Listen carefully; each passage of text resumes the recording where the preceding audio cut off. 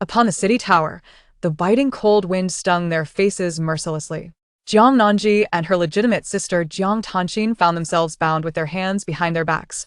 Surrounding them were fierce and menacing rebels, their blades still glistening with fresh, crimson blood. The two sisters bore a striking resemblance to each other, their features nearly indistinguishable, particularly in their similarly adorned dresses. To the unacquainted observer, it would be challenging to discern which was the crown princess and which was Madame Shin. At that moment, a cacophony erupted from below the tower. The thunderous sound of galloping hooves stirred up clouds of dust. It was Shin Che bringing reinforcements. The rebel leader, marked by a crescent-shaped scar on his wrist, laughed boisterously. I truly underestimated young Master Shin, who would have thought he could summon aid. However, seizing the city will not be so straightforward. Shin Che was acutely aware of the challenges of besieging a city. The immediate priority was to rescue the two women above. He declared coldly, such matters do not concern the ladies, release them at once. The rebel leader scoffed, what a joke. Hostages cannot simply be released on a whim. With a slight tilt of his head, Shin Che gestured, and a disheveled man was pushed forward behind him.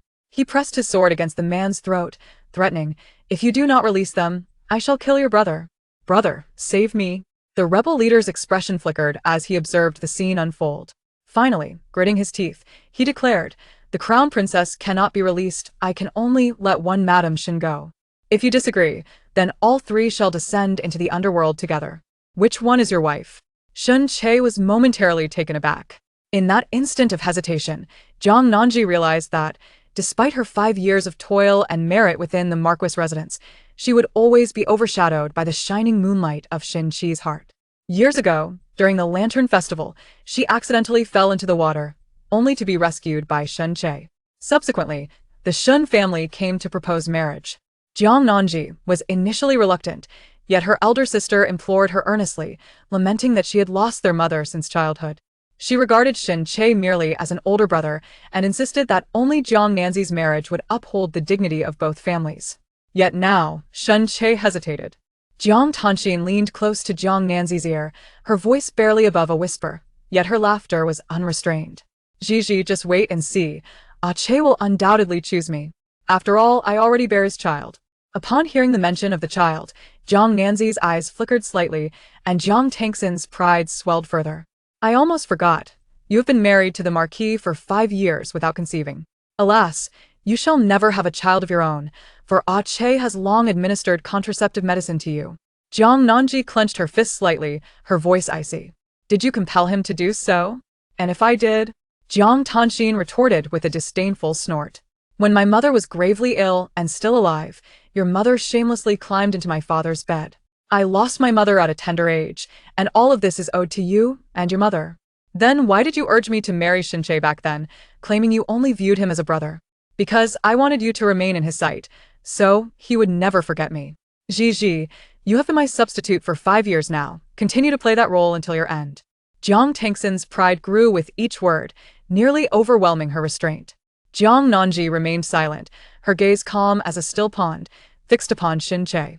Yet Shin Chi's eyes were filled with anguish and guilt, and in the fleeting moment they met, he silently uttered an apology, and the next moment, he pointed at Jiang Tanxin, declaring, that is my wife.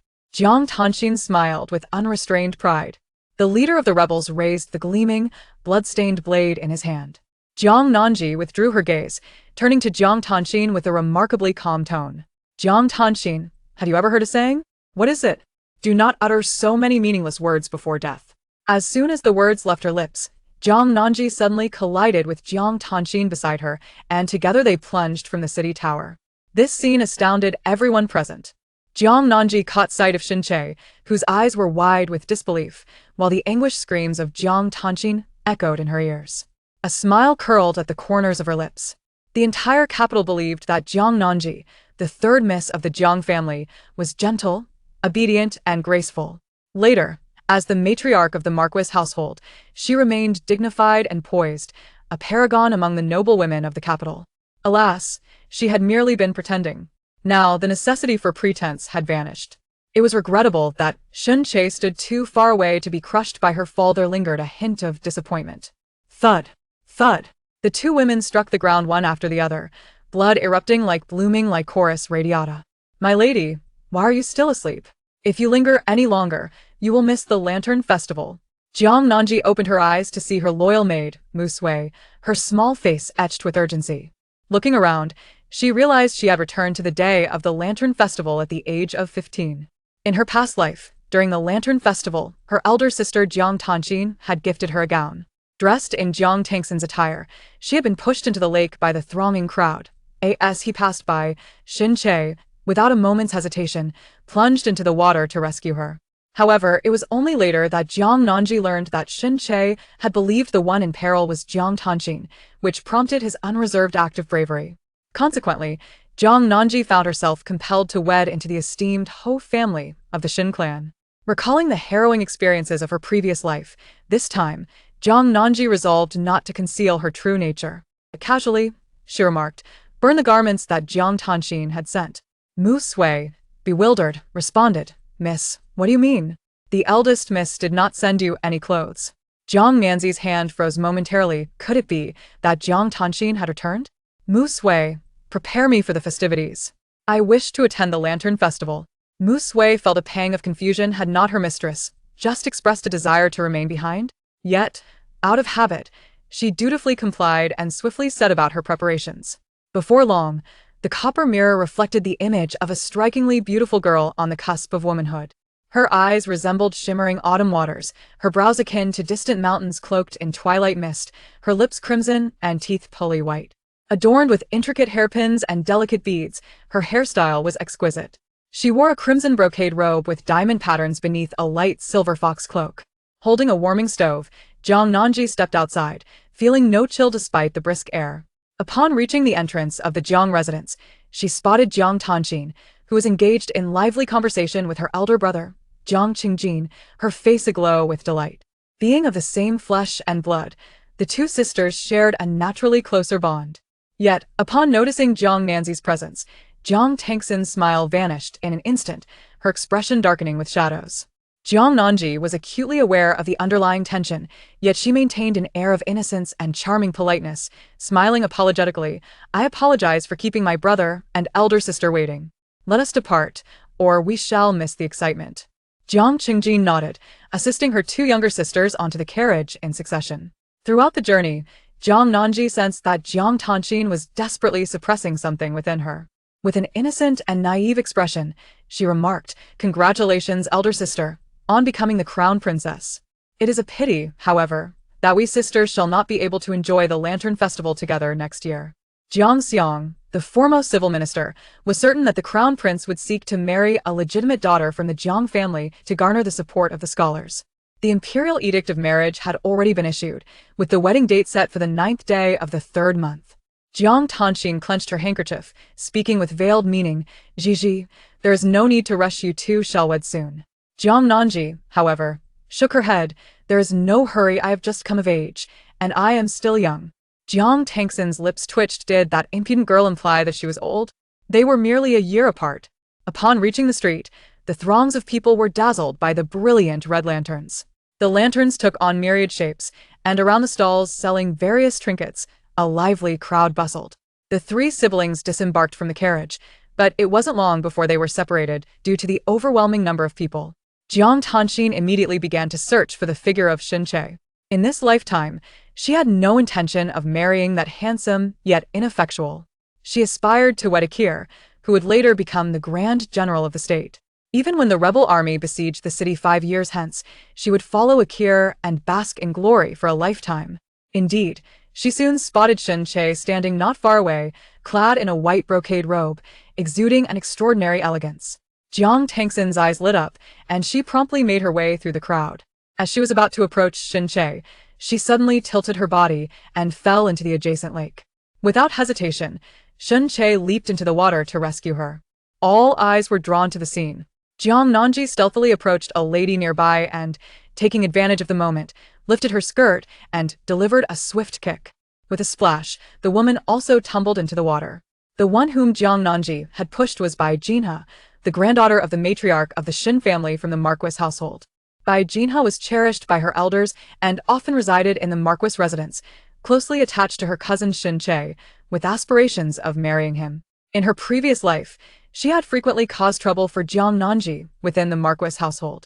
And now, Shin Che, one being your beloved and the other your childhood sweetheart cousin. As they both fell into the water, I wonder whom you will choose to save? Chapter 2. Sisters Switching Marriages. By Jinha's father held the esteemed position of a third-rank official, making it inconceivable for the matriarch Shin to allow her legitimate granddaughter to become a concubine. Thus, in her previous life, Bai Jinha harbored an intense hatred for Jiang Nanji, believing her to be the one who had shattered her marital prospects. As Jiang Nanji observed Shin Che rescuing both girls, a subtle smile graced her lips. This time, may you engage in your own ruthless skirmish. She grasped the bewildered Mu Sui and vanished into the throng. Mu Sui, taken aback, inquired, Miss, where are we headed? Naturally, we are to enjoy the Lantern Festival. But what of the eldest young lady? We have been separated and know nothing. Jiang Nanji led Mu Sui to decipher lantern riddles, purchase lanterns, and acquire an array of peculiar trinkets. Clad in a silver fox fur cloak, the young maiden resembled a celestial being descended to the mortal realm, vibrant and enchanting. Not far off, on the second floor of a pleasure boat, two figures stood against the wind, gazing in their direction. The man, adorned in a white satin robe embroidered with dragon patterns and draped in a white fox fur cloak, delicately held a string of prayer beads. He was a paragon of beauty, akin to a jade tree amidst orchids. However, his brilliant eyes sparkled like shattered stars, and upon closer inspection, they appeared indifferent, cold, and detached. Ming Xian whispered, Your Highness, that Miss Jiang was saved from the water by young Master Shin. This marriage. He cautiously glanced at the jade crown atop his master's head, which seemed to possess an inexplicable greenish hue. Such matters will bear no influence. Rong Sijuan replied with a light cough. Ming Xian was rendered speechless. Indeed, His Highness was truly exceptional. In pursuit of future endeavors, one might even disregard the notion of wearing a green hat. At this moment, Jiang Nanji, having enjoyed a leisurely outing with Mu Sui, returned home contented. Upon her arrival, she encountered her mother's maid, Chun Tao, who appeared anxious. Miss San, she exclaimed, you've finally returned. It seems something has occurred. The masters are all at the old Madame S. Ansai Hall, and they have summoned you to hurry there. Jiang Nanji nodded calmly.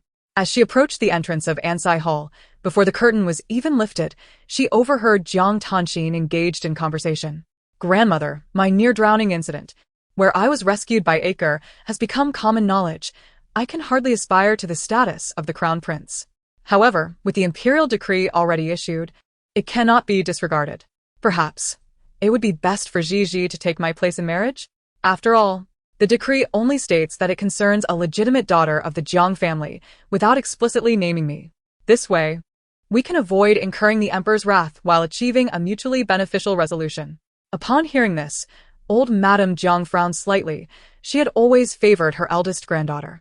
Years ago, she had opposed Lin's entry as a concubine, believing that the distant relatives of the general's family were hardly worthy of her son. Yet, due to Ying Qing's insistence and her reluctance to alienate her son, she reluctantly acquiesced. Nonetheless, her disfavor towards Lin and her offspring, the third daughter, only deepened. With a grave tone, old Madame Jiang remarked, Exine, that position is the crown princess's. It is destined to be the future empress. Are you truly willing to relinquish it to another? Lin, already perceiving the notion of substituting brides as utterly ludicrous, could not help but frown further upon hearing her mother-in-law's words. Mother, you cannot say that. Gigi is also your granddaughter. Grandmother Jiang snorted coldly, her expression one of disdain. Jiang Tanxin quickly clung to the elderly lady's arm, playfully pouting. Gigi is my biological sister. Her opportunity to enjoy the comforts of the Eastern Palace brings me unparalleled joy. Yet, despite her words, her heart relished in the misfortunes of others. Enjoy comforts? The crown prince, handsome yet ineffectual, harbors a hidden ailment and spends his days reciting scriptures. When Jiang Nanji enters the Eastern Palace, she shall find herself a widow for 5 long years. Not to mention, countless eyes are fixed on the throne, on the Eastern Palace, an exceedingly perilous situation. After 5 years, they would face the threat of rebel forces besieging the city. No, she would not allow Jiang Nanji to live that long. Once the substitution marriage is successful, she would ensure Jiang Nanji's existence in the Eastern Palace is one of torment, avenging the grievances of a past life. Just then, Jiang Nanji lifted the curtain and stepped inside. She greeted her elders with a respectful bow. Grandmother, what are you discussing? Grandmother Jiang replied. We were talking about your arranged marriage to the crown prince, Ji. You should express your gratitude to your elder sister. She is bestowing upon you immense fortune. Upon hearing this, Jiang Nanji's face reflected confusion. Why must I thank my elder sister? Was it not she who could not marry the crown prince and sought my assistance? Grandmother Jiang was taken aback, not anticipating her usually obedient third granddaughter would suddenly speak so boldly. Meanwhile, Jiang Tanxin's smile faded, her gaze turning malevolent. Ji, what do you mean by that? Do you imply I deliberately wish to avoid marrying His Highness the Crown Prince? If it were not for that unfortunate incident by the water, such a fortunate opportunity would never have come to you. Jiang Nanji, since it is a fortunate event, dear sister, it would be best for you to keep it for yourself.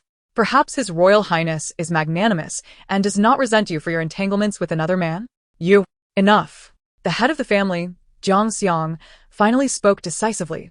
The incident of Xinxin falling into the water, though unfortunate, reflects our family's shortcomings. Tomorrow, you and I shall enter the palace to offer our apologies to His Royal Highness and ascertain his intentions. Jiang Yingqing, who had remained silent, nodded in agreement. Yes, father.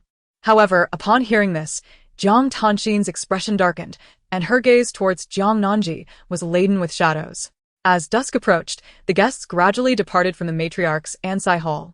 On the way back to the courtyard, Jiang Tanxin caught up with Jiang Nanji, blocking her path. She inquired suspiciously, Have you returned as well? A look of perfectly measured bewilderment appeared on Jiang Nanji's face. Eldest sister, what do you mean by returned? There were too many people on the street just now. I was pushed apart by the crowd and only managed to find the carriage back to Jiang Manor. Then what did you mean in the hall earlier? About not wanting to marry on my behalf? It is not a matter of desire, but rather contingent upon whether His Royal Highness is willing to accept a substitute. Jiang Tanxin insisted on probing further. What if His Royal Highness agrees to let you take my place? Jiang Nanji replied, If that were truly the case, for the sake of the Jiang family, I would naturally step forward to take your place. At this, Jiang Tanxin finally breathed a sigh of relief. The following morning, after Lin Shi had sent her husband Jiang Yingqing off to the early court, she made her way to her daughter's courtyard, taking her daughter's hand with a complex expression. Ji, tell me, are you truly willing to marry into the Eastern Palace? I am willing, mother. But your temperament is not as strong as that of an elder daughter. What if you are bullied after entering the Eastern Palace? Jiang Nanji comforted her mother in return. No one can easily bully me. Moreover, this matter is beyond our control. It ultimately depends on His Highness the Crown Prince's attitude. That is true. However, the elder daughter has always been keen to compete with you. How could she possibly concede the position of Crown Princess to you this time? Lin inquired, puzzled. Is it truly because of the incident where she accidentally fell into the water and lost her reputation? Jiang Nanji chuckled softly. Perhaps she is still unable to forget her old feelings for Xin Che. But let us not dwell on them, mother. I wish to ask you something. What is it? Why did you become father's concubine? Upon hearing this, Lin's expression changed instantly. Ji, why do you suddenly bring up this matter? Jiang Nanji's demeanor darkened. Once, my elder sister scolded me, claiming that before her mother passed away, you were already entangled with father. She even accused you of having caused her mother's death. Chapter 3. To be a concubine? Lin's expression was grim. Jiang Nanji grasped her hand and said, Mother, you mentioned that our elder sister lost her mother at a young age and deserves your kindness.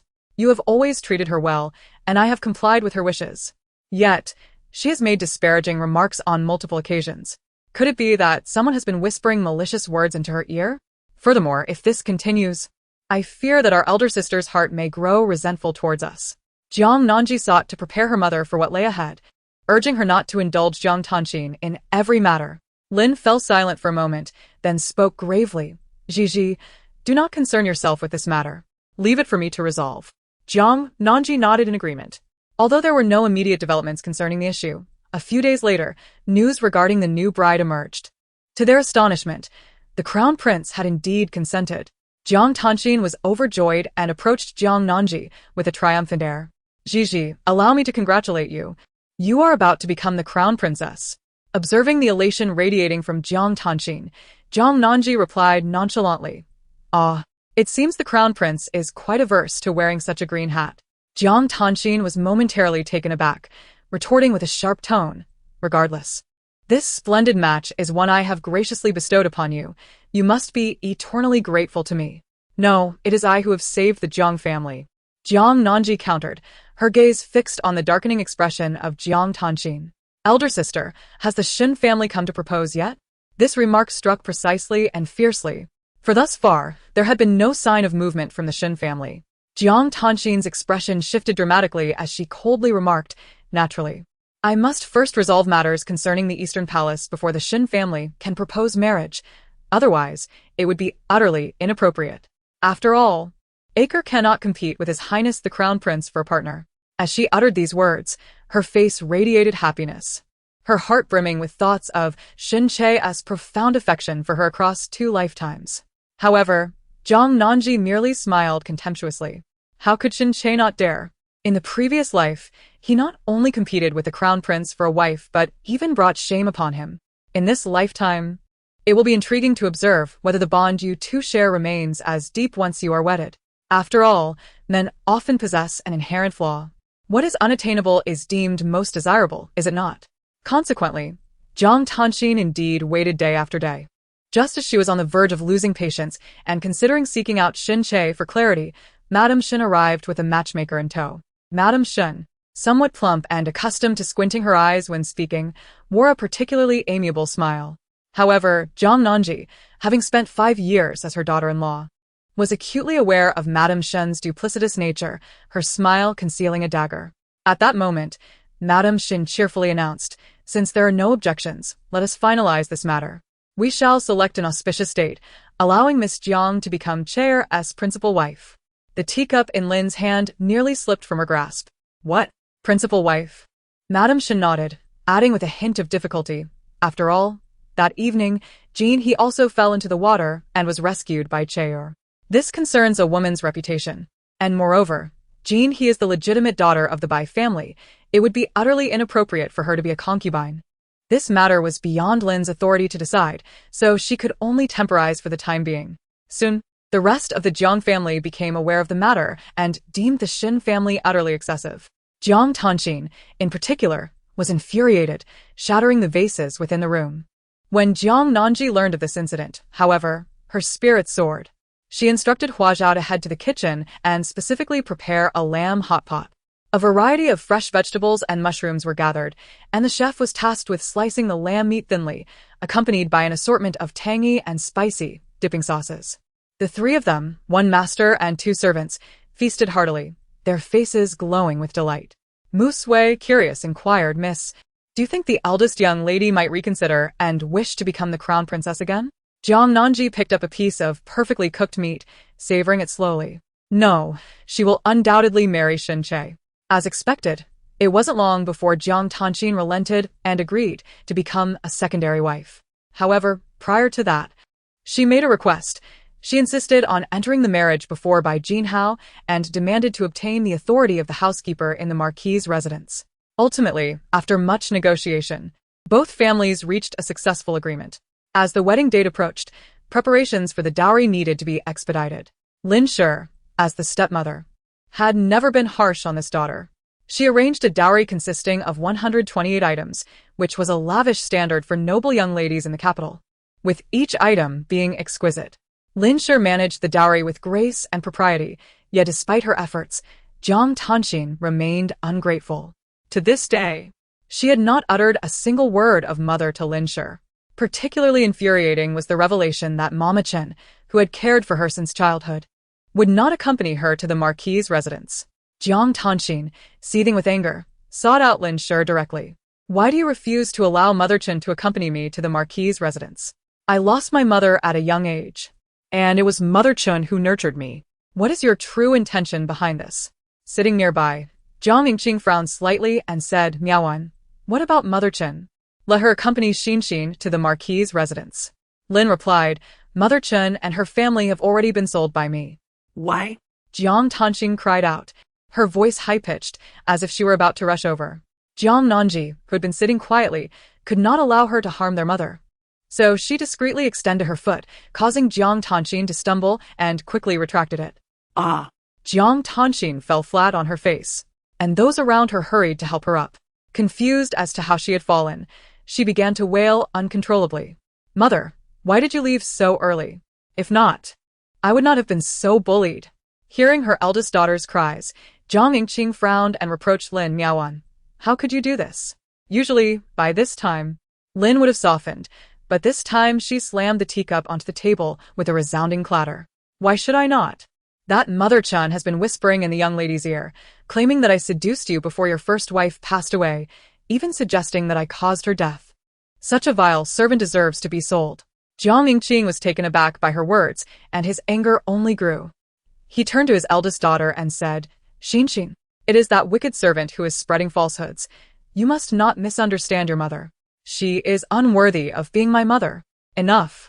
Jiang Yingqing shouted, startling Jiang Tanxin, who trembled in fear. With a stern expression, he refrained from punishing the vile servant, considering the years she had devoted to serving them. You should return to your room at once. Tomorrow is your wedding day. Remain quietly indoors and do not venture out. Father, go back to your room. This was the first time Jiang Tanxin had witnessed such fury from her father. She glared resentfully at Lin and Jiang Nanji before allowing the maid to assist her as she departed. Jiang Yingqing had intended to speak to his wife, but upon seeing the anger radiating from her, he found an excuse to retreat to his study. Only the mother and daughter remained in the room. Jiang Nanji took out a handkerchief to wipe the tea stains from her mother's hands. Lin gazed at her obedient daughter and sighed softly.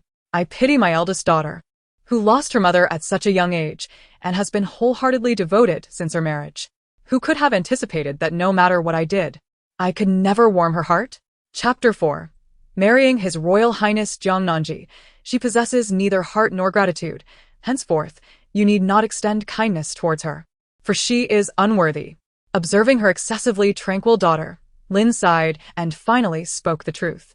Once I had a betrothal, but during the mid-autumn banquet, when I soiled my skirt and went to the side hall to change, your father, inebriated, inadvertently stumbled in. Subsequently, my fiancé's family rescinded the engagement, and my reputation was tarnished. It was only after the passing of the eldest young lady's mother that I wed into the Shin family as a secondary wife. Jiang Nanji was taken aback. Could it be that someone had schemed against her? Lin shook her head. Investigations were conducted later, yet nothing conclusive was found. My life has unfolded in this manner, and I can only hope that my Ji may live a life of peace and joy. Jiang Nanji gazed at her mother, as if witnessing her past self, who, after being schemed against and losing her honor, resigned to marrying Shin Che. Was it possible that there were hidden truths behind her mother's past? She resolved to find a way to investigate further when the opportunity arose. Soon, the day of Jiang Tanxin's wedding arrived. Although she was but a secondary wife, the various ceremonies were conducted in accordance with the formalities befitting a primary wife of a marquis. Yet, despite this, the Jiang family harbored considerable dissatisfaction towards Shin Che. Their legitimate daughter, marrying into a noble family of princes, was expected to ascend to a position of authority. Yet she had become merely a secondary wife to a member of the imperial guards. Though Shin Che was indeed young and accomplished, a scion of the marquis, he was still in the early stages of his career within the imperial guards, and his future remained uncertain. Nevertheless, Jiang Tanxin was utterly delighted, proclaiming that Shin Che would one day become a great general, and she would marry no other. The Jiang family found themselves at a loss, ultimately deciding to cease their pressure on Shin Che. Jiang Nanji stood amidst the crowd, observing Shin Che, adorned in a vibrant red wedding robe. As he walked hand in hand with Jiang Tanxin, grasping a red silk ribbon, a fleeting memory from her past life surfaced, reminiscent of her own wedding to Shin Che, as if it had transpired merely yesterday. In the next moment, however, Jiang Nanji was taken aback to see Shin Che, clad in a celebratory attire, casting a gaze laden with complexity in her direction.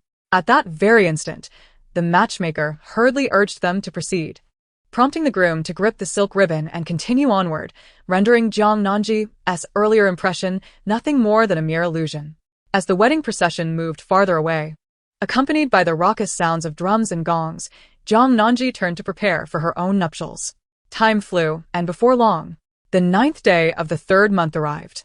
The ceremony for the crown prince's wedding was naturally far grander than that of the Shin family from the Guangbing Marquisate. with royal customs being infinitely more elaborate. Yet, on the eve of Jiang Nanji's departure, her elder sister, the radiant Jiang Tanxin, unexpectedly returned to her parental home. Surrounded by a throng, adorned in gold and silver, she appeared resplendent and flourishing. With a hint of mischievous delight, Jiang Tanxin remarked, "Gigi, tomorrow you shall become the crown princess.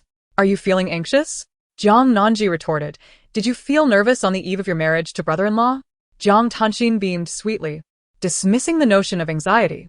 "You cannot possibly fathom how wonderful your brother-in-law is. He is incredibly considerate and caring.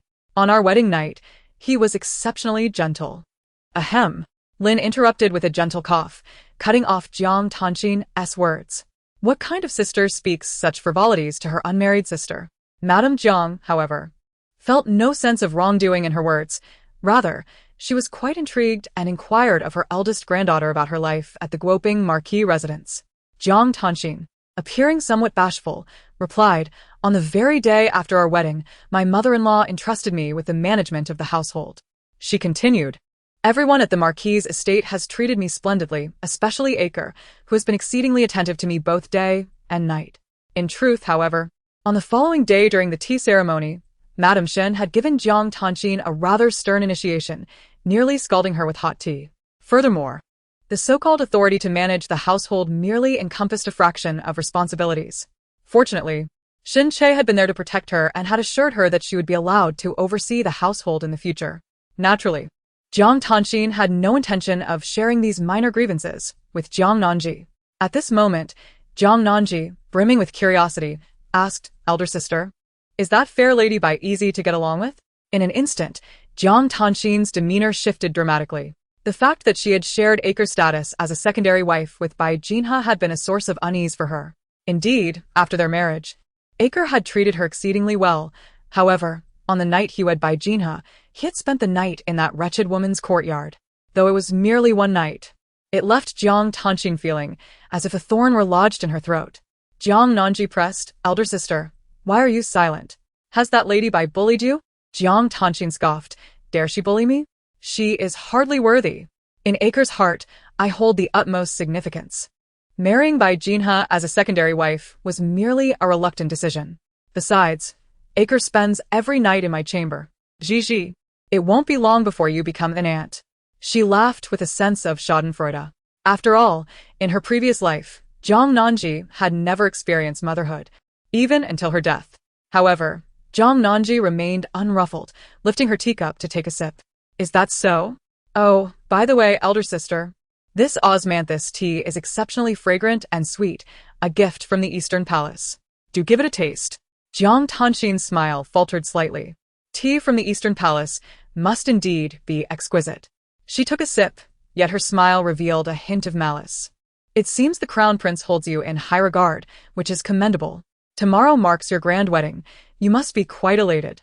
In her past life, on the day of her wedding to the crown prince, the frail prince had suddenly collapsed, abruptly halting the ceremony. The new bride was hastily and awkwardly escorted into the Eastern Palace's bridal chamber, driving Jiang Tanxin to the brink of madness. She maliciously thought that in this life, all the humiliation would be borne by you, Jiang Nanji. Yet, Jiang Nanji was aware of this incident, and she remained indifferent. "Indeed, I am very happy. Oh, since you enjoy this tea, I shall have someone deliver some to you later."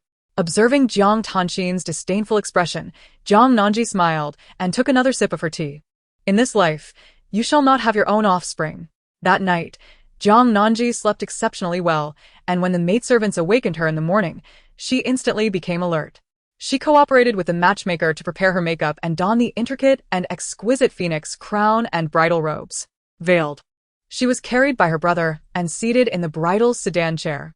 The crown prince, being of noble birth yet physically weak, naturally did not come to fetch her. The ceremonial procession would escort the crown princess into the palace, followed by the various elaborate court rituals. Jiang Nanji awaited the moment when His Highness the Crown Prince would faint. After all, that would signify her opportunity to withdraw and retreat to her chamber for rest.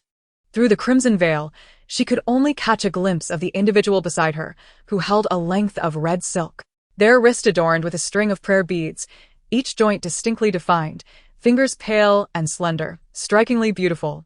Once all the ceremonial rites had concluded, and as the officiant's voice resonated in song, ushering them into the bridal chamber, Jiang Nanji fell into a profound silence. Why had the crown prince not yet succumbed?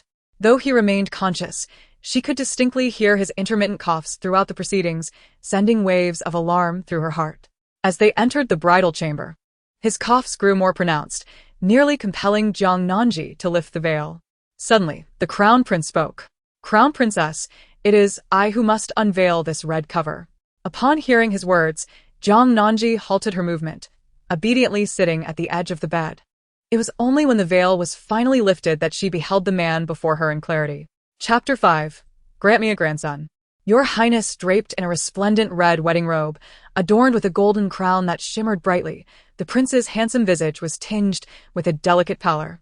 Illuminated by the flickering red candles, he exuded a unique allure, resembling an ethereal being descended from the heavens. Xin Che was already famed in the capital for his striking looks, yet the prince before her was undeniably superior. His features were exquisitely refined, his demeanor regal, and his gaze deep and profound, reminiscent of distant mountains cloaked in winter's embrace, surpassing even the celestial beings of lore.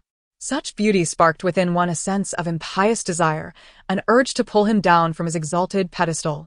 However, upon observing his frail form and the intermittent coughs that escaped him, Jiang Nanji felt a twinge of pity. Indeed, the prince appeared to embody the adage of being pleasing to the eye yet lacking in substance. Prince Rong Sijing sensed the sympathy glimmering in his young prince consort's eyes, leaving him momentarily perplexed, uncertain of the source of her compassion. His tone was gentle yet distant as he remarked, "Though you initially did not wish to enter the Eastern Palace, now that you are the crown princess, you must fulfill your duties." "I am willing to marry into the Eastern Palace," Jiang Nanji asserted. Rong Sijing maintained a placid expression, unconvinced, though he merely nodded slightly, indicating that this was indeed preferable. After partaking in the ceremonial wine, he rose to depart. "This marriage, though meant to appease my royal parents, does not allow us to be true spouses. I can only bestow upon you the title of crown princess. Do you comprehend this?" Jiang Nanji nodded, acknowledging that the prince's offer of the crown princess title sufficed. Rong Sijing regarded her thoughtfully. Despite her tender years, there was a remarkable steadiness in her gaze, as if she had weathered countless trials, a most rare quality. Even so, he left with a remark for the crown princess to rest early, turning to be assisted by the eunuch as he departed.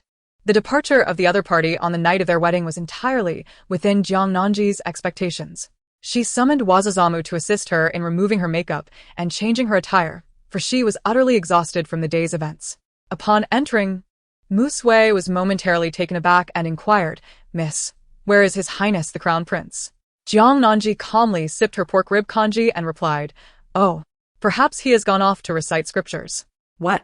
Observing the concern in the maid's eyes, Jiang Nanji remained remarkably composed. She had long been aware of the Crown Prince's shortcomings and had never entertained the notion of being a genuine couple with him. The fact that she need not attend to His Highness was, in her view, a fortuitous circumstance.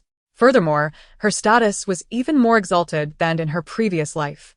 At present, the most pressing matter was the impending rebellion in 5 years.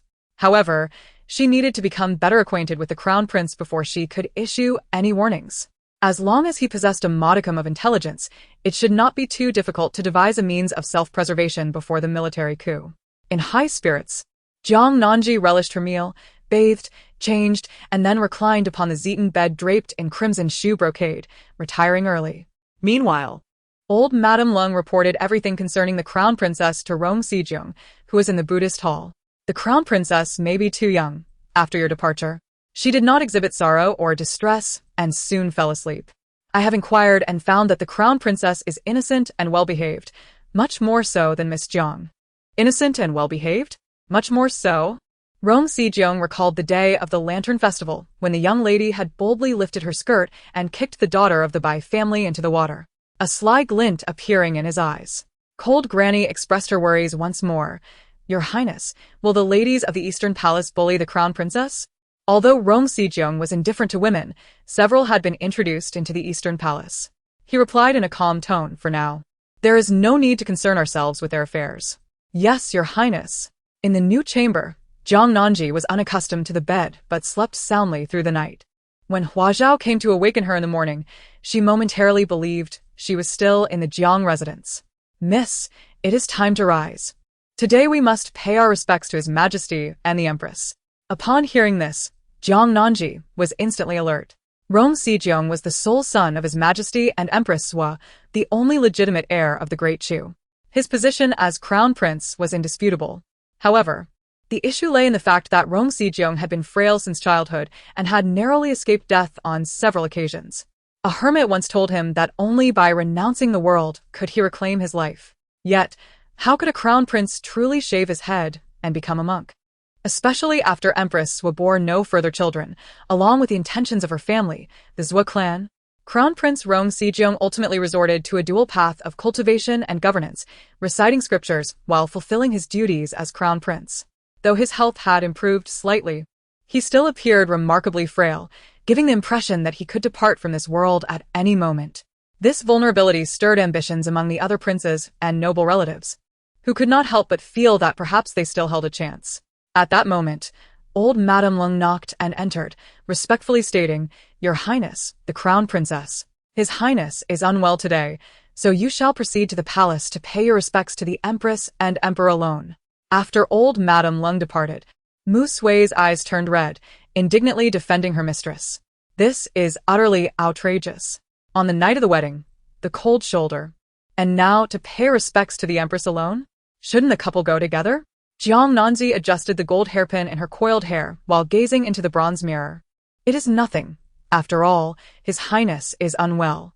However, such matters must be approached with caution in the Eastern Palace." "Yes, I was in the wrong," replied Mu Sui, her expression filled with trepidation. Jiang Nanji softened her tone. "Go fetch me some snacks to tide me over. Who knows when I shall have the chance to eat once I enter the palace. Moreover, I cannot predict if the Empress will make things difficult for me." Jiang Nanji recalled her previous life. Although she was not coldly treated on her wedding night, the following day she knelt with Shun Che to pay respects to the elders. Yet, the Shun family had given her a harsh introduction.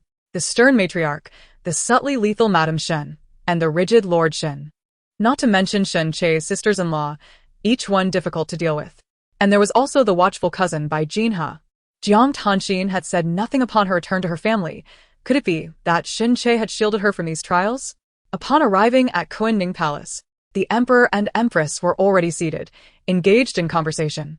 The left Empress, nearing her 40s, lives in luxury and has not a single fine line around her eyes, embodying the essence of regal beauty. As for His Majesty, he possesses striking good looks and an air of cultured elegance, exuding a gentle demeanor. His passions lie solely in the arts of music, chess, calligraphy, and painting, rather than in the machinations of power at court. It is no wonder that the left Empress harbors constant anxiety, fearing that her son's position as heir apparent might be usurped by another. Having offered tea, the Emperor excused himself to attend to state affairs. Upon seeing Jiang Nanji, the left Empress's face softened with affection. "My dear, I know the Crown Prince did not visit your chambers last night. It must have been difficult for you." Jiang Nanji quickly replied, "It is not a hardship for me." "Esteemed Empress." Shaking her head, the left Empress insisted, "How could it not be a hardship? A woman, once married, naturally desires to bear her own offspring. However, the circumstances regarding the Crown Prince are indeed unique." Jiang Nanji, displaying an obedient demeanor, remained silent. After all, it was the Crown Prince who was unable, not her. Yet, in the next moment, the left Empress shifted her tone, speaking earnestly. "Crown Princess, would you grant me the joy of a grandchild?" Jiang Nanji was taken aback. How was she to accomplish that? Noticing the young woman as astonishment, the left Empress lowered her voice and confided, "I have consulted with the court physician. Although the Crown Prince is frail, it does not preclude the possibility of progeny. It merely requires your initiative." Jiang Nanji. Chapter 6. The Prince's Harem. Even with her 2 lifetimes of experience, Jiang Nanji was taken aback by the fierce words of Empress Sua. Observing her stunned expression, the Empress revealed a sorrowful demeanor, delicately pressing a handkerchief to the corner of her eye. Each time she contemplated the prince's illness, her heart was besieged by unease. Now that he had finally expressed a willingness to marry, she feared the day when he might succumb to his ailment and depart from this world.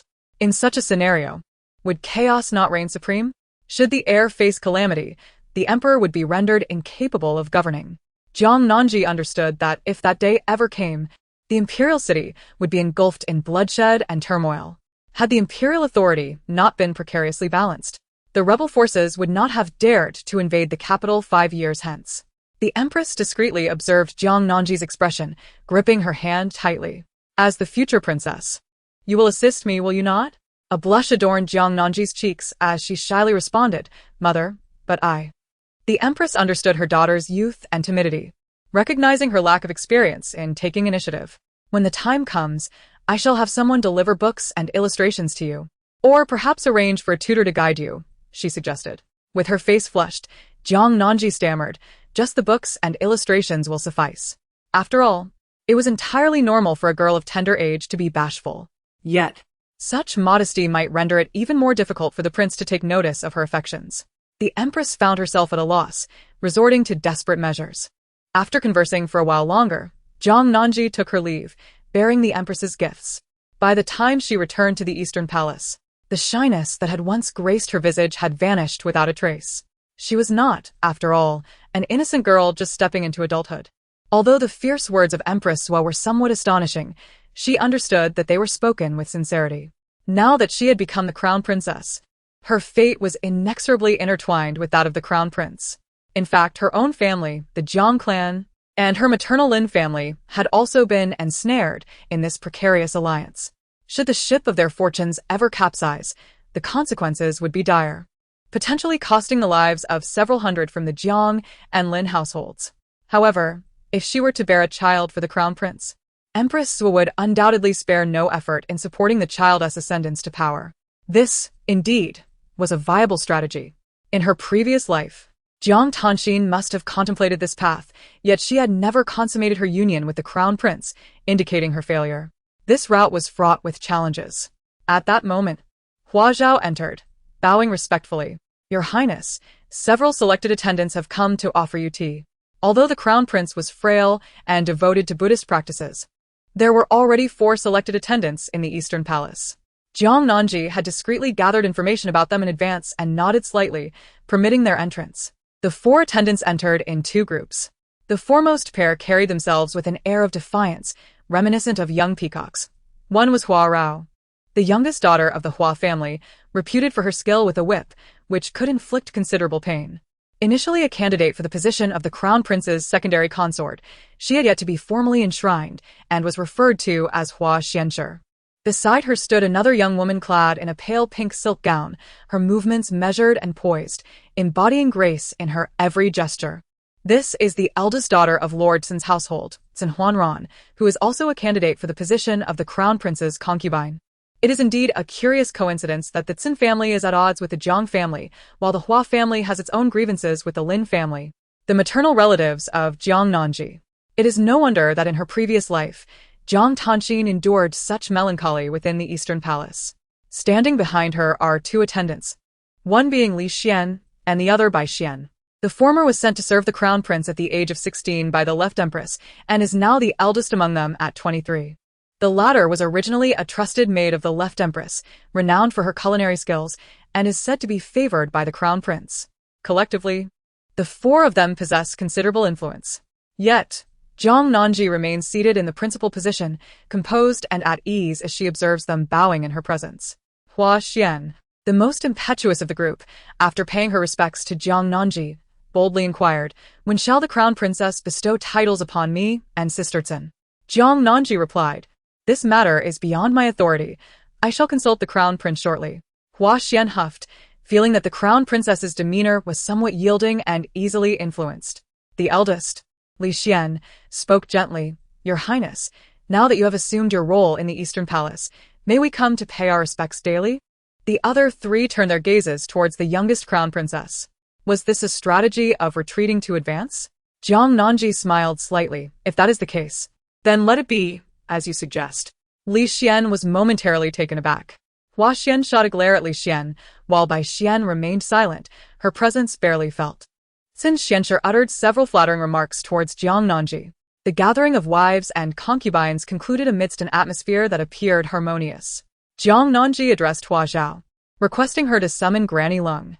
Hua Zhao, with concern, replied, Your Highness, You have been occupied for most of the day and have yet to break your fast since morning. Would it not be prudent to rest a while? You visited the palace to pay your respects to the emperor and empress earlier and have just engaged in conversation with the selected attendants for quite some time. Luncheon is approaching. Jiang Nanji waved her hand dismissively, stating, I must first review the accounts with Granny Lung. We can take our time this afternoon. Furthermore, there are certain matters I need to inquire about with her. As for luncheon, you may prepare it in the meantime. Understood. Shortly thereafter, Granny Lung arrived, seemingly aware that Jiang Nanji intended to examine the accounts of the Eastern Palace. She had proactively brought along a chest filled with account books, accompanied by a large set of keys. With utmost respect, Granny Lung performed a deep bow, explaining, previously, there was no mistress in the Eastern Palace, and given that His Highness the Crown Prince is in delicate health, he entrusted these matters to me. Now that Your Highness has taken charge, it is only natural that these accounts and the keys to the storeroom be placed under your management. Jiang Nanji reciprocated with some courteous remarks, acknowledging, though His Highness has placed his trust in me, there are areas where I remain inexperienced, and I may require Granny Lung's assistance. Granny Lung humbly replied, it is no trouble at all. These are the duties of a servant. Jiang Nanji then proceeded to inquire in detail about the categorization of the account books and the keys to the storeroom, to which Granny Lung provided a clear and organized explanation. At last, she suddenly spoke. Cold Mother, have those 4 selected attendants ever served His Highness? Cold Mother replied, no. Jiang Nanji nodded, yet chose not to pursue the matter further. Cold Mother then bowed respectfully before taking her leave. After departing, she arrived at the Buddhist hall and gently knocked on the door. Inside, the noble Rong Sijing sat upon a pearwood armchair, clad in a white brocade robe, holding a letter in one hand and a string of prayer beads in the other. Beside the table stood a man dressed in black, named Lu Yin, who was Rong Sijing's trusted confidant. His features were strikingly refined, with willow-shaped brows and peach blossom eyes, presenting an androgynous beauty that rendered gender indistinguishable. Your Highness, with the Emperor's birthday approaching, it is likely that the feudal lords from various regions will seize the opportunity to cause unrest. Rong Sijing remained silent, and it was at this moment that Cold Mother entered after knocking. She bowed and acknowledged the man in black with a glance. Rong Sijing remarked, do not mind him. Mother, please proceed with what you have to say. Cold Mother continued, Your Highness, I have followed your orders and delegated 1/3 of the household affairs to the Crown Princess. However, this portion is substantial, and I wonder if the Crown Princess will be able to handle it. Rong Sijing harbored a mild curiosity about this young wife, but did not regard her with much concern. Let her attend to her duties. Should she falter, you may lend a hand. Cold Mother nodded and inquired further, Your Highness, the Crown Princess also asked me if those 4 selected attendants have ever served you. Rong Sijing's deep, tranquil gaze momentarily paused. She inquired about the purpose of this matter. Chapter 7. Indeed, my greatest love, old Madam Lung shook her head, expressing her confusion regarding the intentions of the Crown Princess. After providing a candid response, the Crown Princess remained silent. Standing nearby, Lu Yin chuckled. Certain that the Crown Princess was experiencing jealousy, such sentiments were commonplace within the inner quarters. However, Rong Sijing held a different perspective, doubting that his seemingly obedient and understanding young wife harbored genuine affection for him. Perhaps her desires were merely aimed at acquiring the authority of the Crown Princess? Nevertheless, he had always shown little interest in matters of the household, and with his subsequent ill health and focus on Buddhism, he became even less concerned. It was not just the other 4 women. Even the Crown Princess herself would not have been considered for marriage had it not been for the Empress's insistence on aligning with the literati. Rong Sijing quickly gestured for old Madame Lung to take her leave. Meanwhile, in the palace, Jiang Nanji hastily partook of her meal, eager to review the administrative accounts of the Eastern Palace. Drawing from her previous experience as the lady of a noble household, she felt assured that, despite the increased responsibilities and possessions, she would not be overwhelmed. She intended to spend the afternoon organizing the essentials. Furthermore, the gifts received upon her marriage to the Crown Prince were temporarily stored in the treasury. Old Madame Lung had merely instructed others to document them without categorizing, which would require her attention as she planned to reciprocate the gifts in due course. Nonetheless, even with the extensive accounts, Jiang Nanji adapted swiftly. Mu Sui exclaimed, Your Highness, you are truly remarkable and knowledgeable. Jiang Nanji smiled faintly. It was not a matter of profound understanding, but rather the accumulation of experiences from a previous life. Yet, In that past existence, despite her arduous efforts to manage the Marquise with meticulous care, what had it truly availed her? In this lifetime, she must prioritize her own interests. In the back courtyard of the Guangping Marquise, a commotion ensued. Jiang Tanxin gazed in astonishment at Madame Shen. "Mother, did we not agree that I would oversee the kitchen? Why do the servants there now heed by Jin?" Madame Shen appeared at a loss for words. After all, upon Jiang Tanxin's arrival, the matriarch had indeed permitted her to manage the household kitchen as promised. Though it may seem merely a kitchen, it encompassed significant knowledge regarding the daily sustenance of the entire household, as well as considerable resources. However, Jiang Tanxin had failed to oversee this domain effectively. Bai Jin, standing nearby, discreetly covered her mouth with a handkerchief and spoke gently. "Sister Exine, there have been several disturbances in the kitchen recently. Grandmother dislikes chives, father-in-law prefers spicy dishes, and the third sister has a penchant for sweet flavors, but must exercise restraint. All these details were mismanaged, which led mother to assign me to take charge for now." Jiang Tanxin glared in anger. "If mistakes were made, the chef responsible should be punished. Why must my authority be usurped? Can you even articulate the dietary preferences of the entire family? Furthermore, are you not aware that the maidservants you brought have embezzled the funds for purchases?" Madame Shen, supported by someone, emerged from within the house, casting a fierce glare at Jiang Tanxin. Jiang Tanxin was momentarily taken aback.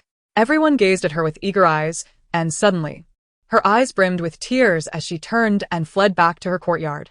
Upon entering her room, Jiang Tanxin, filled with fury, shattered several antique vases upon the floor. She was utterly incensed. In her previous life, during her time in the Eastern Palace, all domestic affairs were under the control of the ancient and unyielding Granny Lung, and the Crown Prince had never permitted her to oversee the palace's internal matters. Yet, Jiang Tanxin had not particularly desired that. Her primary ambition was to earn the Crown Prince's affection and bear a legitimate heir. However, to her dismay, the Crown Prince proved ineffectual. Now, having the opportunity to choose a husband anew, she had fulfilled her wish by marrying into the Guangping Marquise, becoming Acre's wife. Why, then, did she still find herself in such discontent? Li Chuan, Jiang Tanxin's trusted maid whom she had brought from the Jiang family, cautiously attempted to console her while tidying up the scattered remnants on the floor. "My lady, please do not be angry. Once the young master returns, you may report this matter to him." Jiang Tanxin's eyes sparkled with realization. Indeed, Acre held her dearest in his heart. In her past life, he had been willing to forsake his 5-year engagement with Jiang Nanji for her sake. With this thought, Jiang Tanxin calmed her tumultuous emotions. However, the treacherous old woman who had betrayed her needed to be dealt with swiftly, lest she cause further disturbance. Resolutely, Jiang Tanxin decided to sell off the entire family of the greedy old Li who had embezzled funds. When Shun Che returned, she deliberately adopted an expression of profound grievance. "Acre," she lamented, "we had previously agreed that I would manage the household, starting with the kitchen, yet because of a deceitful servant, they have forbidden me from taking charge any longer." Jiang Tanxin wept, her sorrow so poignant that it elicited sympathy from all who beheld her.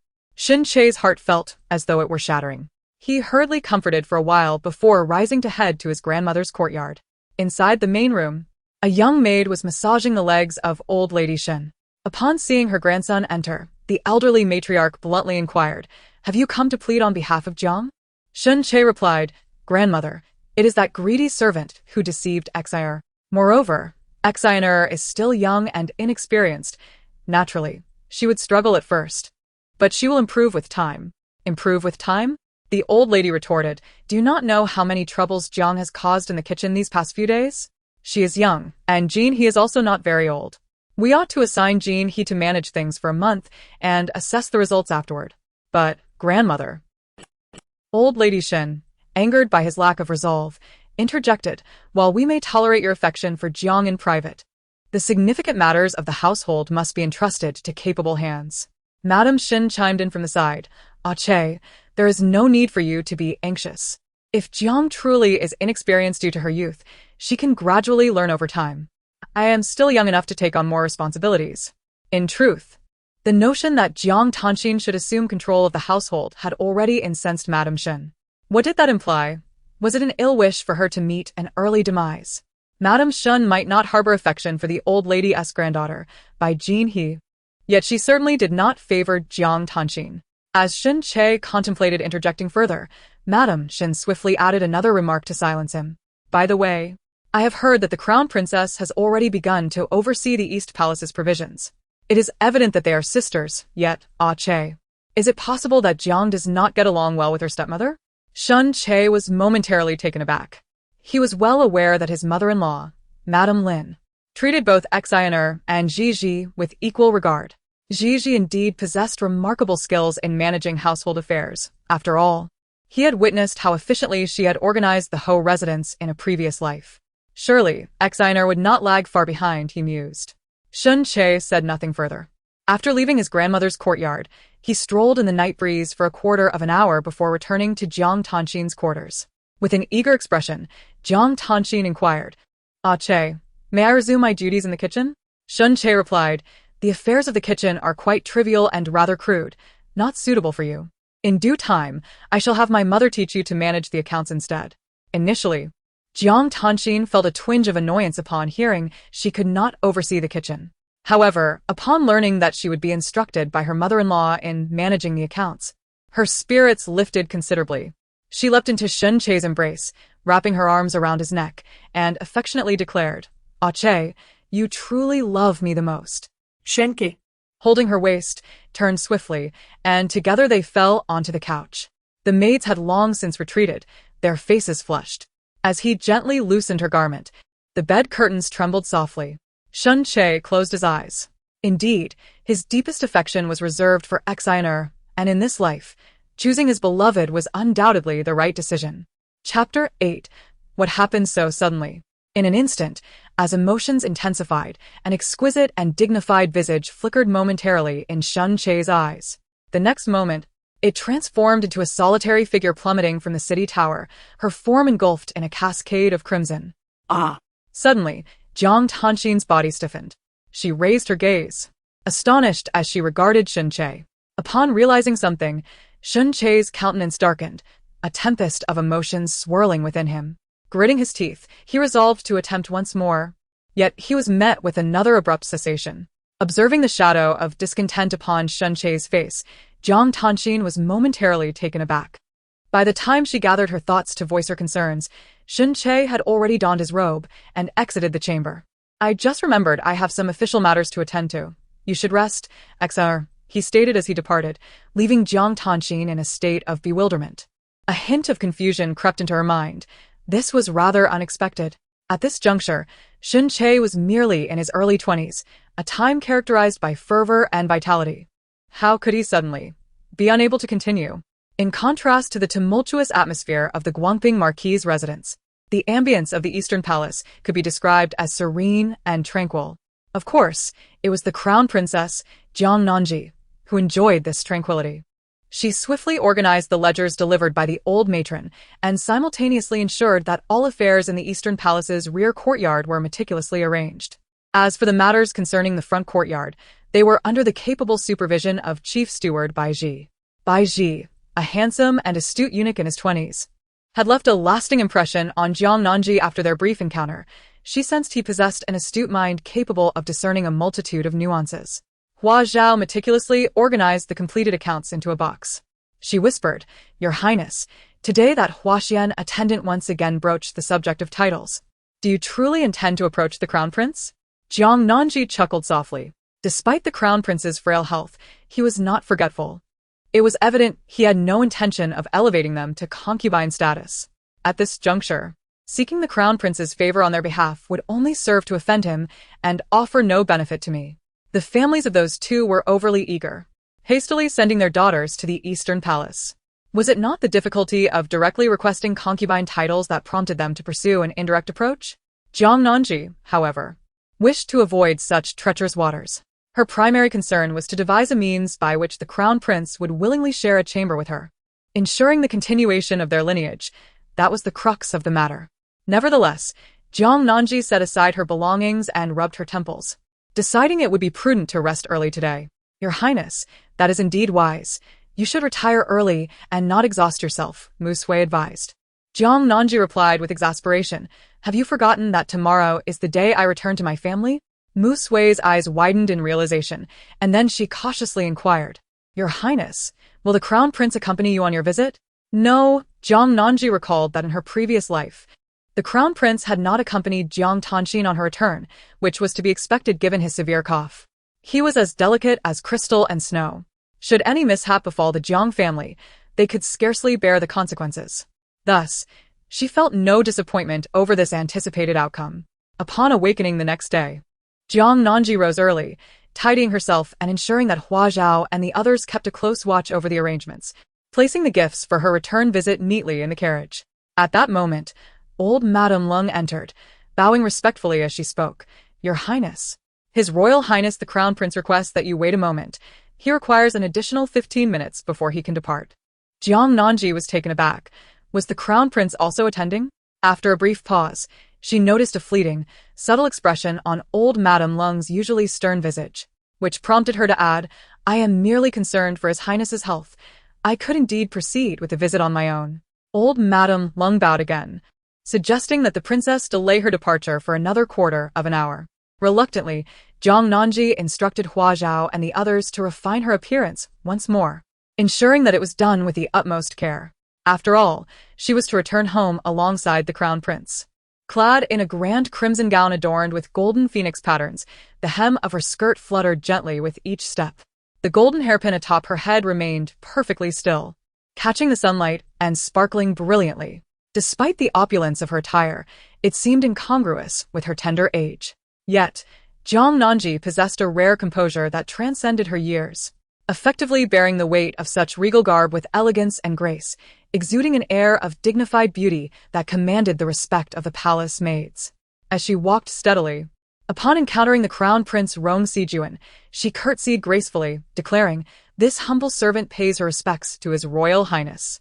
"Yes, let us board the carriage," he replied, clearing his throat lightly before turning to ascend the Crown Prince's exclusive carriage, supported by Baiji. Jiang Nanji gracefully lifted her skirt, resting her hand on Hua Zhao's arm as she ascended the carriage. The prince's exclusive carriage was remarkably spacious, capable of comfortably accommodating 4 individuals seated together for tea. Once Jiang Nanji took her place, she settled beside the prince, although a small table adorned with tea and fruits separated them. Her posture was impeccably proper, her back straight, and her neck, resembling that of a swan, emanated elegance. Rong Sijuan coughed twice, inquiring, "Princess, are you acclimating well to life in the Eastern Palace?" "Indeed. I am accustomed to it. Thank you for your concern, Your Highness," Jiang Nanji replied. Rong Sijuan continued, "Should you find yourself unfamiliar with any matters regarding the household affairs, feel free to consult Granny Lung."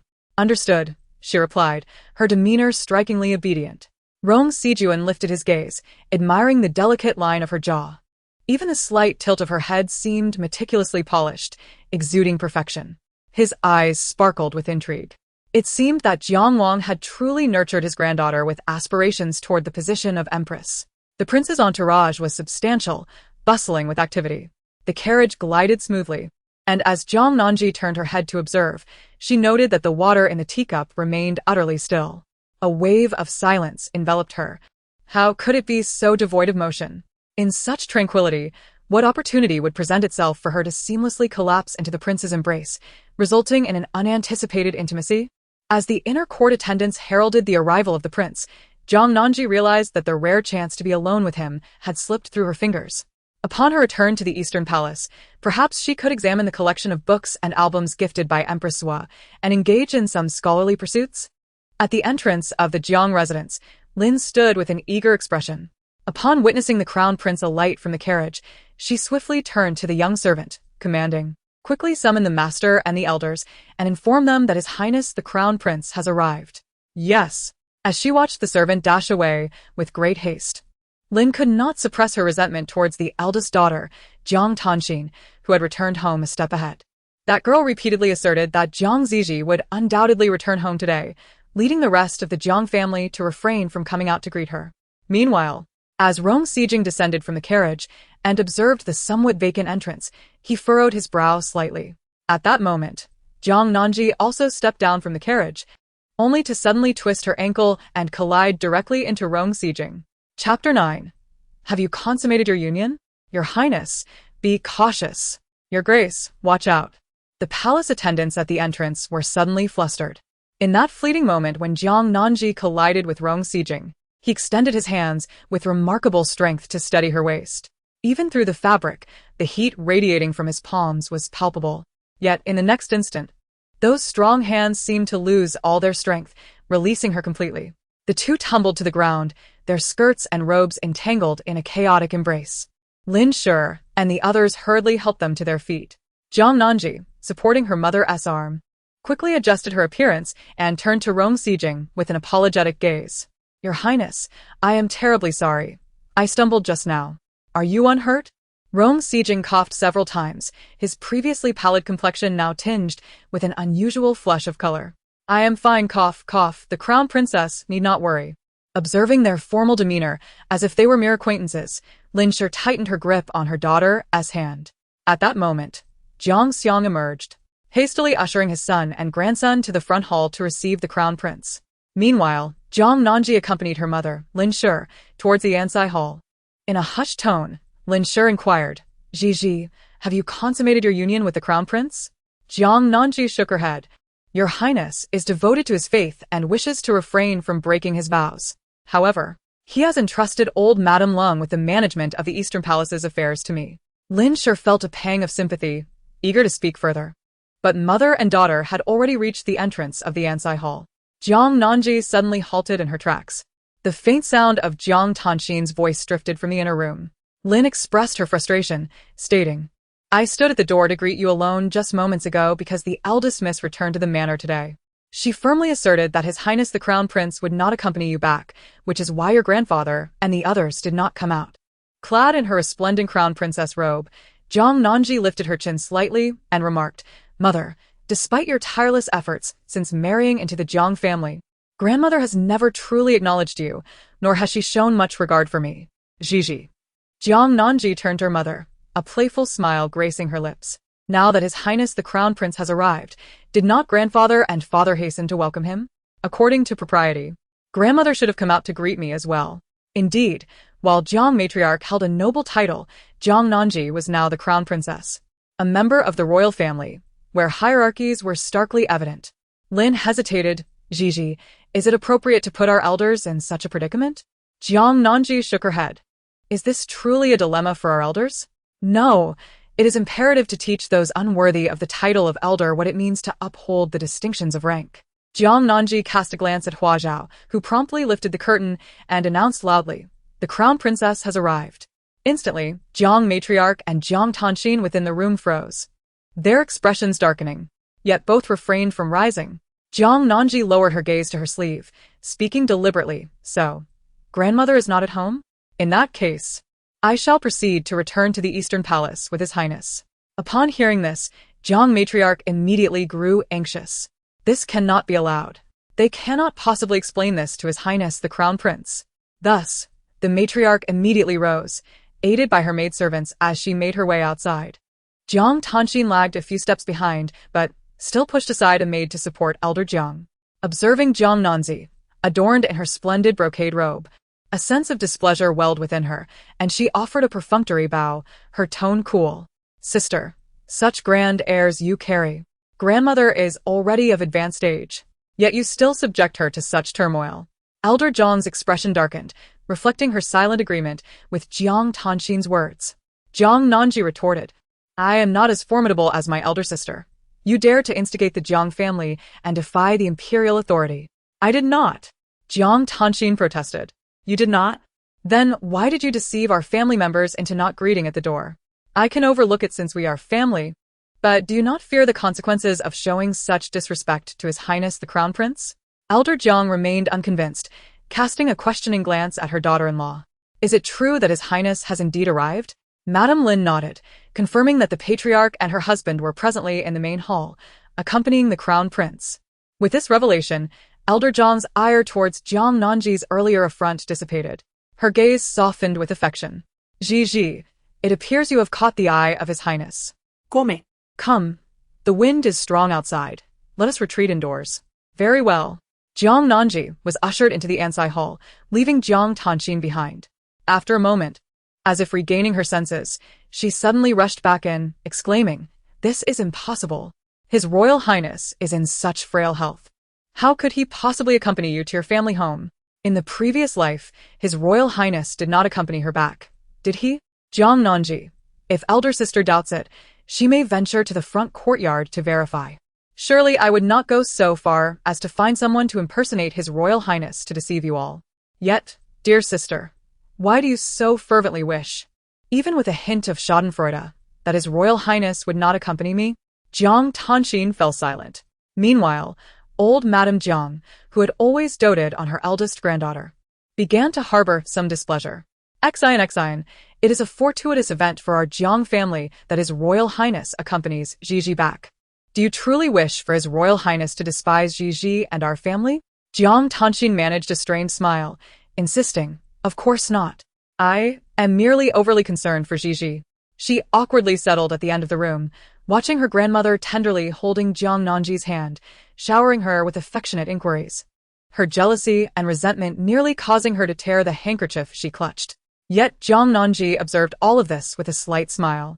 Indeed, after merely a short while, Jiang Tanxin could no longer contain herself.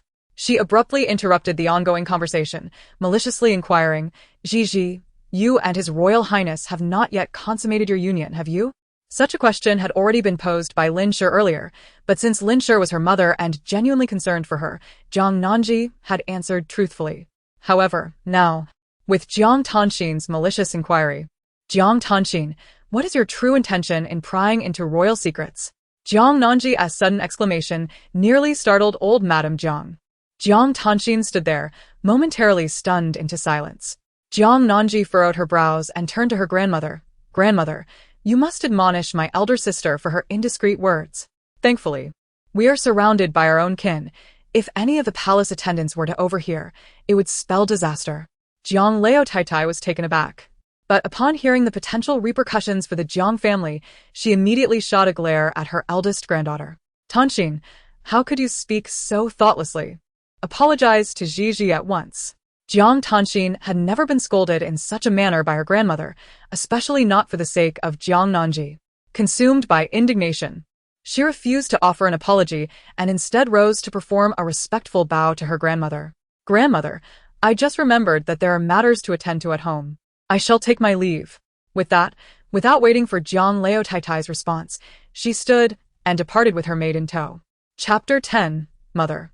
"I stand by you." Lady Jiang was taken aback, unable to fathom that her eldest granddaughter would so blatantly disregard propriety and leave. However, Jiang Nanji leisurely set down her teacup and spoke earnestly, "Grandmother, observe our elder sister. Her temper seems quite excessive. Could it be that she is not faring well at the residence of the Marquis of Guangping?" Lady Jiang appeared skeptical, for she had often heard that the heir cherished her and that the matriarch of the household held her in high esteem, even involving her in matters of the accounts. Jiang Nanji continued, "Perhaps our elder sister only shares her joys and conceals her sorrows. Even if Lady Shen dotes on her, could she truly overshadow her own maternal family's granddaughter?" Instantly, Lady Jiang was convinced her eldest granddaughter must have been withholding the truth. Such a public display of impropriety surely indicated her discomfort within the Marquis's household, and it was utterly unbecoming to vent her frustrations upon her own family. While Lady Jiang had always favored her eldest granddaughter, her self-interest led her to prioritize the welfare of the Jiang family above all else.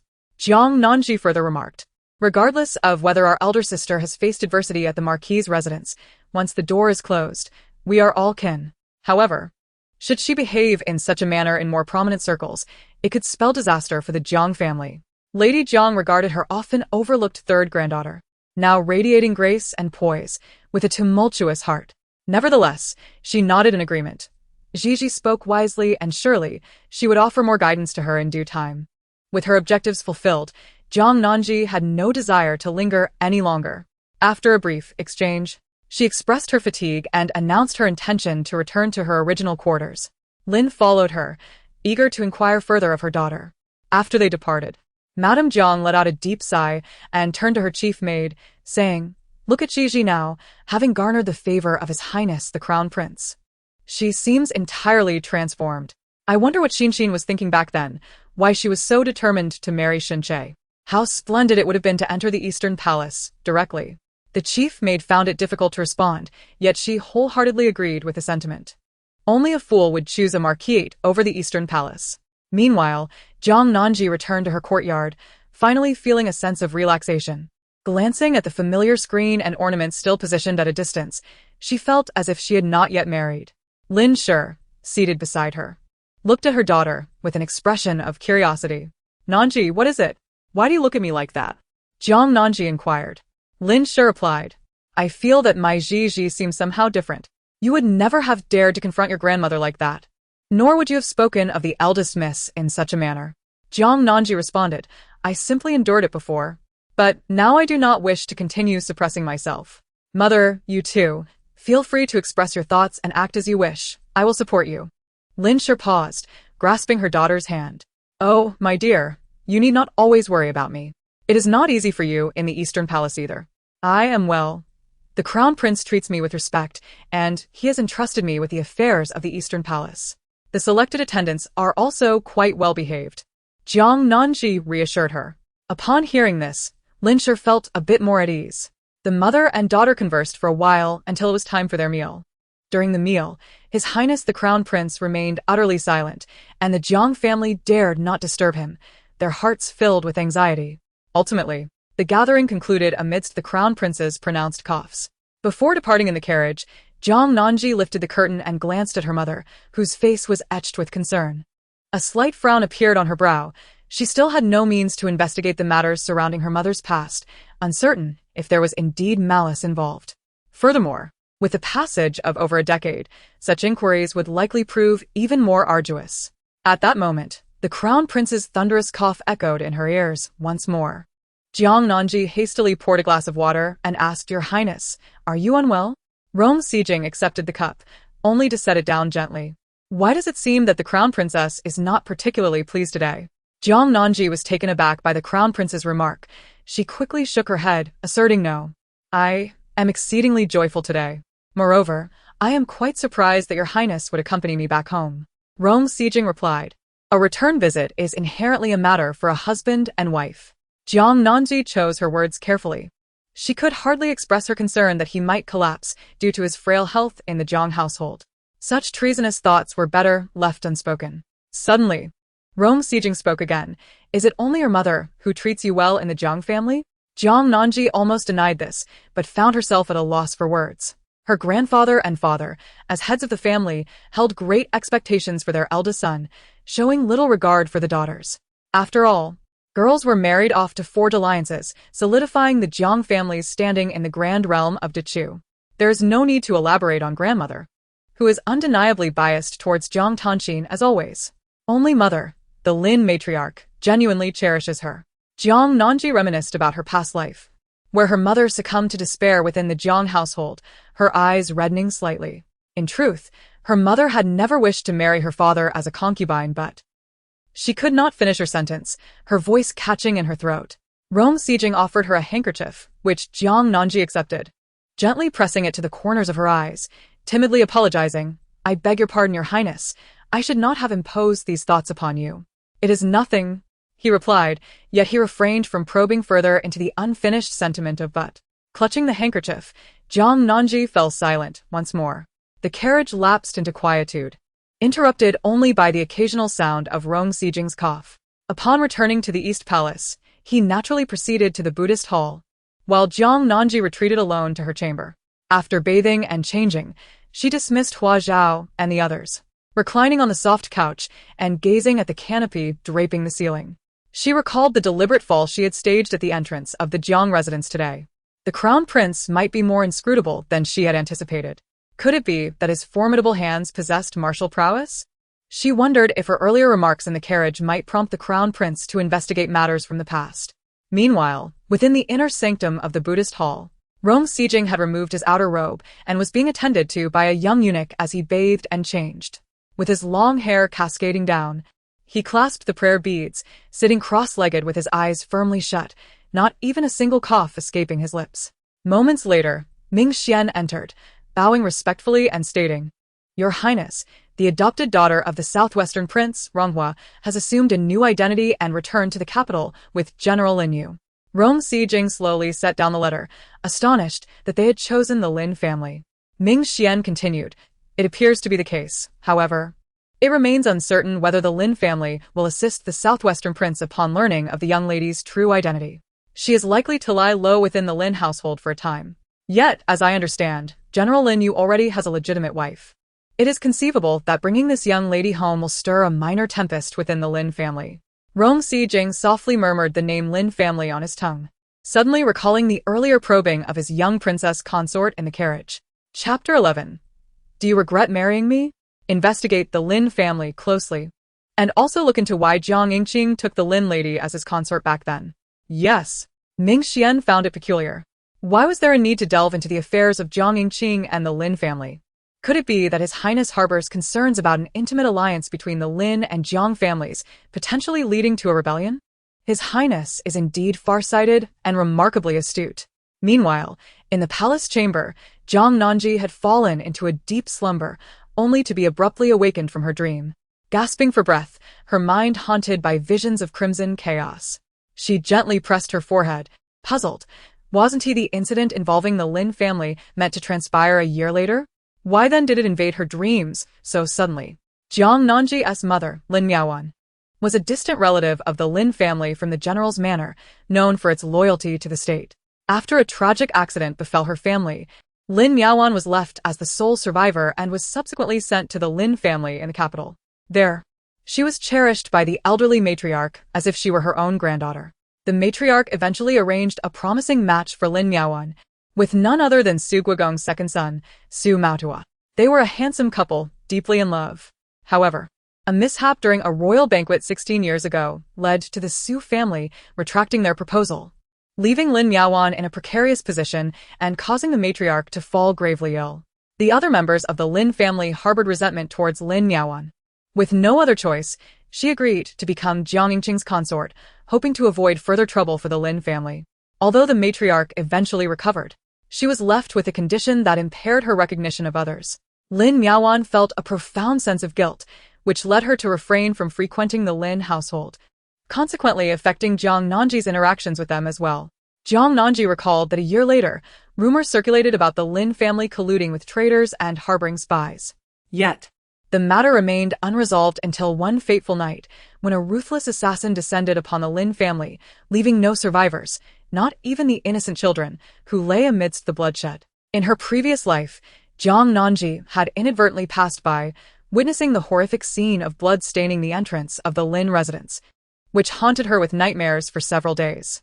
Her mother subsequently fell gravely ill, her health deteriorating since the tragic demise of old Madame Lin. What could Jiang Nanji do for her mother? She remembered that in her past life, the renowned physician Yao Lao was rumored to be heading to the capital around this time. Perhaps she could enlist his aid to tend to the ailing matriarch of the Lin family? As the night deepened, Jiang Tanxin sat before her bed, gazing at the flickering candlelight, her face etched with frost. Moments later, Shun Che entered the room. After a couple of days, he had managed to regain his composure. That evening had been difficult. Fatigue had undoubtedly played a part. Furthermore, in his previous life, he harbored a sense of remorse towards Gigi. Nevertheless, the one he cherished most remained Exire. Upon entering and seeing Jiang Tanxin frowning at the bedside, Shin Che gently inquired, "Who has caused my dear Exiner such displeasure?" Jiang Tanxin suddenly raised her head, her voice filled with urgency.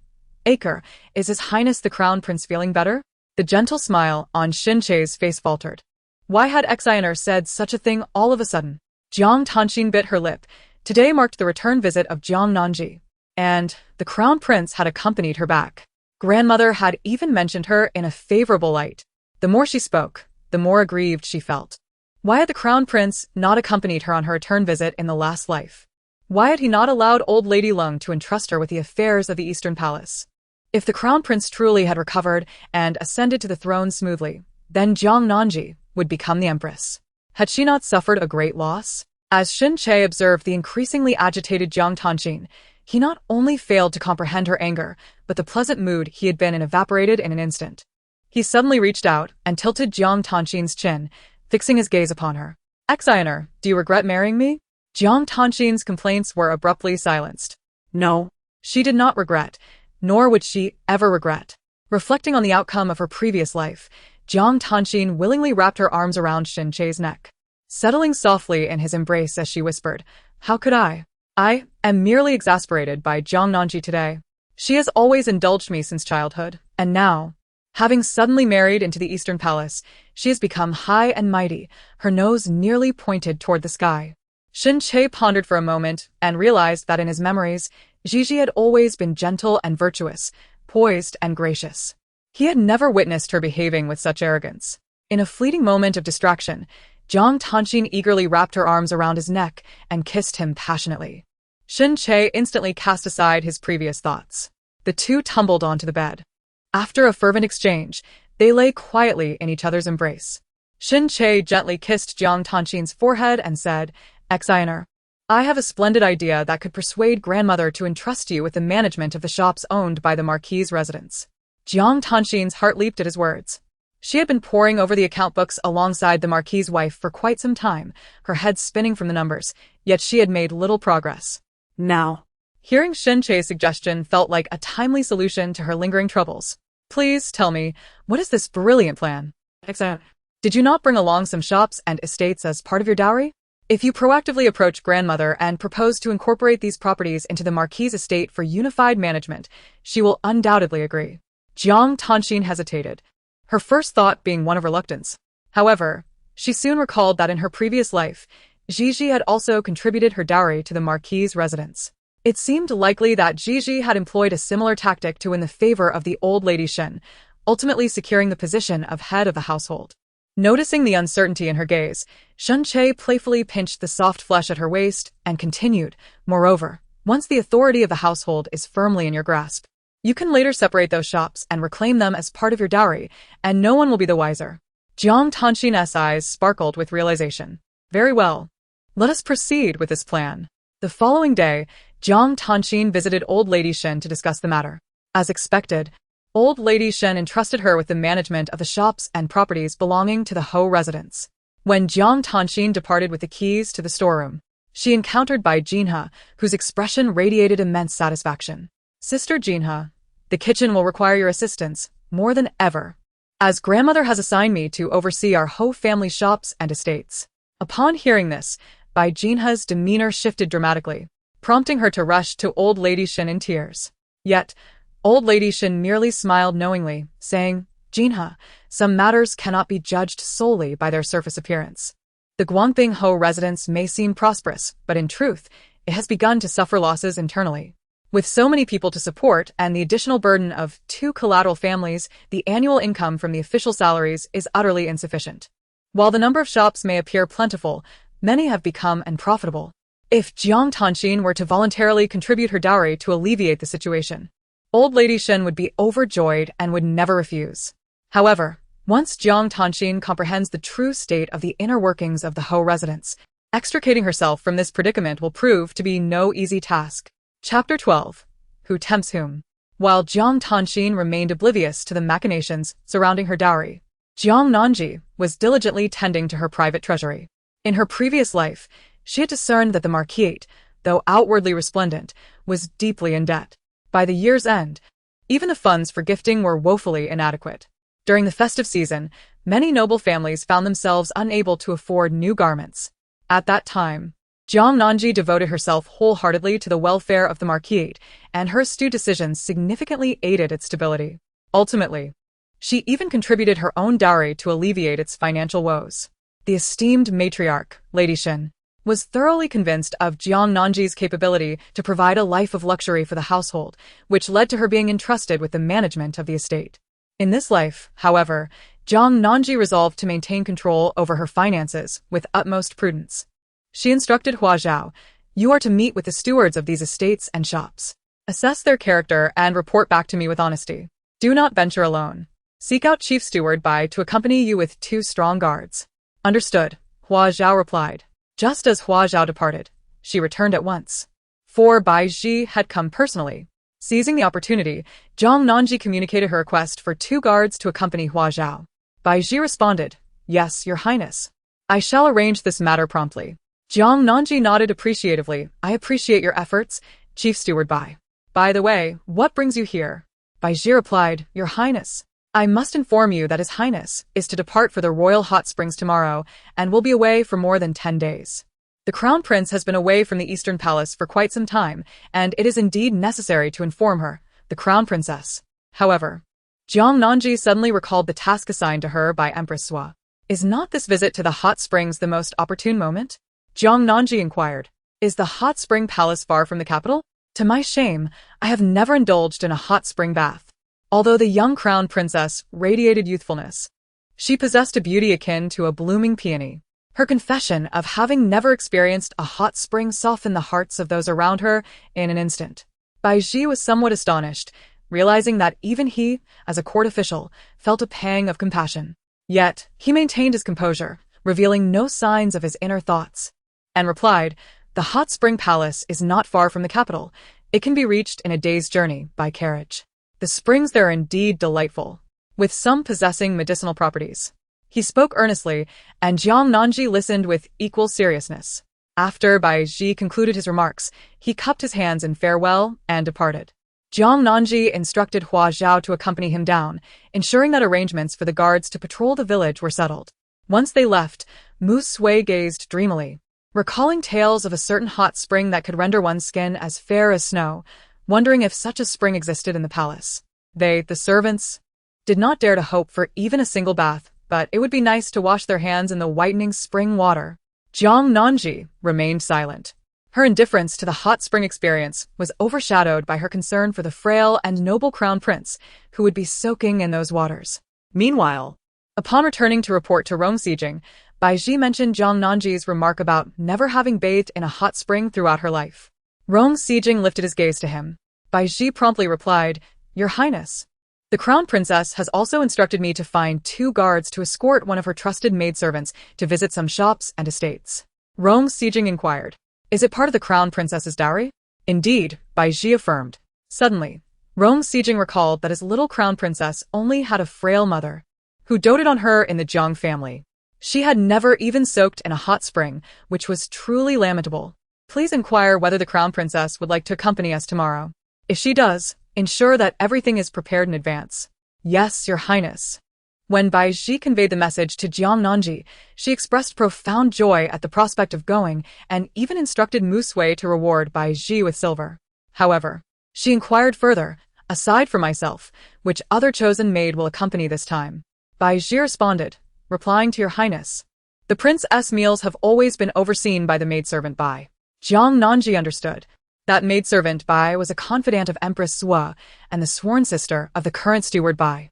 It seemed that the chosen maid had also accompanied them on their previous trip to the hot spring palace. After bathing and changing in the evening, Jiang Nanji casually took out 2 volumes of illustrated albums from the box left by Empress Sua. The albums were filled with various small figures interacting, accompanied by rather explicit dialogues. Jiang Nanji remarked, Which good mother-in-law would bestow such things upon her daughter-in-law? However, it is evident that the Crown Prince's health cannot endure much longer. The following day, the Crown Prince set forth on his journey. Upon learning that the Crown Princess was accompanied by Bai Xian, the remaining 3 selected attendants displayed varying expressions. Li Xian, ever uncontentious, turned and returned to her quarters to embroider handkerchiefs. Xin Xian, consumed by envy, resolved to pen a letter home, her heart aching with jealousy as she pondered whether the Crown Princess had already captured the heart of His Highness. Hua Xian, in a fit of anger, turned and uprooted a flourishing peony. Unaware of the attendants' reactions, Jiang Nanji reclined on the soft couch of the carriage, her eyes shadowed with fatigue. Mu Sui expressed concern. Your Highness, it seems you did not rest well last night. Perhaps you should take a moment to close your eyes. If anything arises, I shall call for you. Jiang Nanji nodded in agreement. The previous night, she had desperately studied those art books, leaving her with little sleep. Every time she closed her eyes, she envisioned His Highness's hand, adorned with prayer beads, wandering across her form. In her dreams, she could scarcely discern who was intending to entice whom. Just as she was on the brink of slumber, the carriage suddenly halted. It turned out that a minister's carriage had come to a stop upon encountering the Crown Prince's procession, bowing to allow him passage. Drowsily, Jiang Nanji lifted the curtain and peered outside, only to lock eyes with Xin Che, who stood in official robes by the roadside. Shin Che gazed upon the seemingly dazed crown princess, her beauty radiant as a peach blossom. Even in profile, her exquisite jawline was enough to captivate one's attention, and his gaze remained fixated on her neck. Jiang Nanji swiftly drew the curtains, instinctively touching her neck. Mu Sui, do you see? Is there a mosquito bite on my neck? Mu Sui replied. Are there mosquitoes around now? Oh, indeed there are. Your Highness, do not worry. I have brought some ointment to apply for you. After the ointment was applied, a wave of drowsiness engulfed Jiang Nanji, and she fell into a deep slumber. Fortunately, no further incidents occurred, and after resting for an hour at the inn, they resumed their journey. Upon successfully arriving at the hot spring palace and settling in, Jiang Nanji took the initiative to seek out the crown prince. Rong Sijing was in the midst of his meal, with Bai Xian serving beside him. Upon hearing that the crown princess had arrived, he paused momentarily, surprised, as he had thought she would dine alone. Chapter 13. He could no longer maintain his composure. The crown princess expressed her desire to personally extend her gratitude to you. Allow her to enter, thought Rong Sijun. This young crown princess was both intriguing and sensible. He did not mind granting her a bit of favor. He then addressed Bai Xian, the attendant beside him. Please prepare another set of dishes and utensils. Bai Xian was momentarily taken aback, but quickly nodded with proper decorum. Yes, Your Highness. As Jiang Nanji entered, she beheld the noble crown prince, adorned in a moonlight white brocade robe, elegantly dining. Bai Xian dutifully attended to him. After casting a glance at Bai Xian, Jiang Nanzi's gaze fell upon the table, where she noticed an unused set of dishes and utensils, a subtle smile gracing her lips. She courteously bowed to the crown prince. Your Highness, I have never enjoyed a hot spring since my youth. I am truly grateful for this opportunity. Rong Sijun replied, It is no great matter. However, as the crown princess, you must not appear so inexperienced in public. Indeed, Your Highness, Jiang Nanji responded. Oh, did my sister prepare all these dishes? I have heard that her culinary skills are quite commendable and to your taste. They certainly smell delightful. Bai Xian tightened her grip on the serving chopstick slightly. Yet, Rong Sijuan's attention remained on his young crown princess. She seemed to possess a hint of cunning and cleverness. Nevertheless, it appeared she genuinely wished to savor Bai Xian's creations. He inclined his head slightly. Since the crown princess is here, let us dine together. Jiang Nanji readily acquiesced. Yes, Your Highness. This marked her second occasion dining alongside the crown prince. The first had been during her return visit to her family. His Highness, the crown prince, was particularly fastidious during meals, uttering not a single word. Naturally, Jiang Nanji refrained from tempting fate at such a moment, focusing solely on her meal. After they had finished dinner and Jiang Nanji took her leave, Bai Xian, the lady-in-waiting, hastily followed her out. With a hint of trepidation, Bai Xian bowed and inquired, Your Highness, you do not harbor any resentment towards me, do you? Jiang Nanji gazed at her and smiled gently. Why would I blame you? In fact, I wish to commend you. Your culinary skills are truly remarkable. Bai Xian beamed with pride, recalling, I once served beside Her Majesty the Empress, and His Highness has always favored the dishes I prepared during his childhood. Jiang Nanji replied, Indeed, your cooking is quite excellent. Mu Sui, reward her. Mu Sui quickly nodded and retrieved a red envelope from her bosom, placing it into Bai Xian's hands. Bai Xian was left speechless. Jiang Nanji did not spare another glance at the astonished lady-in-waiting, turning instead to allow Mu Sui to assist her back to the courtyard. Although Bai Xian appeared to be more favored by the crown prince, her little schemes were truly insufficient in the presence of Jiang Nanji. In her previous life, Shin Che's favored concubine was far more formidable than Bai Xian. Ultimately, they all fell under Jiang Nanji's influence. In the end, His Highness was simply not capable, and the women of the Eastern Palace would forever remain beneath Jiang Nanji's stature. How could she possibly regard Bai Xian with any esteem? If Bai Xian were truly favored, she would not have remained untouched by His Highness all these years. Moreover, she had important matters to attend to this evening, leaving no time to squander on trivial individuals. Enveloped in the delicate mist rising from the hot spring, Rong Sijing was clad only in a silvery undergarment, immersed in the soothing waters. Beside him lay a jade-white plate adorned with glistening grapes. With his eyes gently closed, he pondered the affairs of the court during this period. Suddenly, the sound of splashing water broke his reverie. Displeased, he opened his eyes, ready to chastise the intruding palace maid, only to behold his young princess consort. Dressed in a sheer, flowing gown, her long hair elegantly pinned with a jade ornament, stepping into the hot spring with a bewildered gaze. It seemed she had yet to notice his presence. The already diaphanous fabric of her gown clung to her form, accentuating her graceful silhouette. Rong Sijing's demeanor shifted, akin to a lion whose territory had been encroached upon, veins on his forehead taut, his eyes darkening with an ominous glint. Just as he was about to voice his discontent, he heard her utter a delightful sigh of contentment. It appeared that bathing in the hot spring was indeed a pleasurable experience. She playfully splashed the water, her laughter ringing like silver bells, refreshingly melodious. Gradually, the tension in Rong Sijing's gaze dissipated. He lowered his eyes, choosing to avert them from the enchanting scene before him, reciting mantras in his mind. It was clear that she remained quite naive, her innocence evident in her first encounter with such indulgence. Considering that she would likely depart once she had enjoyed her bath, he ultimately refrained from speaking, opting to allow her the freedom to revel in the moment. One should not gaze upon what is inappropriate. The two should coexist peacefully. Jiang Nanji was acutely aware that the crown prince was hidden within the misty depths. She refrained from approaching hastily and instead relished the soothing warmth of the hot spring. After approximately half an hour, Jiang Nanji rose, intending to step down the stairs and depart. Suddenly, darkness enveloped her vision, and she let out a startled cry. Plunging headfirst into the water, Yong Sijing had found a moment of tranquility, but upon hearing the shriek, he rushed over without hesitation, swiftly retrieving the crown princess from the water. The young crown princess' eyes were tightly shut, her lips pale, and her eyelashes trembled, clearly shaken by the fright. An overwhelming instinct for survival compelled her to cling tightly to Yong Sijing. Both of them were clad in nothing more than thin garments, now soaked and pressed closely together, allowing them to distinctly feel each other's presence. As Jiang Nanji sensed the formidable essence beside her, she finally believed that Empress Left had not deceived her. Although the crown prince was frail, he remained capable. She dazedly opened her eyes, and upon recognizing the figure before her, her beautiful eyes widened in shock. Your Highness. How did you end up in the Ling Ling pool? Yong Sijing replied, This is the Longxian pool. Jiang Nanji appeared utterly bewildered, seemingly unaware of how she had gone astray.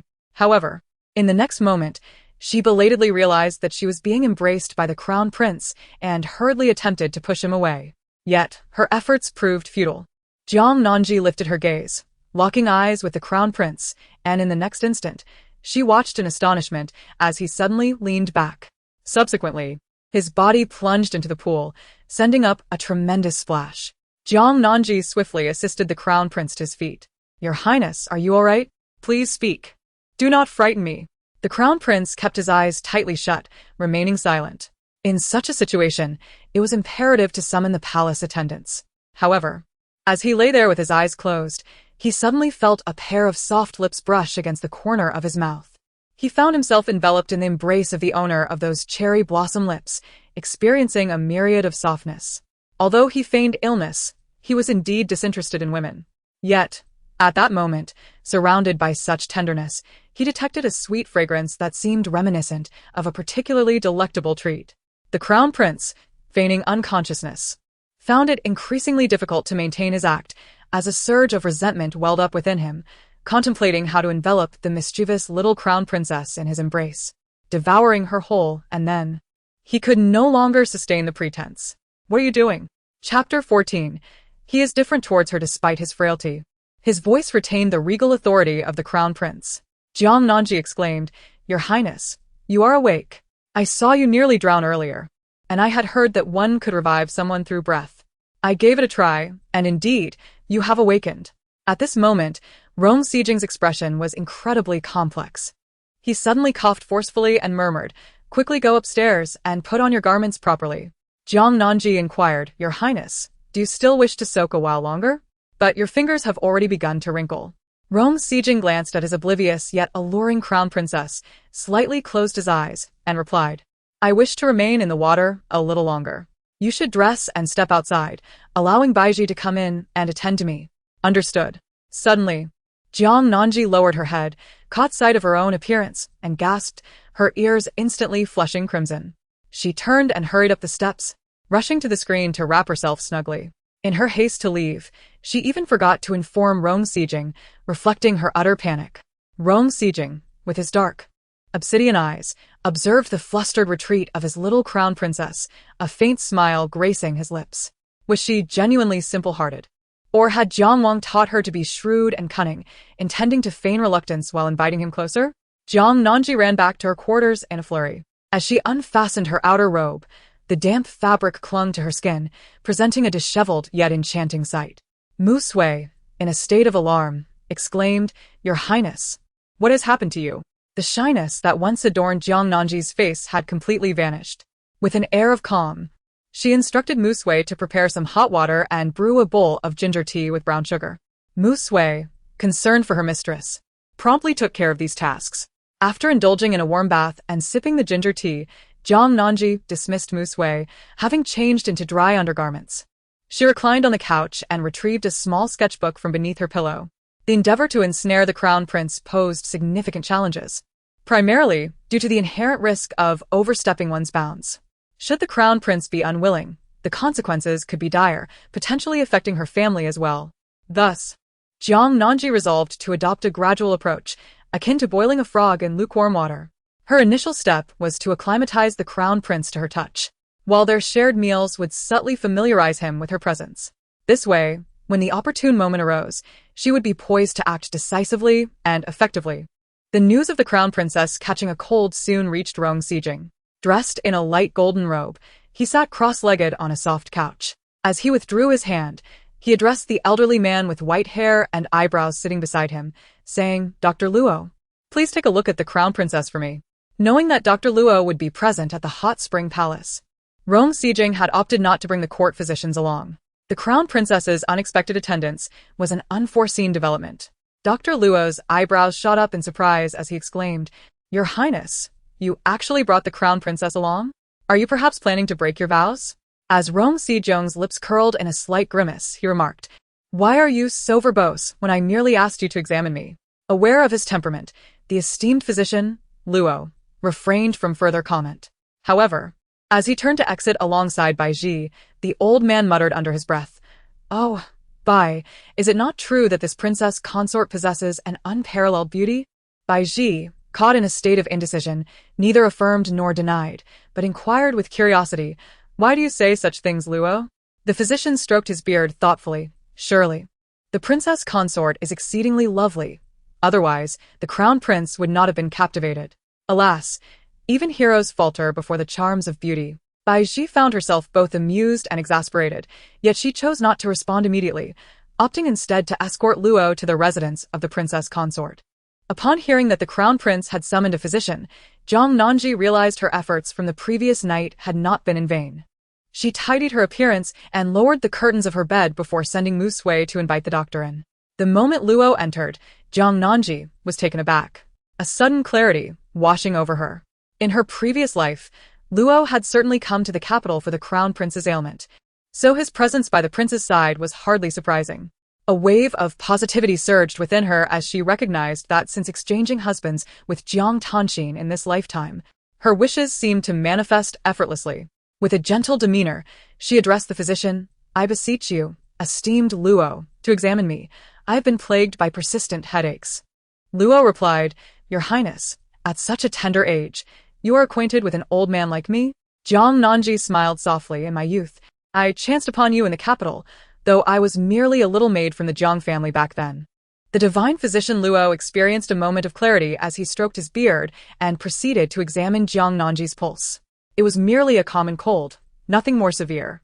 "Rest assured, Your Highness," he assured her, "you are simply experiencing a slight chill. I shall prescribe a remedy for you, which the palace servants can prepare, and you will be well in just a few days." Jiang Nanji expressed her gratitude. "Thank you, Physician Luo. I have a relative who has fallen ill and seems to have lost her memory. Might I inquire if this condition is treatable?" Luo replied, "Such afflictions can sometimes be cured, though not always. It truly depends on the individual circumstances of the patient." Upon hearing this, Jiang Nanji appeared to hesitate significantly. The physician recognized the esteemed position Jiang Nanji held in the heart of the crown prince, which was undoubtedly high. If all went as expected, she would one day ascend to the role of empress. He was inclined to offer her assistance. With a gentle tone, he said, "I shall remain in the capital for an extended period on this visit. May I inquire as to the identity of your ailing relative? Jiang Nanji was pleasantly surprised by the physician's perceptiveness and quickly replied, "It is my mother's family, the Lin family from the Duke of Xinggua's estate. Specifically old Madame Lin. I would be most grateful for your assistance." "Not at all. It is but a small effort," he assured her. Having settled this matter, Jiang Nanji felt considerably uplifted. After sending Luo back with Mu Sui, she instructed her to prepare some food. The crown prince practiced Buddhism and typically adhered to a vegetarian diet, which prompted the palace chefs to devise an array of exquisite vegetarian dishes to cater to his tastes. However, Jiang Nanji realized that she could not remain unwell for long. She needed to present herself before the crown prince more frequently. Lacking physical strength, how could one possibly overthrow His Highness the Crown Prince? Jiang Nanji remarked, "Mu Sui, remember to prepare a generous amount of meat dishes. And it would be splendid to make a lamb stew." She craved meat, an abundance of it. Furthermore, she needed to pen a letter to her mother, informing her that the revered physician Luo would be attending to old lady Lin's ailment. Bai Shi had been waiting nearby. And once physician Luo had concluded his treatment for the princess, he instructed the palace servants to prepare the medicine for her. After personally escorting physician Luo back to his residence, he turned to attend to His Highness the Crown Prince. However, en route, he encountered his sister-in-law, Bai Xianshi, standing in a daze by the lotus pond, gazing at the resplendent lotus leaves. "Bai Xianshi, what brings you here?" Bai Ji inquired. Bai Xianshi lifted her reddened eyes, her brow furrowed in evident sorrow, murmuring, "He is different with her." Bai Ji, perplexed, asked, "What do you mean?" Chapter 15. Fortunately, you have yet to serve in the royal chamber. Bai Xianshi, with a quivering voice, lamented, "Elder brother, I once believed His Highness to be inherently indifferent, distant from all, regarding every woman, including the crown princess, merely as ornaments of the Eastern Palace. Yet, he treats the crown princess differently. Last night, they even shared a soak in the hot springs." Bai Ji fell silent. Initially, both he and his younger sister had been rescued by Her Majesty the Empress, subsequently pledging their loyalty to His Highness the Crown Prince. It was intended for the Crown Prince to bestow an official title upon his younger sister, but she resolutely chose to enter the Eastern Palace as a palace maid, so she could attend to His Highness closely and keep an eye on those scheming women in the palace's rear courtyard. Bai Ji had urged her against this decision, yet she remained steadfast. He sighed deeply, reflecting that had he foreseen this day, he might have acted differently. Bai Xianshi, already delicate and gentle in appearance, looked even more pitiful with tears streaming down her face, evoking sympathy. She protested, "Elder brother, once His Highness ascends the throne, he surely won't make that Jiang woman his empress, will he?" Bai Xianshi, tread carefully. Bai Ji chided softly, glancing around nervously. "The matters concerning His Highness are not for us to discuss. Fortunately, you have yet to serve in the royal chamber, should you have regrets. I shall advocate on your behalf to the Empress and request your return to Kunning Palace. Fortunately, you have yet to serve in the royal chamber." The statement pierced Bai Xuanshi's heart like a blade. She had been by the Crown Prince's side for many years, and indeed, he had not yet touched her. A glimmer of determination suddenly flashed in Bai Xian's eyes, but it quickly vanished. "How could I possibly return to Kunning Palace, given my brother's concern? Regardless, I shall remain unwaveringly loyal to His Highness the Crown Prince." Bai Ji, filled with doubt, inquired, "Are you truly untroubled?" Bai Xian replied, "Yes, I am fine. Brother, you are busy. Please attend to your matters. I shall find solace in my thoughts." Bai Ji could sense the Crown Prince's peculiar affection for the Crown Princess, especially since he had summoned Dr. Luo to tend to her. After confirming that her sister was merely experiencing a fleeting melancholy and had found clarity, Bai Ji turned to leave. However, she failed to notice the fleeting, resolute glimmer in Bai Xian's eyes. 3 days later, Jiang Nanji had completely recovered. She returned to express her gratitude to His Highness the Crown Prince. On this occasion, Rong Sijing was adorned in a dragon-patterned brocade robe, seated cross-legged as he recited scriptures within his chamber. Typically, one must not disturb him during this time. It is customary to wait until he has completed his recitation. Bai Ji intercepted Jiang Nanji outside, yet she remained calm and unperturbed, understanding that waiting was appropriate. This visit was to express her gratitude, and she wished to brew tea for His Highness. She had already instructed Mu Sui to bring an exquisite set of purple clay teaware. Bai Ji remarked, "But His Highness's recitation will take at least an hour." With a serene smile, Jiang Nanji replied, "It is of no consequence. I shall wait. With this, Baiji found it difficult to insist further and retreated to the side, awaiting her turn. The air was suffused with a delicate scent of sandalwood, accompanied by the soothing sounds of chanting and wooden fish from within, rendering the afternoon increasingly serene and harmonious. Jiang Nanji prepared a pot of rose tea for herself, her slender fingers dancing gracefully as if playing a melody. A sight that was truly delightful. Strangely, it seemed to resonate with the sacred verses being recited. After Rong Sijing concluded his chanting and lifted the curtain to step outside, he beheld the enchanting scene of the beauty brewing tea. He gestured for Bai Ji to remain silent and took a seat directly opposite Jiang Nanji. With a radiant smile, she spoke in a soft and tender tone. I am grateful, Your Highness, for allowing Dr. Luo to attend to my ailments. I shall brew a pot of tea as a token of my appreciation. Rong Sijing observed her petite face, vibrant and delicate, and, almost instinctively, nodded in agreement.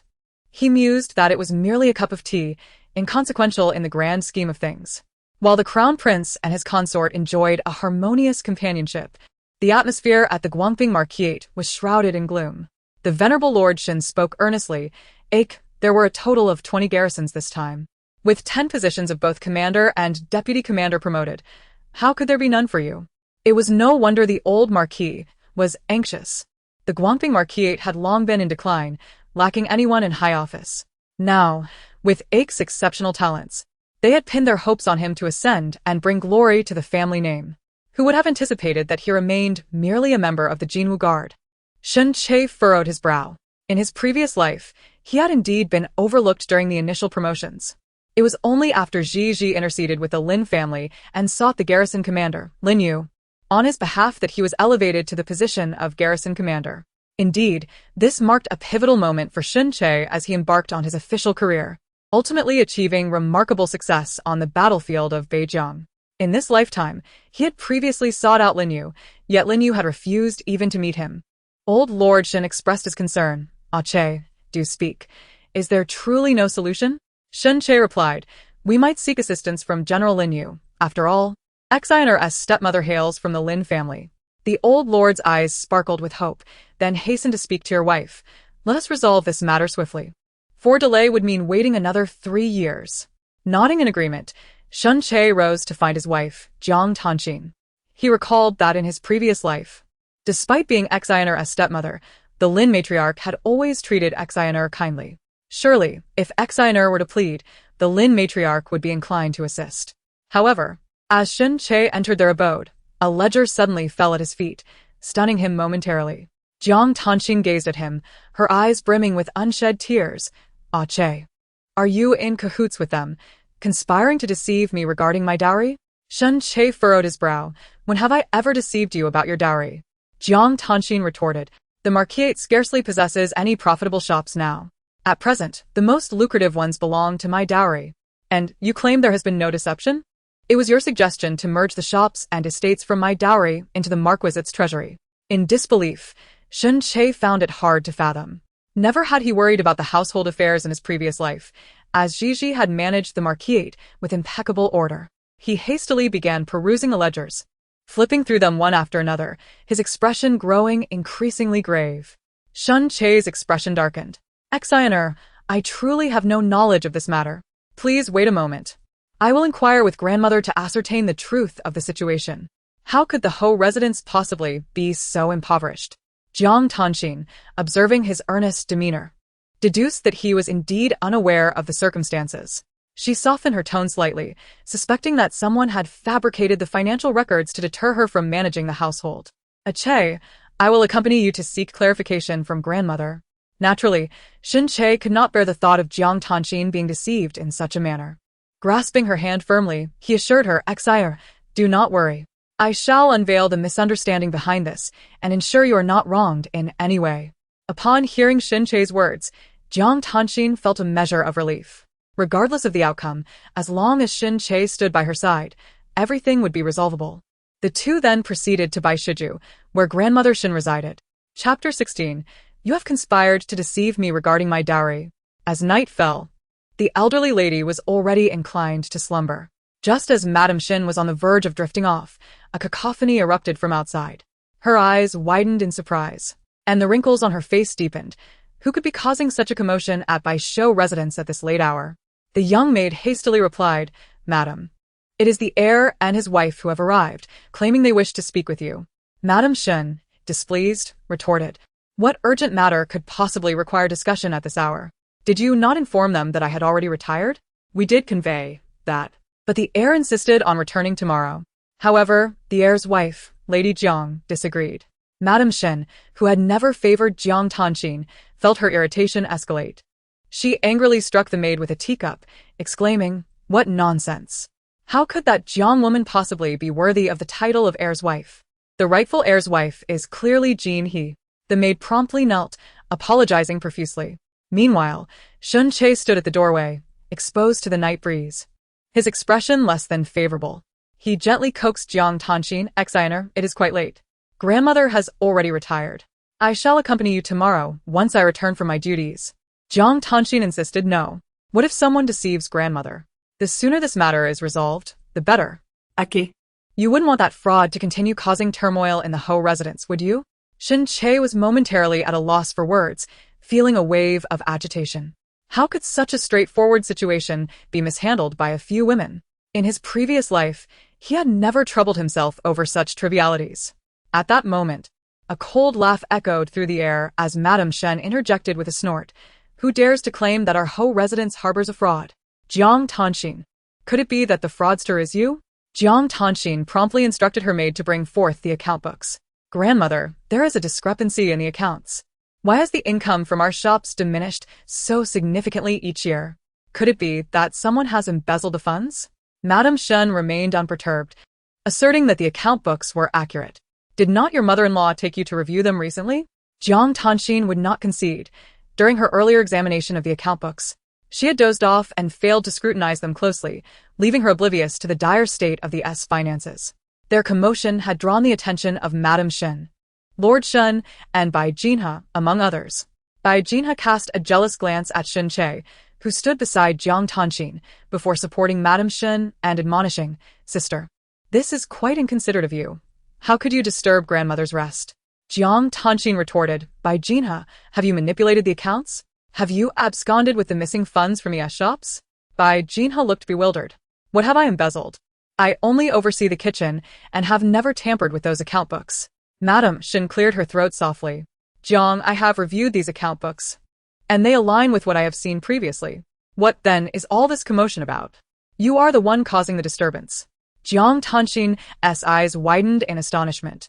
So, is truly insolvent? Are those shops mere facades? Are you all intent on seizing my dowry? Madame Shen scoffed. You are the one who voluntarily increased your dowry. We did not coerce you.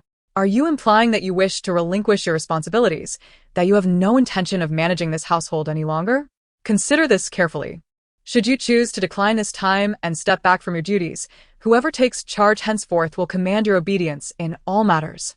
Jiang Tanxin's eyes brimmed with tears. She turned to seek solace from Shin Che, her gaze filled with distress. The entire Shin family seemed to be ganging up on her. Shin Che felt a twinge of guilt. Had he known, he would not have suggested that Exiner include her dowry. However, how could the Marquis's household be so impoverished? Shin Che grasped Jiang Tanxin's hand gently, saying, Exiner, let us ponder this matter before reaching a conclusion. It is quite late, and we should all return to rest. Addressing this again tomorrow, Miss Shun Jiao yawned and added, Indeed, it is late, and must we all be deprived of our sleep? Father and brother have duties to attend to tomorrow. Seeing no other recourse, Jiang Tanxin had the ledgers removed once again. Shin Che was determined to accompany her, advising her to seek assistance from Lady Lin. Meanwhile, Bai Jinhe, watching Shin Che escort Jiang Tanxin away, felt her eyes welling up with tears once more. Yet, Old Madame Shin placed a comforting hand on hers, whispering, Do not fret. Her antics will eventually exhaust Che's heart. Upon returning to their chamber, Jiang Tanxin, consumed with fury, shattered a teacup, tears streaming down her face. What could she do? They had thrust a chaotic mess into her hands. If she did not act, she would be denied the authority to manage the household in the future. She was not the only heir's wife, after all. There was still Bai Jinhe, the watchful co-wife. Lurking nearby, Shun Che glanced at the shattered teacup, a flicker of displeasure crossing his features. Yet, the moment he contemplated his future, that fleeting annoyance was swiftly cast aside. He approached and embraced Jiang Tanxin, reflecting that the mismanagement of his grandmother and mother had led to their current predicament. Now that she had taken charge, it was an opportune moment to restore the entire Ho residence, showcasing her prowess as a steward. Jiang Tanxin felt a twinge of temptation but remained uncertain. The skills I acquired in managing a household were merely theoretical. I have never truly overseen one. However, Shin Che held unwavering confidence in her abilities. In his previous life, Gigi had excelled in this role, and he believed that this time, Xiner would surpass all expectations. He gently kissed the corner of her mouth, assuring her, "I have faith that you will undoubtedly succeed." Flattered by his praise, Jiang Tanxin recalled that in her past life, Jiang Nanji had also taken on the burden of the Ho residence and managed it admirably. Surely, managing a household could not be so daunting. Could she possibly be inferior to Jiang Nanji? Embracing Shin Che's neck, she said, "Well then, I shall reluctantly give it a try." With that, Shin Che lifted her effortlessly, and they both reclined on the couch, the curtains falling around them. Soon, sounds that could make one blush and quicken the heart echoed from within. A quarter of an hour later, they called for water and, after a refreshing bath, Jiang Tanxin nestled into Shin Che's embrace. Sensing the moment was ripe, he gently inquired, "Xiner, is your stepmother the aunt of General Linyu?" The blush on Jiang Tanxin's face had yet to fade, yet her gaze turned icy. Why bring up that unpleasant person out of the blue? Upon sensing the displeasure in Jiang Tanxin's words, Shin Che was taken aback. "Xiner, what troubles you?" Jiang Tanxin replied, "It's nothing, but that Lin woman is hardly a respectable daughter of the Lin family. She is unworthy of being General Lin's aunt. She is merely a distant relative of the Lin family who, by sheer luck, found shelter under their roof and was raised by the matriarch of the Lin family. Then, without any shame, she climbed into my father's bed." Shin Che furrowed his brow slightly, recalling that Gigi had mentioned that Jiang Tanxin's mother and her family had once fallen on hard times and had sought refuge with the Lin family. How had it transformed into a story of good fortune in X's account? Moreover, was there truly an incident of Lin climbing into beds back then? Jiang Tanxin harbored a profound dislike for her stepmother, Lin, and expressed her displeasure. "Che, why on earth would you suddenly mention that person who brings nothing but gloom?" Chapter 17. Intending to leave a back door for oneself? After some contemplation, Shin Che decided to confide in Jiang Tanxin about his desire to seek assistance from General Linyu. Upon hearing this, Jiang Tanxin fell into a contemplative silence. Shin Che, filled with urgency, implored, "Xi, this matter is of utmost importance to me. Only by becoming the commander can I seize the opportunity to achieve merit and ascend to a higher position." Jiang Tanxin reflected on the past, remembering that in her previous life, Shin Che had indeed attained the position of commander at this juncture. Could it be that Jiang Nanji had lent her support? No. She was certain she could match Jiang Nanji. With this thought in mind, Jiang Tanxin reassured him, "Rest assured, this is a trivial matter. Although I harbor disdain for the Lin family, if I were to make a request, they would undoubtedly rush to the Lin residence to fulfill it." Throughout her life, Jiang Tanxin had found that any request made to the Lin family was always met with compliance. This instance would surely be no exception.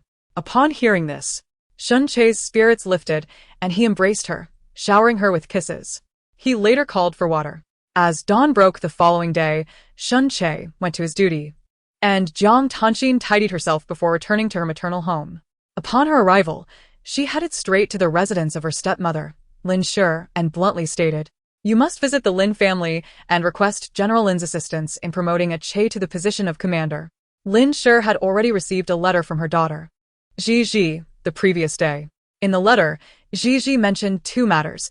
One was that she had found a renowned physician capable of treating old Lady Lin, and the other was a request not to assist in Shin Che's promotion. Gigi had written that in order to ease relations with the Lin family, it would be unwise to seek General Lin's help at this critical juncture. Lin hesitated for a moment, but upon witnessing Jiang Tanxin's aggressive demeanor and blatant disregard for her elders, she felt a surge of indignation that chilled her spirit. In a calm tone, she responded, "I am truly sorry, but I lack the capability to assist you. It would be wise for you to seek help elsewhere." Jiang Tanxin, taken aback, exclaimed, "What? You refuse to aid me?" Lin replied, "It is not a matter of refusal, but rather an inability. As you are well aware, I have not associated with the Lin family for quite some time. In a fit of desperation, Jiang Tanxin retorted, if this matter were brought to you by your own daughter, Jiang Nanji, would you not agree without hesitation? Ultimately, you have never regarded me as your own daughter. You have consistently belittled me. I shall inform grandmother and father. Typically, at this juncture, Lin would have relented, but this time she remained steadfast and unmoved. Previously, her kindness towards the young lady had gone unappreciated. Now, a mere refusal had elicited such a hysterical response. Ji was right. The young lady was devoid of empathy. A wolf that could not be tamed, and there was no longer any need to extend kindness towards her. Seeing Lin's indifference, Jiang Tanxin, infuriated, turned to seek assistance. With her father occupied with official duties and absent from the residence, she headed directly to Ansai Hall to find her grandmother. On her way, she collided with the second young lady of the Jiang family, Jiang Ran, who was accompanied by her maid. Jiang Tanxin glared at her. Have you no eyes? Can't you watch where you're going? Jiang Ran, her eyes reddened, replied, I apologize, elder sister. With a huff, Jiang Tanxin strode away. The young maidservant beside Jiang Ran quietly lamented, it was clearly the eldest young lady who bumped into you. How can she possibly be the one to cast blame? Jiang Ran shook her head, urging her to remain silent. Do not stir up trouble before my marriage. In the Jiang family there were 3 daughters, and she was the least favored among them, a mere concubine's daughter. Her elder sister enjoyed the affection of their grandmother, while her younger sister was cherished by their legitimate mother, Madame Lin. As for her birth mother had been a mere secondary maid who had passed away early. Fortunately, Madame Lin was kind-hearted and had arranged for her to wed the legitimate second son of a 6th-rank scholar, an achievement that was already quite remarkable. She had assumed that she would only ever marry a concubine son. The maidservant, understanding her mistress's nature, one of great forbearance, preferring to avoid unnecessary conflict, refrained from further comment. However, once they returned to their quarters, the maidservant expressed her doubts. I noticed the eldest young lady appeared distressed earlier. Has she suffered another grievance at the Marquis's residence? It had been rumored that despite her eloquent words, the eldest young lady had long been bullied by those at the Marquis's estate. Initially, many were skeptical, but seeing her return home, venting her frustrations to her family, it seemed likely that the rumors held some truth. Though Jiang Ran remained silent, deep within her heart, she harbored a faint hope that her elder sister was not faring well at the Marquis's residence. Such a thought would bring her a modicum of solace, having endured her sister's bullying throughout their childhood. Meanwhile, Jiang Tanxin was already weeping bitterly, lamenting to old Madame Jiang about Madame Lin's favoritism.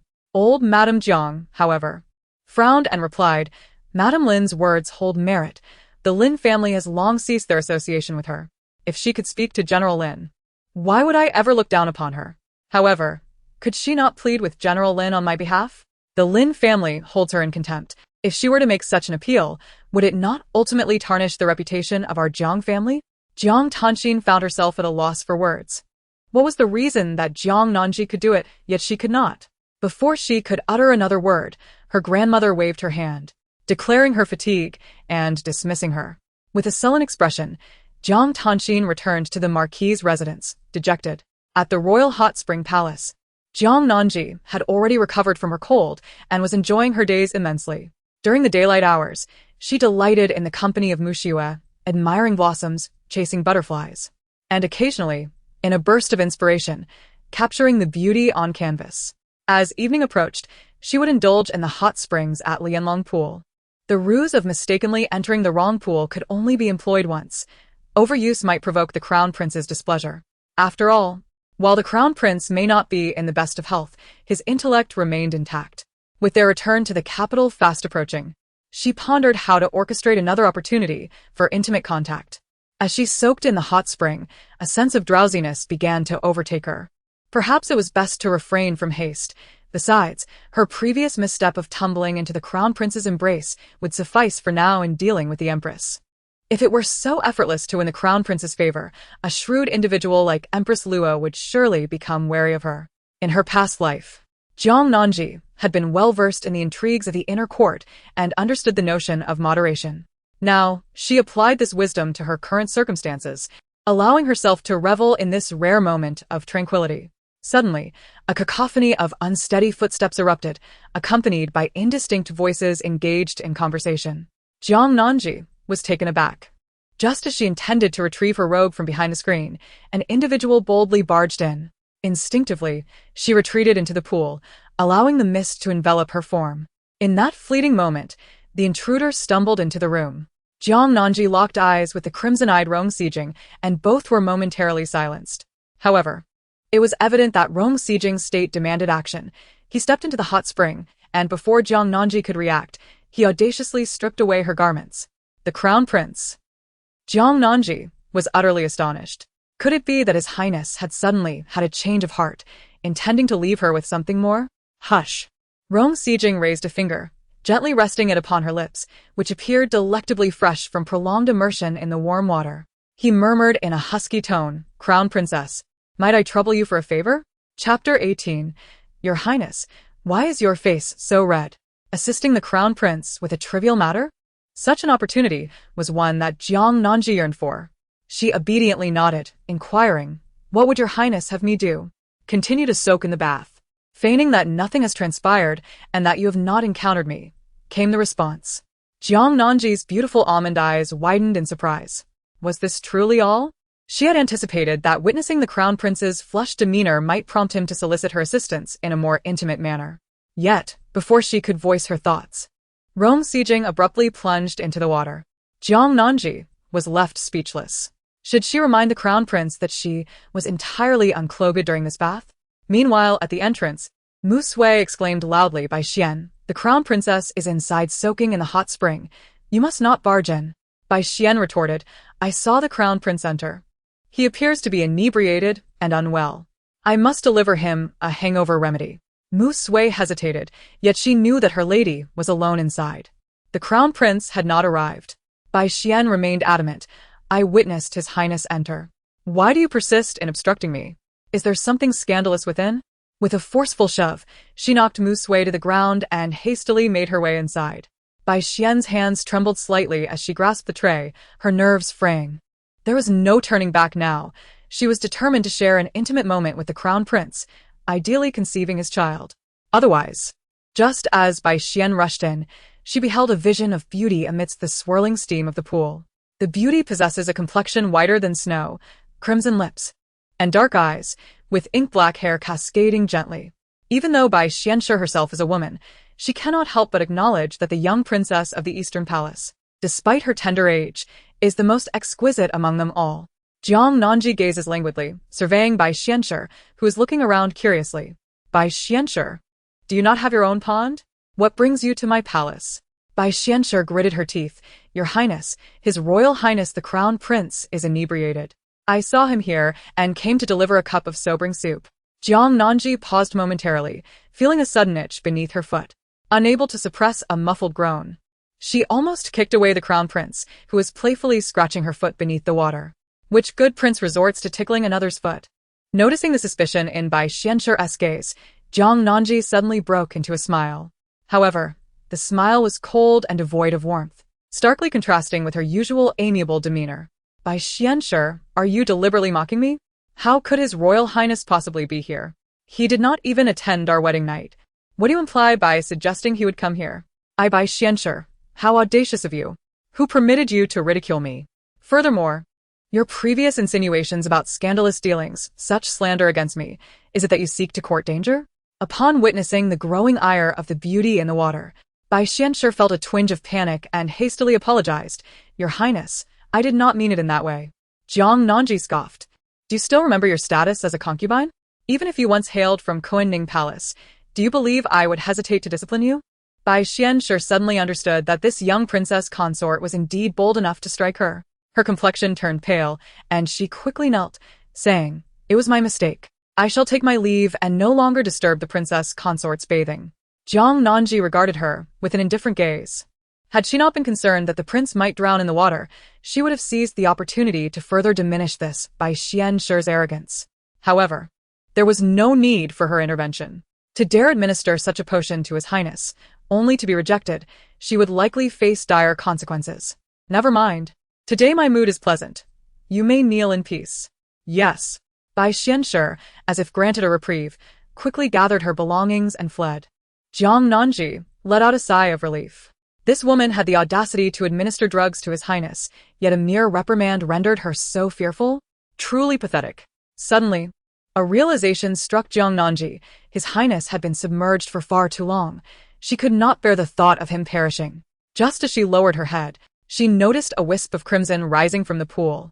Jiang Nanji comprehended the gravity of the situation and hastily reached out to rescue him.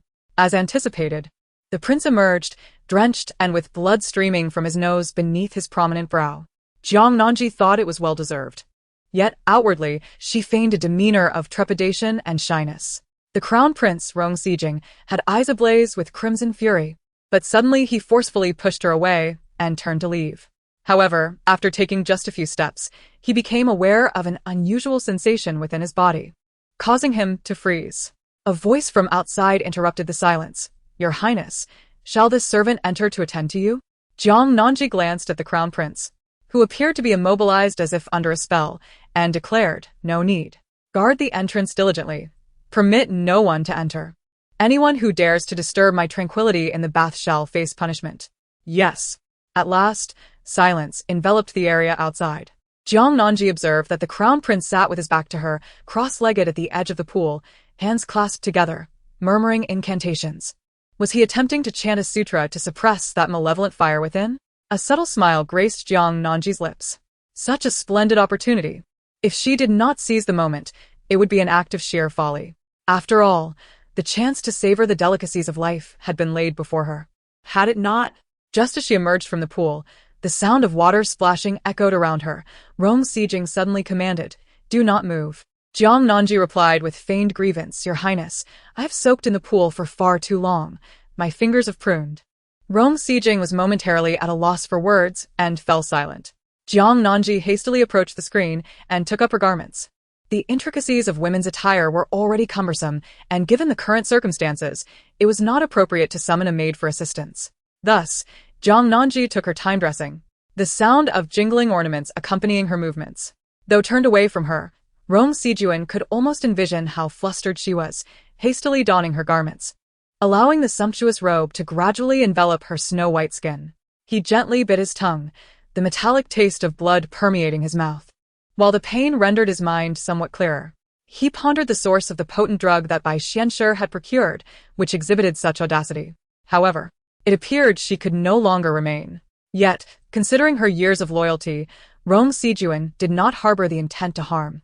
Instead, he contemplated finding a pretext to send her back to Kuan-Ning Palace. What justification could he conjure? Perhaps he could claim she had shown disrespect to the crown princess. Just as this thought flickered through Rong Sijing's mind, a delicate hand suddenly reached out, gently caressing his fevered cheek. Jiang Nanji expressed her concern, "Your Highness, your face is so hot. Are you truly unwell?" Rong Sijing. Chapter 19. With the situation as it is, will you not make a move? Particularly the young princess consort, although she has donned her attire, appears to have been so flustered that she has tied her sash incorrectly. The collar hangs loosely, revealing a generous expanse of alabaster skin. Its brilliance is almost blinding, adorned with hints of delicate pink akin to cherry blossoms. Perhaps a result of prolonged immersion or some other reason. In any case, the earlier recitation of the Heart Sutra seems utterly wasted. Rong Sijing shut his eyes, his body increasingly aflame, yet his voice emerged as frigid as ice. "There's no need for concern. You may leave."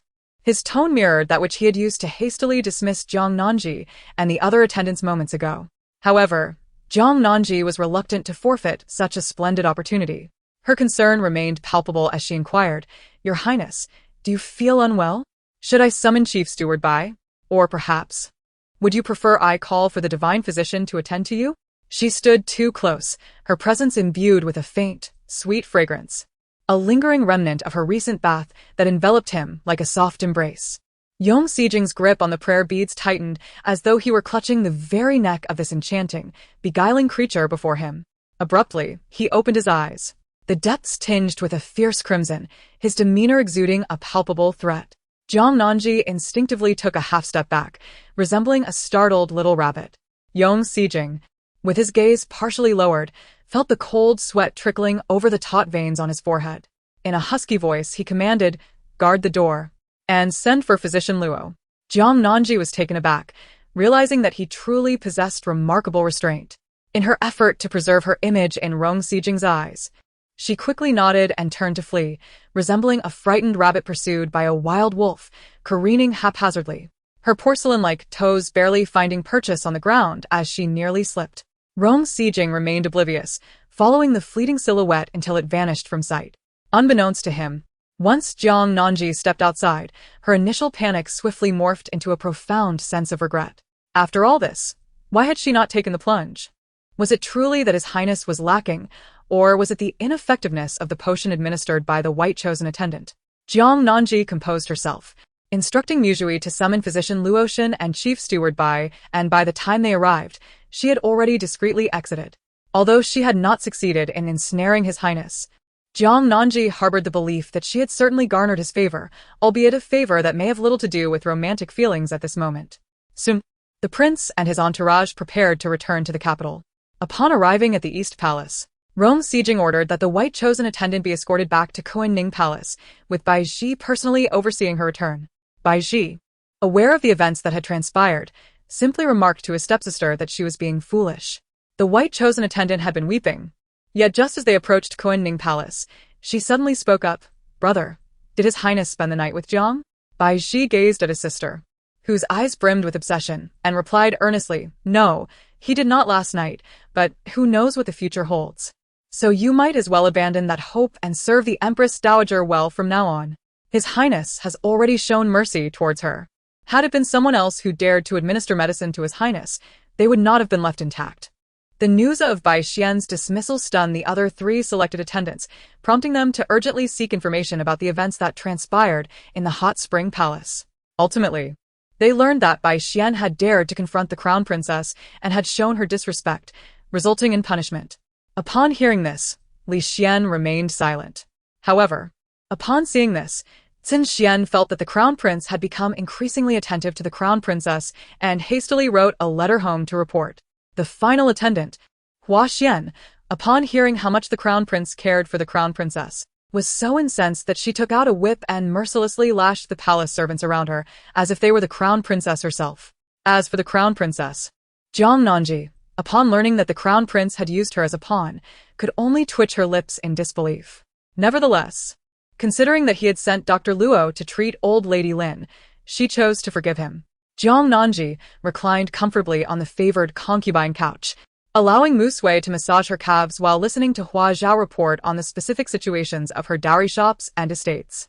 Yet, she found herself distracted, pondering that by this time in her previous life, Shen Che should have already become the commander of the garrison, right? In this life. At the Guangping Marquisate, Jiang Tanxin returned to the Marquisate in a dejected manner. Upon seeing the account books, her expression darkened further. After glancing through a few pages, she irritably tossed them aside. Damn the Lin family. Shameless seductress. The maids, including Li Chuan, who had accompanied Jiang Tanxin for many years, had grown accustomed to their mistress's frequent tirades against Lady Lin. Although they had attempted to counsel her on several occasions, their efforts only resulted in harsher reprimands from Jiang Tanxin. Consequently, over time, Li Chuan and the other maids chose to remain silent. As she perused the accounts of the Ho residence and observed the staggering deficits, witnessing her dowry being consumed, Jiang Tanxin felt a surge of both anger and sorrow. Her foul mood persisted until the evening when Shen Che returned from his duties. As soon as Shen Che entered, he made a beeline for Jiang Tanxin's courtyard. Learning that he sought her out upon his return instead of visiting Bai Jinhe, Jiang Tanxin's spirits lifted slightly. She approached him with a gentle demeanor, extending her hand to take his cloak, ready to voice her grievances about the dismal state of the shop accounts. Suddenly, she heard Shen Che urgently inquire, "Ex-Iner, have you returned to your family? Was everything accomplished?" Jiang Tanxin's smile abruptly faltered. Was this his only concern upon returning? Shen Che furrowed his brow, stating, "Isn't this matter of utmost importance? It pertains to my future. Ex-Iner, when I rise to a position of power and nobility, you shall also ascend alongside me." Jiang Tanxin quickly recalled that in her previous life, Ji had indeed become the wife of the general of the state, far surpassing her own title as the nominal crown princess. Especially in the end, during the siege by the rebel forces, a Che had chosen her. With this thought, Jiang Tanxin's expression softened somewhat. She embraced Shen Che's waist, leaning into his embrace, playfully voicing her grievances. Do not mention it. That Lin is truly excessive. She actually claimed that she could not be of assistance, but, in my opinion, she simply does not wish to lend a hand. Upon hearing this, Shun Che was taken aback. How could she refuse to help? In his previous life, as soon as he spoke up, Ji would return home to plead with that Lin, who readily agreed and went to the Lin residence the very next day. However, due to Lin Yu's absence, she was left empty-handed and even faced scornful remarks from the Lin family. Yet, that Lin persisted and waited until Lin Yu was off duty, ultimately accomplishing the task. This time, Shun Che suddenly recalled that Xian heir had always spoken ill of Lin, even though Lin treated her just as well as she did Ji. Xian heir still held a negative view of Lin. He felt he had made a strategic error. He should not have allowed Xian heir to return and speak to Lin. Rather, he should have gone directly to seek Lin's assistance himself. Chapter 20. You are expecting in 2 days. He would enjoy a day of rest. It would be a perfect opportunity to visit the Yu family. Shun Che's thoughts swirled, yet his emotions swiftly settled. In this lifetime, he was destined to become the Grand General of the nation, wielding military power and perhaps even leveraging his past experiences to attain greater heights. Let us dine first, he suggested. Indeed, replied Jiang Tanxin, clinging to his arm as they walked inside. She continued to voice her grievances, but Che, the household is facing such severe financial strain. Alas, I fear we may not even manage the upcoming mid-autumn family banquet. Shun Che offered a perfunctory response, yet his brow furrowed slightly. In his previous life, had he not heard of the household's inability to host the mid-autumn family banquet? Surely, Tanxin harbored some grievances, perhaps deliberately exaggerating the situation. He gently comforted her for a while, ultimately planting a kiss on the corner of her lips. Although it seems troublesome, I have faith that you will manage splendidly, won't you? Jiang Tanxin was about to continue her complaints when a thought struck her. In her previous life, Jiang Nanji had successfully handled similar matters. If she failed, wouldn't that imply she was inferior to Jiang Nanji? With this in mind, she nodded but still playfully retorted, "Yet the steward is so overworked. You must cherish me more." Shun Che lightly tapped her nose. "Aside from nights when I cannot return from the garrison, when have I not cherished you?" With a blushing face, Jiang Tanxin nestled against him, more convinced than ever that her choices in this life were indeed correct. 2 days later, when Jiang Tanxin heard Shun Che mention a visit to the Jiang family, she immediately felt a surge of dissatisfaction.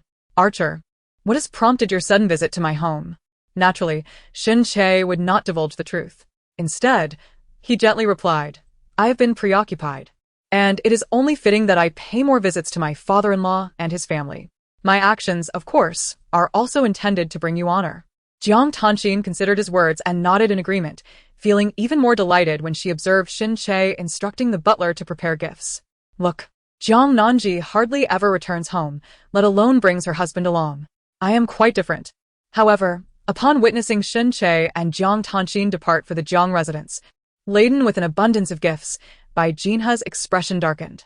When she later attended to Old Lady Shun at Bai Shiju, her eyes still glistening with unshed tears, Old Lady Shun, who was already fond of her, could not help but inquire, "Jinha, what troubles you?"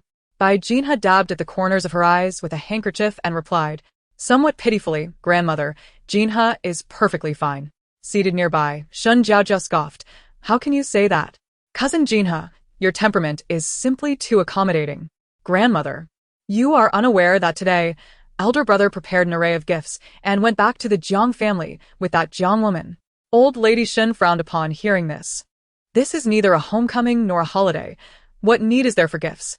She continued indignantly. "I suspect that Jiang's butler is secretly transporting this wealth back to her family. How audacious. When they return, summon the Jiang family directly to Bai Shiju." Old Lady Shen exclaimed, striking the table in fury. Upon hearing this, Bai Jinha's spirits were somewhat lifted. In the past 2 months, she had watched with deep sorrow as Shun Che spent each day languishing in Jiang Tanxin's courtyard, her heart heavy with melancholy, to the point where she had lost all appetite for food and drink. Aside from their wedding night, Shun Che had not shared a chamber with her since. Suddenly, she felt a wave of nausea wash over her, and she instinctively covered her mouth, retching into her handkerchief. Shun Jiaojiao was immediately alarmed. "Cousin Jin, what is the matter with you?" Grandma Shen, being experienced, was delighted upon witnessing the scene, Could it be that Jean he is with child? Quickly, summon the physician. Soon after, the family physician arrived and promptly took Jean He's pulse. With a smile, he clasped his hands and said, "Congratulations, young lady. You are expecting." Jean He's spirits soared at the news. "Jiang Tanxin, let us see how you'll compete with me now." Meanwhile, Jiang Tanxin, supported by Xin Che as she alighted from the carriage, wore a joyful expression, only to learn upon reaching the entrance that the madam had gone out with the princess consort. Jiang Tanxin was momentarily taken aback. "Are you saying Jiang Nanji has returned?" The doorman nodded eagerly. Xin Che, however, was momentarily stunned and instinctively inquired, "Where have they gone?" The doorman shook his head, replying, "I do not know, my lord. Such matters are beyond my knowledge." Xin Che's expression darkened at this, drawing Jiang Tanxin's attention as she scrutinized him. Since they were already there, she decided to wait a while longer. After all, Xin Che still wished to enlist Lin's assistance, and most importantly, he yearned to see Gigi, wondering how she was faring in the Eastern Palace. As Lin Miaowan sat in the carriage, she gazed at the esteemed Dr. Luo beside her, feeling a profound sense of trepidation as she spoke. "I truly apologize for the trouble I have caused you, Dr. Luo." The doctor stroked his beard thoughtfully, reassuring her. "It is no trouble at all. After all, the esteemed princess consort has summoned me, and I find myself with ample time on my hands these days." Jiang Nanji, seated nearby, smiled softly to comfort her mother, saying, "Mother, there is no need to worry. It is indeed fate that Dr. Luo arrives at this moment. I hope for the swift recovery of Grandmother Lin." With reddened eyes, Lin Miaowan nodded slightly, her voice choked with emotion. The elderly matriarch was the most cherished elder in her life, and she yearned for the day when she could hear her call her Miaowan once more. Upon their arrival at the Lin family estate, the attendants promptly notified of the princess consort's presence. Shortly thereafter, the matriarch of the Lin family, Madame Chen, emerged to greet them, accompanied by her daughter-in-law, Madame Kong, who was Lin Yu's wife. The Lin family was renowned for their loyalty and valor. However, now only Lin Yu remained among the male descendants. Fortunately, Lin Yu had proven himself worthy, having risen to the rank of general, commanding 20 battalions. Alas, the family later fell victim to a tragic fate entangled with the affairs of imperial traitors. As Jiang Nanji assisted her mother in disembarking from the carriage, she noticed the Lin family members kneeling on the ground. She addressed them, "Please rise. I have merely come to pay a visit to my relatives today." Madame Chen, supported by her daughter-in-law, stood up, her expression shifting as she caught sight of Lin Miaowan beside Jiang Nanji. If it had not been for the turmoil surrounding Lin Miaowan, would the matriarch have suffered such grave illness? However, today, the crown princess was present, and Chen could only suppress her displeasure with great effort. Meanwhile, Lin Miaowan gazed at her sister-in-law, Chen, feeling a deep sense of unease. She vividly recalled the time when Chen first married into the Lin family. Their bond was once as close as that of sisters, but over the years, it had deteriorated to that of adversaries. A group of individuals surrounded Jiang Nanji as they made their way inside. The Duke of Zhengua's residence was vast, befitting its noble heritage. The pavilions and terraces were exquisitely crafted, each step revealing a unique vista, all remarkably distinctive. Jiang Nanji had only visited this place a few times in her previous life, and her impressions were not particularly profound, save for the shocking incident that had gripped the entire capital. She pondered whether the Duke's residence had concealed any traitors at that time. Beside her, her mother, Lin Miaowan, had tears glistening in her eyes. After all, this was a place where she had lived for many years, filled with precious memories. However, following the unfortunate incident at the palace banquet that year, her happiness had abruptly ceased. Jiang Nanji discreetly squeezed her mother's hand, signaling that once old Lady Lin's health was restored, all that had been lost would undoubtedly be reclaimed. Lin Miaowan nodded in response. At that moment, a woman clad in a flowing red silk gown approached, accompanied by her maidservant. She walked directly up to Jiang Nanji, scrutinizing her from head to toe, and remarked, "So, you are the crown princess." Chapter 21. The one who ties the bell must unfasten it. The woman possessed a striking beauty, her eyes sparkling with vivacity, exuding an enchanting allure intertwined with a hint of innocence. Jiang Nanji, having lived 2 lives, understood that many men were captivated by such women. Yet she never anticipated encountering one within the Duke of Zhen's residence. After all, the Duke's household was currently under the dominion of a solitary male figure, her cousin. General Lin Yu, Hua Zhao, standing nearby, furrowed her brow and exclaimed, "How audacious! How can you be so disrespectful towards Her Highness, the Crown Princess? Upon seeing Her Highness, should you not kneel to pay your respects?" The woman haughtily retorted, "I truly detest the customs of your kind. Why must one kneel at every turn? Are you not afraid that if you kneel for too long, you may never rise again?" Chen, who stood beside them, felt an immense headache at this scene. However, she quickly urged Kong to kneel before Jiang Nanji, pleading that Her Highness not take offense. "This Lu Shi is a concubine brought back by Ah Yu from outside, and she is unacquainted with the proper etiquette. I shall ensure she is properly instructed in the future." Jiang Nanji had no desire to meddle in the domestic affairs of the Duke's residence, yet before she could speak, Lu Ruyan, the woman in question, indignantly interjected, "How many times must I remind you? I am Lu Ruyan, and I possess a name. Must you always refer to me as Lu Shi? Do you not recognize how others look down upon women like you? Do you not hold yourselves in esteem to the point of denying the right to your own names? Why must women burden one another?" With each of her words, Chen and Kang's faces grew increasingly pallid, whether from fear or anger. It was unclear. Jiang Nanji chose to disregard Lu Ruyan and address Chen, saying, "Since she is a member of the family, I shall extend a courtesy to you. However, her incessant noise is unwelcome. I do not wish to see her again." Chen was overwhelmed with gratitude, exclaiming, "Thank you, Your Highness." She promptly rose and summoned the steward, instructing him to escort Lu Ruyan back to the courtyard, ensuring she would not depart until the princess had left. As Lu Ruyan was led away, she protested vehemently, "You are violating my rights. On what grounds do you confine me? When Ah Yu returns, I shall inform him of your mistreatment." Jiang Nanji couldn't help but twitch her lips. Truly, the world was vast, and one encountered all sorts of characters. With Lu Ruyan's presence, the Duke's residence would likely experience a surge of activity. Jiang Nanji's purpose for visiting the Duke's manor was straightforward. She had invited a renowned physician to attend to the ailing matriarch, Lady Lin. Chen and the others were naturally elated, especially upon realizing that the princess did not hold them accountable for the earlier incident involving Lu Ruyan, which allowed them to breathe a sigh of relief. However, Lin Miaowan felt a swell of emotion upon seeing the dazed expression of Lady Lin. "Aunt, do you still remember me, Wanwan?" Lady Lin's hair had turned completely white, and due to her illness, her cheeks were slightly sunken. With an emerald ribbon adorning her forehead, her murky eyes flickered, but remained filled with confusion as they fell upon Lin Miaowan. In a hoarse and bewildered tone, she asked, "Whose maid are you? I do not recall ever meeting you." Overcome with emotion, Lin Miaowan covered her mouth and fled outside. This question echoed the moment from her childhood when she had first arrived at the Duke's residence and encountered Lady Lin, who had inquired similarly. Now, the elderly lady has lost her recognition of others, yet she still remembers this phrase. Jiang Nanji signaled the physician Luotian beside her to attend to the old woman, while Chen and others stood guard nearby. She then rose to join her weeping mother in the outer room. "Do not worry, mother. Lady Lin will surely recover." Although she addressed her as aunt, in her heart, she regarded her as a mother. Jiang Nanji understood her mother's anguish, as some burdens had weighed heavily for over a decade. The longer they lingered, the more they caused pain.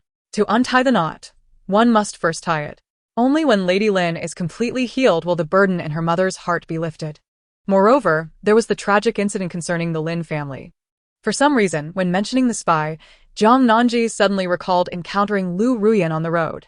After a while, physician Luotian emerged, and Jiang Nanji hurriedly inquired, "How is the old lady's condition? Can it be treated?" Physician Luotian replied, "It can be treated. I have just administered acupuncture to the elderly lady, and if she follows the prescription I provided for 7 days, I shall return to administer acupuncture once more. After the 3rd treatment, she should regain consciousness." Upon hearing this, everyone was filled with joy. Chen, in particular, grasped Lin Miaowan's hand, her voice choked with emotion. Only when they had escorted the guests to the door did she quietly say, "Miaowan, the matters of the past were my fault." Lin Miaowan's eyes were perpetually red-rimmed. She shook her head and said, "Sister-in-law, please do not say that. It is truly my fault. If I had been more cautious in the past, Aunt would not have fallen ill due to my negligence." Chen Shi replied, "Let's not dwell on the past. Moreover, the fact that you now have a daughter as admirable as the crown princess is indeed a blessing in disguise." Although Lin Miaowan harbored a dislike for the Jiang family, she could not deny the truth in her sister-in-law's words. She cast a gentle glance at her daughter and nodded. Jiang Nanji first escorted her mother back to the Jiang residence. As physician Luo had other matters to attend to, he departed early. The carriage was left with just the mother and daughter. Suddenly, Lin Yaoan broke the silence. Gigi, you were right. The eldest lady indeed asked me to help Shen-Che gain a promotion when she returned home that day. I refused her, just as you advised. Jiang Nanji inquired. Did Jiang Tanxin not lose her temper? Lin Yaoan replied, she did throw quite a tantrum, but I have grown accustomed to it. Later, she went to see your grandmother, who, whether out of disappointment or another reason, chose not to intervene, and the matter thus faded away. Jiang Nanji recalled the personalities of Shen-Che and Jiang Tanxin, pondering that this issue might not be so easily resolved. Indeed, upon their return to the Jiang residence, they were informed by the gatekeeper that today, young Master Shen had accompanied the eldest lady back, and she was still present in the residence. Jiang Nanji, wishing to avoid an encounter with them, said to Lin Yaoan, Mother, remember my words. I shall return to the Eastern Palace first. Lin Yaoan nodded. Very well, you should rest early. You have been busy all day. She watched her daughter board the carriage and slowly drive away before turning to make her way back. Lin Yaoan was filled with joy today, for it seemed that old Lady Lin's illness was on the mend, and her sister-in-law appeared to have let bygones be bygones, restoring Miaowan's connection to her maternal family. As she strolled halfway, she unexpectedly encountered her husband, Jiang Yingqing, walking alongside Shen-Che, with Jiang Tanxin trailing behind, her countenance marred by displeasure, as if someone had wronged her once again. Upon seeing Lin Yaoan, Jiang Tanxin immediately lamented. Where have you been? Do you have any idea how long we've been waiting for you? Coming back, so late. I thought you had no intention of returning home and had gone to the East Palace with Jiang Nanji. Lin Yaoan's expression darkened. As an elder, I need not report my whereabouts to a young lady. Jiang Tanxin was taken aback, not expecting Lin to retort so boldly. After delivering her statement, Lin Yaoan brushed past her and proceeded toward the back courtyard. Noticing his wife's intent to leave, Jiang Yingqing hastily interjected, Miaowan, please wait. The heir has matters to discuss with you. At his words, Lin Miaowan had no choice but to pause, though her face still bore traces of anger. Jiang Yingqing found it peculiar. Miaowan had never reacted this way when Tanxin had previously confronted her. What could be the reason for her ire today? Chapter 22. Do you even dare to mention the past? A few individuals returned to the main hall. It was only then that Jiang Tanxin realized her surroundings. Taking a careful measure of Lin Miaowan, given her own rebirth, she began to ponder whether Lin Miaowan had also experienced a similar fate. Although Shen-Che felt a sense of loss for not having encountered Gigi, his foremost concern was his promotion. He addressed Lin Miaowan saying, Mother, your son-in-law wishes to request your assistance. The adage suggests that one should not strike a smiling face. Shen-Che, in his courteous demeanor, even if he had surmised her intentions, found Lin Miaowan's tone soften somewhat. Curiosity flickered across her visage. While the heir's words felt somewhat distant, she mused. What assistance could a woman of the inner chambers possibly provide? Beside her, Jiang Tanxin sought to probe Lin Miaowan, interjecting, Why do you speak so formally? Just admit that you are reluctant to help after the last favor I asked of you. Upon hearing her words, Shen-Che's countenance darkened instantly.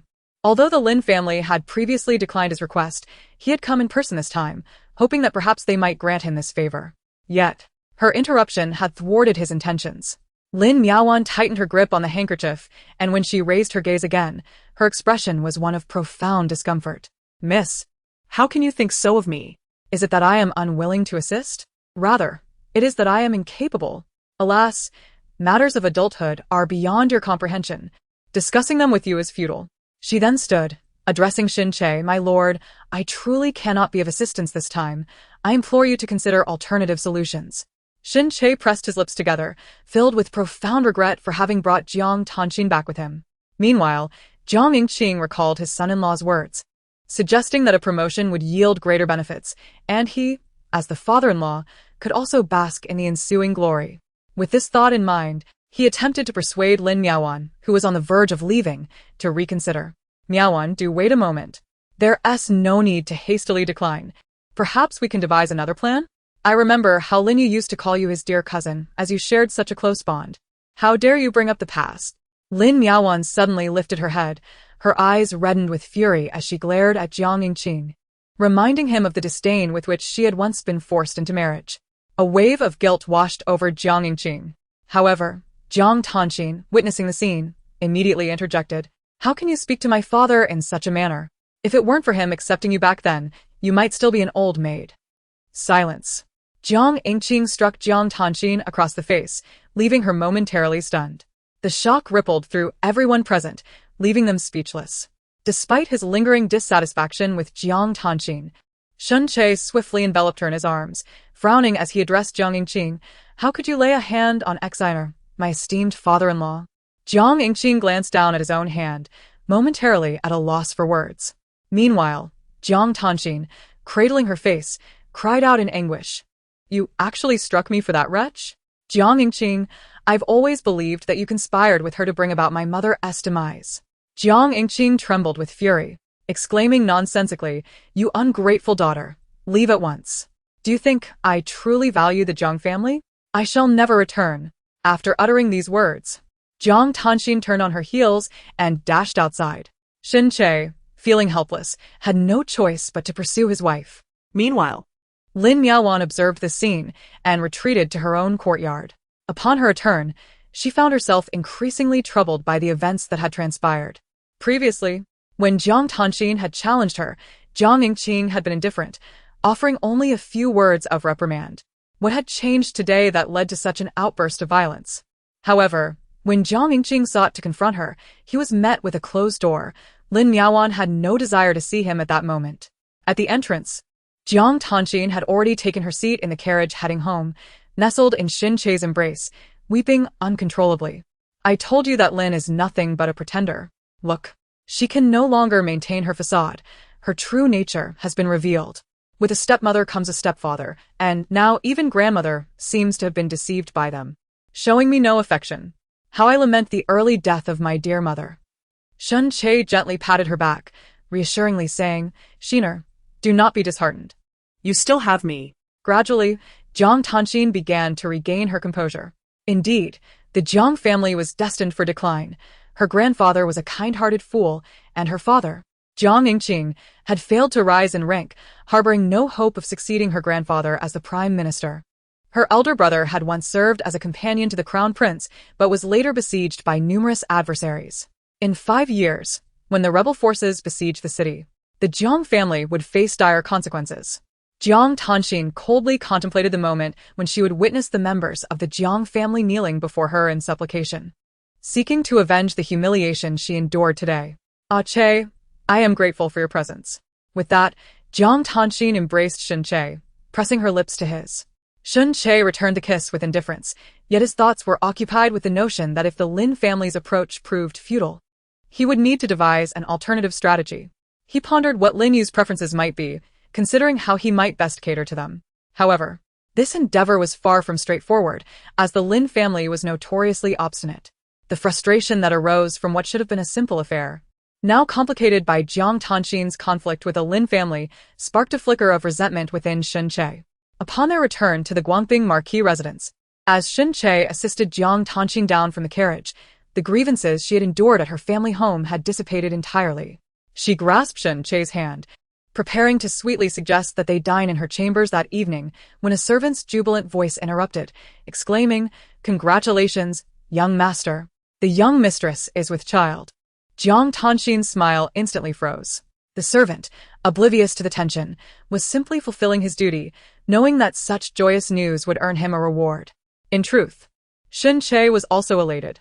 In his previous life, he had been childless. Initially, he had administered contraceptive measures to Ji and several concubines to prevent any misunderstandings with Exiner. However, upon learning of Exiner's pregnancy, he had been overwhelmed with joy.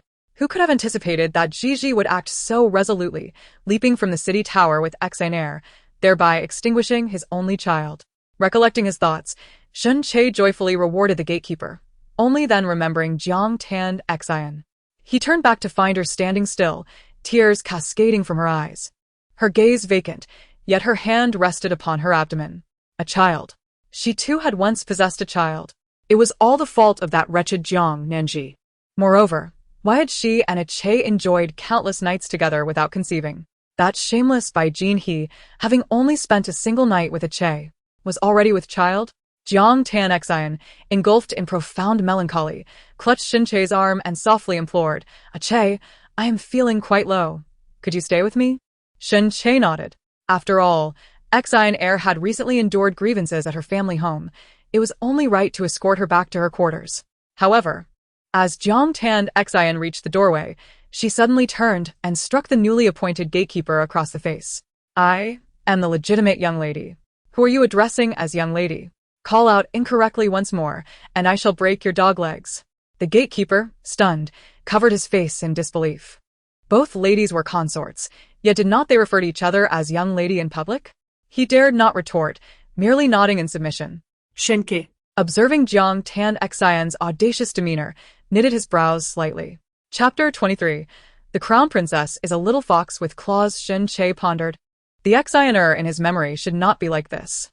Yet, Jiang Tanxin remained oblivious to Shin Che's unease as she commanded her attendants to store all the items brought back from the Jiang family into her private treasury. The Crown Prince lavished great affection upon Jiang Nanji, generously bestowing upon the Jiang family exquisite teas, shoe brocade, and intricate silk tapestry, as well as a remarkably beautiful Sioux embroidery landscape screen, resplendent in its elegance, reflecting a kaleidoscope of colors in the sunlight. These treasures had been preloaded onto the carriage by Jiang Tanxin for their return. After all, such matters had already been executed once before. Upon their arrival at Jiang Tanxin's courtyard, Shin Che spoke. "Xiana, you must be weary today. Rest early, and I shall attend to some official duties in the front courtyard." However, Jiang Tanxin insisted vehemently that he not leave. "What official duties? Surely you intend to visit that little vixen by Jinha." Jiang Tanxin clung tightly to Shin Che, exclaiming, "Che, I feel so miserable. I no longer have family. You are all I have left. Please stay and keep me company, will you?" Shin Che suddenly felt that Xianer was being somewhat unreasonable. Nevertheless, he maintained his composure, stating, "Xianer, I truly have official matters to attend to." Unable to restrain herself any longer, Jiang Tanxin threw caution to the wind, declaring, "What official duties? You are clearly going to see that little vixen by Jinha." She regarded Shin Che with the gaze of a betrayed lover, a feeling that unsettled him greatly. Shin Che was, after all, not merely a Na'vi youth. He had long concealed the depth of his experiences from his previous life. In the present moment, as numerous issues converged, witnessing the hysterical and utterly ungraceful Jiang Tanxin, he suddenly felt a wave of exhaustion wash over him. "Since you insist on saying it this way, I shall go visit Jin He." With that declaration, Shin Che abruptly rose and strode out. Jiang Tanxin stood frozen in place, and after a considerable pause, she finally reacted by forcefully smashing the nearby teacup against the door. "If you go, do not ever return." Upon hearing her words, Shin Che not only did not look back but quickened his pace. In truth, Shin Che did not intend to visit by Jin He. Rather, he made his way to the study in the front courtyard. After hastily consuming his dinner, he found himself lost in thought, staring at the flickering candlelight on the side table. How could he recall that in his previous life there were not so many chaotic events? Where had it all gone awry?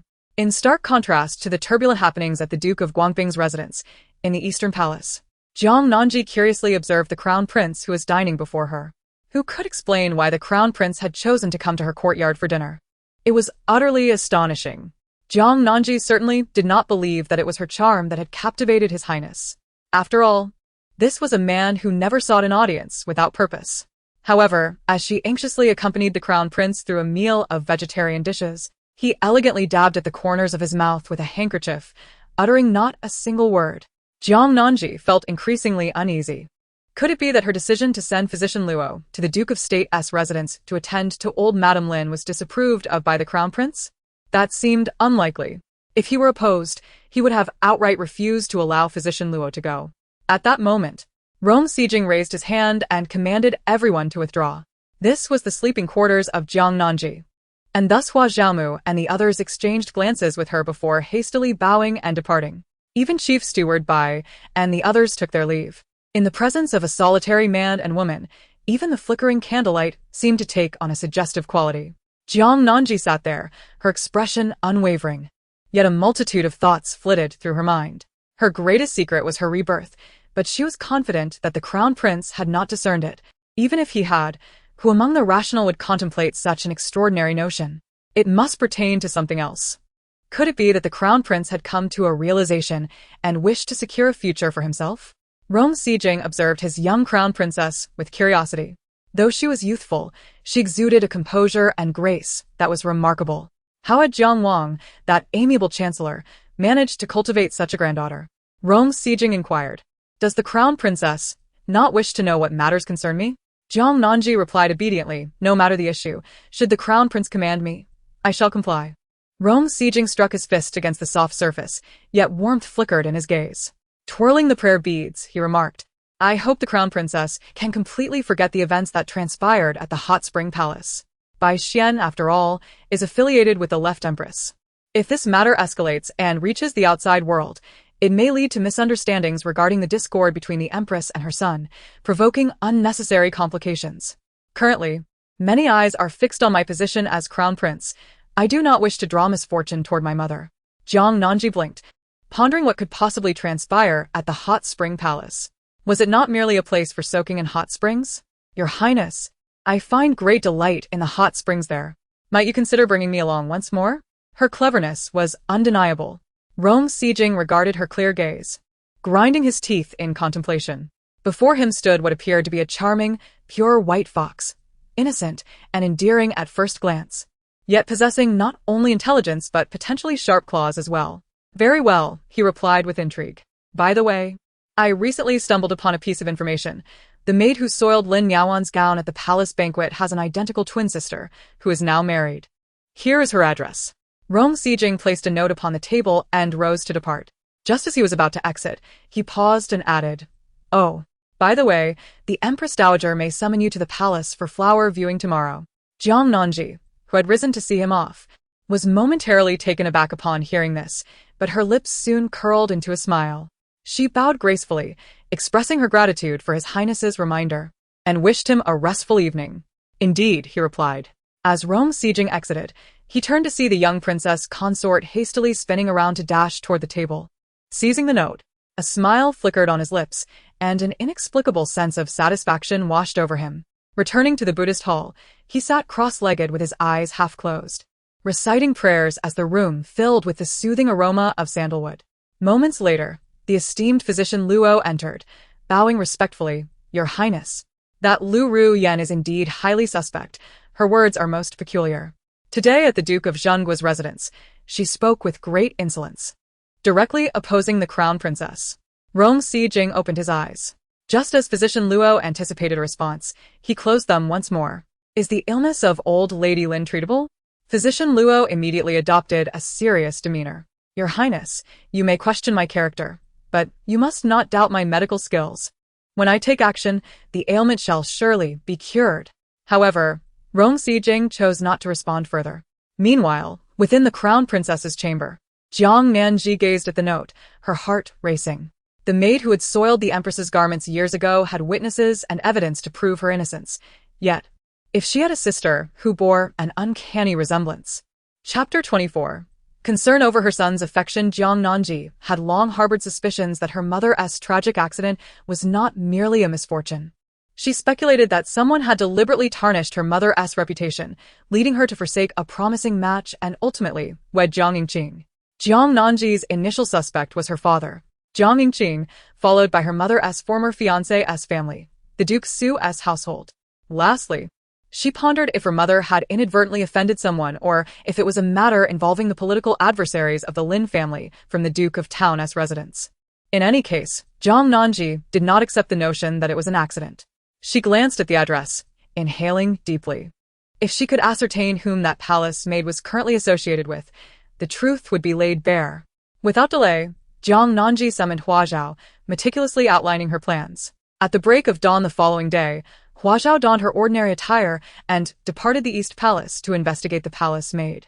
As soon as Jiang Nanji finished her morning meal, envoys from Kunning Palace indeed arrived, requesting the presence of the crown princess to join the empress in admiring the lotus blossoms. In truth, the lotus flowers in the imperial garden had yet to bloom. Only vast expanses of leaves unfurled crisply, adorned with glistening morning dew. A few tender green buds had just begun to emerge, round and plump, exuding an undeniable charm. Jiang Nanji reached out and linked arms with the graceful empress left, her gaze briefly scanning the attendants within Kuan-Ning Palace, yet she did not spot Bai Xianshi. Sensing her concern, the empress left reassured her, "Do not dwell on Bai Xiao." Bai Xiao was the name that Bai Xianshi had gone by during her time as a palace maid. Jiang Nanji obediently nodded in acknowledgement. The left empress dismissed all attendants and leaned in to inquire softly, "Have you perused the books I bestowed upon you?" Jiang Nanji feigned a bashful demeanor, nodding slightly, revealing her delicate neck. The left empress sighed. "Such shyness is unbefitting. Did I not instruct you to take the initiative?" Jiang Nanji replied, "Mother, I did take the initiative.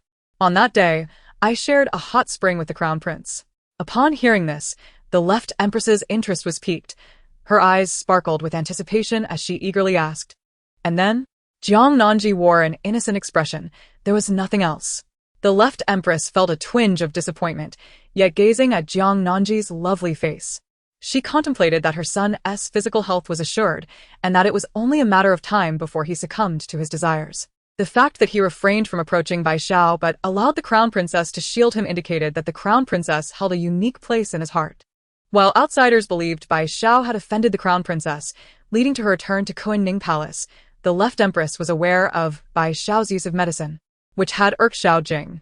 Xiao Jing had always been disinterested in women, refusing to allow palace maids to serve him closely, preferring instead the company of his trusted subordinates. The left empress had once suspected her son of being of a different inclination. Now, however, she finally glimpsed a glimmer of hope. The left empress affectionately grasped Jiang Nanji's hand, saying, "You have worked hard, crown princess. By the way, I have heard your childhood name is Gigi. Would it please you if I called you that? I shall be counting on you to look after the crown prince." Jiang Nanji responded, "I shall dedicate myself wholeheartedly. Living up to your expectations, mother."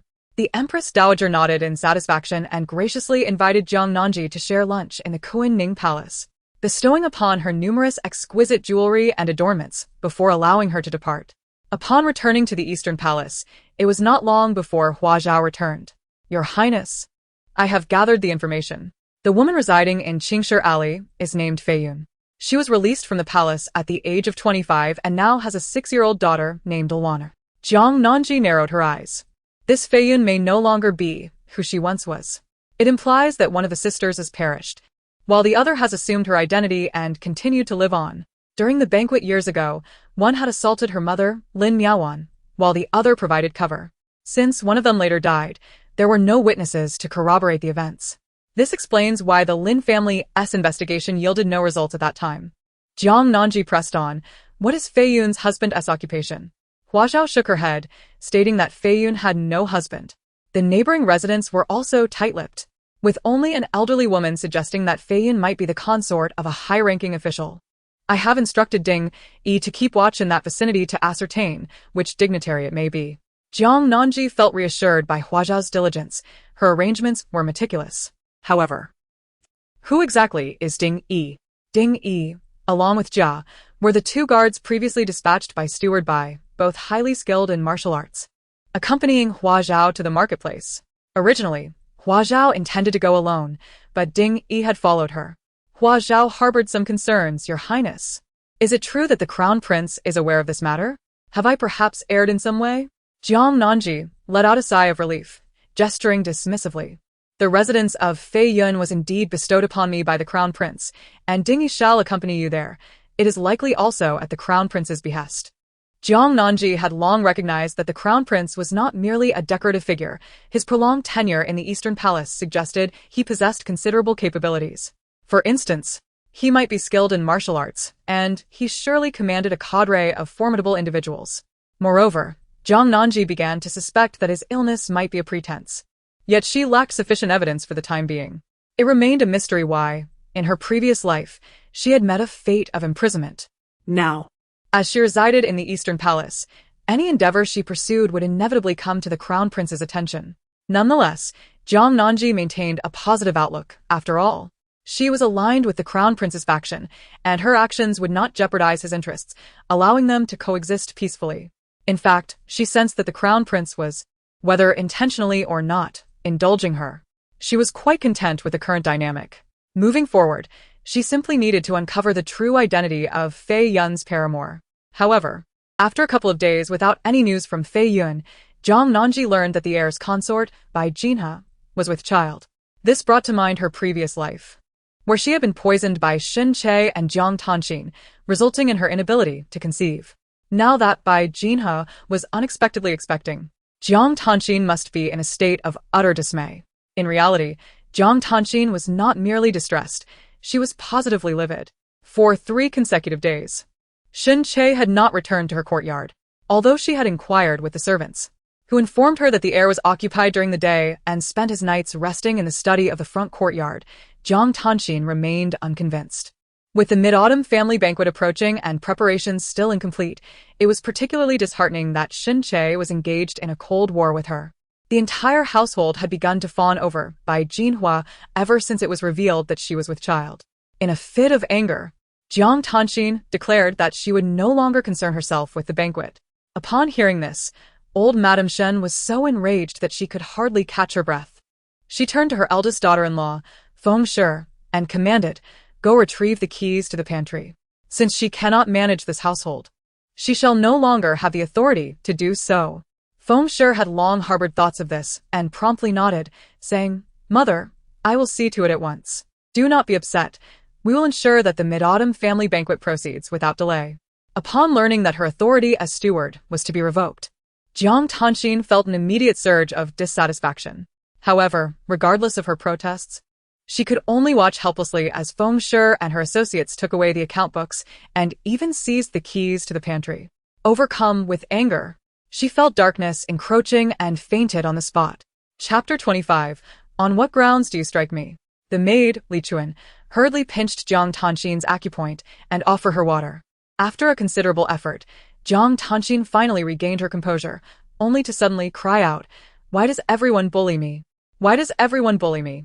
After furiously smashing a few items, she abruptly remembered that her dowry was still in the custody of the household. The thought of retrieving it now seemed utterly futile, causing her to nearly collapse in distress once more. Li Chuan quickly advised, "Miss, you must seek out the young master at once. He will surely assist you in reclaiming your dowry." Jiang Tanxin understood that while she could temporarily forego the authority of the steward, her dowry was her source of confidence and must not be allowed to fall into the hands of the Marquis's household. "Yes, I must find Acre. He will undoubtedly help me." Jiang Tanxin promptly dispatched someone to the Wei family residence to locate Xin Che, but upon arrival, they were informed that Xin Che was engaged in official business and had left the capital. Jiang Tanxin's vision darkened, and she fainted once again. Cunning Palace. It was the time of the mid-autumn palace banquet once more. Jiang Nanji was taken aback to learn that Empress Sua had entrusted her with the organization of this year's banquet, although it was indeed a trivial matter for her. Having previously honed her skills in the Marquis's residence, she felt no trepidation, even with a larger gathering. However, this mid-autumn banquet stirred memories of her mother's sorrow from years past. Observing her daughter-in-law's momentary daze, Empress Sua spoke gently, "Gigi, do not worry too much. I shall arrange for the female officials and Granny Lung to assist you. Currently, there are few members of the royal family present, and those who are here are merely collateral relatives. As for the ministers of the 3rd rank and above, there is no need to concern oneself with them. After all, they are still subjects." Jiang Nanji nodded, resolved to give it her all and not bring shame to her mother. The left empress had truly grown fond of this obedient and beautiful daughter-in-law. Of course, it would be even better if her daughter-in-law could bear her a little golden grandson. She said affectionately, "All right, you may return to your duties." Jiang Nanji pondered on her way back, wondering why there had been no news regarding Fei Chui. That man associated with Fei Chui had an extraordinary patience. Upon returning to the East Palace, Jiang Nanji noticed the palace attendants wore grim expressions, and Mu Sui was red-eyed, kneeling directly before her. "Your Highness, Hua Xianxi claimed that her cat ran into your quarters and she barged in, only to discover that box of items. I could not stop her. It is all my fault. I beseech your Highness to punish me."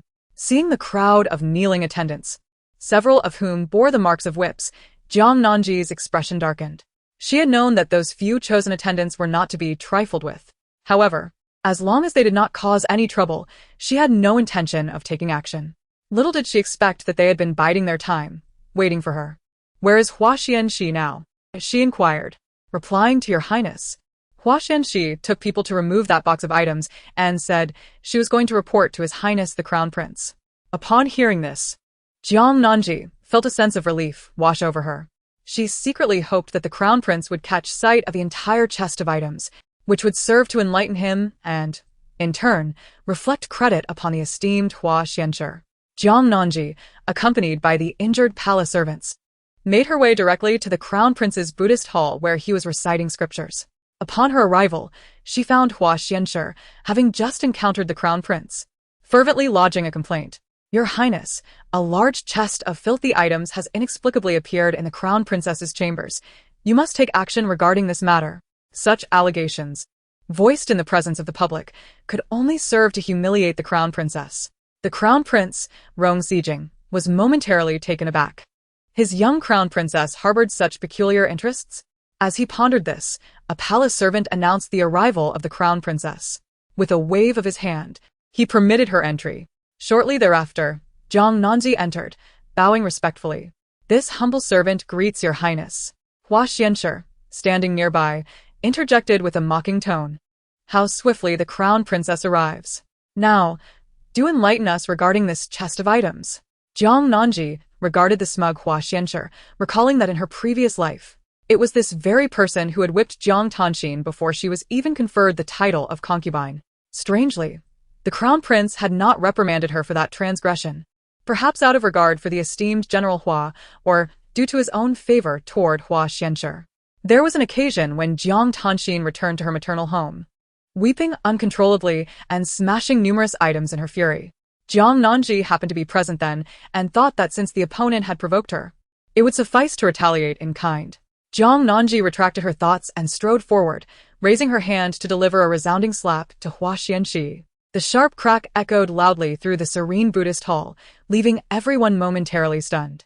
Hua Xianxi, clutching her face, was about to retaliate, but Jiang Nanji swiftly retreated to the side of the crown prince. Hua Xianxi thought to herself, if she truly dared to wield a whip against the crown princess, it would mean striking the crown prince as well. Fuming, Hua Xianxi's hand trembled around the whip, her anger boiling over. How dare she hit me? Jiang Nanji feigned innocence, stating, as the crown princess, is it not my duty to discipline a mere selection attendant? Hua Xianxi was momentarily speechless. Jiang Nanji continued, you have intruded upon my chambers and assaulted my servant. Considering General Hua's esteemed reputation and acknowledging this is your first offense, I shall only deliver a single slap as a warning. However, your attendants shall not be spared. The large chest was clearly not something Hua Xianxi could move alone. It was the 4 young eunuchs and 2 maidservants she had brought who had carried it. Although Jiang Nanji's gaze was gentle and her youthful cheeks bore a hint of innocence, her eyes radiated an undeniable authority. As her words settled in the air, the attendants Hua Xianxi had brought immediately knelt, pleading for mercy. Your Highness, spare us. Selection attendant, save us. Desperation welled within Hua Xianxi as she turned to seek the crown prince's assistance, only to find him seated in meditation, fingers deftly manipulating his prayer beads. Appearing utterly detached from the unfolding situation, Jiang Nanji calmly inquired, Chief Steward Bai, how should we address those servants who breach decorum and commit offenses against their superiors? The summoned Bai Ji spoke, 20 strokes, and send them to the laundry bureau as menial servants. Jiang Nanji replied, well, let it be as the chief steward has suggested. Bai Ji understood that the prince's silence signified acquiescence, and she promptly nodded, instructing the attendants to escort the 6 palace servants away. Hua Xian, the maid of honor, was taken aback. She had come to lodge a complaint, yet her own people were the first to be dealt with. Filled with resentment, she stamped her foot and pointed at the box of items. Your Highness, do you not intend to provide an explanation for these? Jiang Nanji regarded her with curiosity. What is there to explain? Hua Xian retorted, by employing these sordid objects, there is a suspicion of corrupting the palace. Rong Sijuan also lifted his head, intrigued, as he observed the young princess, eager to see how she would justify herself. Chapter 26. Do you wish to take it back? Jiang Nanji's gaze swept over the crowd, her demeanor calm and composed. The contents of the box would be explained to the crown prince in due course. However, it was you, Hua Xianxi, who accurately discovered the items within this box. My cat. No, cats cannot read, nor can they open boxes. Jiang Nanji preemptively countered Hua Xianxi's excuses. speaking earnestly. So, Hua Xianshi, have you not yet realized? Who has wielded you as a pawn? Hua Xianshi stood momentarily dumbfounded, a flicker of realization crossing her face as her expression gradually morphed into uncertainty. Jiang Nanji gracefully seated herself in the grand chair, feeling fatigued after her earlier exertions in Ning Palace. She had only just returned and had yet to settle down for a proper rest. Observing Hua Xianshi, who was lost in contemplation, a faint smile tugged at her lips. In truth, Jiang Nanji held little regard for impulsive concubines like Hua Xianshi. The most formidable adversaries were those who appeared meek and compliant while engaging in covert schemes. With good intentions, she sought to enlighten Hua Xianshi, then turned to bow respectfully to Rong Sijuan, inquiring if he would permit the others to withdraw, allowing her to privately explain the contents of the box.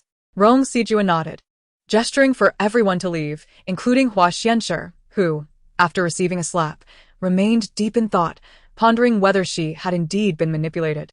Her expression one of doubt as she exited. The Buddhist hall soon fell into tranquility. Jiang Nanji approached the box, lifted the lid, and casually retrieved a book, walking toward Rong Sijuan to present it with both hands. Your Highness, please take a look. In Rong Sijing's gaze, two small figures overlapped briefly before he turned his head away. There is no need for you to let me see, he said. Jiang Nanji's lips curled slightly, yet her tone remained earnest. However, Your Highness, how can one perceive the fragrance of the locust flowers above without a closer inspection? Rong Sijing was momentarily taken aback. His mother, the Empress, had always favored the scent of locust flowers in Ning Palace, which had permeated many items within. He reluctantly accepted the illustrated album and brought it to his nose, confirming indeed the fragrance of locust flowers lingered.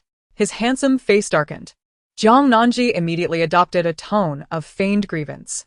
It was but the second day after our grand wedding when I alone went to offer tea to Her Majesty and His Majesty. The Empress privately bestowed upon me this entire box of items. As a newlywed young lady, unfamiliar with such matters, receiving such a substantial gift from the Empress was both startling and disconcerting. I was unsure how to respond, yet I felt compelled to bring the items back with me. Rong Sijing scrutinized the expression of his little princess consort, observing her face, which reflected a mix of alarm and helplessness, tinged with an indescribable shyness. After several moments, he spoke. I am aware of this matter. I have heard that the Empress wishes you to prepare for the Mid-Autumn Palace banquet. You shall be quite occupied. Do attend to your duties. Yes, Jiang Nanji replied, rising to leave, but as she passed the box of items, she softly inquired, Your Highness, may I take this box of items with me? Rong Sijing found the question amusing. You still wish to take it back? Jiang Nanji boldly asserted, after all, it was bestowed by Her Majesty, the Empress. Should she inquire in the future, I cannot possibly say that you confiscated it. Rong Sijing, feeling a surge of inexplicable anger, pondered the absurdity of confiscating such items. He suppressed his feelings, concerned that the innocent young princess might be misguided by his mother. In a low voice, he replied, Leave the items. I shall discuss this matter with the Empress. Very well. Jiang Nanji was not particularly attached to the art books, yet their confiscation did evoke a sense of regret. Upon exiting the Buddhist hall, she soon heard that the Crown Prince had ordered the entire box of items to be locked away in the storeroom. It was indeed appropriate. Such items were unsuitable for the sacred space of the hall, bordering on irreverence. The incident stirred considerable commotion, with the three palace attendants seemingly awaiting punishment for the young princess. However, instead of witnessing the imminent reprimand, they were surprised to hear that the Empress had instructed the young princess to organize the Mid-Autumn Palace banquet.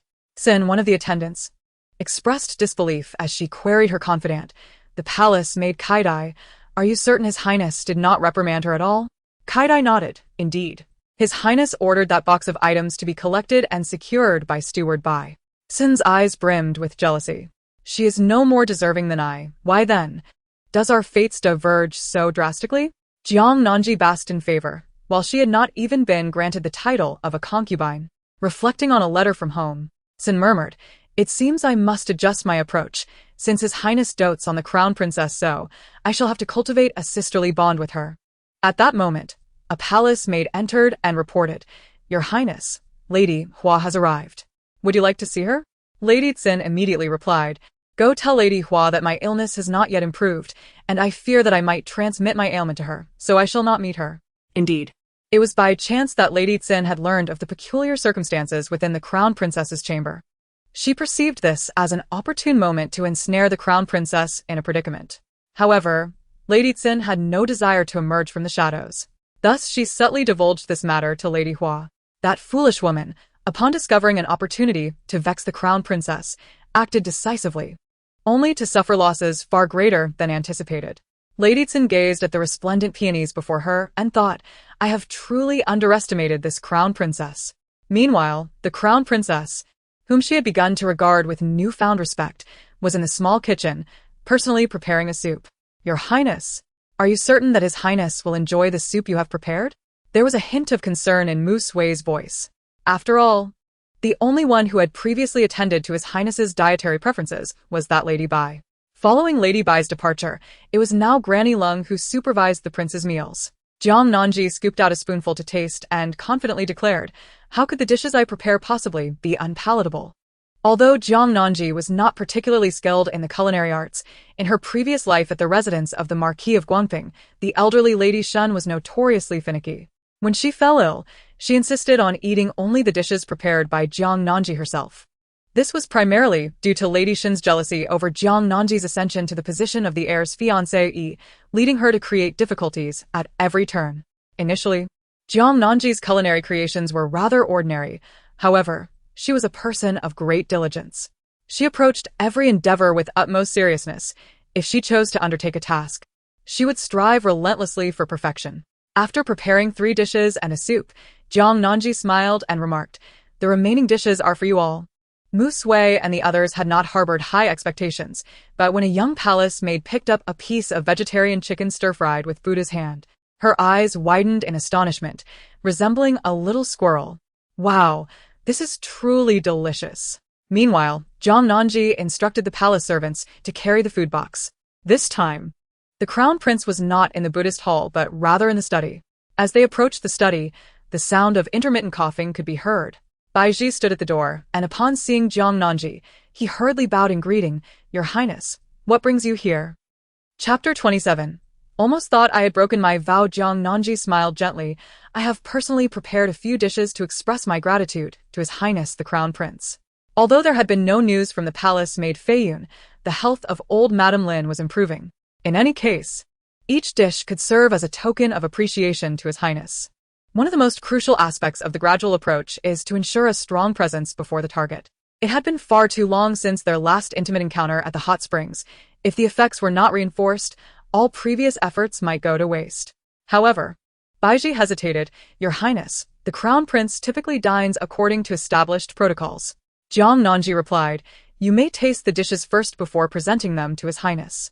If he is displeased, simply state that it was all my idea. I will remain just outside the door for the time being. With that, Baiji had no choice but to acquiesce. Furthermore, during this period of observation, he had discerned that the Crown Prince exhibited a certain fondness for the Crown Princess. He nodded and took the food box inside. Jiang Nanji stood gracefully in the corridor, her posture upright and dignified. As the Mid-Autumn Festival approached, the golden osmanthus trees in the courtyard bloomed profusely.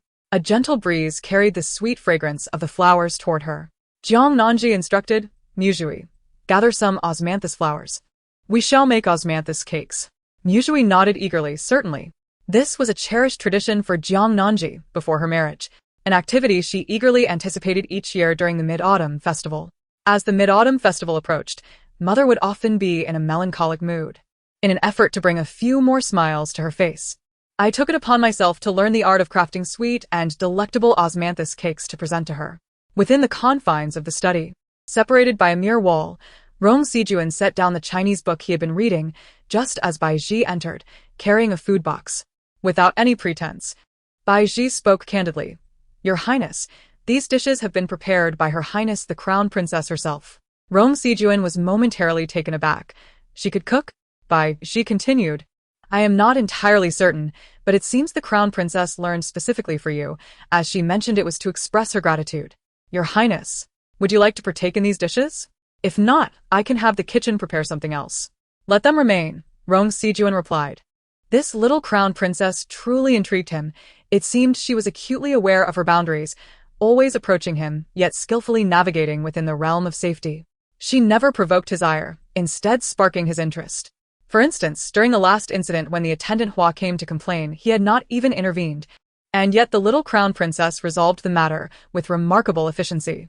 He recalled how his mother had previously mentioned that the crown princess was both clever and well-behaved, albeit quite young and timid, advising him to treat her with a degree of courtesy. A soft chuckle escaped his lips. His little crown princess was far from timid. Seeing her master smile, Baiji realized that the crown princess's efforts had not been in vain. She could only hope that the dishes would not be too unpalatable.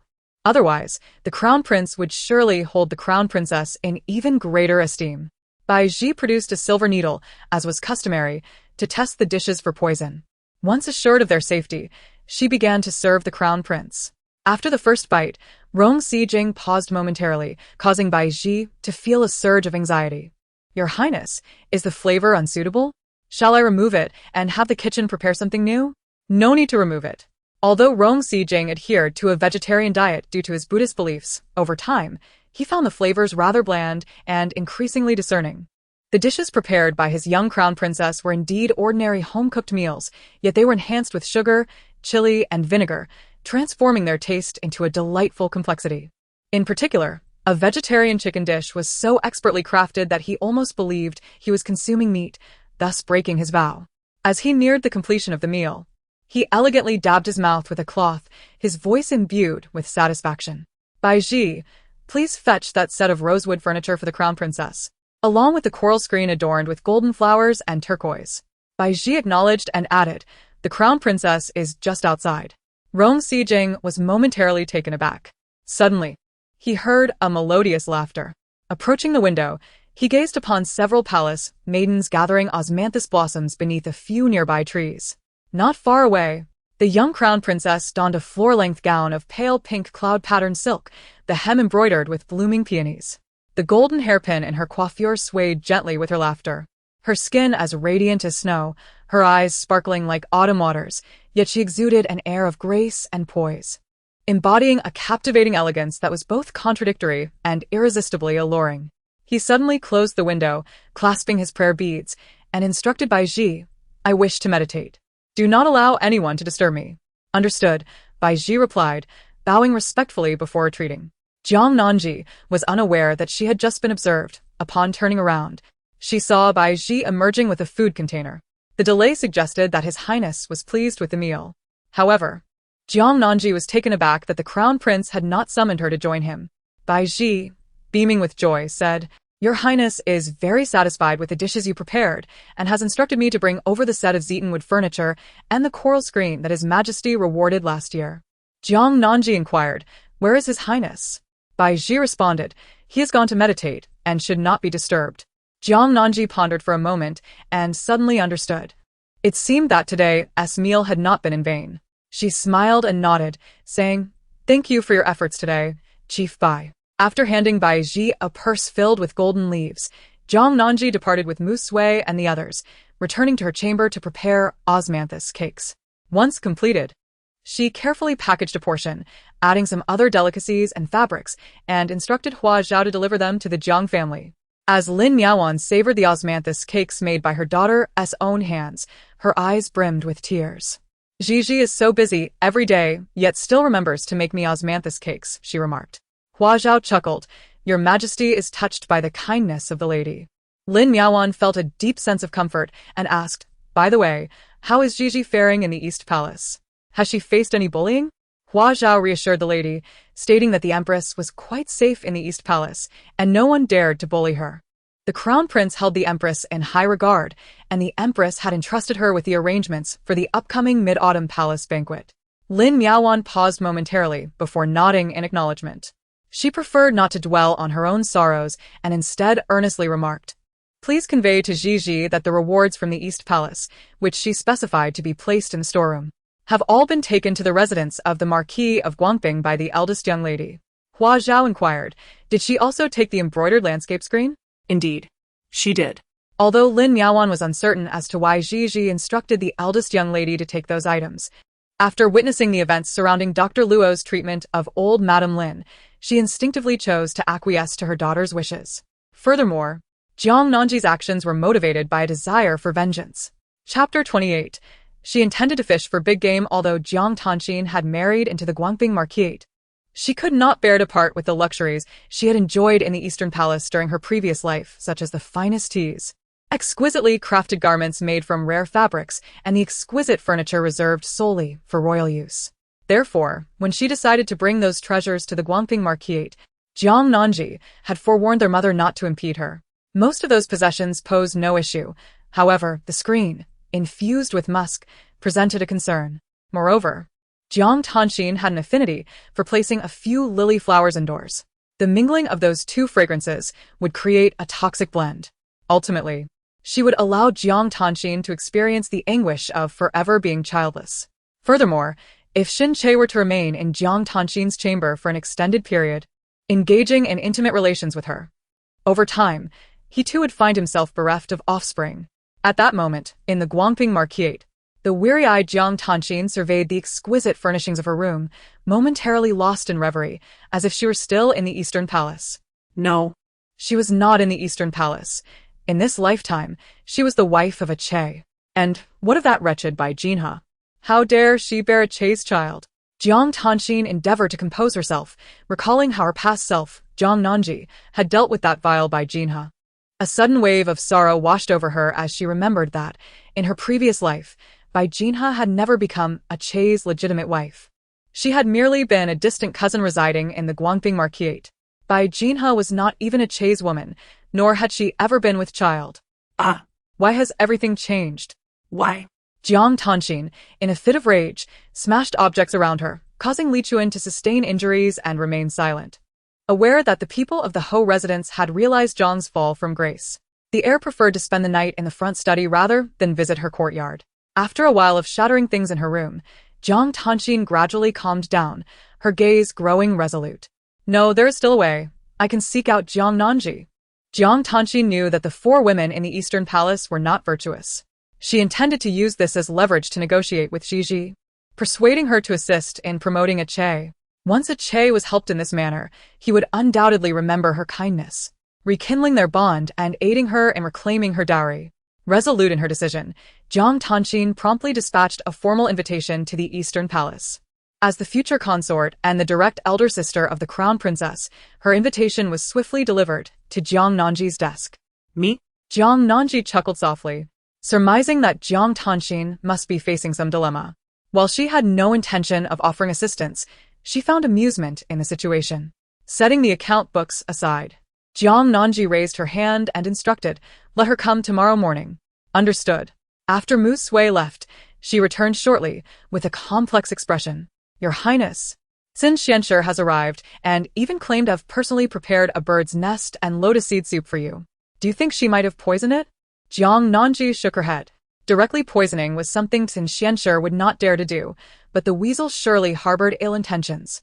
Let her in. The experience of the former matriarch of the taught her that unveiling the schemes of those who wished to cause trouble would facilitate a more effective resolution. Shortly thereafter, Xin Xian arrived, bearing a tray. With a smile, she said, "Your Highness, I have heard that you are assisting Her Majesty the Empress in hosting a banquet. It must be quite exhausting. I was concerned for your well-being and specially prepared a bird's nest and lotus seed soup for you, made from blood, which is particularly nourishing." She demonstrated her culinary skills by first presenting the bird's nest to Mu Sui. Noticing her mistress's lack of objection, Mu Sui accepted it and tested it for poison with a silver needle. After confirming that the bird's nest was safe, she brought it to Jiang Nanji. Jiang Nanji took a spoonful and smiled, remarking, "Xin Xian's skill is commendable. The bird's nest is simmered to perfection." Xin Xian replied, "I am delighted that you enjoy it. Your Highness, there is still plenty of blood. You may instruct the chef to prepare it to your liking." Jiang Nanji's gaze swept over the remaining blood, and she responded with a smile, "Xin Xian, you are quite thoughtful." "It is merely my duty," Xin Xian replied, and after a brief stay, she took her leave. Once Mu Sui had seen her off, she returned to find that Jiang Nanji had consumed the entire bird's nest. Moreover, a significant quantity of blood, presumably delivered by the Xin family, lay nearby. Mu Sui exclaimed in astonishment, "Xin Xian is indeed generous. Such exquisite blood is scarce even in our Eastern Palace's storeroom. Is she perhaps trying to ingratiate herself with you?" Indeed, you have shown some progress at last. Your Highness, has Xin Xianxia come to curry favor with you? Is she seeking your assistance to elevate her status? Yet, she has said nothing at all. Jiang Nanji smiled knowingly, for she wished to cast a long line to catch a great fish. Xin Xianxia surely desires to gain favor. Becoming a side consort is not her ultimate goal. However, with Jiang Nanji currently in the limelight, she had previously sent Hua Xianxia to test the waters. Since she could not outmaneuver her, she has now chosen to align herself with Jiang Nanji. What a clever woman, Jiang Nanji mused. Among the four Zuanqis, the oldest, though most discreet, Li Xuanxi's temperament remains a mystery. At present, it seems that Xin Xianxia is indeed the most astute. The following day, the carriage of the Duke of Guangping halted at the palace gates. Jiang Tanxin was assisted down from the carriage by her maid. At that moment, she happened to encounter Shen Che passing by with colleagues. The couple had been in a cold war for quite some time, and after hearing of Jiang Tanxin's recent illness, Shen Che felt a tinge of regret. They had finally achieved the status of a legitimate couple. How could they allow trivial matters to sow discord between them? Upon seeing Shen Che, Jiang Tanxin's heart harbored resentment. Yet she had composed herself.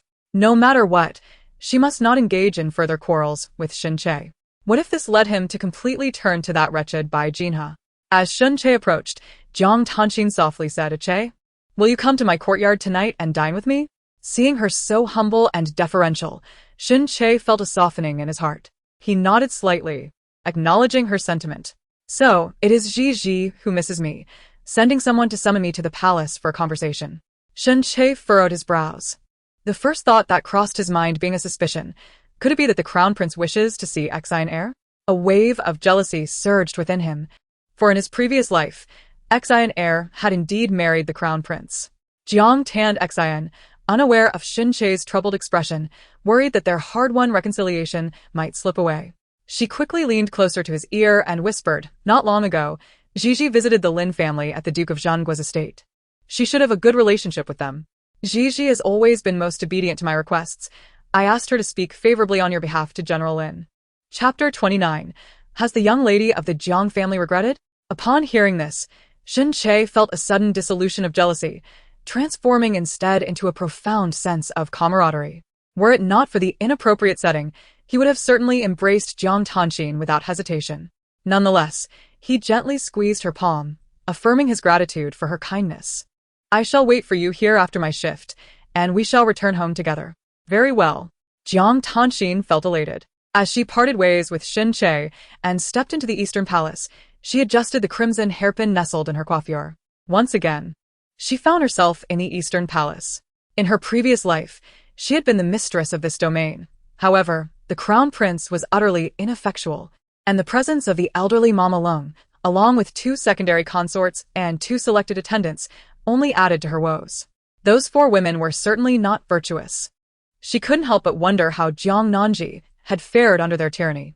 As for the previous occasion when the crown prince had accompanied her home, it was undoubtedly a mere coincidence. With a touch of schadenfreude, Jiang Tanxin entered a warm chamber where a maidservant served tea and instructed her to wait momentarily. Jiang Tanxin gazed around the room with disdain, her eyes flitting over the antique vases and gilded ornaments, each a treasure of considerable worth, her vision blurring with unshed tears. These possessions rightfully belonged to her. Now, they were to be enjoyed by Jiang Nanji, which was quite infuriating. Yet, upon reflecting that Jiang Nanji would only revel in them for a mere 5 years, Jiang Tanxin felt a measure of solace return to her heart. At that moment, Jiang Nanji, clad in a delicate golden silk gown, gracefully entered the room. The phoenix hairpin atop her head swayed gently, shimmering with radiant beauty. Jiang Tanxin, already consumed by jealousy, found it nearly impossible to contain herself upon seeing her glamorous sister, nearly crumpling the handkerchief she held. Jiang Nanji took a seat on the Zeton couch and inquired curiously, "Elder sister, what prompts you to seek my company so suddenly? Is there something amiss?" Suppressing the jealousy rising within her, Jiang Tanxin forced a laugh and replied, "As sisters, we have always shared a strong bond. It is only natural that I miss you dearly after such a long time apart." Jiang Nanji responded, "Oh, I see. I had thought that with several sisters at the Guoping Marquis' residence, you might no longer hold me, your biological sister, in such high regard." "What sisters are there at the Guoping Marquis' residence?" Jiang Tanxin retorted. Indeed, there was one sister who shared the title of primary wife with Jiang Tanxin by Jinhe. Evidently recalling this, Jiang Tanxin suppressed her emotions and forced a smile as she said, "Gigi, you are my only true sister. No one could ever surpass you." Oh, Is that so? Your concern for me is truly heartwarming. Perhaps I, as the younger sister, have not shown enough care for you, elder sister. Jiang Nanji raised her hand to sip her tea, her smile radiant. I have heard that the Bai family at the Marquis's residence is expecting. You must be the one managing things there now, elder sister. As for me, I shall fetch some bird's nest supplements from the storeroom for you to take with you when you leave. Very well. Upon hearing this, Jiang Tanxin's expression twisted in frustration. Yet, this was a gift from the crown princess, ostensibly for her benefit, rendering her unable to voice the uncomfortable truth that she no longer held authority in the household. Clutching her handkerchief tightly, she swallowed her indignation as she recalled the purpose of her visit today. Jiang Nanji sat composedly, observing her sister's barely contained fury, and found it amusing. She surmised that Jiang Tanxin had come with significant demands, otherwise she would not endure such discomfort. It was evident that her motivation lay with Shun Che. Indeed, after the two sisters exchanged some insincere pleasantries, Jiang Tanxin could no longer restrain herself. She spoke up. "Gigi, I heard you recently accompanied our mother to the Lin family? This matter could not remain concealed, especially since old Madame Lin was nearing recovery." Jiang Nanji smiled and nodded. "That is my maternal family. Is there an issue with my return?" Jiang Tanxin replied, "There is no issue. But you must be aware of how talented A Che is. He is currently serving under Lin Yu in the Golden Guard. If you simply ask Lin Yu, he would undoubtedly extend his favor." Jiang Nanji inquired, "What favor?" Jiang Tanxin found her sister's lofty demeanor rather irksome, but forced a smile as she continued. "It is merely to request General Lin to assist in promoting Aceh. Gigi, Aceh is your brother-in-law. Once he thrives, the Guangping Marquisate will also prosper, serving as your support in the future." Jiang Nanji regarded Jiang Tanxin, her heart filled with scorn. In this lifetime, Shun Che is indeed her brother-in-law. However, in the previous life, he was her husband. Yet, right under her very nose, Shun Che and Jiang Tanxin conspired in secrecy. Ultimately, Shun Che even forsook her for Jiang Tanxin.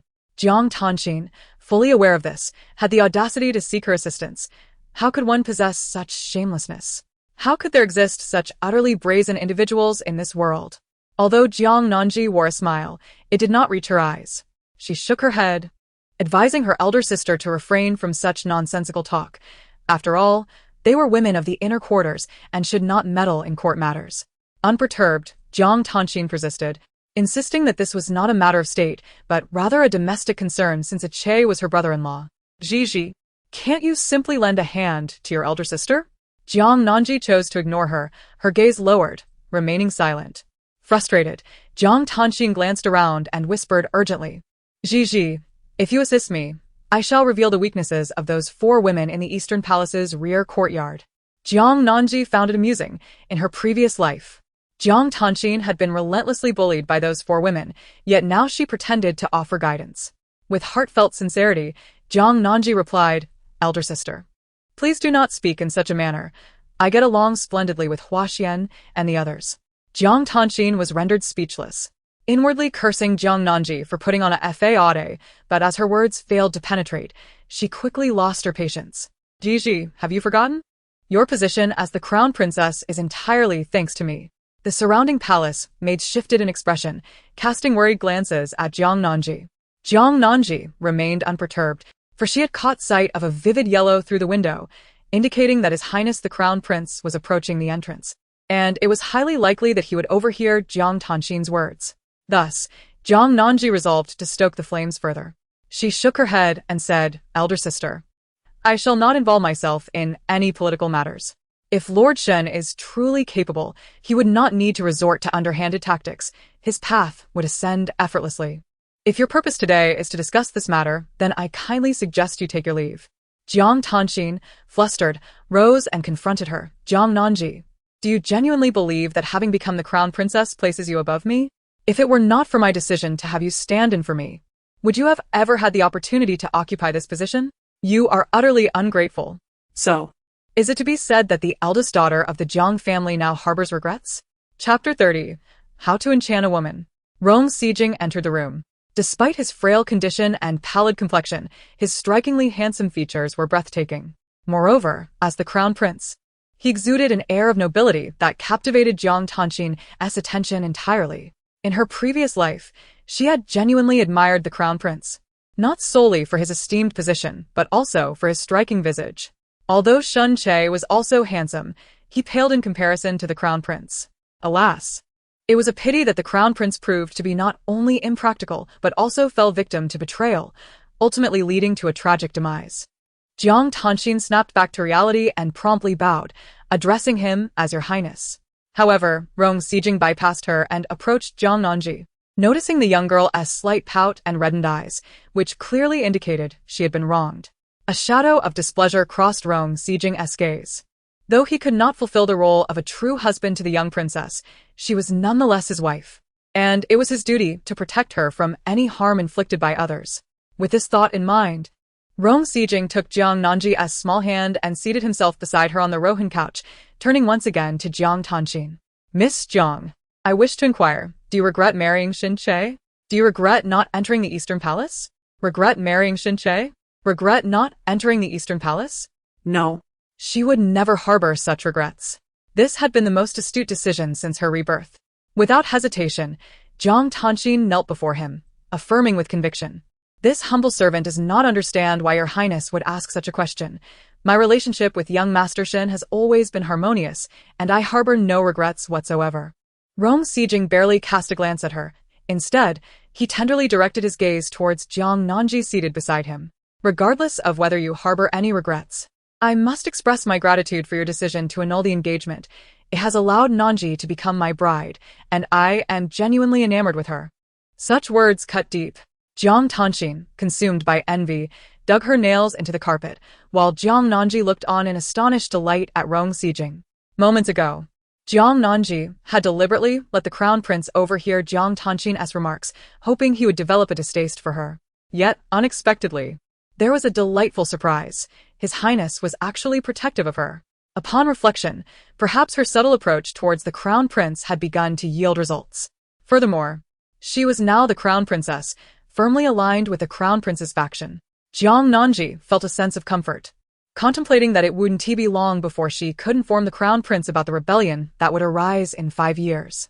With this thought, she clasped the crown prince's large hand, her eyes sparkling and bright as stars. Rong Sijing raised an eyebrow. His little crown princess certainly knew how to navigate her way adeptly. Could it be that she had misunderstood something? Meanwhile, the royal couple was exchanging glances, filled with unspoken affection, while Jiang Tanxin, kneeling on the ground, nearly tore the carpet in her fury. With the crown prince present, she could no longer discuss advancing Shun Che's position, and the presence of the two above her was indeed bothersome. Before she could succumb to her anger, Jiang Tanxin quietly remarked, "The hour is late. I shall take my leave." Jiang Nanji, not forgetting to remind her, added, "Elder sister, when you return to the Guangping Marquis' residence, do remember to bring those tonics for the Bai family." Jiang Tanxin was so infuriated that she tasted a metallic sweetness in her mouth, her smile more grotesque than tears. After her departure, Rong Sijing effortlessly withdrew his hand. He nodded approvingly at Jiang Nanji, affirming her wisdom in discerning the right candidates, while Lin Yu harbored his own schemes. It was imperative that she remain uninvolved. Jiang Nanji did not respond immediately, her gaze fixated on Rong Sijing's hand. His hands were remarkably elegant, pale, and slender, with pronounced knuckles. The Buddhist beads on his wrist peeked out from his bright yellow cuffs, imparting a distinctly ascetic aura. Rong Sijing raised an eyebrow. "Why do you remain silent, princess?" Jiang Nanzi's expression turned sorrowful. It was no wonder the crown prince had defended her earlier. It was all a performance for her elder sister. Yet, she could not entirely blame him, for it was her sister who was meant to marry him, while she was merely a substitute. As the young girl spoke, her eyes grew redder, her demeanor resembling that of a distressed rabbit. She rose gracefully, preparing to take her leave. Without a moment's hesitation, Rong Sijing grasped her delicate wrist firmly. Indeed, his earlier actions had been intentional, aimed at drawing close to her, and they were indeed for the sake of Jiang's eldest daughter. However, his true motive lay in his regard for her. Jiang Nanji lifted her gaze, her striking apricot eyes fluttering, her long, curled lashes quivering with her uncertainty. Rong Sijing felt a tingling sensation in his heart, as if those long lashes brushed against his very soul, and memories of their time in the hot spring surged forth, overwhelming him. It felt almost scalding, prompting him to release her hand once more. Jiang Nanji comprehended Rong Sijing's intentions, yet she chose to feign ignorance. Fatima? A woman's subtle pretense may evoke a deeper sense of affection in a man. I understand, she murmured, her expression forlorn, her gaze cast downward, deliberately avoiding Rong Sijing's eyes. She took a couple of steps back and added, I must attend to the arrangements for the Mid-Autumn Palace banquet. I shall take my leave now. After speaking, she performed a delicate bow, revealing her pale and fragile neck, as if enveloped by an air of melancholy. Once Jiang Nanji's figure had completely vanished, a sense of agitation surged within Rong Sijing, as he sensed that the young princess consort had not truly grasped his meaning. Observing the crown prince seated in stillness, Baizhi entered, bending slightly and whispering, Your Highness, shortly you are to engage in a game of Go with Master Minghui. Rong Sijing recalled this engagement and was about to rise when he suddenly inquired, How does one appease a woman? Baizhi was taken aback, recalling the recently departed princess consort. Gathering her courage, she ventured, Does your highness wish to appease the princess consort? Rong Sijing nodded slightly, then shot a glance at Baizhi, who had misunderstood, thinking he still cared for the eldest daughter of the Jiang family. He simply did not wish for her to misinterpret his intentions. Baizhi continued, To cheer someone up, sincerity is key, for instance, crafting something personally to present to them. Previously, the princess consort prepared a meal for you, and it brought you great joy. Now, the princess consort likely lacks neither gold nor silver, considering she holds the keys to the Eastern Palace's treasury. Rong Sijing frowned slightly at the notion of creating something himself. As Jiang Tanxin, pale-faced, departed from the East Palace, her complexion remained unrevived as she reached the palace gates. Could it truly be that the crown prince had developed feelings for Jiang Nanji? How could this be possible? Yet, witnessing the crown prince's protective demeanor towards Jiang Nanji moments ago, it appeared genuine. He had even confessed his affection for her. Jiang Tanxin's heart ached, as if pierced by daggers. Although she had resolved to forsake the crown prince in this life, how could he possibly harbor feelings for Nanji? In her previous life, she had been wed to the crown prince for 5 years, and on one occasion, when she was lashed by concubine Hua, he had not come to her defense. Shen Che had been waiting in the carriage for quite some time. Upon seeing Jiang Tanxin approach, he gently took her arm. However, upon noticing her pallid countenance, a sense of foreboding gripped his heart. Could it be that Nanji has declined to assist with this matter? Chapter 31. Could it be that cousin indulges his concubine at the expense of his wife? Jiang Tanxin was already feeling quite despondent when she suddenly heard Shen Che affectionately calling Jiang Nanji by her childhood name. A surge of indignation flared within her. Aki. What are you calling Jiang Nanji? Shen Che's gaze flickered. He had no intention of revealing the complexities of his rebirth to Jiang Tanxin. He was uncertain how to explain that in his previous life, his wife was Ji, not her. Thus, he chose to remain silent. With that thought in mind, Shen Che replied earnestly, We are seeking her assistance after all. I thought it fitting to refer to her as Ji, since we are family. However, if you find it displeasing, I shall henceforth address her as the crown princess. By the way, Exiner, you haven't mentioned whether she is willing to assist us. Jiang Tanxin remained somewhat skeptical, yet her attention was diverted as she exclaimed in anger, She actually refused, claiming that this is a matter of the court, and that as a woman of the inner palace, she ought not to interfere. I believe she is merely making excuses to avoid helping us. Jiang Tanxin was infuriated, noting that since Jiang Nanji had become the crown princess, her temper seemed to have grown quite fierce, and she no longer heeded her words. Had she known, she would never have relinquished this marriage to her. Particularly troubling was the thought of how well the crown prince treated Jiang Nanji. It stirred a profound resentment within Jiang Tanxin. In her previous life, although she and the crown prince shared no marital intimacy, they had been regarded as husband and wife in name. But how could Jiang Nanji dare to receive the crown prince's favor in this life? Such audacity was truly shameless. Consumed by her anger, Jiang Tanxin was entirely oblivious to the fleeting disappointment that flickered in Shen Che's eyes beside her. The day before the Mid-Autumn Palace banquet, Jiang Nanji entertained her mother, Lin Yaoan, within the confines of the palace. Mother, if you do not wish to attend the Mid-Autumn Palace banquet tomorrow, feel free to concoct an excuse to abstain. she suggested. Lin Miaowan shook her head, a tender smile gracing her features. I had indeed harbored some reluctance towards this day. However, after my visit to the Duke of Town's residence yesterday, my aunt recognized me, as did several others from the Lin family. Since she has reconciled, we shall all look ahead. I, too, refuse to remain stagnant. Jiang Nanji felt a surge of joy upon hearing this. Is grandmother from the Lin family truly well? That is splendid news. Lin Miaowan continued. However, there have been some troubles at the Duke of Town's residence. Do you recall that Lu Rian? How could I forget? That scandalous woman. I wonder from where Lin Yu brought her back, Jiang Nanji replied. What has become of her? Last time, she offended you and your aunt, Chun. Had her imprisoned.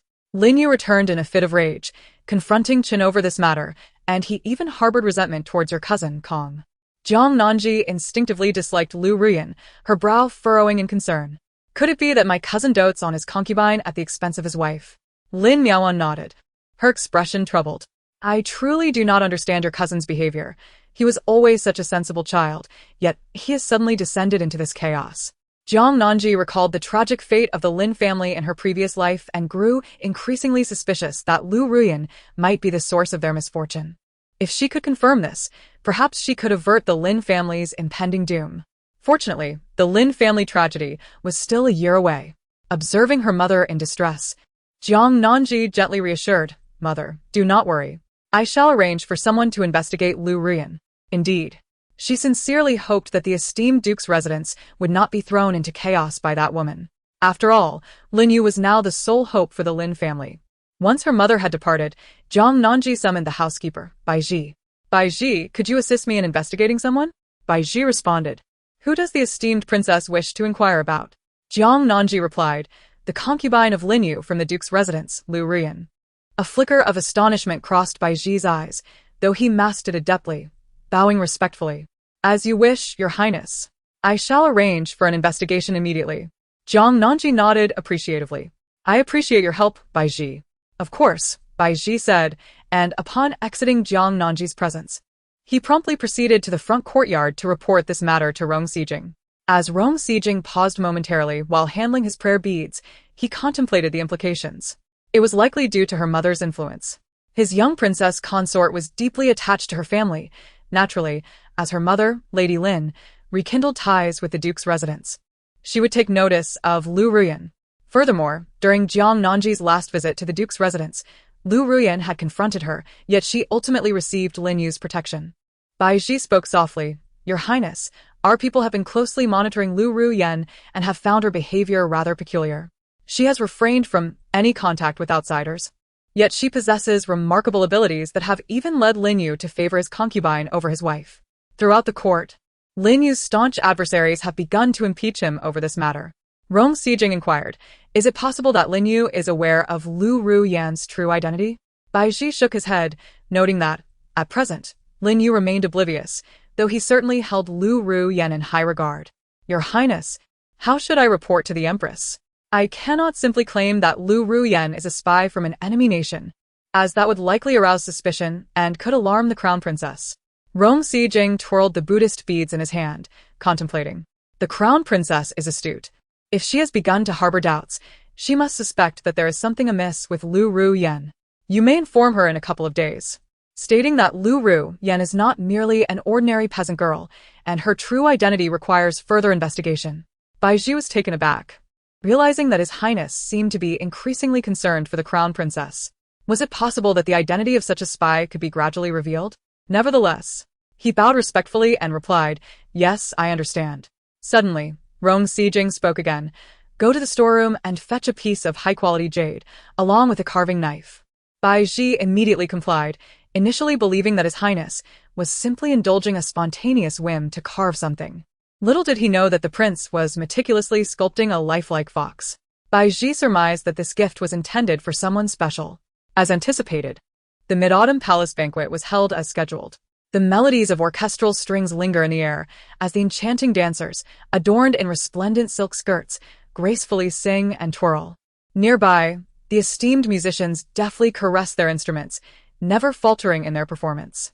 The entire banquet unfolds in an orderly fashion, with every seat meticulously arranged and the delectable food and fine wine placed by the palace attendants according to protocol. Queen Zhua, supported by Jiang Nanji at her wrist, nods in satisfaction, remarking that Nanji has truly outdone herself this year compared to last. Jiang Nanji offers a demure smile, attributing the praise to her mother's excellent guidance. Such words bring immense joy to Queen Zhua, prompting the surrounding noblewomen to hastily commend the crown princess. Though young, the crown princess exudes grace and intelligence, demonstrating remarkable skill in household management. One noblewoman inquires whether the crown princess has any unmarried sisters, recalling that her elder sister has wed into the house of Guangping. A lady of the second rank, she glances at the esteemed Mrs. Shen, saying, "Mrs. Shen, is it not true that the eldest daughter of the Jiang family is also a capable manager in the Marquis's household?" Mrs. Feng. Chapter 32. The stepmother's predicament. This remark left Madame Feng at a loss, particularly as the gaze of Empress was shifted towards her. Who could forget that it was originally Miss Jiang Tanxin who was destined to marry into the Eastern Palace? However, due to an unfortunate incident during the Lantern Festival, when Miss Jiang fell into the water and was rescued by Xin Che, the engagement ultimately fell to the third daughter, Jiang Nanji. Now, witnessing the splendid mid-autumn banquet hosted by the crown princess, with all the noble women of the capital singing her praises, surely a means to curry favor with Empress Zhua, Madame Feng could not help but feel a twinge of disdain for her own daughter-in-law, who managed the household in a rather chaotic manner, especially with the recent turmoil in the inner chambers. Just a while ago, she had been quite ill. Madame Feng's discontent towards her daughter-in-law only deepened. Yet, she was acutely aware that family scandals must never be aired in public.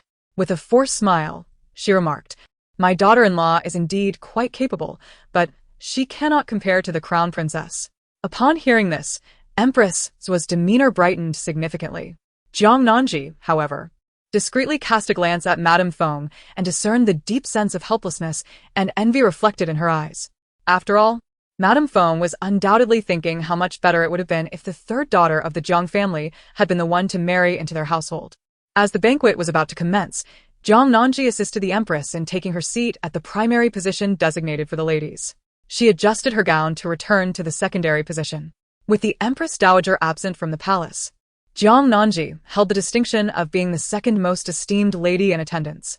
Lifting her gaze, she spotted her mother, Lin Miaowan, seated beside Madame Chen of the Duke of Zhengua's household, engaged in lively conversation, which brought her a measure of relief.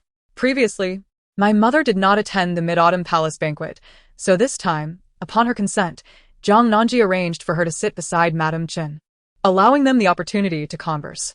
Not far away sat Feng Shi, who felt a twinge of discontent. How could it be that both were daughters of the Jiang family, yet were so vastly different? She glanced at Lin Miaowan and suddenly remarked, "Madame Jiang, did you not refrain from attending the previous Mid-Autumn Palace banquets?"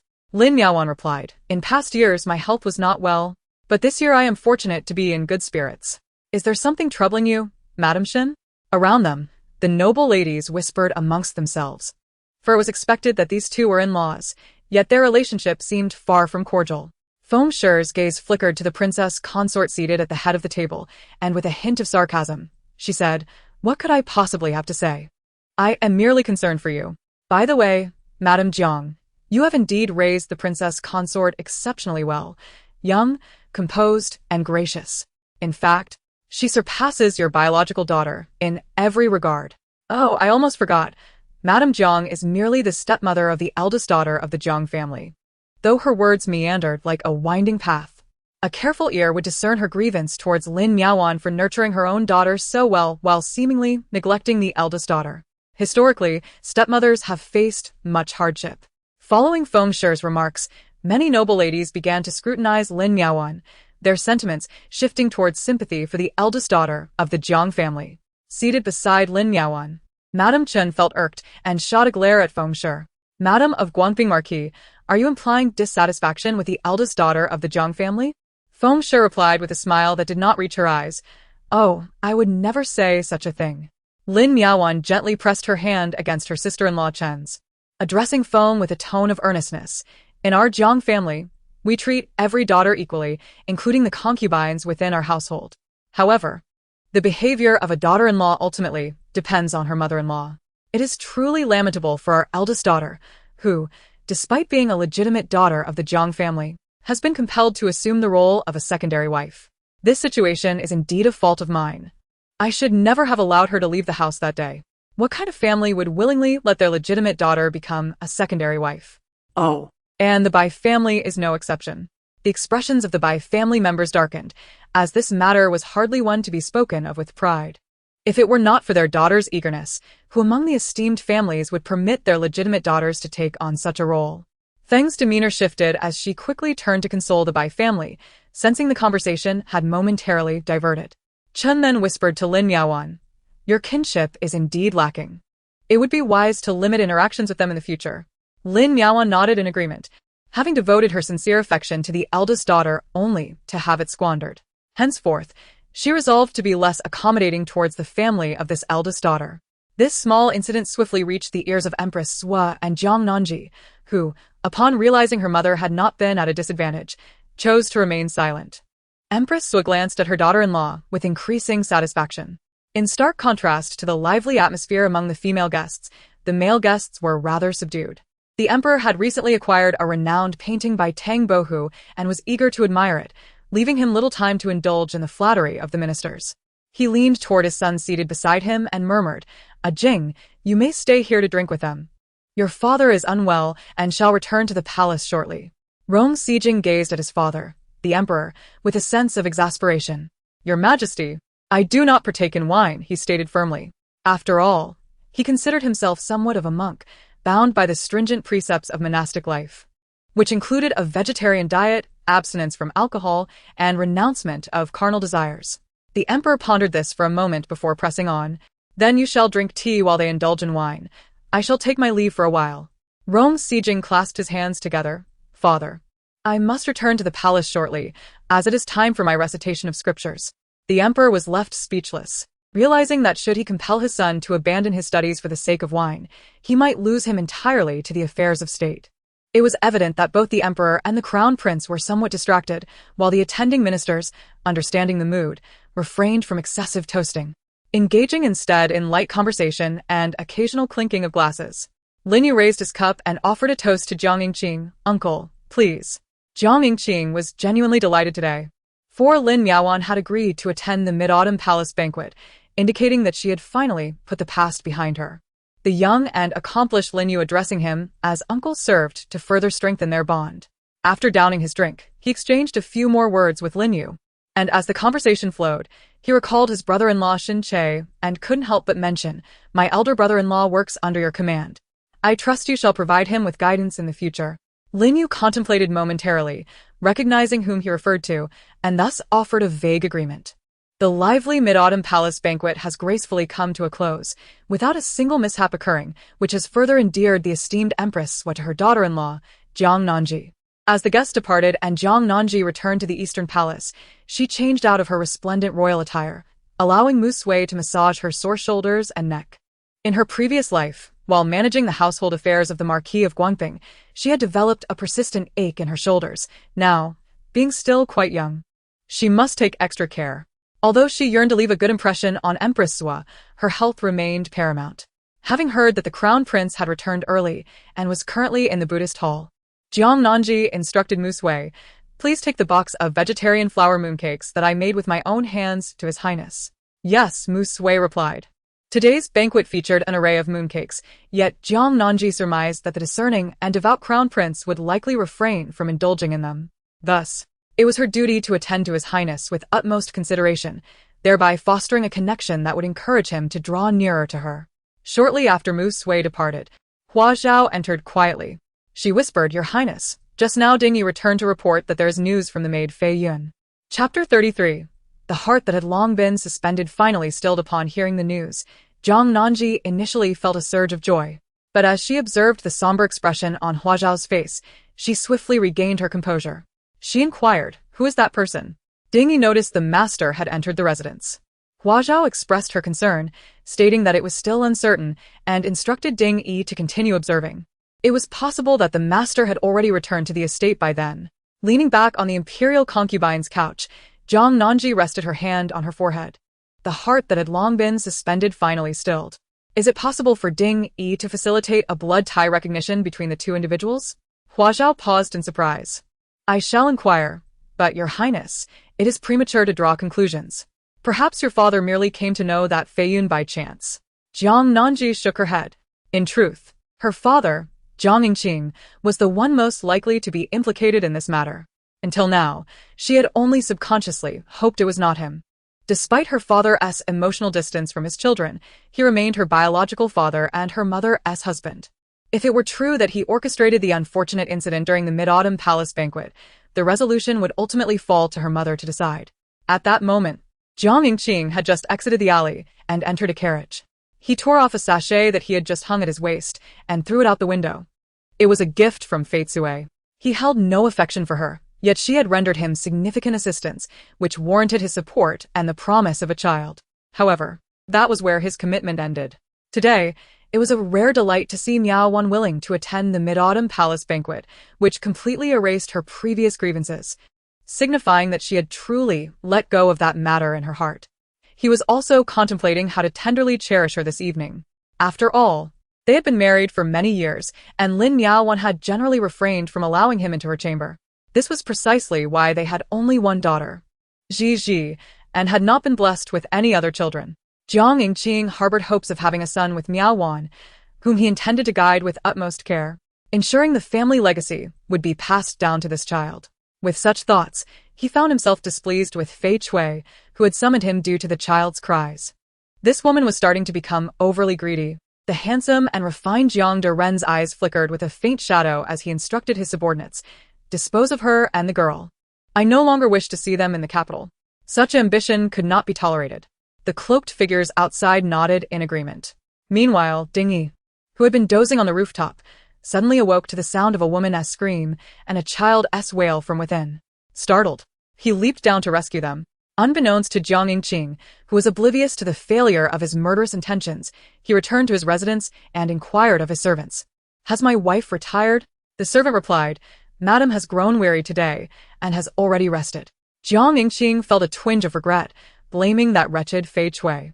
Fortunately, the rift that had once existed between him and Miao Wan had now vanished, and today he had also established a connection with Lin Yu, which should prove beneficial for his eldest son-in-law.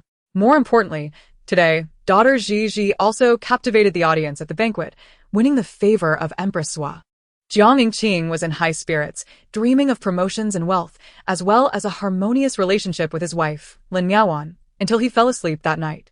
However, when dawn broke the next day, he learned with surprise that Miaowan had entered the palace early in the morning. The servants trembled as they explained that the crown princess had longed for her, sending someone to fetch her at the break of day. Jiang Yingqing felt a twinge of dissatisfaction. Why was Ji so inconsiderate, always allowing Miaowan to enter the palace? In truth, Jiang Nanji had not slept a wink all night.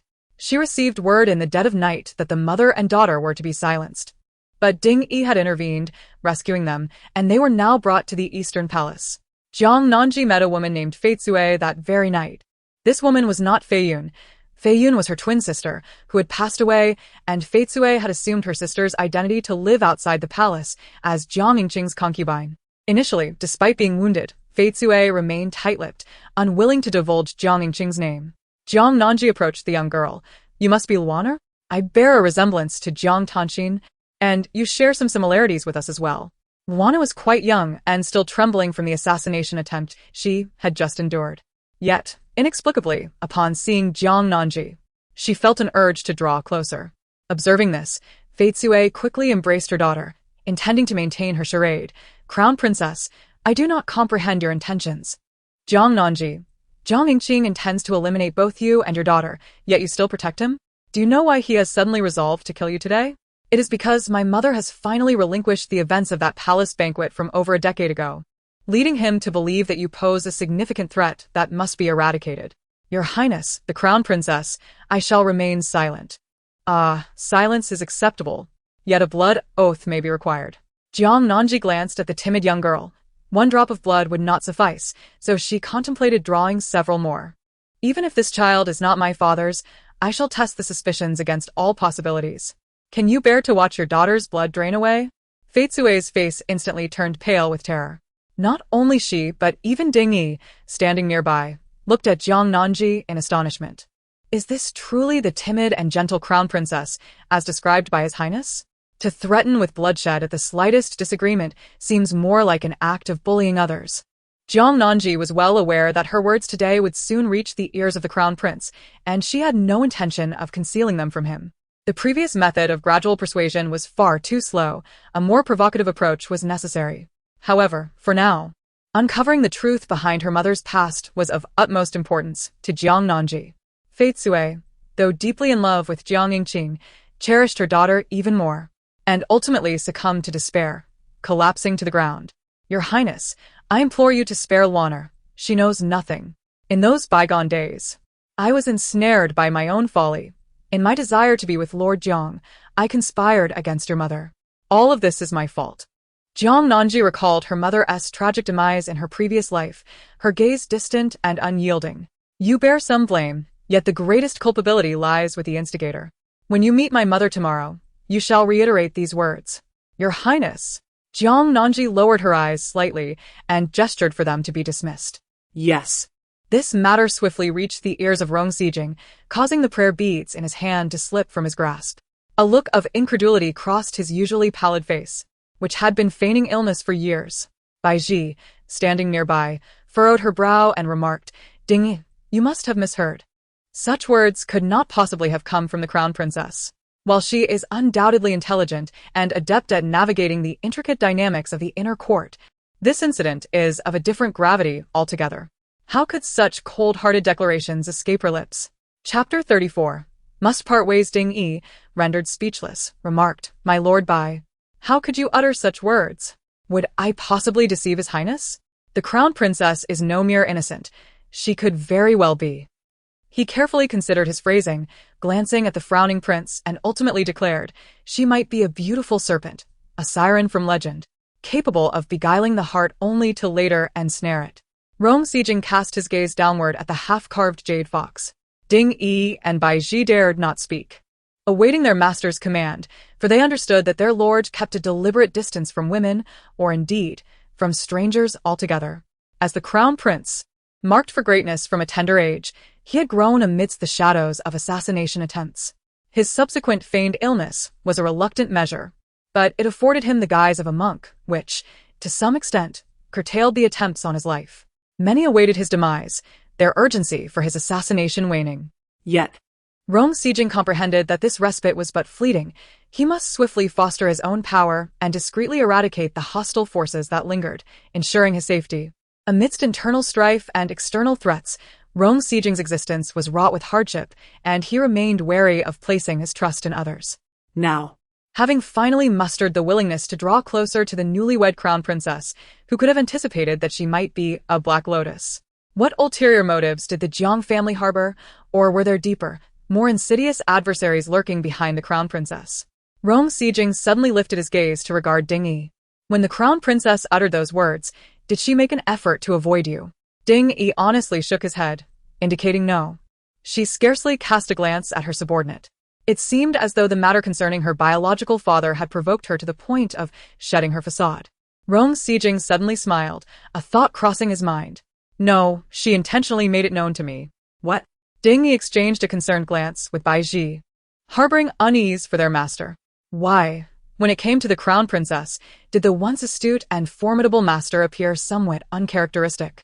A ripple of unrest stirred within Rong Sijing, yet he refrained from taking any action. Jiang Nanji waited throughout the night, yet the anticipated visitor did not arrive. She was uncertain how Rong Sijing perceived her, but now that dawn had broken, she instructed Hua Zhao to visit the Jiang residence and summon her mother, Lin Miaowan. It was prudent for her mother to be informed of this matter as soon as possible. As for the decision, that was left to her mother to determine. Nevertheless, Jiang Nanji had come to see through her father's true nature and felt deeply disillusioned. Lin Miaowan followed Hua Zhao into the Eastern Palace, her heart heavy with worry. Hua Zhao, has something happened to Gigi? Hua Zhao replied, Madam, you will know once you arrive.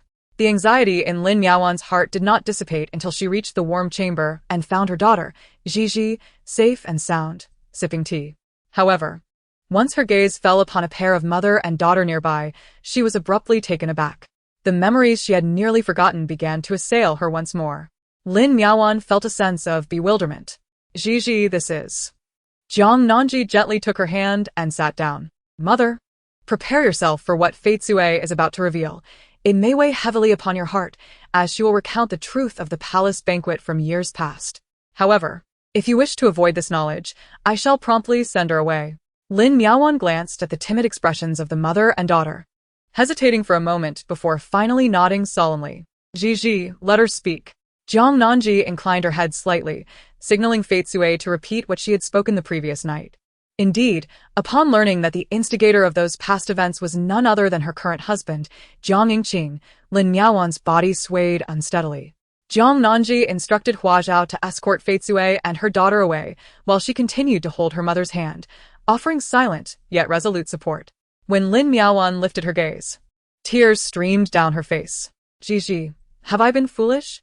Jiang Nanji embraced her weeping mother, gently patting her back. This is not your fault. It is solely due to your father's ulterior motives. Even while his legitimate wife lay ill, he schemed to bring you into his household. I despise him. I know, mother. I understand everything. Jiang Nanji recalled the image of her mother languishing in sickness in her previous life, her heart aching profoundly. In this life, she was determined to ensure her mother uncovered the truth. As for the choices that lay ahead, Jiang Nanji would unwaveringly support her mother. Lin Miaoan was deeply saddened, shedding tears for quite some time. Once she regained her composure, her first words were, Gigi, I do not wish to see him for the time being. May I stay here with you? Although her relationship with the Lin family had improved, she felt too embarrassed to return home at this moment. Furthermore, the thought of facing Jiang Yingqing's hypocritical face at the Jiang residence was unbearable. Jiang Nanji nodded and replied, Mother, you are most welcome to stay. You may reside here for as long as you wish. As for what comes next, it is entirely up to you. Whatever decision you make, Gigi will support you. Tears brimmed in Lin Miaoan's eyes once more, but this time they were tears of gratitude. Indeed, over the past decade, her life had been fraught with schemes against her. Yet, having her daughter Gigi was the greatest fortune amidst her misfortunes. Jiang Nanji instructed Hua Zhao to escort her mother to the guest room for some rest, ensuring that the servants took good care of her. Meanwhile, she asked Muzhui to bring out the account books. Observing Jiang Nanji calmly reviewing the accounts, Muzhui hesitated several times, seemingly struggling to find her words. This girl had always been unable to conceal her thoughts. Without lifting her gaze, Jiang Nanji inquired Muzhui, if you have something to say, Please speak. Your hesitations are akin to leaving a story abruptly unfinished, which is rather distressing. Muzhui replied, Your Highness, I am merely curious. You seem not at all angry or distressed. Jiang Nanji picked up her brush and began to record the accounts, softly responding. To harbor anger is to harm one's own body, and feeling distressed serves no purpose. It is far better to contemplate how to address this matter moving forward. There is yet another thought that Jiang Nanji did not articulate. For someone who has once danced with death, she could naturally approach the current predicament with equanimity. However, she pondered what choice her mother, Lin Miaoan, would ultimately make. Lin Miaoan was not in the best of spirits. For who could have anticipated that the person who nearly shattered her life would be her closest companion? Yet, despite her troubled heart, one must press onward and confront the matter at hand. She suddenly realized that she seemed to have never truly understood her husband, Jiang Yingqing. The revelation that he intended to harm Fate Sue and her daughter left her astounded by his callousness. How could she continue a life with someone so cunning and heartless, who had even plotted against her? A separation was imperative. The crux of the matter, however, was that Jiang Yingqing held a significant position in the court, making the prospect of divorce far from straightforward. Would her original family, the Lin clan, support her in severing ties with Jiang Yingqing? And most crucially, what if this decision brought trouble upon Gigi? What course of action should she take? Chapter 35. Why can't I conceive? Jiang Nanji, well aware of her mother's character, understood her concerns. Thus, while accompanying her for a meal, she comforted her, saying, Mother, regarding this matter, simply follow your heart's desire. Life is not easy, and one must never compromise to the extent of harboring unhappiness within. Such feelings can lead to dire consequences. In her previous life, her mother succumbed to depression, and in this life, Jiang Nanji earnestly wished for her mother to live more freely. Lin Miaoan set down her chopsticks, clutching her handkerchief. Gigi, I no longer wish to continue my life with Jiang Yingqing. despite the kindness and care Jiang Yingqing had shown her over the years. Even defending her before the elderly Lady Jiang, the thought of her partner's manipulative nature and ruthless demeanor left Lin Miaowan feeling intolerable. Jiang Nanji took a sip of porridge and replied calmly, "Then let us pursue a divorce." Lin Miaowan expressed her concern, "But Gigi, will my divorce from Jiang Yingqing affect you? You are now the crown princess. What if others speak ill of you?" Jiang Nanji reassured her, "Let them speak. I shall hold them accountable." As for the Lin family, she added, "Do not worry, mother. I will speak to them." For a woman, the most seamless path to divorce is having her family support her, which would make everything fall into place. Jiang Nanji contemplated alternative plans should the Lin family prove reluctant. Lin Miaowan's eyes glistened with emotion as she nodded vigorously, overwhelmed with excitement. At present, it is necessary to communicate with the Lin family. Thus, Jiang Nanji sent someone back to the Jiang residence, informing them that her mother would be residing in the Eastern Palace for a period. Jiang Yingqing was quite displeased with this, yet felt powerless. It would be unreasonable to rush to the Eastern Palace to demand her daughter's release. This incident stirred quite a commotion within the Jiang family, and the matriarch could not help but express her discontent in a sarcastic manner. Before long, the news reached Jiang Tanxin's ears. Jiang Tanxin had once again entered into a silent standoff with Xin Che, though it was not truly a cold war, rather. Xin Che had taken to staying in the front courtyard and refrained from visiting her chambers. Disturbed by her current mood, upon hearing that Jiang Nanji had brought the Lin family to reside in the Eastern Palace, she scoffed, "What a pair of ignorant mother and daughter, truly lacking in perception." Recently, she had confronted old Madame Shen in a fit of rage, yet not only did she fail to retrieve her dowry, but she also ended up making the old matriarch ill with anger. Xin Che had already harbored some grievances towards her due to his promotion, and now he had further distanced himself by staying in the front courtyard. The thought of this caused Jiang Tanxin considerable distress. She placed a hand upon her flat abdomen, pondering, "Why can't I conceive?" Although a Che did not favor that by Jinha, she was indeed with child, and he would occasionally join her for meals. Jiang Tanxin mused that if she were to bear a child, surely a Che's heart would completely return to her side. After all, in her previous life, a Che had been overjoyed upon learning of her pregnancy. Deep in thought, she was suddenly interrupted by a flustered maid who rushed in, exclaiming, "My lady, the eldest madam has taken people to the storeroom and sent all the supplements that the crown princess awarded you to Bai's courtyard." Upon hearing this, Jiang Tanxin nearly spat out blood in rage. Clutching her chest, she cursed vehemently, "This is truly outrageous. Are they brazenly seizing my belongings now? No. I absolutely cannot allow this. If I concede this time, it will be even more difficult for me to establish my presence within the Duke of Guangping's residence in the future." Previously, when she had entered the Eastern Palace, Jiang Nanji mentioned that she had gifted by many supplements. Jiang Tanxin, having brought them back, had stored them in her own storeroom to avoid benefiting Bai. Among those items were numerous delicacies she had brought from her maternal family, as well as gifts from the Eastern Palace. It seemed that possessing these items was a way to balance her regret over not marrying into the Eastern Palace in this lifetime. Now. Being usurped by Madame Shen and the likes of Feng, who had given them to Bai Jinhua, Jiang Tanxin was infuriated. She stormed into Bai Jinhua's courtyard, demanding the items be moved at once. Feng, her lips twisted in anger, protected the pregnant Bai Jinhua and retorted, "Jiang, I have heard that these items were bestowed upon Jinhua by the crown princess. How can you hoard them all for yourself?" Jiang Tanxin silently cursed whoever had leaked this information but reluctantly replied, "Only the bird's nest supplements were gifts, but everything else belongs to me. How can you, my mother-in-law, simply open my storeroom and take my possessions?" Feng's astute eyes discerned that those items were exquisite treasures from the palace, and she feigned a smile, saying, "As for those trinkets, consider them a gift from you, dear sister, for Jean's well-being. There are plenty. She can certainly take some for herself."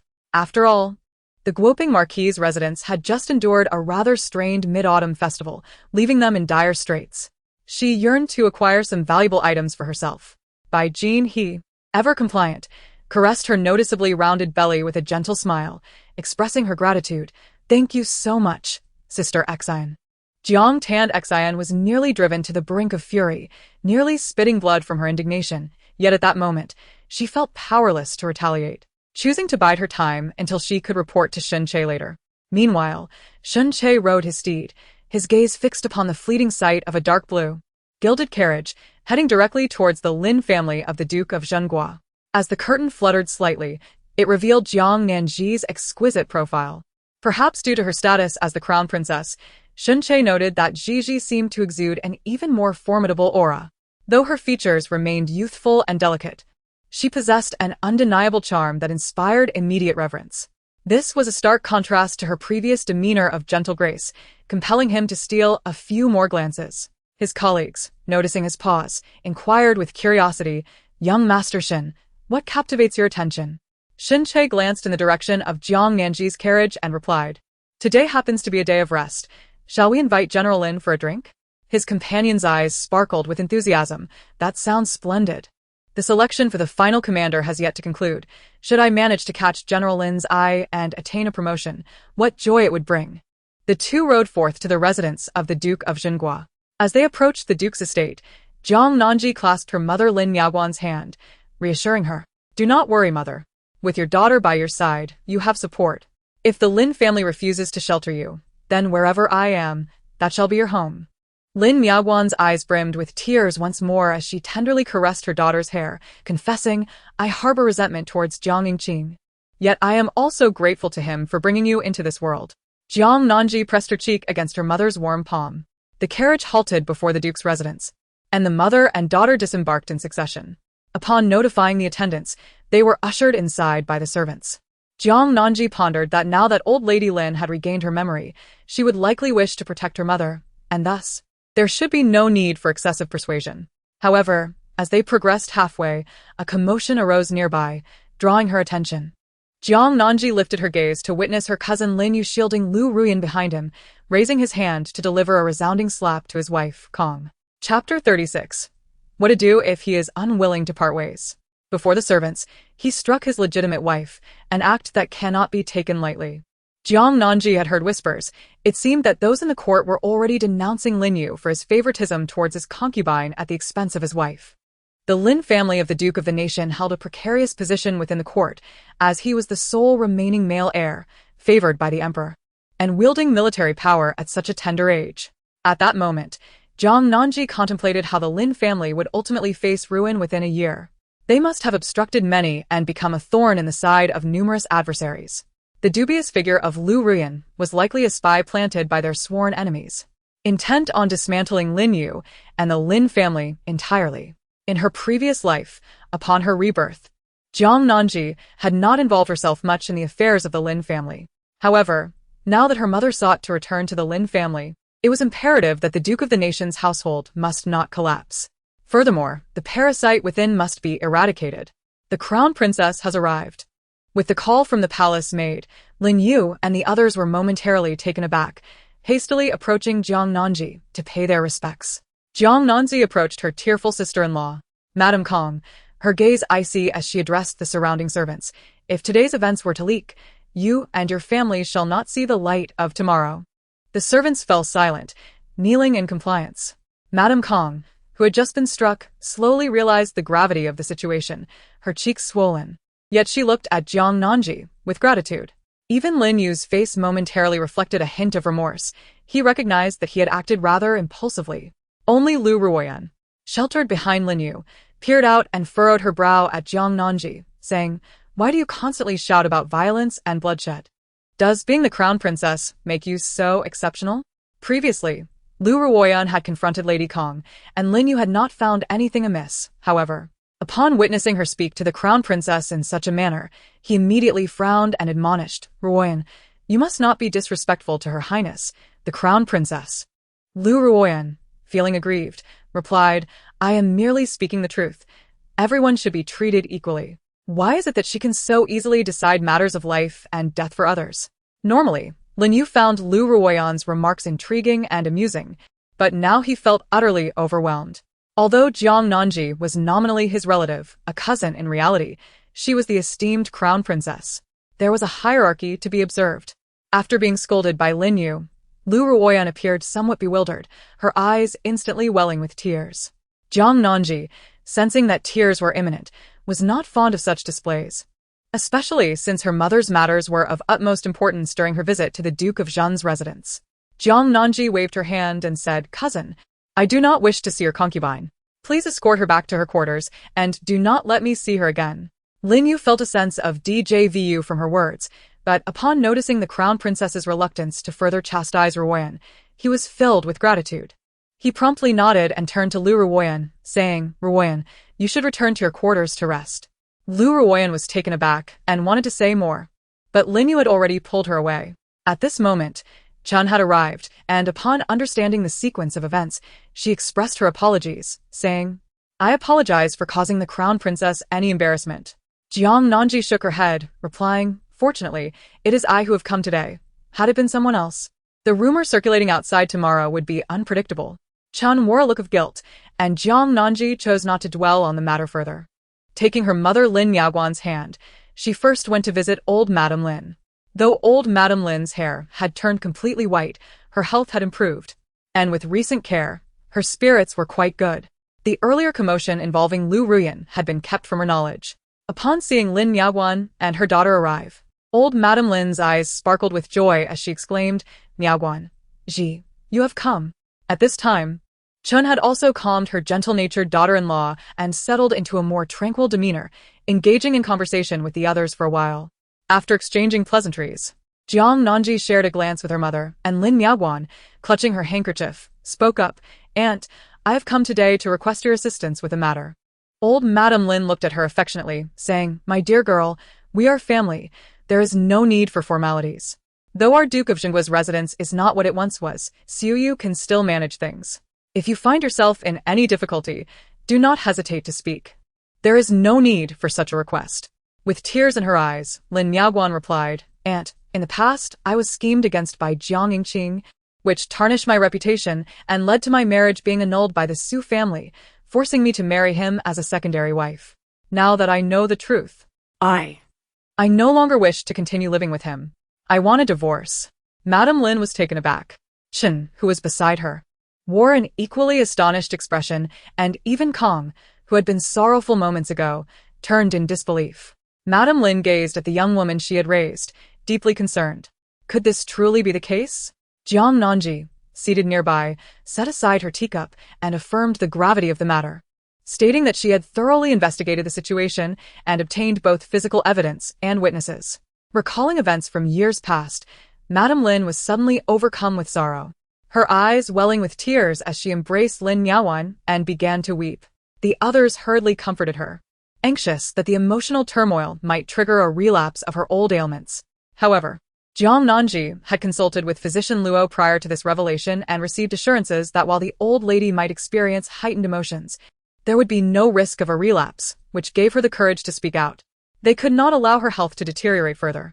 Once Madame Lin's emotions began to stabilize, her eyes were slightly swollen, yet her demeanor was resolute. She insisted on a divorce. Even if it meant risking her own frail existence, she was determined to rescue her daughter from the grasp of the ambitious Jiang family. Chen, however, harbored reservations in her heart. Upon hearing Madame Lin's denunciation of the Jiang family, she anxiously glanced at Jiang Nanji, who was seated nearby. After all, the crown princess hailed from the Jiang lineage. Jiang Nanji perceived her unease and spoke in a calm tone, reassuring her aunt that there was no need for concern regarding her stance. The fault lay with her father, and when the day of divorce arrived, she would stand firmly by her mother's side. Upon hearing that the crown princess was willing to align herself with the Lin family, Chun felt a wave of relief wash over her. A few individuals swiftly reached a consensus on the matter. Shortly thereafter, Lin Yu arrived, visibly incensed upon hearing the news. He expressed his willingness to accompany the elders of the Lin clan to support his aunt in the pursuit of a divorce. However, one crucial question remained. Chun pondered the deep bond between Jiang Yingqing and Wan Wan, her anxiety palpable. What if Jiang Yingqing refused to consent to the divorce? Should they escalate the situation to the point of litigation? If that were to occur, it would likely prove difficult to resolve, and it would certainly impact Jiang Nanji. The crown princess. All eyes turned to her, awaiting her response. Chapter 37. Who is missing His Highness? This situation has escalated, and should it provoke the displeasure of the imperial family, it could indeed cost Jiang Nanji her position as the crown princess. In this second life, Jiang Nanji acknowledges that this title holds far greater significance than that of a mere heir's consort in her previous existence. Furthermore, Such a formidable status would afford her the protection she desires for those she cherishes. However, if the price of this identity involves sacrificing her mother's happiness, leading her back into despair and ultimately to her demise, Jiang Nanji finds herself unable to comply. The Jiang family has always favored Jiang Tanxin, and within her home, only her mother has ever truly cared for her. Now, having discerned her father's true nature, she resolves that regardless of the consequences, even if it means relinquishing her status as crown princess, she must support her mother in seeking divorce. As she reflects on the quietude of the temple, where she had clasped the prayer beads and gazed upon the frail and ascetic crown prince, her thoughts crystallize. Should it come to that, once her mother is liberated, they would depart the capital together, seeking solace in a safe and secluded haven. As for the Duke of Jinggua's residence, should she assist them this time, she would also caution them to evade the calamity that awaits them a year hence. Old Lady Lin regards her with admiration, sensing that within Ji resides a trace of the courageous and resolute spirit characteristic of the Lin family daughters. With her affirmation, the Lin family would indeed brave any peril to ensure Wanwan's successful separation. Madame Chen, about to voice her thoughts, abruptly halted upon encountering Old Lady Lin's piercing gaze. Swallowing her words, once the decision was made, everyone dispersed to carry out their respective tasks. Lin Yu set off to draft a letter to the clan elders, inviting them to convene. Upon returning to the Jiang residence, Lin Miaowan meticulously examined her dowry before discussing the matter of divorce with Jiang Yingqing. Jiang Nanji grasped her mother's hand and said, "Mother, once you have organized your dowry and sealed the boxes, present the divorce proposal to him. It would be for the best if he consents. If he does not, you should return to the Lin family." Lin Miaowan nodded, her thoughts consumed with concern for her daughter. Ji, perhaps you should return to the East Palace and speak with His Royal Highness the Crown Prince about this matter? Jiang Nanji agreed with a nod. As she departed, she caught sight of Shen Che in the outer courtyard. The moment Jiang Nanji emerged, his gaze fell upon her. Noting her poised and gentle demeanor, her beauty radiant and exquisite, the thought of Jiang Tanxin, who was perpetually at odds with him within the household, evoked a tumult of emotions within him. "I have met Her Royal Highness the Crown Princess," Shen Che said, bowing respectfully to Jiang Nanji alongside his colleagues. She offered a slight nod and continued on her way without pausing. Once she had left, a colleague quietly advised Shen Che, "Young master, why do you gaze at the Crown Princess in such a manner? Though she is your sister-in-law, she is still the wife of that esteemed individual. You must not act foolishly." Shen Che's face paled at the remark, a surge of reluctance coursing through him. What did it mean to be the wife of that esteemed individual? This Ji, so graceful and understanding, had been his spouse in a past life. The realization that she was now wed to the crown prince filled his heart with an indescribable bitterness and melancholy. Jiang Nanji's mood was indeed dismal, and her spirits sank even further upon encountering Shen Che. Upon returning to the Eastern Palace, she instructed Mu Sui to inquire whether His Highness the Crown Prince was in the Buddhist hall.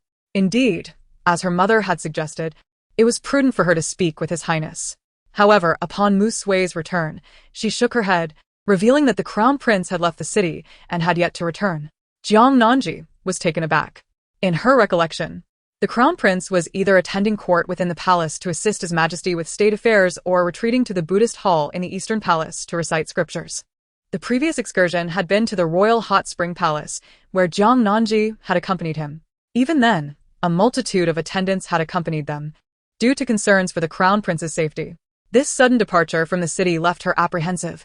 She feared for his safety, uncertain of the dangers he might encounter. Although such thoughts felt somewhat uncharitable, Jiang Nanji sincerely wished for the Crown Prince to remain unharmed until her mother's departure was finalized. Otherwise, her mother would lose a formidable ally. After all, if the Crown Prince were to come to harm, her position as Crown Princess would be rendered meaningless. Meanwhile, in a hunting ground on the outskirts of the capital, the weakened Crown Prince sat within a tent, persistently sneezing. Physician Luo, physician nearby, could not contain his concern, remarking, "Your Highness, there are no outsiders present. You need not put on a facade." Rong Sijong, with a weary expression, replied helplessly, "I truly am." Achoo. Realizing that the Crown Prince was indeed unwell, Physician Luo grew anxious. However, after taking his pulse, he discovered that the Crown Prince had not caught a chill. Stroking his chin thoughtfully, he pondered if perhaps someone was missing their master. Rong Sijong's hand, which held the prayer beads, paused momentarily. The emperor, preoccupied with his affairs, hardly has the time to miss his own son. He is undoubtedly engrossed in admiring his treasured collection of renowned paintings and antiques. As for the empress, she may think of him, but not in longing. Rather, she contemplates whether he can successfully transition from the crown prince to the throne. There is another individual. At that moment, the enigmatic Liu Yin, clad in black, entered. A sinister smile adorned his face. "My lord, the 9th prince has taken the bait." With that, Rong Sejong set aside his whimsical thoughts and lifted his gaze, transforming once more into the seemingly aloof and frail prince, as if untouched by the world. Yet, despite his apparent detachment, some still harbored concerns. The 9th prince, an uncle to Rong Sejong, indulged in a life of revelry, with only a daughter to his name, making it evident to all that he harbored no ambition for the throne. However, Rong Sejong's subordinates inadvertently uncovered that the 9th prince had maintained a mistress for 20 years. And now that mistress had borne him a son, who, at 18, had assumed the guise of a guard, sheltered by the 9th prince. It seemed he awaited an opportunity for the crown prince to falter, ready to acknowledge his biological son and take a step closer to the throne. Reflecting on the usually benevolent 9th uncle, Rong Sejong quietly commanded, "Let's close the net." "Yes, my lord." In the Jiang residence, Lin Miaowan returned to the Jiang family, her heart heavy with conflicting emotions. Her marriage had been one of reluctance from the very beginning, and she had since endured the relentless scrutiny of her mother-in-law. She poured her efforts into being a good stepmother, treating the eldest daughter and eldest son as her own. Yet, she was acutely aware that a barrier of estrangement lingered in their hearts toward her. The eldest master is of little concern, as he will inherit the family business and has long been nurtured personally by Jiang Xiang. However, regarding the eldest daughter, Lin Miaowan is actually more invested in her than in her own daughter, Gigi.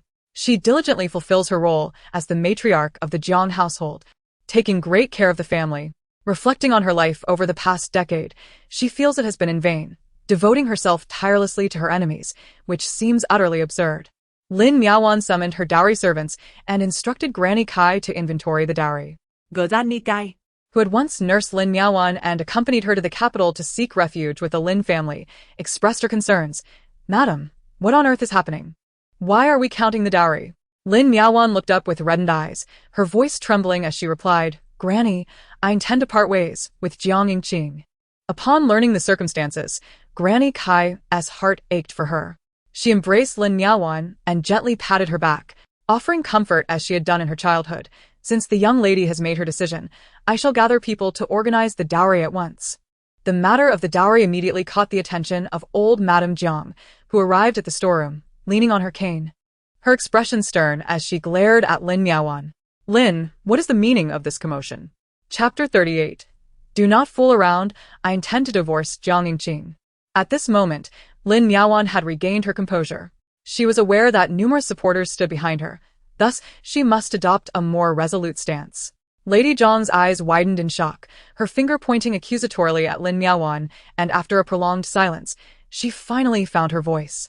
"You dare to seek a divorce from Yingqing? Given your status as a mere collateral branch of the Lin family, you were never worthy to be the legitimate wife of the Jiang family. How dare you even mention a divorce now?" Lin Miaowan recognized that this matriarch had always held her in disdain. She replied coolly, "Therefore, I intend to divorce Jiang Yingqing. You should be pleased with this decision." Lady Jiang was visibly displeased. Although she looked down upon Lin, once wishing fervently for her son to marry a more distinguished noblewoman, it did not mean she would readily accept the notion of this Lin daring to abandon her son. Lady Jiang's expression hardened. "Lin, do not act foolishly." Lin Miaowan shook her head. "I am not acting foolishly, and I have sent someone to summon Jiang Yingqing back." She added, "By the way, Lady Jiang, please step aside. You are blocking the way. Be careful not to injure your feet with the moving of the dowry." Lady Jiang's face contorted with rage, and she retorted, "Just you wait," before turning on her heel and leaving. Before long, Jiang Yingqing hurried back. He had been in a state of unease that day, as the individuals he had dispatched to deal with Fei Zue and her mother had not returned. He was further alarmed to hear from the household servants that his wife urgently required his presence.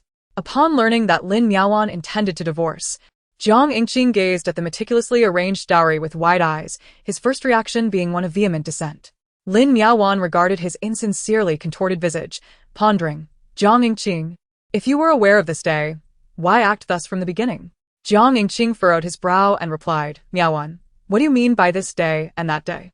Have you quarreled with mother again? She is of advanced age and occasionally muddles her thoughts. You ought to be more accommodating. Lin Miaowan, exasperated to the point of laughter, responded, accommodate, accommodate, you always expect me to yield to your mother.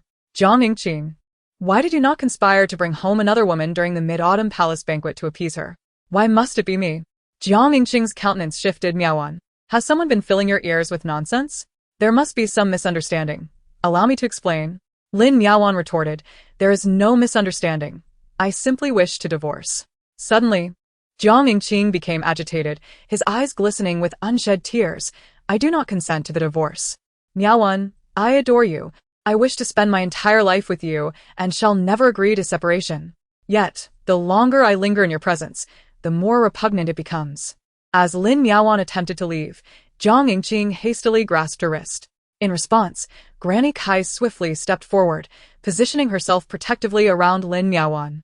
In a fit of anger, Jiang Yingqing delivered a forceful kick to Granny Kai's chest, and as several servants moved to shield Lin Miaowan, he coldly commanded, stop them. Just as the servants of the Jiang household began to stir, a resonant voice echoed from outside. Lord Jiang, I, the general, have come to escort my aunt home. Lin Miaowan finally set her heart at ease, albeit temporarily. In the East Palace, Jiang Nanji occupied the principal seat, with Xin Xian and Li Xian seated beside her. Hua Xian was absent, ever since her last report to Jiang Nanji, which resulted in the loss of her trusted aide. She had fallen ill and chose to remain hidden from Jiang Nanji's view. Jiang Nanji, preoccupied with her own thoughts, scarcely paid her any mind. She wondered about the progress of her mother's situation, anticipating that her father would not readily agree to a divorce, foreseeing a protracted struggle ahead. Yet, she fervently hoped that her mother would remain unharmed throughout this ordeal. Additionally, she was puzzled by the prolonged absence of the crown prince. During this time, Xin Xian had been diligently currying favor with Jiang Nanji, displaying a familiarity that surpassed even that of a sister. Li Xian, on the other hand, maintained her usual understated demeanor, speaking little and simply observing with gentle attentiveness, easily overlooked by others. Xin Xian, perhaps sensing the crown princess's distracted air, suddenly recalled a letter received from home not long ago. Your Highness, she remarked, the young lady Jiang, the future daughter-in-law, is your elder sister, is she not? Upon hearing Jiang Tanxin's name, Jiang Nanji shifted some of her focus, inquiring, what of it? Xin Xian continued, I have heard that she is exceptionally generous, seemingly bestowing all the treasures from her storeroom upon the Bai family. Jiang Nanji raised an eyebrow. Jiang Tanxin would never be so magnanimous. The last gifts she bestowed upon the Bai family have likely found their way into Jiang Tanxin's storeroom. As for the origin of such rumors, it is presumed that either old Lady Shen or Lady Shen herself is behind it. Presently, the Duke of Guangping's household remains but a hollow shell. Although they previously consumed Jiang Tanxin's dowry, those accustomed to extravagance seldom practice frugality. The storerooms of the inner pantry lay barren, while Jiang Tanxin's treasures overflow. How could they not harbor ulterior motives? However, the more they engage in this dog-eat-dog behavior, the more pronounced their future conflicts will become. Aware that Jiang Tanxin's life in the Duke of Guangping's residence is not particularly pleasant, Jiang Nanji felt a slight uplift in her spirits, though she concealed it well. Servant Xin meticulously observed her expressions, only to be met with disappointment. Could it be that the crown princess is utterly indifferent to Jiang Tanxin? The group sat there, distractedly sipping tea, when suddenly Bai Ji entered from outside, bowing to Jiang Nanji and announcing, Your Highness, His Highness requests your presence. Jiang Nanji was taken aback. The crown prince had returned and wished to see her immediately?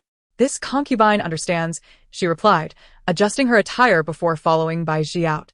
Once she departed, the two other attendants naturally took their leave as well, returning to their own quarters. After Xin parted ways with Li and closed the door behind her, her demeanor shifted dramatically, and she exclaimed in frustration, Why does the crown prince exclusively favor the crown princess? Since my arrival at the Eastern Palace, I have yet to spend a moment alone with His Highness. In fact, the occasions I have encountered him are few and far between. Most importantly, the crown prince has yet to mention the establishment of a secondary consort. A trusted maidservant reassured her, My lady, Did you not resolve to cultivate a good relationship with the crown princess? Once the crown princess receives favor and becomes with child, you shall have your opportunity. Patience is paramount. One must endure to safeguard greater ambitions, lest all previous efforts be in vain. Xin Xian, absorbing these words, gazed with determination. You are right. I cannot afford to squander my previous efforts. She is destined to be a mother to the nation. What is a modicum of restraint compared to that? In contrast to the fervently ambitious Xin Xian, Zhang Nanji calmly accompanied Bai Ji towards the palace where Rong Sijuan typically rested. Suddenly, she keenly observed a smear of blood on Bai Ji's cuff. Her heart skipped a beat. Chief Bai, has His Highness been injured? Chapter 39. Does she truly like him? Bai Ji was astonished by the meticulousness of the crown princess. He glanced around and whispered, Your Highness, you will know shortly. Jiang Nanji quickly grasped the situation. Indeed, the crown prince had sustained an injury, though it appeared to be minor and needed to be kept confidential for the time being. She nodded in agreement, choosing not to raise any further alarm. Upon entering the crown prince's chamber with Bai Ji, there was no sign of bloodshed, only a faint scent of medicinal herbs wafting through the air. Jiang Nanji felt as though it was her first visit to the crown prince's quarters. Previously, during her visits to converse with Empress Zhua, the empress had often encouraged her to take the initiative to visit the crown prince, yet she had never acted upon it.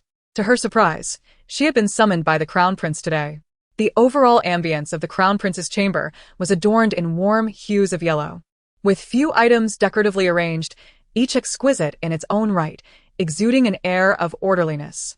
The subtle fragrance of sandalwood intertwined harmoniously with the medicinal aroma. Rong Sijing reclined on the soft couch, his complexion even paler than usual. His breathtaking visage resembled fragile jade at this moment. He was clad only in a white undergarment, occasionally succumbing to light coughs, causing his body to tremble involuntarily. Your Highness, where are you injured? Please allow me to see. Jiang Nanji rushed forward, with concern etched across her face. Rong Sijing coughed again, his voice frail as he replied, I encountered an assassin. It is merely a minor injury. The crown princess need not worry. Your pallor betrays the severity of your injury. It cannot possibly be minor. Please let me see, she implored. Cough, cough, cough. Bai Ji observed his master, who spoke of prohibiting the crown princess from witnessing certain matters, yet did not deter her presence. Consequently, he promptly withdrew with his companions. Upon returning to his chamber, he let out a deep sigh. Ming Xian, seated boldly in a round chair while munching on an apple, inquired with curiosity, Old Bai, what troubles you? At this moment, only he and the crown princess occupied the master's inner sanctum. Oh. Was it not the master's prior decision to use the crown princess as a guise? Bai Ji glanced once more towards the direction of the master's chamber and shook his head. A ruse could indeed employ anyone, yet the master, upon discovering the crown princess's deceit, still chose to utilize her. This indicated that the crown princess's standing in the master's heart was ever increasing, a fact the master himself seemed oblivious to. Meanwhile, within the inner chamber, Zhang Nanji had successfully unfastened Rong Sijuan's inner garments. His fair chest was revealed, each muscle distinctly defined. However, she had seen this before. The focal point was the white bandage wrapped around his abdomen, devoid of any visible blood. She gently reached out to touch the area, questioning, Is this where you are injured? Rong Sijuan grasped her hand, albeit without force. He feared she might cause further disruption. His earlier demeanor of weakness was a pretense. Yet now, his voice bore a husky timbre, indicating that his injuries were not severe. He had summoned the crown princess for other reasons. Jiang Nanji could not truly impose herself upon him, especially as he was both ill and wounded. With a sense of regret, she stepped back and took a seat on a low stool beside the couch. Your Highness, please give your instructions. As Rong Sijing observed her obedient demeanor, he slightly nodded, revealing his delicate and fragile neck, as if he were willingly exposing his vulnerabilities to his adversaries. However, the little princess consort before him might not be as trusting and reliant on him as she appeared. In truth, she had been performing all along in his presence. A feeling of obstruction stirred within Rong Sijing, yet he chose not to unveil the faade. He spoke softly, There are those who wish to take my life, and the true mastermind has yet to be apprehended. I require the princess consort to partake in a charade with me. Jiang Nanji maintained her composed expression, her devotion unwavering. Very well, Your Highness. How may I assist? Rong Sijing replied, I must feign severe injury. In the coming days, chaos may ensue in the Eastern Palace. I need the princess consort to stabilize the situation temporarily, and when necessary, to exhibit a faade of deep concern. Surely, this is not a daunting task for you? Jiang Nanji discerned the underlying scrutiny in his gaze and, with a gentle nod, assured him, I shall endeavor to fulfill this, Your Highness. Do you have any additional instructions? Rong Sijing had already closed his eyes, twirling the prayer beads in his hand. I shall remain here tonight. At dawn, as I step beyond this door, the performance must commence. A subtle shift occurred at the corner of Jiang Nanji's brow. Her concealed hand within her wide sleeves tightened slightly, and a blush of shyness appeared on her face. Must I truly stay here? Indeed, Rong Sijing replied, still with his eyes shut, his entire being leaning back. His breath light, as if he were on the brink of departing this world. Then allow me to have Mu Sui bring my garments. Additionally, Jiang Nanji regained her composure and candidly conveyed the matter of her parents seeking a divorce.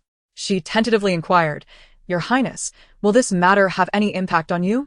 Rong Sijing lifted his eyelids and replied, It does not affect me, but it may greatly influence you. If it comes to a desperate situation, I may have no choice but to marry another crown princess. This was as anticipated. Jiang Nanji silently nodded. However, Rong Sijing grew intrigued and asked, Are you not worried about losing your position as crown princess? It seems to me that you should rather cherish the status. In truth, I hold a deep affection for Your Highness, yet I yearn more to seek justice for my mother, who is the most cherished person in my life. Casting aside the facade of false modesty, Rong Sijing discerned the earnestness in her gaze and suddenly comprehended that her words were likely sincere. Thus, she truly harbored feelings for him? At that moment, Mu Sui stood respectfully at the door, delivering Jiang Nanji's change of clothes. After receiving them, she dismissed Mu Sui from her service. Closing the door, she shielded herself from the anxious gaze of the young girl. Taking a deep breath, Jiang Nanji turned towards the bed. Toppling the crown prince was no trivial feat. Given the opportune moment, why not seize the day? Jiang Nanji had always been adept at masking her emotions. Her face remained composed as Bai Ji entered with medicine. She sat at the edge of the bed and personally fed Rong Sijing.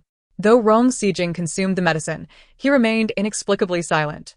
The palace suddenly fell into a silence that felt almost excessive, the faint scent of sandalwood inducing a slight drowsiness. As the crown princess entered the prince's chamber, news of her prolonged absence swiftly circulated throughout the Eastern Palace. Sin, the attendant, was taken aback. She had anticipated that the crown princess would receive the prince's favor. Yet she did not expect it to occur so swiftly. Hua, another attendant, could no longer feign illness and promptly sought out Sin. Do you understand what has transpired? Why would His Highness retain that Jiang woman? The prince is a devout Buddhist. Could he truly be breaking his vows? If such a fortuitous event as the prince forsaking his vows were to occur, they would undoubtedly rejoice. But if it were to happen with the crown princess? For reasons unknown, both women fell into a profound silence, their hearts heavy with unease. Clearly, their lineage and beauty were no less than that of Jiang Nanji. How had they now drifted so far behind her? Chapter 40. Doubts surrounding the crown princess for the women of the Eastern Palace. It was a night devoid of slumber. However, by the following day, rumors of the crown prince suffering grave injuries and the crown princess attending to him throughout the night spread like wildfire. Swiftly escaping the confines of the palace, the three chosen attendants, consumed by jealousy and deprived of sleep, were left utterly dumbfounded. Far more alarming than the crown princess's newfound favor was the alarming news that the crown prince was incapacitated. This revelation was tantamount to a catastrophic disaster for them and their families. At the break of dawn, Jiang Nanji emerged from the crown prince's chambers, her legs trembling and her cheeks flushed with fatigue. No sooner had she settled into her own quarters than the three chosen attendants arrived. Hua, the most transparent among them, led the way. Initially, she had been anxious upon hearing of the crown prince's injuries, but upon discovering that he had not yet seen her, she came to inquire about the crown princess's condition. To her astonishment, she found the crown princess adorned with a countenance reminiscent of spring blossoms, which stirred an involuntary pang of jealousy within her. Sin and Li, too, struggled to maintain their composure, their expressions almost betraying their inner turmoil. Yet, Jiang Nanji chose not to clarify their misconceptions. They had misinterpreted the situation. Last night, nothing untoward had transpired between her and the crown prince. Moreover, she had remained by his side, truly devoted to his care throughout the night. While he ate, she kept him company. As he recited prayers, she listened attentively. When he fell asleep, she watched over him. Eventually, weariness overtook her, and she too succumbed to slumber at the edge of his bed. While it is not that she had not contemplated the audacious act of ascending the prince's bedchamber, Jiang Nanji had scarcely made any advances when she caught sight of the prince, rolling over to reveal a gleaming dagger hidden beneath his pillow. The prince was skilled in martial arts, a fact she had discerned previously. If she were to dare a sneak attack, the prince might very well plunge the dagger into her. No, if she could not assume the role of the crown princess, she did not wish for death. Living a second time was a rare opportunity, and there remained countless experiences yet to be savored. The sorrow and fatigue etched upon Jiang Nanji's face were unmistakable. Yet she spoke with feigned nonchalance. As long as the prince remains unharmed, there is no need for baseless conjecture. Return to your own quarters. Hua Xian, the lady-in-waiting, retorted. Your Highness, you cannot dismiss this. If the prince is indeed in peril, what shall we do? We have the right to know the truth. Jiang Nanji regarded her with a cold gaze. Seize Hua Xian for her insolence against the crown and for cursing the prince. Confine her to her quarters for a month without release. Understood. Hua Zhao promptly nodded, leading two burly matrons to drag the struggling Hua Xian away. The remaining two ladies-in-waiting, recognizing the gravity of the situation, dared not broach the subject again and quickly took their leave after exchanging a few inconsequential remarks. Nevertheless, Jiang Nanji immediately instructed someone to keep a watchful eye on the two. Among the ladies-in-waiting, although Hua Xian frequently clashed with Jiang Nanji, she was, in truth, the least cunning of them all. Jiang Nanji recalled the prince's probing questions from the previous day. As one who had grown up amidst assassination attempts, the prince undoubtedly maintained a suspicious disposition towards everything around him, including her, who often found herself in his vicinity.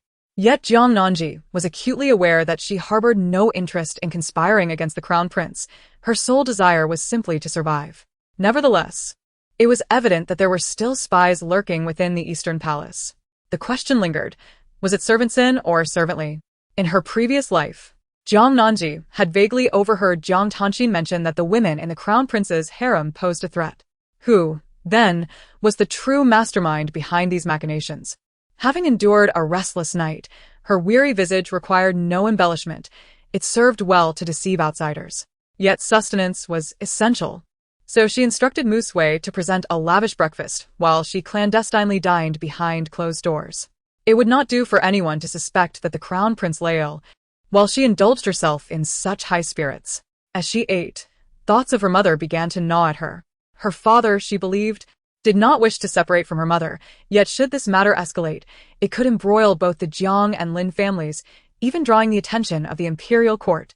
Given the current turmoil within the Eastern Palace, Jiang Nanji feared she would be overwhelmed and thus needed to seek a more reliable ally to assist her mother.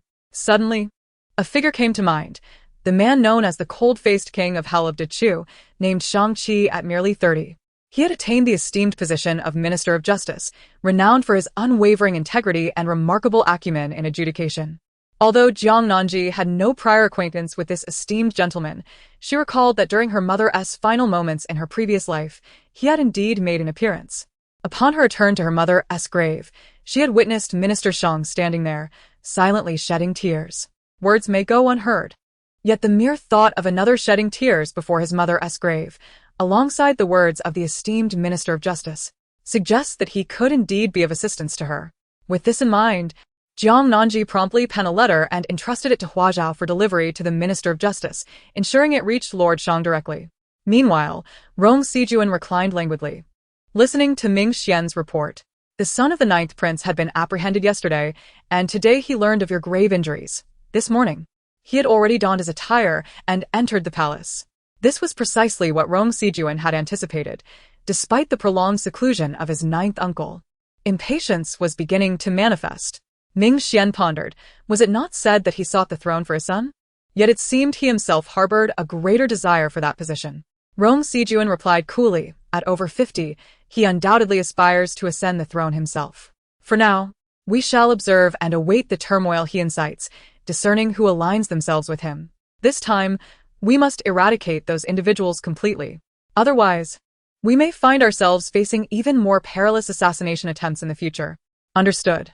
Ming Xian accepted the command, and shortly thereafter, Bai Ji entered with medicine in hand. Your Highness, rest assured, the Crown Princess performed admirably. The rest of the Eastern Palace has been deceived. I have dispatched individuals to monitor for any suspicious actions. Despite Rong Sijuan's vigilant defenses, it did not guarantee the Eastern Palace was impenetrable. There were surely vulnerabilities, allowing infiltrators to slip through. For 21 years, Rong Sijuan had lived with the constant apprehension of being assassinated. Long accustomed to the situation, he kept his eyes closed. What actions did the Crown Princess take? Bai Ji was taken aback, not expecting His Highness to harbor doubts about the Crown Princess. Nevertheless, he spoke truthfully. Today, the Crown Princess departed from your chamber, displaying signs of sorrow and distress. She also warned those selected attendants. However, she had Hua Zhao deliver a letter to Lord Shang at the Dali Temple. Rong Sijing suddenly opened his eyes, perplexed at how she could possibly know Shang-Chi. Bai Ji shook his head, cautiously glancing at the jade crown atop his master's head. Despite being 30, Shang-Chi remained unmarried, possessing a strikingly handsome appearance. He was once the top scholar of his year, exceptionally gifted and wise. Yet, misfortune struck his family, leaving him all alone. As Bai Ji contemplated whether to intercept Hua Zhao's letter, he heard His Highness suddenly inquire, Bai Ji, who do you believe is more handsome, I or Shang-Chi? Bai Ji. Chapter 41. Disagreement and departure. As the most astute confidant of the Crown Prince, Bai Ji asserted decisively. How could he possibly be compared to His Highness? He possesses the beauty of Pan and unparalleled talent and youthful handsomeness. And he is the most esteemed man in the kingdom of Dechu. Indeed, Rong Sijuan was undeniably the most distinguished individual in Dechu, a fact acknowledged even by his father, the emperor. Rong Sijuan gently massaged his forehead, his expression inscrutable. Bai Ji tentatively inquired, Your Highness, shall we intercept that letter? There's no need, he replied. The Dali Temple of Dechu stood as the most stringent of all the government offices. Not a single woman could be found within its walls. Every individual carried a solemn demeanor, as if gripped by an unseen fear. Upon entering the Criminal Justice Department of the Dali Temple, the atmosphere grew even more foreboding, thick with the scent of blood. Hua Zhao, although audacious and skilled in martial arts, felt a stifling pressure upon arriving at the Dali Temple. The guards at the entrance, with their rosy lips and white teeth, round faces, appeared less intimidating. Miss, whom do you seek? Hua Zhao steadied herself.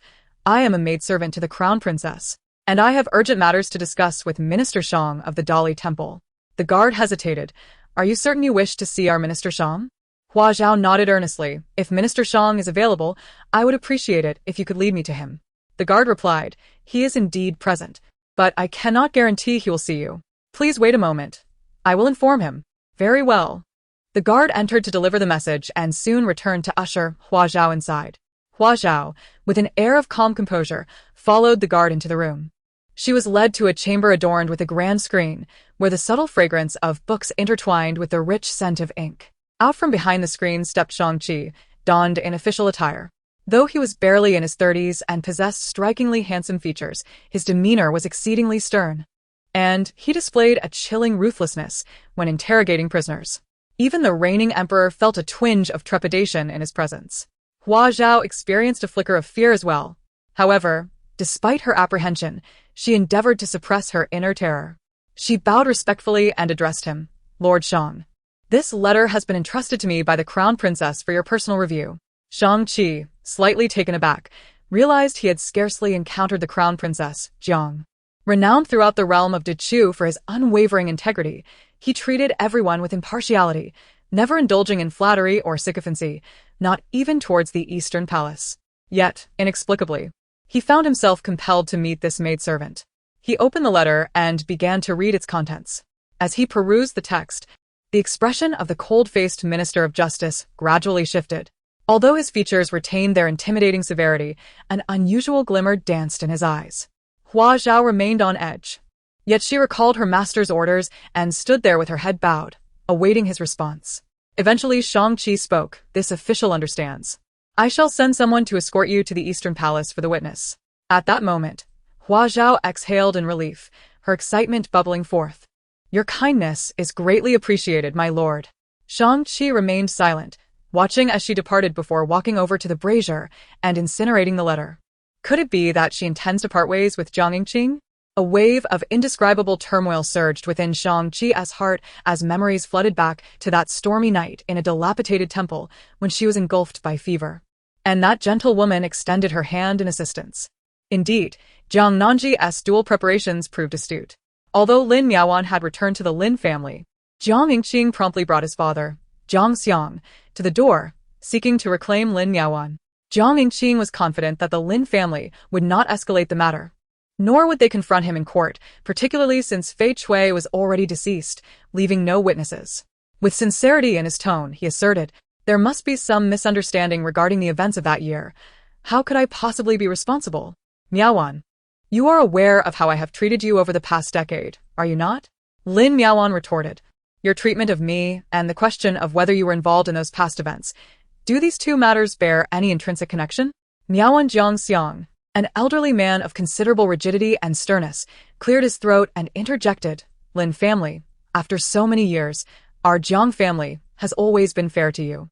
Not to mention, with the third young lady now being the crown princess, even if you do not consider your own future, you should think of the third young lady and the Lin family." Upon hearing this, Chen Shi nearly nodded in agreement, concerned that the situation might escalate and adversely affect the Lin family. However, Grandmother Lin let out a cold laugh, striking the ground with her cane, and retorted, "You speak of the Lin family on one side, and the third young lady on the other. Jiang, old man, I dare say you might have forgotten their names altogether. You have coerced one into submission through threats, all for the sake of your Jiang family, have you not?" Jiang Xiang was taken aback, for it was the first time he had been confronted in such a manner by a woman. Faced with the formidable presence of old Lady Lin, he found it difficult to retaliate, his face flushed with a mix of embarrassment and anger. Jiang Yingqing, noticing the tension, hastily interjected, "Aunt." Old Lady Lin spat dismissively, "Do refrain from addressing me. Your voice is utterly distasteful to my ears. It would be in your best interest to promptly present the divorce papers. Trust me, this matter will be far less troublesome for your Jiang family if it remains contained. Should it escalate, our Lin family and Wanwan may only face some disparaging remarks, but your Jiang family will suffer far graver consequences. To dare engage in such base actions within the imperial palace is the most egregious affront to the royal family." Jiang Yingqing's countenance darkened at her words, and he gazed at Lin Miaowan in disbelief. "Miaowan, are you truly willing to pursue such a course? Are you prepared to bring ruin upon Jiji?" The wrath of the imperial family would undoubtedly implicate Jiang Nanji, who now occupied the position of crown princess. Lin Miaowan regarded him with disdain. "Then allow me to pose a question. Why did you act as you did back then?" Jiang Yingqing retorted, "It was not my doing. Regardless, I will not acquiesce to a divorce." Once again, their discussion yielded no resolution. Meanwhile, Jiang Xiang, feeling the weight of humiliation, rose and departed with a flourish, leaving the elders of the Lin family exchanging glances of concern. Jiang Yingqing cast a deep, lingering look at Lin Miaowan before he too took his leave. Lin Yu, still serving in the court, had no choice but to rise and escort the Jiang father and son out. Upon his return, the atmosphere in the room remained tense, with all present wearing somber expressions and uttering not a word. He furrowed his brows and inquired, "What shall we do if the Jiang family insists on not divorcing? Should we truly expose this matter?" Old Madame Lin resolutely replied, "Then let it be exposed. Who is afraid of whom?" Lin Yu acknowledged, "Indeed. Yet we must seek reliable allies. After all, the individuals I am acquainted with are all military officers, while the Jiang family is led by civil officials. Should a confrontation arise, we are likely to suffer significant losses." Lin Miaowan hastily interjected, "What if we possess irrefutable witnesses and evidence?" Lin Yu shook his head at, "If this escalates to the court, certain matters rely on mutual strength rather than the actual truth of the situation. This is precisely why the father and son of the Jiang family behaved so audaciously." Lin Miaowan was momentarily taken aback, her eyes filled with unspeakable anguish. At that moment, a servant rushed in, exclaiming, "It is dire news. The esteemed Lord Yan has arrived at the Lin residence." Chapter 42. Does the Crown Princess fear death? Lin Yu furrowed his brows, pondering. "What Yama?" The servant hastily replied, "It is Lord Shang from the Ministry of Justice."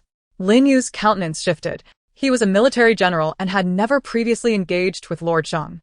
Why would he suddenly seek him out? He promptly rose to greet him. Before long, he returned, elated, and informed the Lin family. Today, Lord Shang received a report regarding a mother and daughter. The woman confessed that, years ago, Jiang Yingqing had manipulated her and her sister to orchestrate the events of the Mid-Autumn Palace banquet. The news filled everyone with joy, for should Lord Shang take action, the Jiang family would have no opportunity to evade responsibility. Lin Miaowan felt a surge of excitement. She surmised that Ji must have sought out Lord Shang for assistance. She was only partially correct, but the rest would likely be revealed in due course. Meanwhile, Ji, the daughter on Lin Miaowan's mind, was presently by the crown prince's bedside, dutifully administering medicine to him.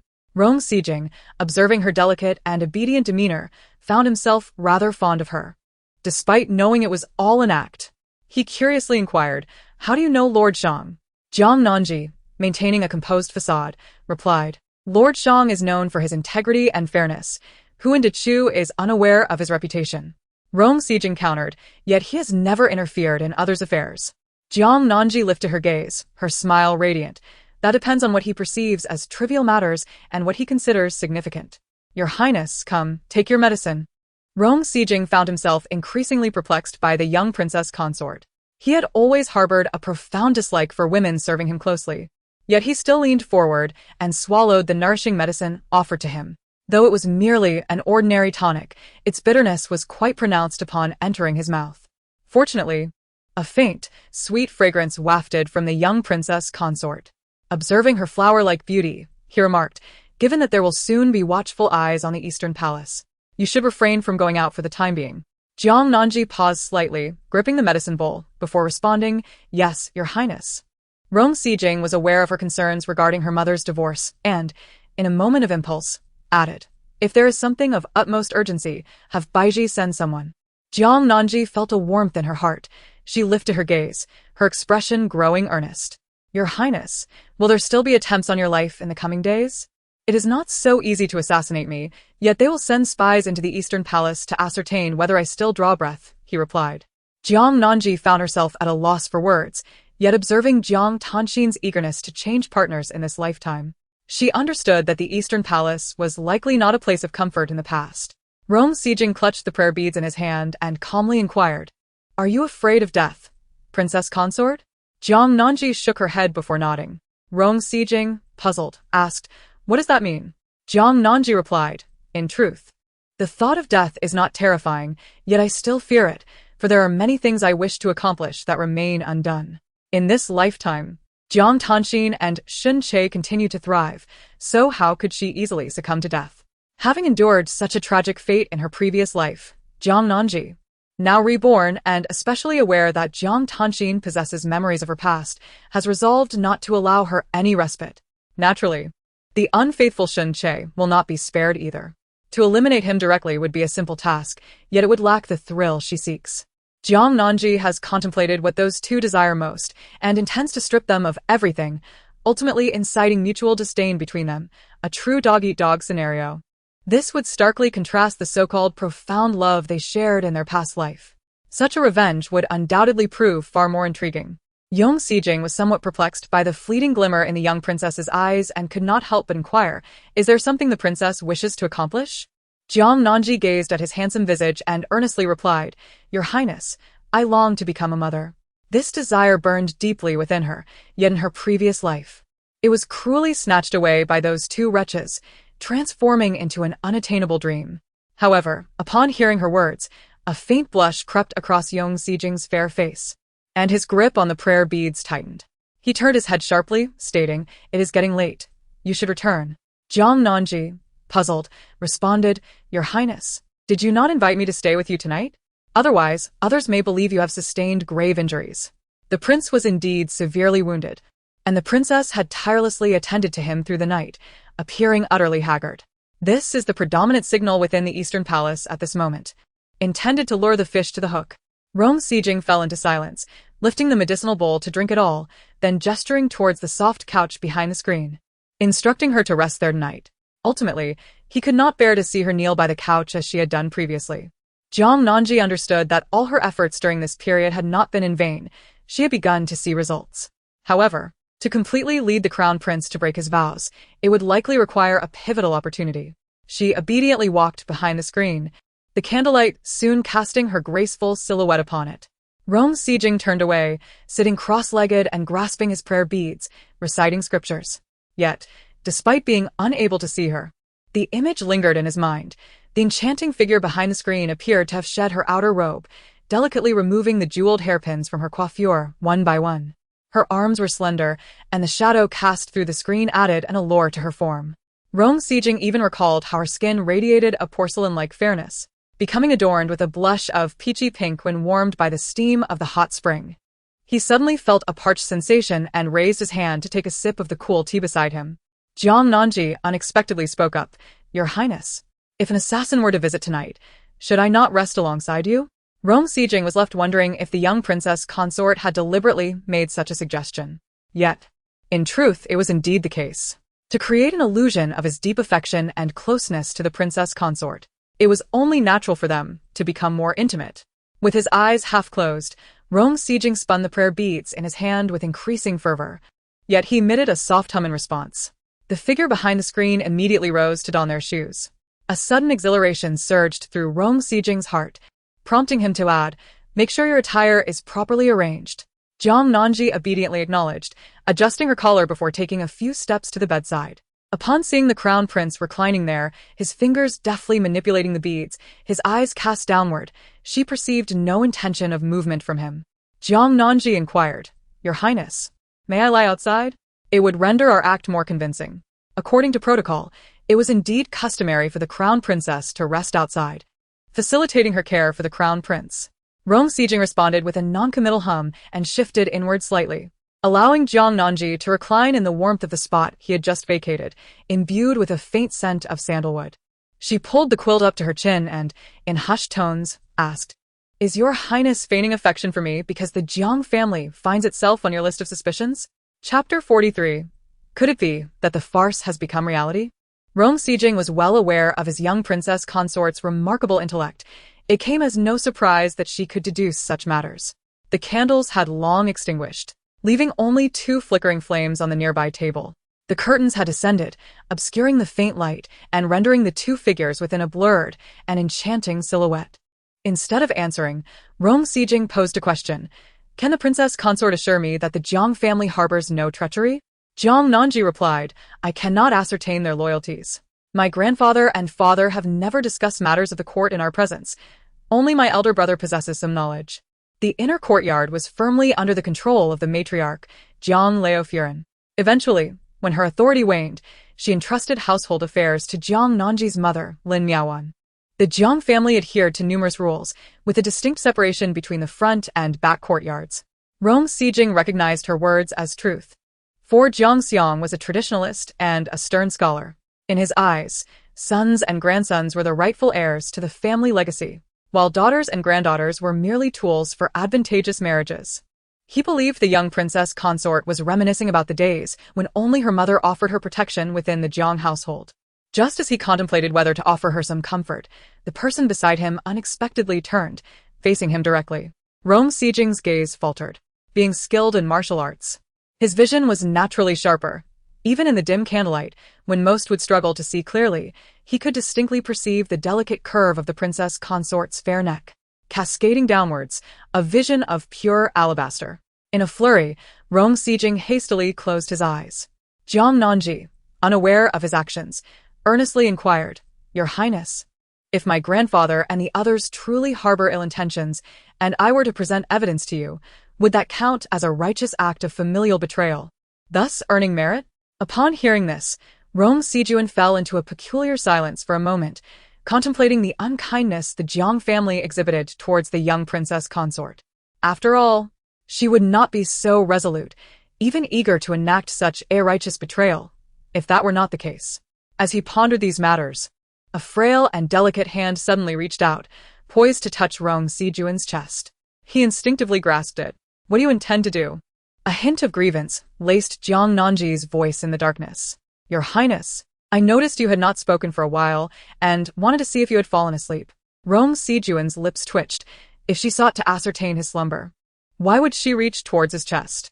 Was it intentional or merely accidental?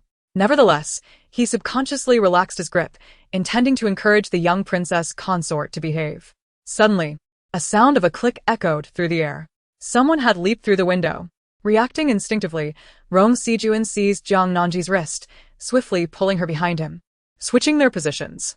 However, Jiang Nanji responded even quicker, struggling momentarily, which resulted in her not being positioned behind Rong Sijun as intended. Instead, she fell directly into his embrace. As the injury struck, Rong Sijing emitted a muffled groan, but more significantly, the soft and sweet sensation of being enveloped in an embrace instantly reminded him of the intimate moments shared at the hot spring palace. Observing the indistinct figures intertwined, the assassin who entered the doorway was momentarily taken aback. Wasn't it said that His Highness the Crown Prince was injured? How could he still possess such enthusiasm? Veins throbbed on Rong Sijing's forehead as he contemplated whether to simply eliminate this individual and postpone the act for another time. Suddenly, the young crown princess nestled in his arms shyly exclaimed, "Ah, Your Highness, your wound has reopened. Your injury has yet to heal. Once it does, I shall attend to you." Her voice, already melodious, carried a hint of youthful timidity, causing Rong Sijing to stiffen even further. Not only him, but the intruding figure clad in black outside was equally astonished. Was the crown prince's injury so severe that he could not engage in intimacy? And yet, he still yearned for it. How tragic indeed.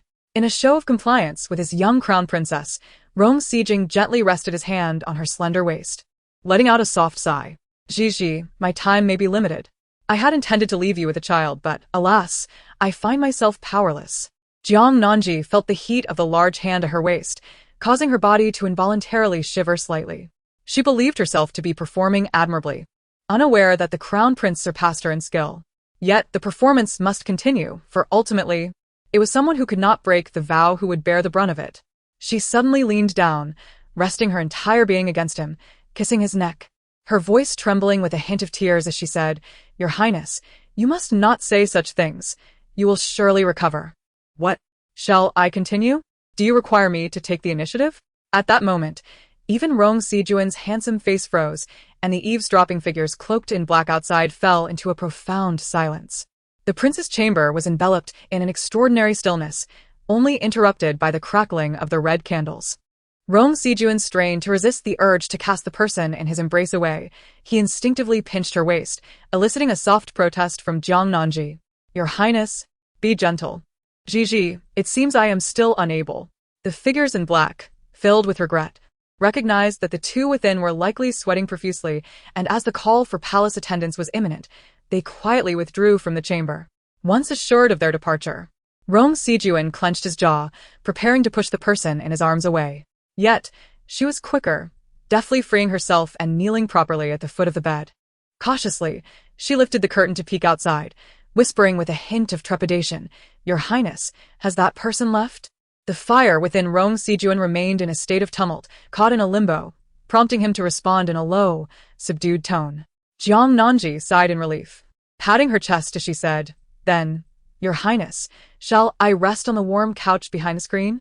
Rong Sijing was perplexed. He ought to have sighed in relief. Yet the emptiness of his embrace, coupled with the words of the young princess, inexplicably invoked a sense of void within him. Ultimately, he responded with a vague murmur.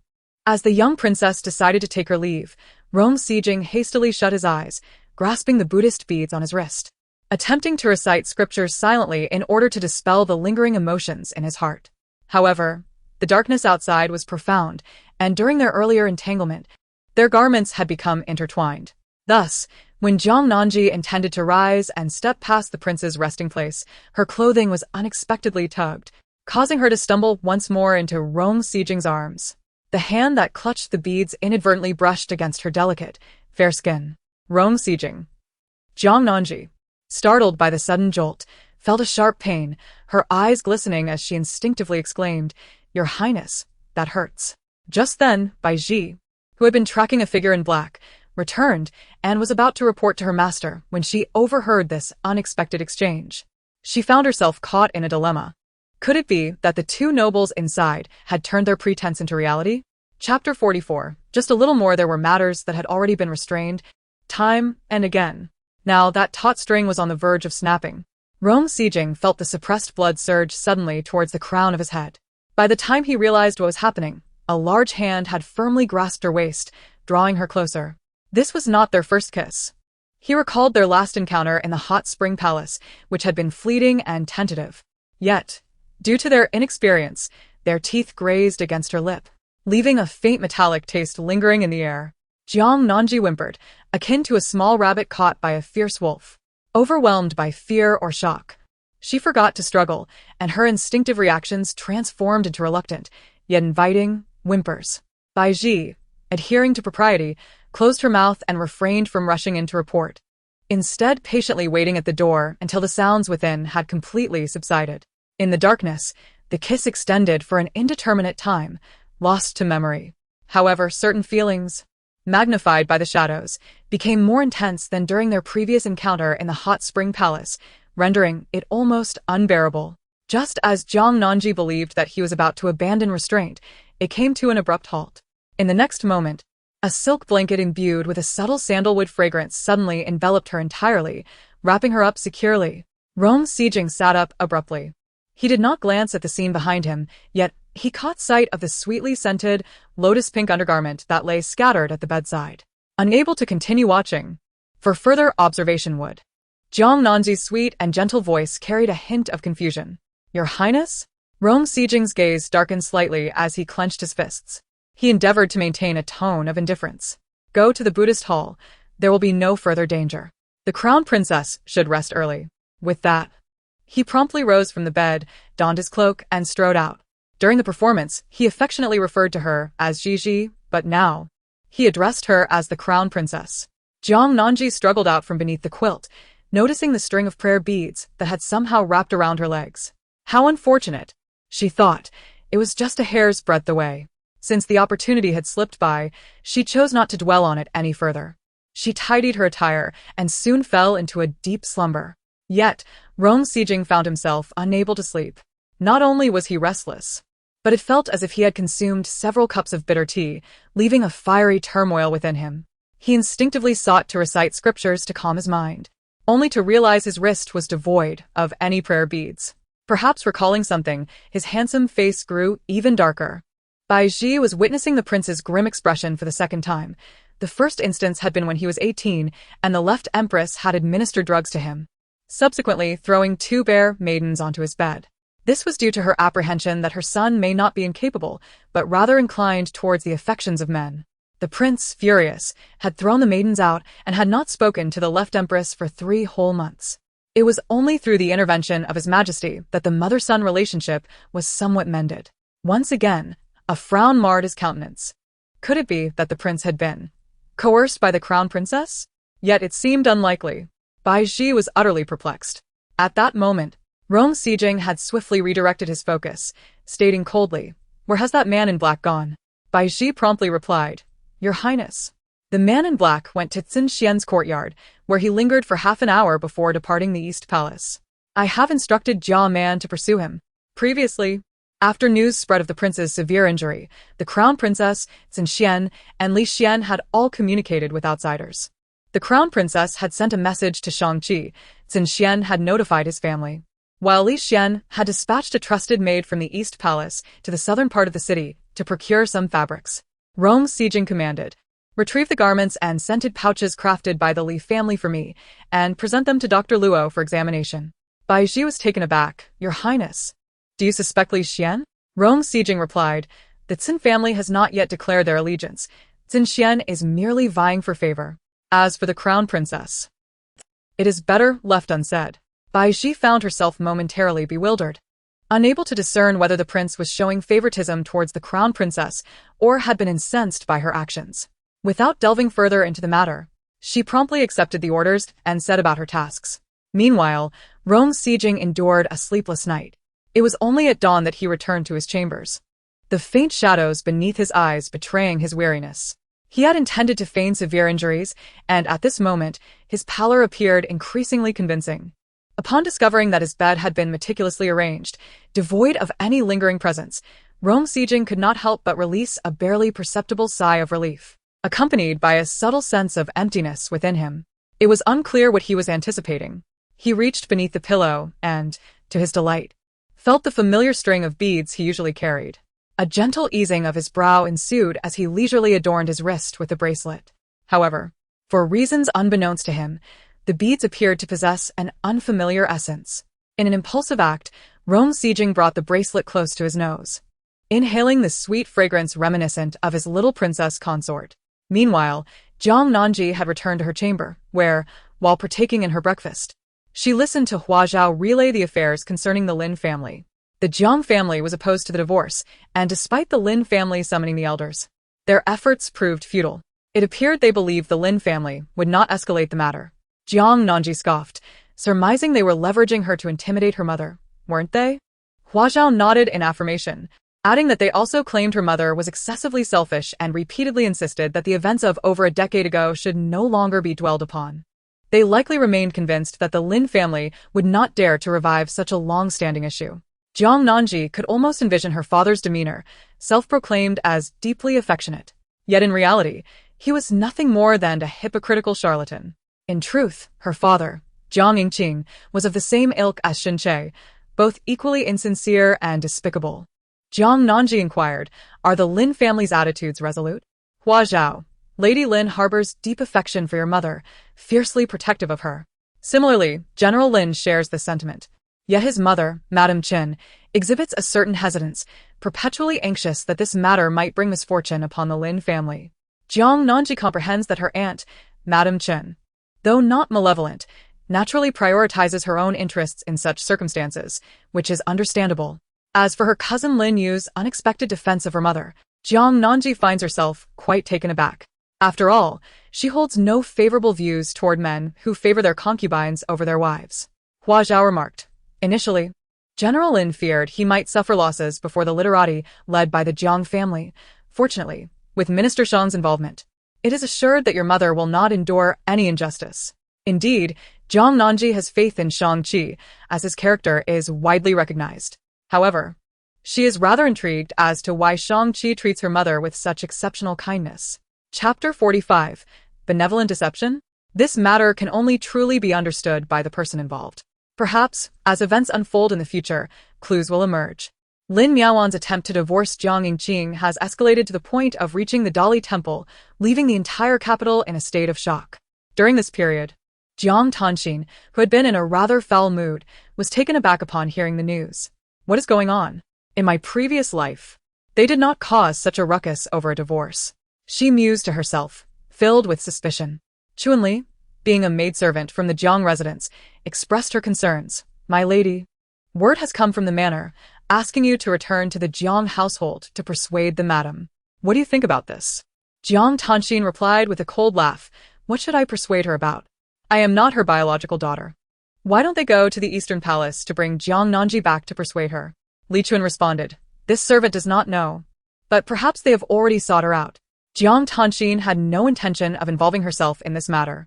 The two individuals she despised most in her past life were Lin Miaowan and Jiang Nanji, and her sentiments remained unchanged in this life. Determined not to return to the Jiang family, she was caught off guard when Shin Che, appearing rather glum, visited her courtyard that evening to inquire about the situation. Why would her in-laws want a divorce? Shin Che found the matter exceedingly embarrassing. Who knows? It must be that Lin family causing trouble. In truth, she never deserved my father.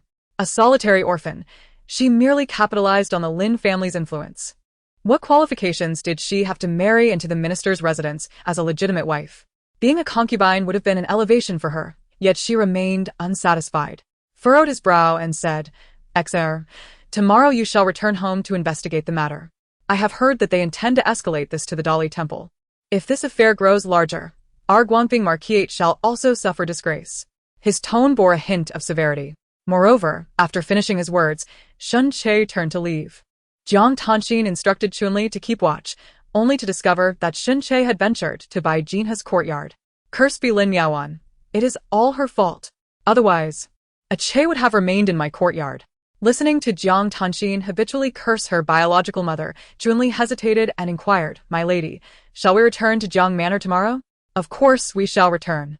I am eager to see what sort of mischief that Lin family intends to stir up. How dare they even provoke matters to the Dali Temple? Who grants her such audacity?" Concurrently, the Jiang family dispatched a letter to the Eastern Palace, hoping the crown princess, might persuade Lin to reconsider. The messenger was Jiang Qingjin. In his teenage years, he had served as a companion to the crown prince, thus gaining a modicum of favor in the Eastern Palace. Sitting at the lower seat, he regarded his younger sister, the crown princess, adorned in resplendent attire, and spoke earnestly. Gigi, regardless of the outcome, if this matter escalates, it shall be detrimental to us all.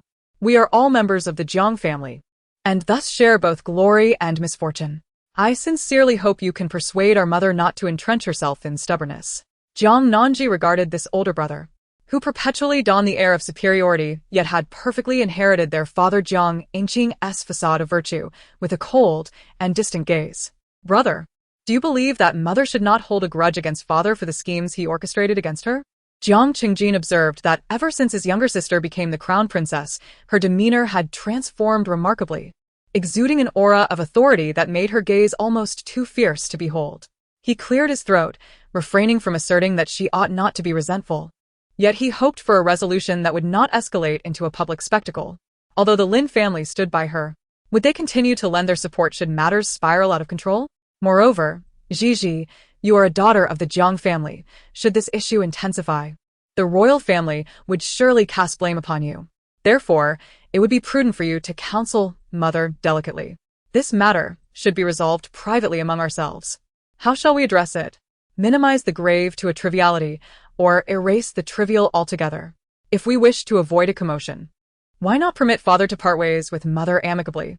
In response to his sister's retort, Jiang Qingjin sighed. We have indeed advised father, but his affections for mother run too deep.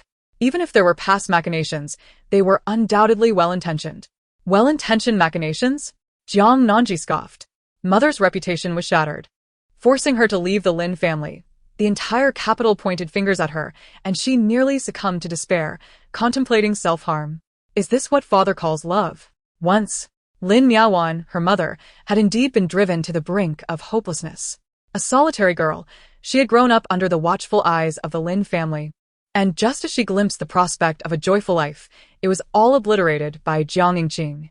In her moment of despair, Lin Miaowan had nearly sought to end her life, yet fate had other plans as she discovered she was with child.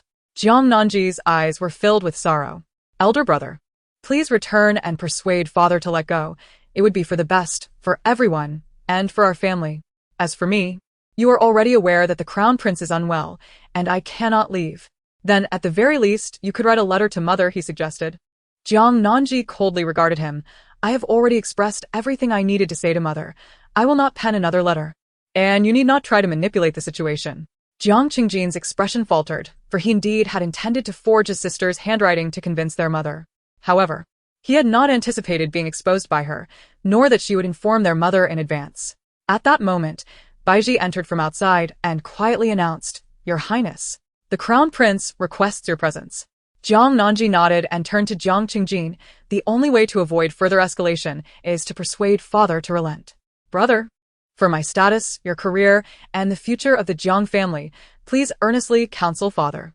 Jiang Qingjin wished to say more, but the East Palace had already ushered him out, so he could only nod and depart. Jiang Nanji rubbed her temples, realizing that matters were more complicated than she had anticipated. She was uncertain whether her father would prioritize the Jiang family's future and his own career or his nearly obsessive affection for their mother. She lifted her gaze to Baiji beside her and expressed her gratitude. Thank you, Chief Steward Bai, for your timely assistance. She had grown somewhat impatient with Jiang Qingjin and no longer wished to engage in superficial pleasantries. Baiji respectfully replied, Your Highness, the Crown Prince truly requests your presence. Jiang Nanji raised her eyebrows slightly. Ever since that fateful night when their relationship deepened, the Crown Prince had appeared to regret his actions the very next day, neglecting her thereafter. Fortunately, this indifference lasted only a day or two. Jiang Nanji rose and nodded. Very well, Your Highness, I shall go at once. As she made her way to the sleeping quarters, she noticed the Crown Prince reclining there, idly toying with a string of prayer beads that seemed to be a new set. She clicked her tongue in surprise. Did the Crown Prince believe she had sullied his original beads? Shifting her gaze, Jiang Nanji gracefully bowed, adhering to the decorum. Your Highness summoned me. Is there something you wish to discuss? Rong Sijing regarded her obedient demeanor and quickened his pace of fiddling with the beads. In a calm tone, he stated, Tomorrow, some royal ladies will visit my mother. You are to accompany them and remember to exhibit a semblance of sorrow. Chapter 46. Unexpected calculations. Jiang Nanji immediately comprehended that among them, there would be those who might seek to test her. Moreover, they would undoubtedly inquire about her parents' impending divorce. In any case, she ought to make some preparations in advance. Rong Sijing paused his actions and earnestly added, "It won't be long before this matter reaches a conclusion." Indeed, Jiang Nanji acknowledged, aware that this situation was merely a temporary respite. The crown prince had several adversaries. She contemplated that if she performed admirably in this instance, perhaps she would soon be able to remind the crown prince of the impending threat posed by the rebels in 5 years. Lost in her thoughts, she was oblivious to Rong Sijing's unwavering gaze fixed upon her. What is the crown princess pondering? Huh? Jiang Nanji looked up, momentarily taken aback, her gaze landing on his wrist. I was wondering why your highness is not wearing that original bracelet. Rong Sijing. The atmosphere froze for an instant. True to form, not long after, Jiang Nanji was unceremoniously dismissed. Bai Ji, observing the crown princess who re-emerged shortly after entering, felt a sense of bewilderment. Clearly, his highness cared deeply for the crown princess. Jiang Nanji, however, remained unfazed. She could sense the shift in Rong Sijing's demeanor. If one were to categorize his current state, it could only be described as emotionally unstable, plagued by self-doubt and self-loathing. It would only be when he finally reached the point of reckless abandon that he would be most susceptible to breaking his own rules. Jiang Nanji was acutely aware that a formidable challenge awaited her on the morrow, necessitating thorough preparations, particularly concerning matters of the Jiang family. She dispatched Hua Zhao to gather intelligence. Meanwhile, Jiang Tanxin made a grand return home, where she found Lin Yaoan engaged in conversation with the second young lady, Jiang Ran. The usually inconspicuous concubine, Jiang Ran, who had recently been married, was summoned back by her family to persuade her biological mother, Lin Yaoan. However, Jiang Ran was all too aware of the family's dynamics and quietly inquired, "Mother, are you truly resolved to pursue a divorce?" Lin Yaoan nodded, asserting, "I cannot tolerate deceit. While I may yield on numerous matters, I cannot abide the initial betrayal." In the past, she had gracefully accommodated her imperious mother-in-law and tended to the capricious eldest daughter, dedicating herself to the well-being of the household. Yet, if the foundation of it all was Jiang Yingqing's treachery, then every subsequent grievance became utterly intolerable. Lin Yaoan had always been adept at both holding on and letting go. Jiang Ren glanced around and softly remarked, "I can sense that you have been unhappy, mother. Although they have sent me to persuade you, the final decision rests solely with you."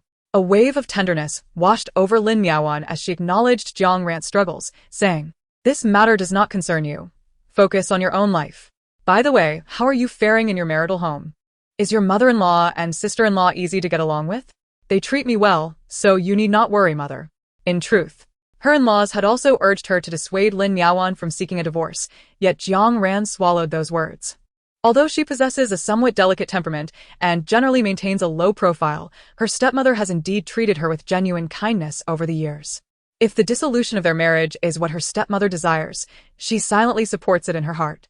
It is at this moment that Jiang Tanxin enters, lifting her chin slightly as she directly addresses Lin Yaoan, who is seated in a round chair, her tone confrontational. "Are you foolish? My father has treated you with such kindness, and yet you still contemplate separation?" Lin Yaoan gazes at this young woman, whom she has nurtured with great care, yet who now appears to be an ungrateful creature, akin to a wolf raised in her own household. Her voice, no longer as gentle as it was when addressing the second young lady, takes on a sharper edge. "My dear lady, I have always treated you well. Yet why do you persist in showing me such disrespect and fail to comprehend my sincere intentions?" Jiang Tanxin scoffs coldly, "You caused my mother's death. Is it not expected that you should treat me well?" Lin Yaoan retorts, "I caused your mother's death? I was unwilling to marry into the Jiang family. It was Jiang Yingqing who orchestrated my predicament. So, dear lady, who do you truly believe is responsible for your mother's demise?" Jiang Tanxin is momentarily taken aback. Could it be that her father was the one who led to her mother's downfall? In truth, Lin Yaoan is unaware of how Jiang Yingqing's first wife passed away. But this narrative was imparted to her by Ji. It is a strategic redirection of anger.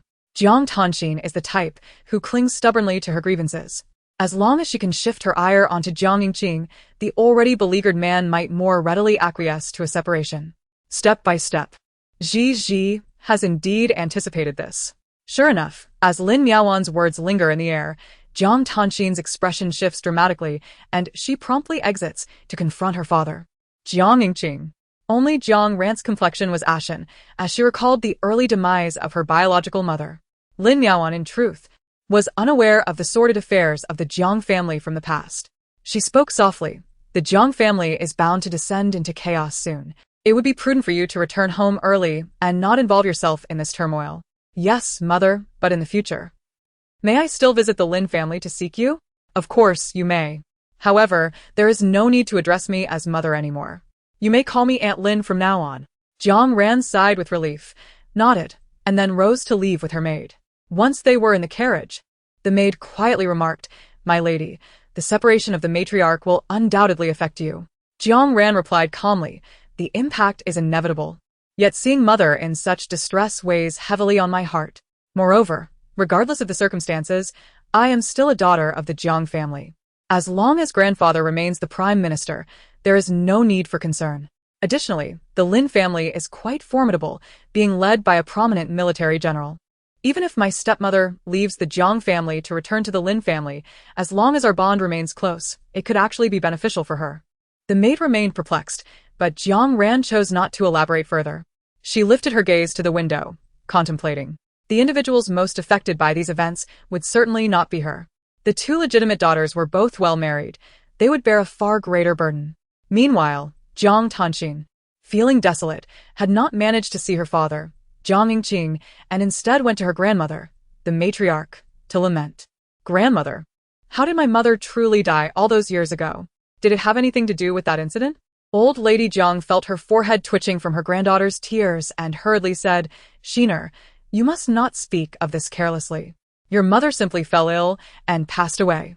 However, there were numerous rumors circulating outside, suggesting that her father harbored ulterior motives in wanting to marry Lin Miaowan. Observing her granddaughter sobbing uncontrollably, old Lady Jiang felt a deep sense of frustration. Enough, enough, cease your weeping. Yet, Jiang Tanxin could not hold back. If her biological mother had not been murdered, her life would undoubtedly be far better than it is now. At that moment, a grim-faced Jiang Xiang entered from outside. Upon hearing the cries, he bellowed, "What are you crying for?" Yingqing has already been taken to the Dali Temple for interrogation. What? Chapter 47. Finally divorced. What kind of place is the Dali Temple? It is a place where even the virtuous would emerge with their skins stripped away. Both old Madame Jiang and Jiang Xiang were utterly at a loss, unsure of how to navigate this predicament, while Jiang Tanxin stood by in stunned silence. In her previous life, her father had not been taken to the Dali Temple at this juncture. Why was it different this time? Ultimately, Jiang Xiang found himself with no alternative. If Jiang Yingqing had not emerged from the Dali Temple by nightfall, he would have no choice but to plead with the emperor. Jiang Tanxin observed the chaotic scene at home, where no one paid her any mind. Feeling a wave of irritation, she turned and left. However, upon taking her seat in the carriage and glancing at the imposing plaque of the Jiang residence, she expressed her disdain. "It's all that Lin family's fault for stirring up trouble." Chunli, still shaken, inquired, "My lady, do you think the madam will truly part ways with the master?" Jiang Tanxin scoffed, "I would rather they divorce." Even though her mother was no longer present, she did not wish for that position to be occupied by Lin Miaowan. Regarding her mother's death, whether her father had a hand in it, Jiang Tanxin thought quite bluntly, believing her father's actions were undoubtedly motivated by Lin Miaowan. Ultimately, it was all Lin Miaowan's doing. Moreover, once Lin Miaowan divorced her father, it would inevitably affect Jiang Nanji's prospects of becoming the crown princess. With this thought in mind, Jiang Tanxin's spirits inexplicably lifted. At this moment in the interrogation room of the Dali Temple, Jiang Yingqing, clad in official robes, no longer wore his usual composed and scholarly demeanor. Furrowing his brow, he inquired, "Shang-Chi, what do you mean by this? This matter is a private affair of mine, yet you have brought me here for interrogation. Do you intend to treat me as a criminal?" Although Shang-Chi was 7 or 8 years younger than Jiang Yingqing, his frigid demeanor lent him an air of formidable authority. He replied coldly, "There are formal complaints, witnesses, and material evidence. The Dali Temple has accepted this case, and everything must proceed according to protocol. Moreover, this is no ordinary domestic issue." Jiang Yingqing's lips twitched in disbelief. How can this not be a private matter? Whether I choose to part ways with my wife is our personal concern, Shang-Chi retorted, yet this incident occurred 16 years ago, within the imperial palace. As a high-ranking official, how could you possibly manipulate affairs within the palace? Recently, the crown prince was the target of an assassination attempt. One must wonder if you had a hand in that as well. With such an accusation thrust upon him, Jiang Yingqing erupted, slamming his hand on the table. Shang-Chi, you are slandering me. What connection do I have to the crown prince's attack? Unfazed, Shang-Chi maintained his steady composure. I merely suggested uncertainty regarding your involvement, as this is standard procedure in an interrogation. Why the agitation, Sir Jiang? Momentarily taken aback, Jiang Yingqing resumed his seat in the round chair. Nearby, Tao Xian, the Dali Temple's recorder, cast a curious glance at his superior, sensing a hint of deliberate antagonism directed towards Jiang Yingqing. Faced with the relentless pressure from Shang-Chi, Jiang Yingqing found himself retreating at every turn. Particularly, Shang-Chi unearthed the death of Jiang Yingqing's late wife and the demise of the palace, made Feiyun. Ultimately, Jiang Yingqing was compelled to confess that he had indeed orchestrated for Fei Zue to impersonate her sister in a deliberate scheme to entrap Lin Yaoan, ensuring that she had no choice but to marry him. However, he utterly denied any responsibility for the deaths of his wife and the maid Feiyun. Moreover, Jiang Yingqing coldly remarked that the Su family was also complicit in this affair, as Madame Su did not wish for Miaoan to wed her son, Su Maodua. One was Jiang Yingqing, who harbored ulterior motives towards Lin Yaoan, and the other was Madame Su, who held her in disdain. Together, they conspired to tarnish Lin Yaoan's reputation, nearly driving her to the brink of suicide. Shang-Chi felt an overwhelming sorrow. Yet his expression remained stern and unyielding as he instructed Tao Xian to document everything and demanded that Jiang Yingqing draft a letter of divorce. Humiliated, Jiang Yingqing gritted his teeth and complied, writing the letter. Furthermore, Shang-Chi insisted, given that you have wronged Lin Yaoan, you ought to offer her some form of restitution. Jiang Yingqing reluctantly nodded, stating that in addition to returning her original dowry, he was willing to bestow upon her 10 shops and 2 estates as compensation. Shang-Chi, however, still found this offer somewhat meager, perceiving Jiang Yingqing as rather miserly. Nevertheless, eager for Lin Yaoan to pursue her divorce, he refrained from voicing his discontent. After finally completing the divorce decree, Jiang Yingqing seemed to have aged 20 years. The wife he had painstakingly married was now to be released by his own hand, and his heart ached as if it were being cleaved. He lifted his gaze, revealing a depth of despair and resentment in his eyes. Lord Shang, may I inquire why you are so invested in this matter?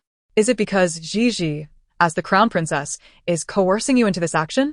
Jiang Yingqing had never understood why the Dali Temple was involved in this affair. The Lin family and Shang-Chi did not share such a deep connection. After much contemplation, he recalled his daughter's profound feelings for Miaoan. Surely that girl had leveraged her position as crown princess to seek Shang-Chi as assistance, prompting him to act in this manner. That ungrateful girl truly was a wolf in sheep's clothing. Without the Jiang family, how could she ever have ascended to the role of crown princess? Shang-Chi's brow furrowed slightly. Although it was indeed the crown princess who had sent him a message, he instinctively wished to protect her, for she was, after all, the daughter of Lin Yaoan. Does Lord Jiang not understand the position of a mere official? Not even the crown princess, nor his majesty himself, could compel me to bow. Jiang Yingqing's expression darkened, for he recognized the truth in Shang-Chi's words. It meant that during his attempt to silence Fei Zue, that woman had fortuitously escaped, leading her to report the incident in hopes of ensuring mutual destruction. Jiang Yingqing snapped irritably. I have written the divorce decree. There is nothing more to discuss. I shall take my leave now. Wait a moment. Shang-Chi lifted his head, and a sudden smile broke through his usually stern expression. Now that the matter concerning Li had been addressed, let us delve into the case of Jiang Deren's attempted murder for hire. Jiang Yingqing remained silent. As dusk descended, the entire Dali Temple resembled a ferocious wolf lying in wait, instilling a sense of dread.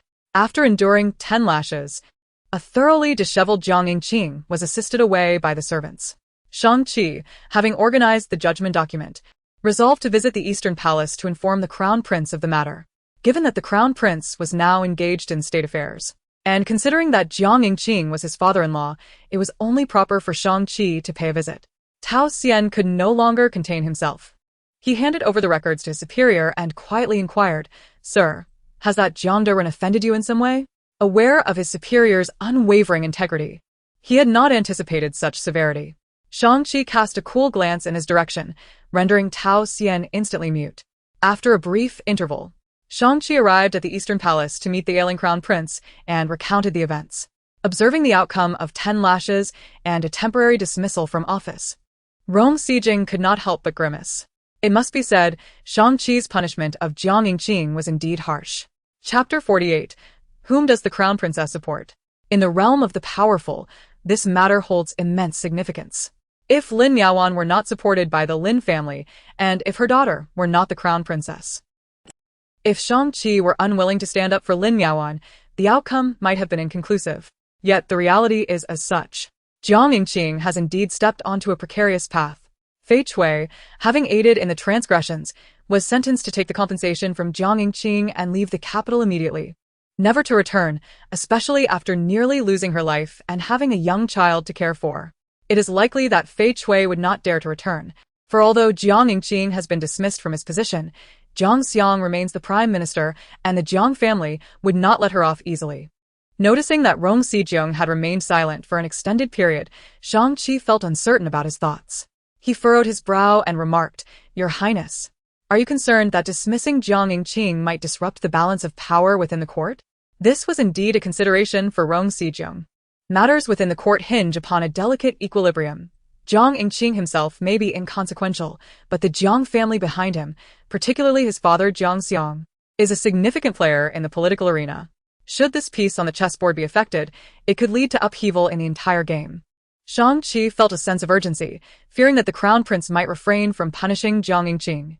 However, given the actions Jiang Yingqing had taken against Lin Yaoan, how could he simply allow him to pen a divorce agreement and settle with mere compensation? At that moment, Bai Ji respectfully announced, "Your Highness, the crown princess has arrived." Rong Sijing rubbed his temples, noting how swiftly the young crown princess made her entrance.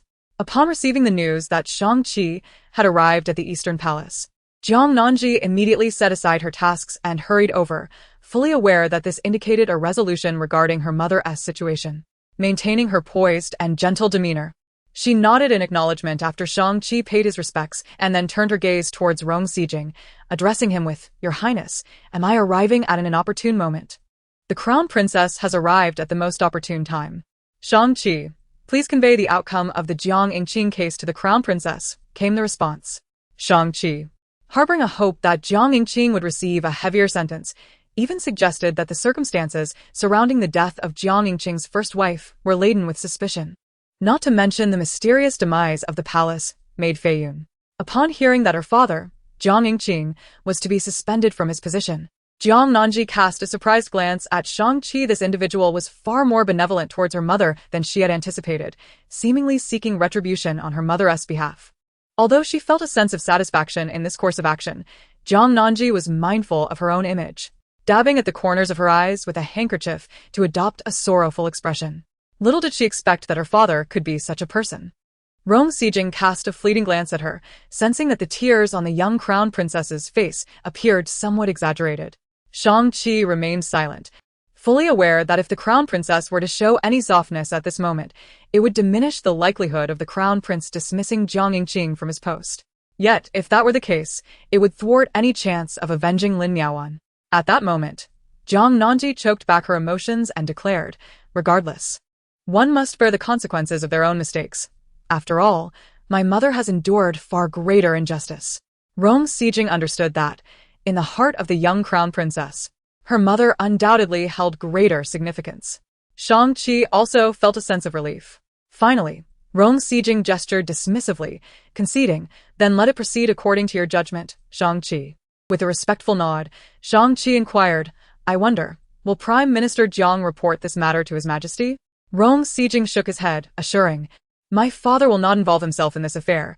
He will surely seek me out later.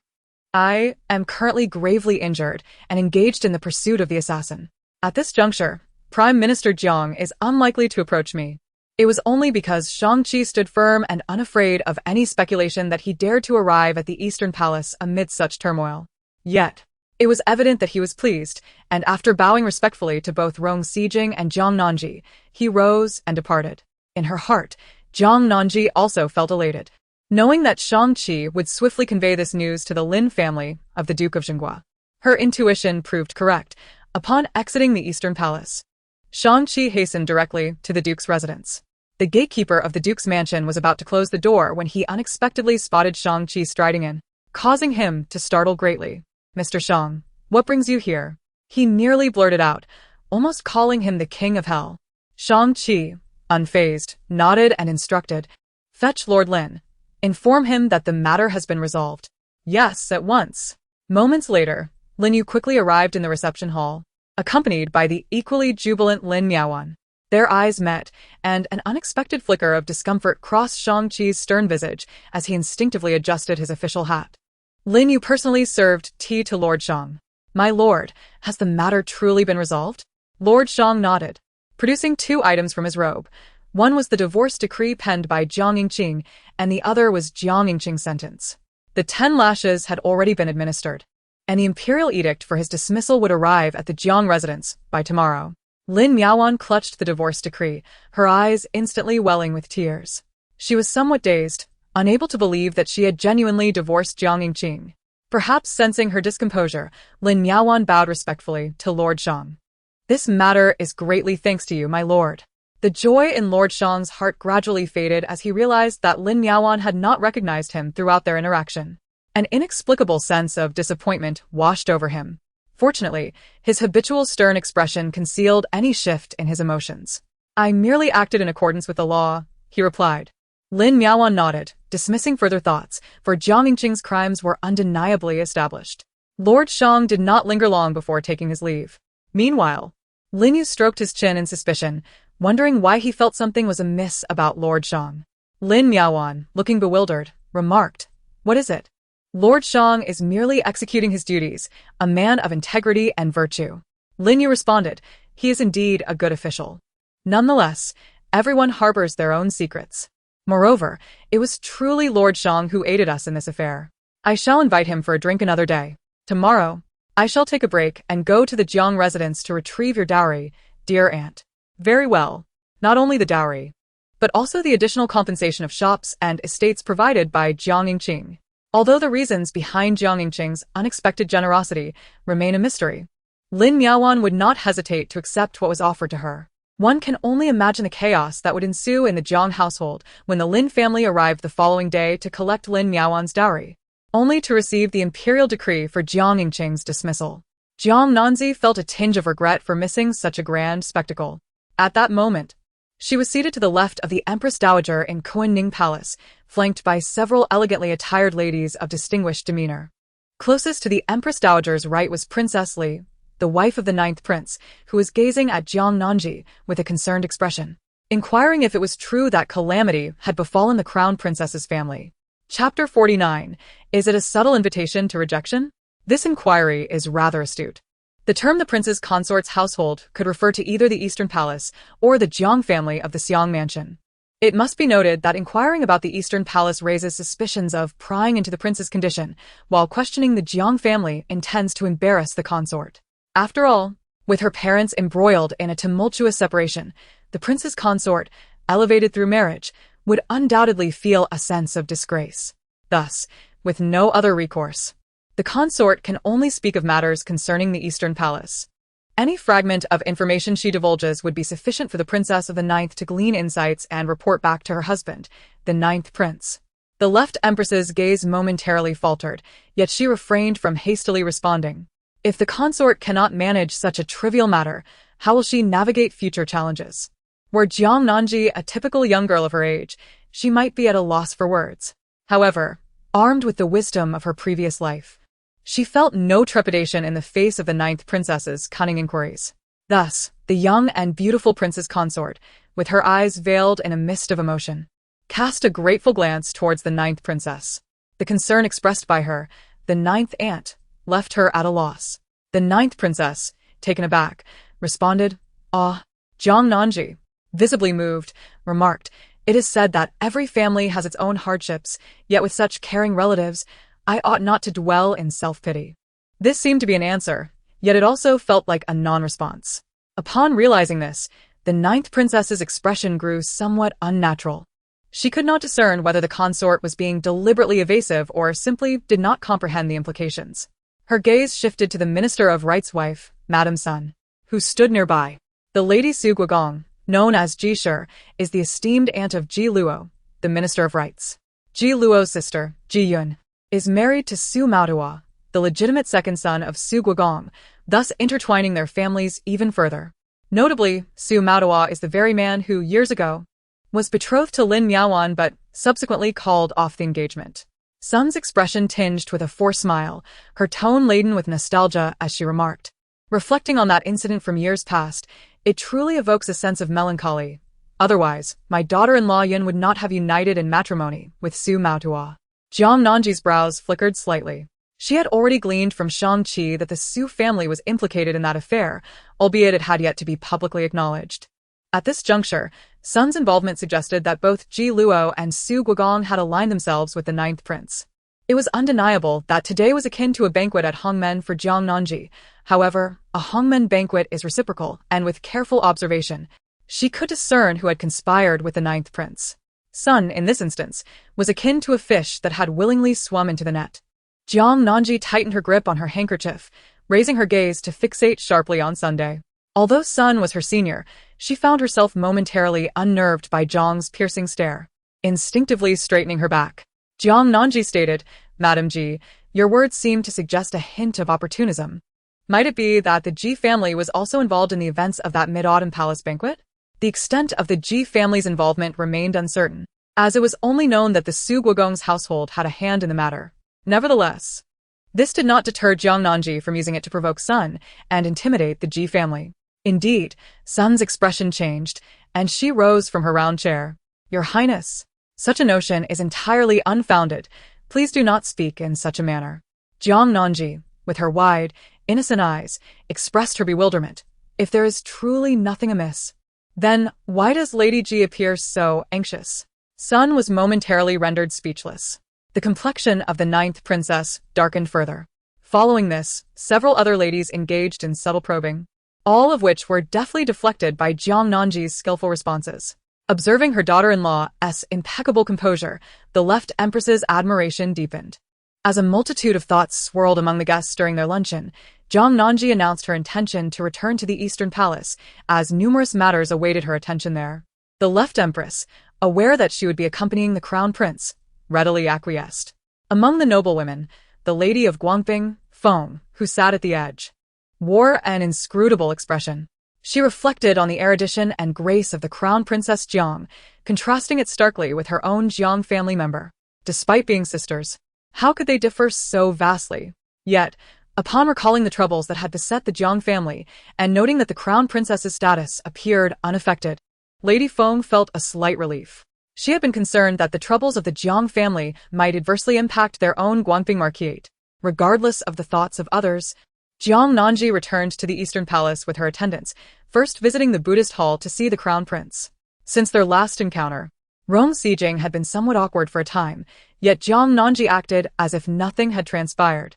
She greeted Rong Sijing with a respectful bow and recounted the events of the day at Kuan Ning Palace. She spoke with unwavering conviction. "Your Highness, that Sun family is certainly in cahoots with the ninth princess. They are undoubtedly allied. It is quite possible that the Minister of Rights and Duke Su are also supporting Prince Ninth. These days, Prince Ninth is exceedingly diligent in attending court, actively spreading rumors that the crown prince is unfit, and subtly suggesting that His Majesty should hastily select a new heir. Even with his own son captured, the adversary cannot maintain their composure for long." Rong Sijun raised an eyebrow at his young crown princess, suspecting that there was an element of personal vendetta in her words.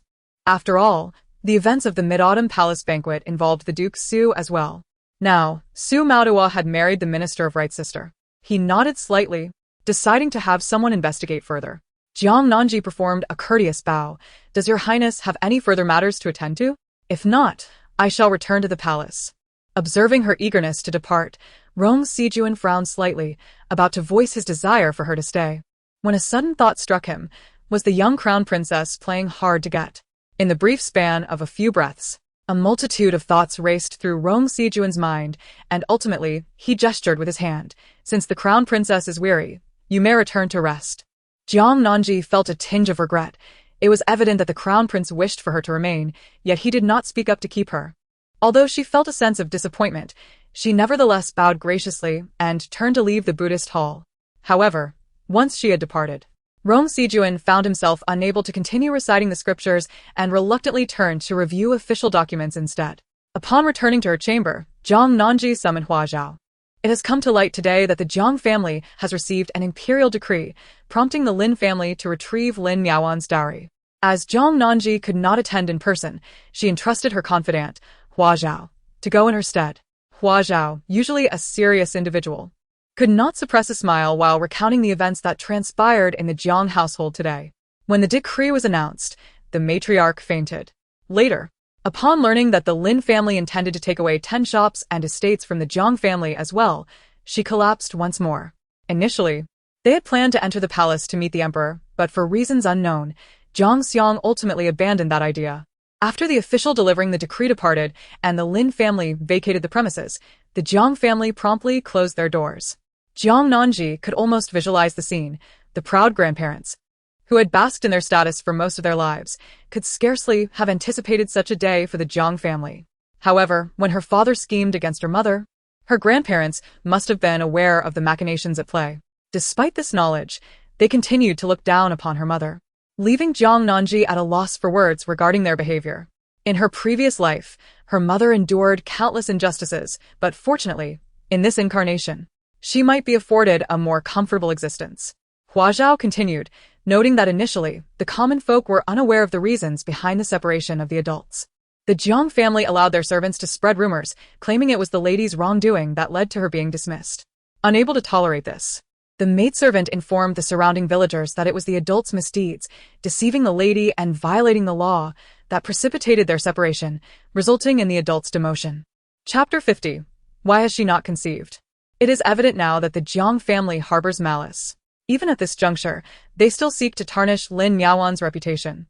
A flicker of resentment appeared in Jiang Nanji's eyes as she nodded. Hua Zhao, you are absolutely right. To outsiders, the Jiang family is perceived as her maternal lineage, and it would be expected for her to lean towards them in her pursuit of securing the position of crown princess, rather than supporting the orphan Lin Miaowan. However, the reality is strikingly contrary. Jiang Nanji appears to be wholly in favor of her mother, even at the cost of sullying the Jiang family's name. Is she truly foolish? Upon hearing this news, Jiang Tanxin gazed in astonishment at her mother-in-law, Feng Shi, who had just emerged from the palace. Are you saying that Jiang Nanji has been defending Lin Miaowan all along? With the crown princess as a comparison, Feng Shi regarded Jiang Tanxin with even greater disdain. Her response measured yet dismissive. Beside them, Bai Jinhe inquired curiously, then what of Her Majesty the Empress? Did she not reproach the crown princess? Feng Shi shook her head, noting that although the Empress had spoken little throughout the proceedings, there was no indication of her blaming the crown princess. In fact, it seemed to Feng Shi that the Empress held the crown princess in high regard. Intelligent and beautiful, she speaks with precision, deftly navigating the various criticisms from the princess of the ninth. If my daughter-in-law could achieve such a level of competence, I would surely find myself smiling in secret. However, the two before her, Bai Jinhe, heavily pregnant, seemed solely focused on currying favor with the matriarch. As for Jiang Tanxin, she is devoid of any grace, perpetually indulging in jealousy and discontent, managing her household in a manner that creates utter chaos. This comparison truly incites one's ire. In truth, Jiang Tanxin herself harbors a profound dissatisfaction, for many events in this life diverge significantly from those of her past existence, leaving her inexplicably anxious. How could someone as fastidious as Empress would take a liking to Jiang Nanji? Surely, something must be amiss. Although in this lifetime, she has successfully married Acre and Jiang Nanji has been betrothed to the crown prince, Jiang Tanxin harbors no desire for Jiang Nanji's happiness. After all, she was the one who caused her demise in the previous life. Yet now, the crown prince has begun to shower affection upon Jiang Nanji, and Empress Zhua has also shown her favor. How could such a transformation occur? At that moment, Shun Che, clad in official robes, entered with an air of jubilation, exclaiming, I have finally been promoted. Previously, he served only in the Jinwu Guard, but for reasons unknown, he could not ascend the ranks further, failing to achieve the position he held in his past life. Fortunately, the Bai family intervened on his behalf. facilitating his entry into the Ministry of Personnel. Although it pales in comparison to his previous trajectory, the ministry is still quite commendable. With this thought, Shin Che cast a tender gaze towards Bai Jinhe, inquiring with genuine concern, "Jinhe, how do you feel today? Has the child been kicking?" Bai Jinhe responded with a bashful smile. "The child is quite the lively one. Every time I attempt to sleep, he stirs, making it difficult for me to find rest." Without a moment's hesitation, Shin Che remarked, "Tonight, I shall accompany you to your courtyard. The child is likely to be frightened by me as a father. Thus, he will surely refrain from causing you any trouble." The two were indeed engrossed in their affectionate exchange, which brought great satisfaction to old Madame Shin. However, seated nearby, Jiang Tanxin, upon witnessing this, abruptly slammed her teacup onto the table and strode away in a huff. Shun Nianying, observing this with a sense of schadenfreude, teased, "Brother, why don't you go check on that sister-in-law of yours? If you delay, who knows how many antique furnishings she will have smashed by then." It was common to see servants emerging from Jiang Tanxin's courtyard, burdened with shards of broken porcelain. Now the entire Guangbing Ho residence was aware of her penchant for destruction. Upon hearing this, Shun Che's expression darkened. He furrowed his brow slightly, seemingly taken aback by Tanxin's volatile temperament. In his recollections, Tanxin was supposed to be a gentle, dignified, and well-mannered young lady. How had she transformed into this? Due to the slight discontent in his heart, Shin Che spoke softly. "Perhaps the recent troubles in the Jiang family have affected her mood. She will likely regain her composure in due time." This implied he had no intention of visiting her. Leaning against Shin Che, Bai Jinhao's lips curled into a smile as she cheerfully said, "Cousin, the doctor mentioned that my abdomen appears larger than usual. It may indicate a twin pregnancy." In truth, the doctor had merely suggested a possibility, without definitively stating it was twins. After all, aside from her somewhat enlarged belly, most of the pulse indicators suggested that Bai Jinhao was carrying only one child. Yet, this did not deter her from expressing such sentiments to please Shin Che. Indeed. Upon hearing this, Shin Che's features softened, his joy palpable. He gently caressed Bai Jinhe's abdomen, recognizing that today truly heralded a double celebration. Meanwhile, in her own courtyard, Jiang Tanxin waited for quite some time, yet Shin Che did not come after her, which inevitably incited her fury, leading her to smash various items within the room. However, after a while of wreaking havoc, Jiang Tanxin endeavored to regain her composure. Shin Che's sudden kindness towards that wretched Bai Jinhe must surely stem from her pregnancy, compounded by the Bai family's assistance in elevating Shin Che's position. With the Jiang family currently of no help, Jiang Tanxin realized that to reclaim Shin Che's affection, she had but one course of action. She must hasten to conceive Shin Che's child. The mere thought of Shin Che's elation upon learning of her pregnancy in her past life ignited a determined glimmer in Jiang Tanxin's eyes. "Chun-Li, arrange for a carriage. I must step out." "Mistress, where do you intend to go?" "I am off to seek physician Luo." Her prolonged inability to conceive surely indicated some ailment within her. Jiang Tanxin was aware from her previous life that physician Luo was in the capital, tending to the crown prince. There existed a medical establishment in the capital run by one of physician Luo's disciples, where she was certain she would find him. As for why Jiang Tanxin did not suspect Shin Che to be the source of the problem, well, with Bai Jinhe already expecting, it was clear that Shin Che was not at fault. The issue must lie with her. Jiang Tanxin indeed managed to find the renowned physician, Luo, and revealed her identity as the elder sister of the crown princess, beseeching Luo to diagnose her condition, as she had been married for quite some time without conceiving. Considering her connection to the crown princess, Luo graciously agreed to take her pulse. While ordinary doctors might have overlooked the issue, Luo immediately discerned that the noble lady was afflicted by poison. However, given the complexity of the situation and the potential ramifications, Luo chose to remain discreet and merely offered Jiang Tanxin a few evasive reassurances, advising her to return in a couple of days. Trusting in Luo's medical expertise, Jiang Tanxin, having confirmed that there was indeed a problem with her health, though not grave, returned home joyfully, planning to revisit soon. Meanwhile, Luo hurried back to the Eastern Palace to report this matter to Rong Sijing.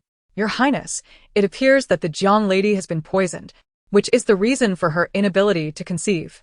We are uncertain whether the poison originated from the Duke of Guangping's residence or elsewhere. Should I undertake the task of curing her?" Chapter 51.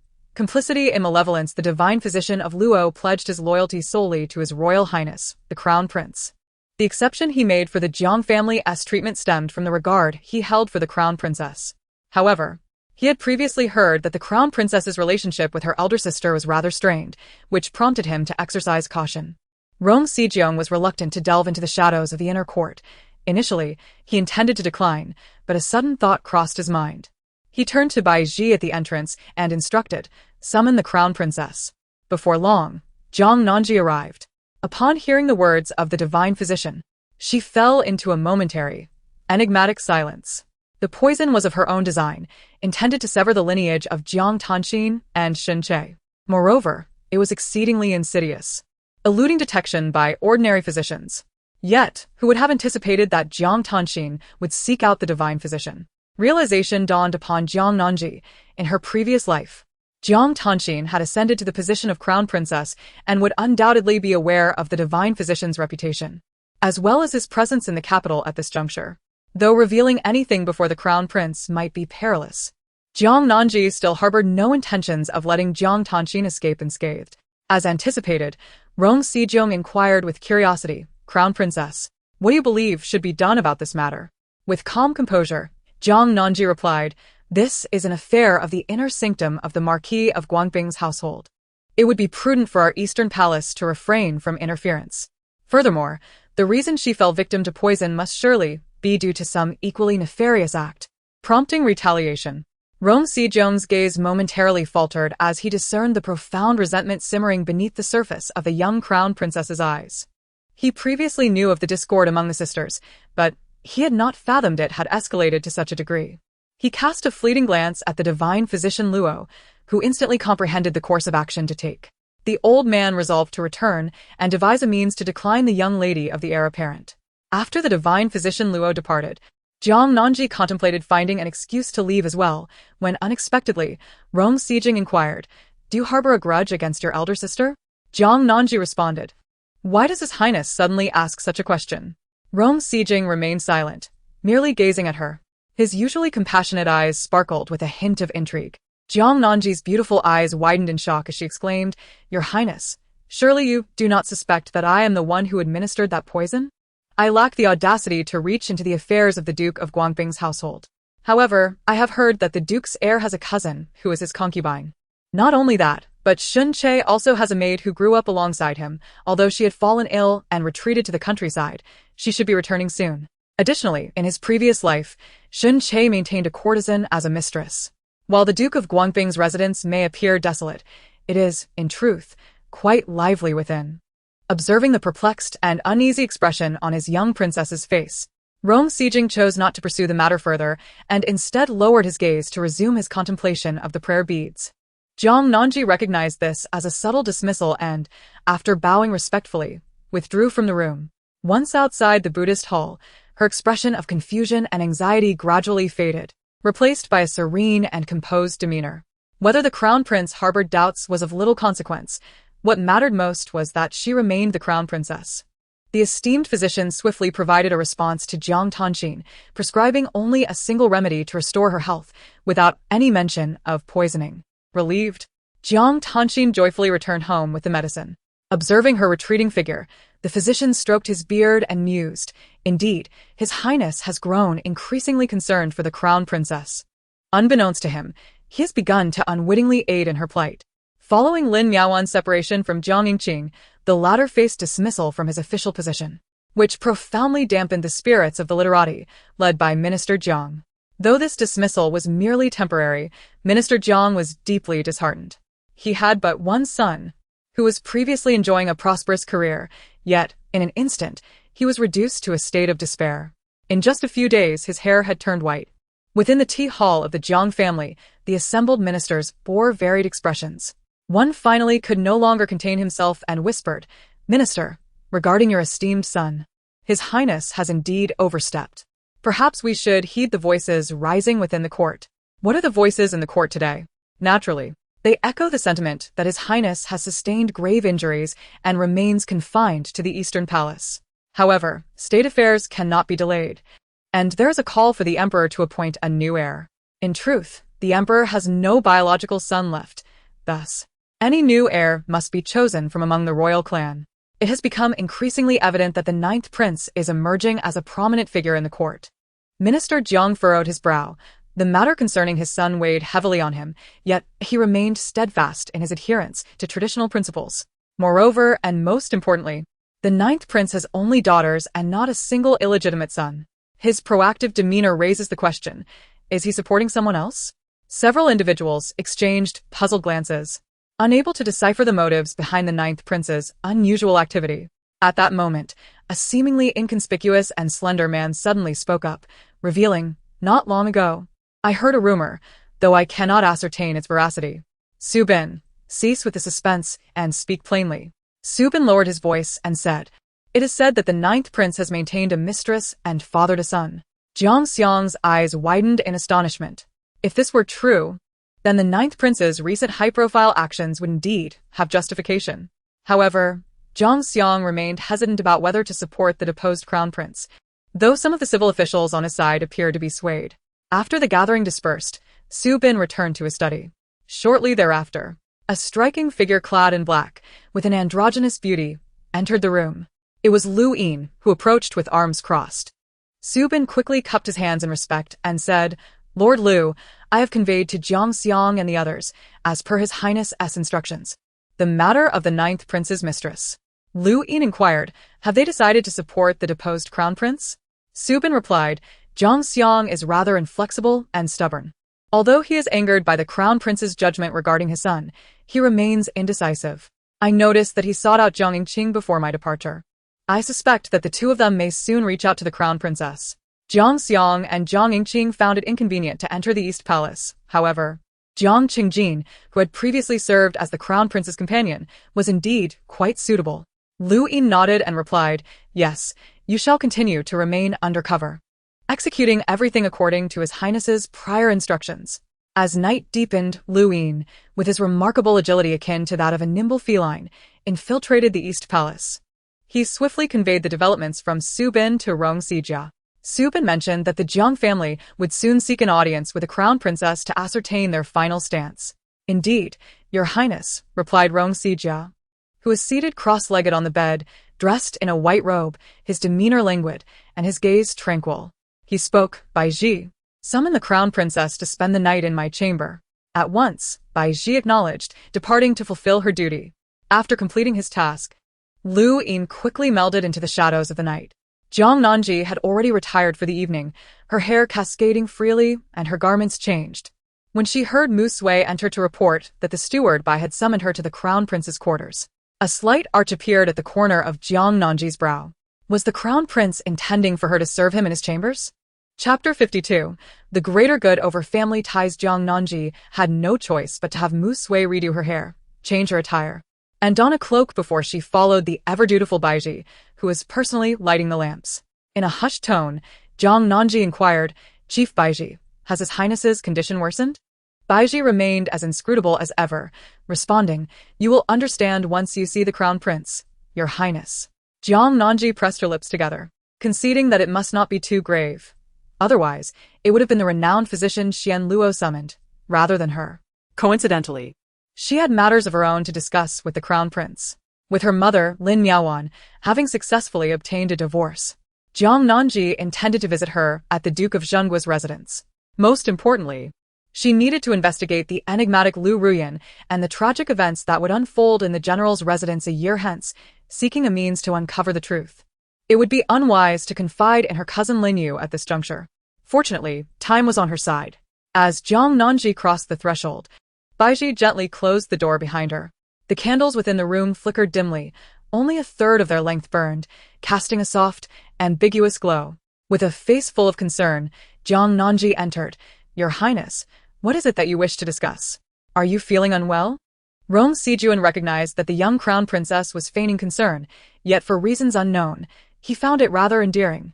He set aside his prayer beads and beckoned her closer. Crown princess, come hither. I have something of great importance to share with you. Yes, Jiang Nanji replied obediently, perching herself at the edge of the bed, her shyness and gentleness perfectly poised. Your Highness, please speak plainly. The time has come for you, the crown princess, to act with righteous indignation against your kin. Upon hearing this, Jiang Nanji's smile faltered, and she queried with suspicion, "Is the Jiang family plotting rebellion? That cannot be, as my grandfather and his two companions lack the capability for such treachery." Rong Sijing fell into a momentary silence, unsure how to assess why the esteemed Jiang family, once held in high regard within the court, was deemed ineffectual by the young crown princess. As he pondered this, a subtle smile began to form at the corners of his mouth, only to diminish shortly thereafter. With rare patience, he explained, "Currently, many within the court have begun to shift their allegiances to the ninth prince, causing the Jiang family to waver." Jiang Nanji, perceptive as ever, quickly grasped the implication. "Thus, the lingering hesitation of the Jiang family ultimately hinges upon my status as the crown princess? This suggests that they might seek me out at the Eastern Palace in the coming days?" Rong Sijing nodded, inquiring how the crown princess intended to proceed. With a radiant smile that held a serious undertone, Jiang Nanji replied, "Naturally, I shall act with righteous indignation against my kin."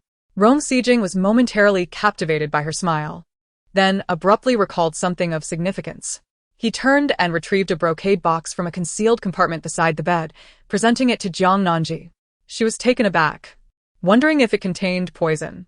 Although she had spoken of righteous indignation against her family, she had no intention of resorting to killing her own kin. The individuals she most desired to confront were Jiang Tanxin and Shen Che. "Your Highness, what is this?" "Open it, and you shall find out."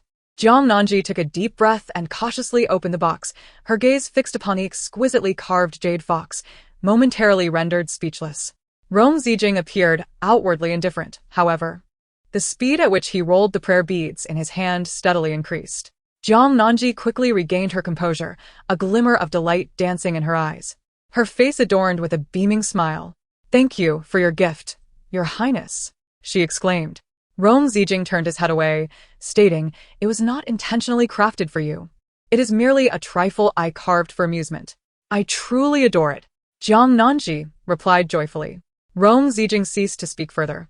Yet his manipulation of the prayer beads quickened even more.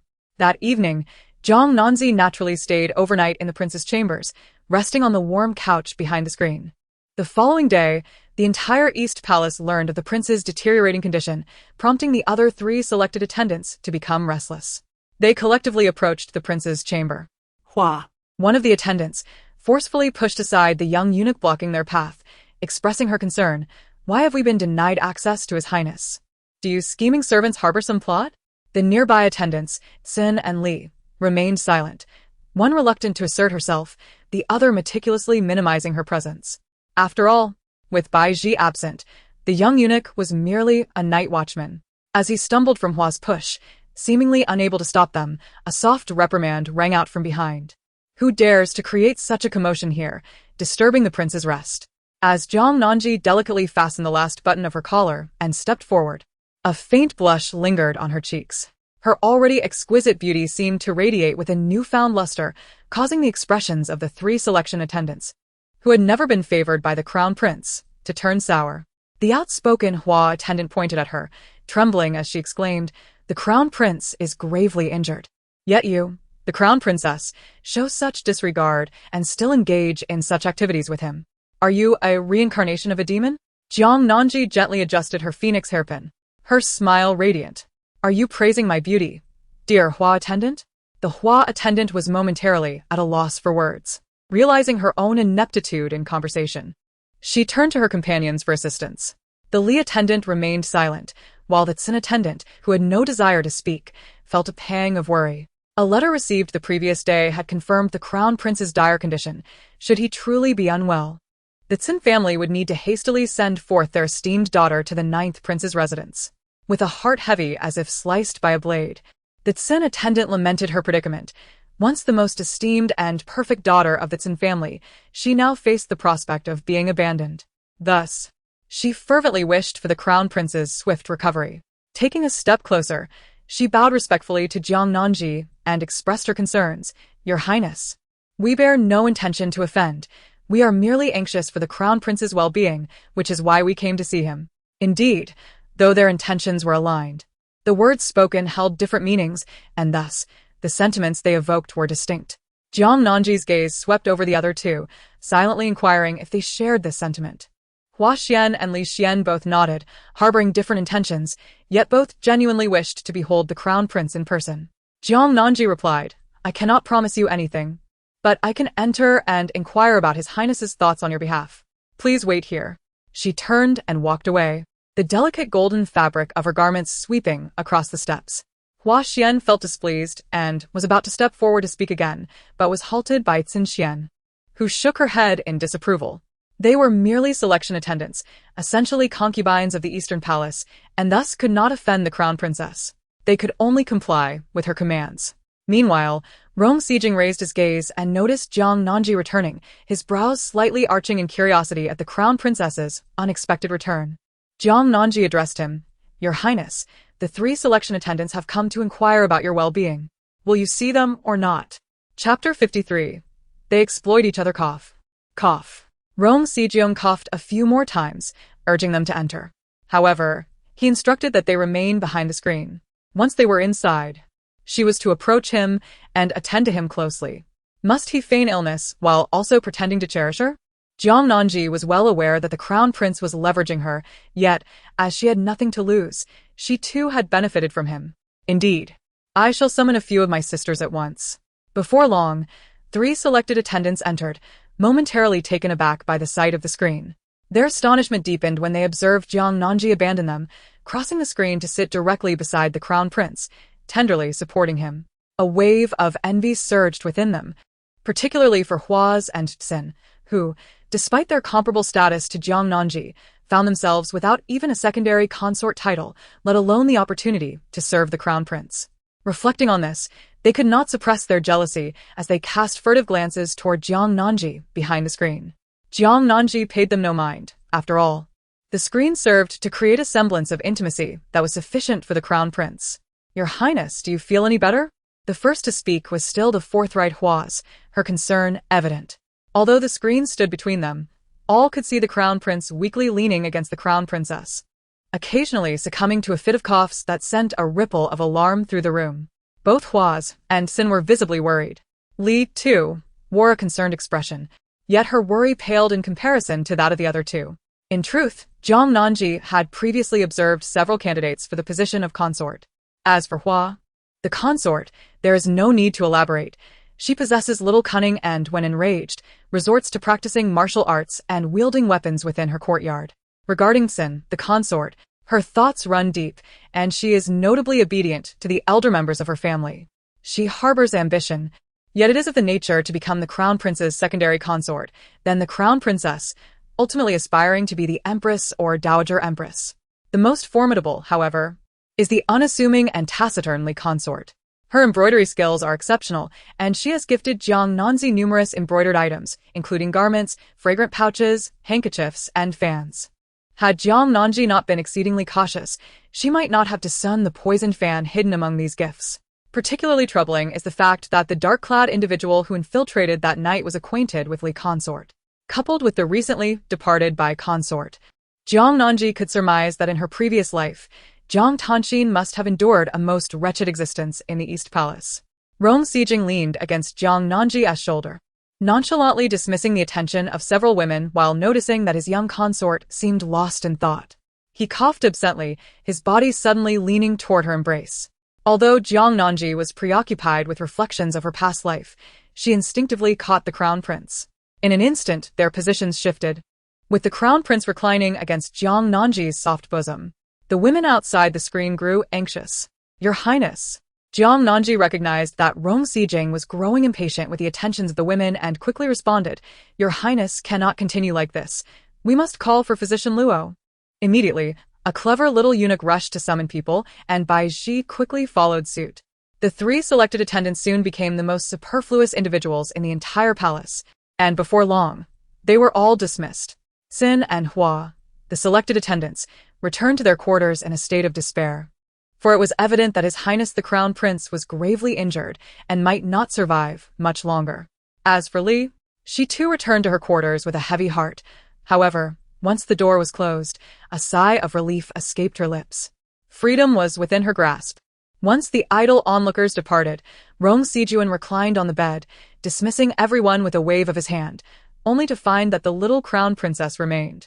Aware of the prince's gaze, Jiang Nanji promptly bowed and said, "Your Highness, my mother is already divorced, yet I am uncertain of her circumstances in the Lin family. Might I request to see her?" Previously, Rong Sijuan had mentioned that he would not permit Jiang Nanji to leave the Eastern Palace, but he might allow her mother to visit. In truth, she wished to visit the Duke of Zhenguo's residence to investigate the true nature of Lu Ruyan. Indeed. Rong Sijuan did not respond immediately. Instead, he scrutinized his little crown princess. His gaze was calm, yet bore a profound intensity, lending an oppressive air. Fortunately, his strikingly handsome visage, coupled with Jiang Nanji's extraordinary demeanor, rendered her unafraid, and she remained obediently under his scrutiny. Rong Sijuan eventually averted his gaze, instructing Dr. Luo to visit the Duke of Zhenguo's residence, and added, "You may accompany him." Previously, the divine physician had treated Lady Lin on several occasions, and it was only natural for him to return for a follow-up examination. Upon hearing this, Jiang Nanji was filled with joy, nodding vigorously as she expressed her gratitude to His Highness, assuring him that she would make the necessary preparations upon her return. Observing the lightness in the steps of the young princess consort, it was evident that her happiness was genuine, and a subtle smile graced Rong Sijing's lips. Once the young princess consort departed, however, Rong Sijing's smile faded, and he summoned the divine physician. "You shall visit the Duke of Zhenguo's residence tomorrow and ascertain any recent activities of Lu Ruyan." While many believed that the greatest threat to Rong Sijing's position as crown prince came from the ninth prince, the true adversary was, in fact, Prince Rong Bufeng of the southwestern fief, for Lu Ruyan was the most significant piece in Bufeng's intricate game. After a brief period of preparation, Jiang Nanji set off the following day in a carriage alongside the divine physician, heading to the Lin family at the Duke of Zhenguo's residence. Upon learning of her daughter's impending arrival, Lin Miaowan had been waiting at the entrance, while Qin Shi remarked with a smile, "Miaowan, you've just seen Gigi a few days ago. What makes you long for her again?" Lin Miaowan candidly confessed, "I wish I could see her every day. But since she has entered the Eastern Palace, she is bound by duty and cannot be with me constantly." Just as Qin Shi was about to offer her comfort, she recalled hearing Ayu speak of the deposed crown prince in recent days, prompting her to silence her words. At that moment, the princess consort's carriage arrived at the gates of the Duke of Zhenguo's residence, and the crowd welcomed her inside. While Qin Shi accompanied the divine physician to examine Lady Lin's pulse, Jiang Nanji made her way to her mother Lin Miaowan's courtyard, where the two women engaged in conversation. Jiang Nanji glanced around and recognized that this was the courtyard where her mother resided before her marriage. The layout was exquisite, with delicate tables and chairs, and a vase adorned with several blooming pale pink flowers, though Jiang Nanji could not recall their name. The familiar faces of the maids and servants were those who had been brought to the Jiang household by Lin Miaowan years ago. Lin Miaowan clasped her daughter's hand and reassured her, "Rest assured, my dear Gigi, I am well here, especially now that your aunt's health has improved. It feels just like when I was still unmarried. Even now, I find it hard to believe that I have truly divorced Jiang Yingqing." Jiang Nanji replied, "Mother, the days ahead will only get better. As for the other members of the Lin family, I feel quite secure. However, I cannot help but worry about Lu Ruyan, whom I have encountered a few times. I fear she may have an adverse effect on you." Chapter 54. The peculiar Lu Ruyan. Lu Ruyan. Indeed. She possesses an eccentricity, entirely disregarding conventions, yet she has captured the affection of Xiaoyu. Recently, Kang's family was so incensed that they returned to their maternal home. Upon learning of this incident, Aunt vented her displeasure, prompting Xiaoyu to humbly go to the Kong residence to bring her back. However, Gigi, fret not, for I harbor no conflict with Lu Ruyan, and in fact, she has spoken on my behalf. Listening to her mother, Jiang Nanji was taken aback. "What did she say for you?" Lin Miaowan replied, "When I first returned, there were servants gossiping about me, labeling me a discarded wife." Lu Ruyan was present at that moment. Upon hearing it, she was even more indignant than I. She asserted, "Isn't it merely a divorce? What is so dreadful about it? Women possess the freedom to choose their marriages. If life becomes unbearable, they are entitled to separate." She scolded that servant vigorously. "Oh, that servant was previously from your aunt's courtyard." Jiang Nanji understood then.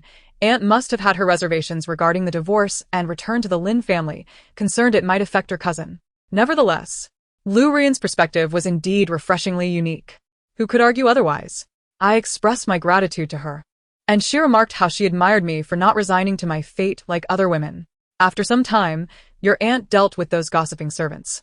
Aunt's actions were merely for your benefit. Mother, what do you intend to do next? At the time of her divorce, only the Lin family could provide the necessary support for a smoother resolution. Yet, Jiang Nanji knew well that the Lin family was not a place for her mother to linger. Lin Miaowan fell into silence. Indeed, she was originally an orphan residing in the family's home, and now having returned after a separation, it is certain that she cannot linger here for long. Jiang Nanji, observing her mother's despondent gaze, grasped her hand and said, "Mother, if you wish to remarry, I shall prepare a dowry for you. If you prefer not to marry again, you may consider opening a shop, and I will provide the capital. Should you desire to travel and explore, while I am unable to accompany you at present, I will ensure that you have trustworthy individuals to accompany and protect you. Therefore, whatever you wish to pursue next, do so freely." Lin Miaowan, moved to the brink of tears, softly replied, "Heaven has shown me mercy by granting me such a wonderful daughter like Ji. Regardless of the hardships and burdens I have endured in the past, it has all been worthwhile." She then embraced her daughter. Jiang Nanji gently patted her mother's back, soothing her with tender words, while also inquiring about various matters within the household, particularly concerning Lu Ruyan. The more Jiang Nanji learned, the more she found it increasingly difficult to associate the traitor responsible for the annihilation of the Lin family with Lu Ruyan, who seemed to embody a peculiar nature, lacking decorum and exhibiting a somewhat arrogant demeanor due to her favored status. When Jiang Nanji heard that Lu Ruyan claimed to desire a lifelong partnership, refusing to be a concubine, her expression turned to one of astonishment. Yet is not Lu Ruyan currently a concubine to her cousin Lin Yu?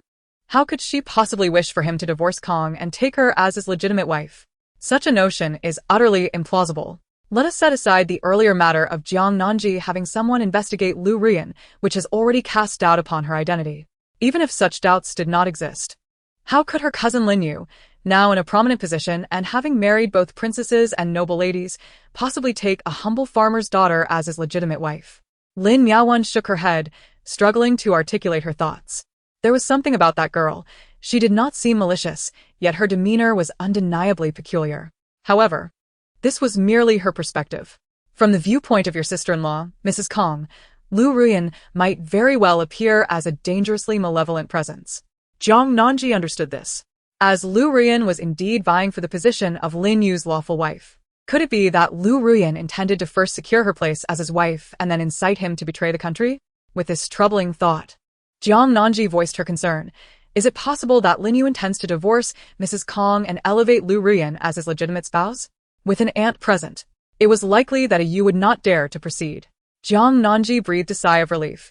During the same period in her previous life, old Lady Lin had already become confused and unrecognizable, resulting in chaos within the Duke's residence. However, the situation was different now, with old Lady Lin at the helm. For the time being, Lu Ruyan would struggle to create any disturbances. Nevertheless, vigilance was still necessary. Jiang Nanji resolved to confide in her mother. "Mother, I have had someone investigate Lu Ruyan. She may be a spy, but we have yet to determine who her true master is." "What?" Lin Miaowan exclaimed, her tension evident. Jiang Nanji swiftly reassured her mother, noting that the matter was not yet conclusively settled. "Furthermore, based on your description of Lu Ruyan, she does not seem to fit the profile. However, it is also conceivable that she is adept at disguise." Lin Miaowan interjected promptly. "We must inform Aunt and Ayu about this." Jiang Nanji shook her head, suggesting that it was best not to disclose the information to her cousin just yet, as it appeared his affections were wholly invested in Lu Ruyan. However, she encouraged her mother to find a subtle way to inform old Madame Lin, cautioning her to avoid any potential trouble. "Mother, in my heart, you hold greater significance than anyone else." Lin Miaowan nodded, acknowledging the kindness the Duke's residence had shown her, particularly from Aunt Lin Taotai. Having offered her reminders, Jiang Nanji noted that Dr. Luo had already treated old Madame Lin's ailment, and they were preparing to depart. Observing her daughter's imminent departure, Lin Miaowan expressed her reluctance, grasping her hand. "Ji, my ability to part amicably is largely thanks to you." Jiang Nanji replied, "Mother, it is my duty to assist you. Moreover, Lord Zhang has been of tremendous help. Perhaps you could devise a way to express your gratitude, or have cousin invite him for a banquet." In truth, Jiang Nanji hoped that a closer association with Lord Zhang would benefit the Lin family, especially in times of peril when the Dali Temple might offer assistance. Lin Miaowan nodded. "I have already discussed this matter with your cousin. and he mentioned he would find an occasion to invite Lord Shang to dinner. Jiang Nanji felt a sense of relief as she was surrounded by the members of the Lin family, making her way to the entrance, only to be astonished that Lu Ruyan had also hurried over. Your Highness, I must admit that I was previously discourteous towards you, yet you can find me as well. So we are even now. However, I must say, your support for your mother's decision to part ways has truly opened my eyes. You are not as pedantic and dull as I had imagined. As Lu Ruyan spoke these words, the expressions of Chun and others changed dramatically. Only Jiang Nanji remained unperturbed. She recalled her mother's words regarding Lu Ruyan and suddenly smiled. Your disposition is indeed intriguing. If time allows, you may accompany my mother and my aunt and cousins to the Eastern Palace in the future. Upon hearing this, Lu Ruyan's eyes sparkled with excitement. Really? Meanwhile, Chun and Kong exchanged glances, their expressions shifting, yet they dared not voice their thoughts. Jiang Nanji exchanged a few more words with her mother before being assisted by Hua Zhao into the carriage. Dr. Luotian observed the entire scene, instinctively stroking his beard. Could it be that His Highness has already revealed Lu Ruyan's true identity to the Crown Princess? Chapter 55. Resisting fate, the Divine Physician returned to the Eastern Palace to meet with His Highness, Rong Sijong. Your Highness. The informant remaining at the Duke of Zhen's residence reports that the Lady Lu Ruyan has, of late, engaged merely in vying for favor and uttering some extraordinary remarks, without establishing connections with anyone from the outside. Rong Sijong was perusing a secret letter that had arrived from the southwest. Due to the Ninth Prince's ostentatious behavior at court, even the Duke of Yong was becoming increasingly restless. Rong Sijong lifted his gaze and instructed his subordinates to continue monitoring Lu Ruyan, while also keeping a close watch on Lin Yu. Lin Yu's affection for Lu Ruyan might lead him to make a perilous choice.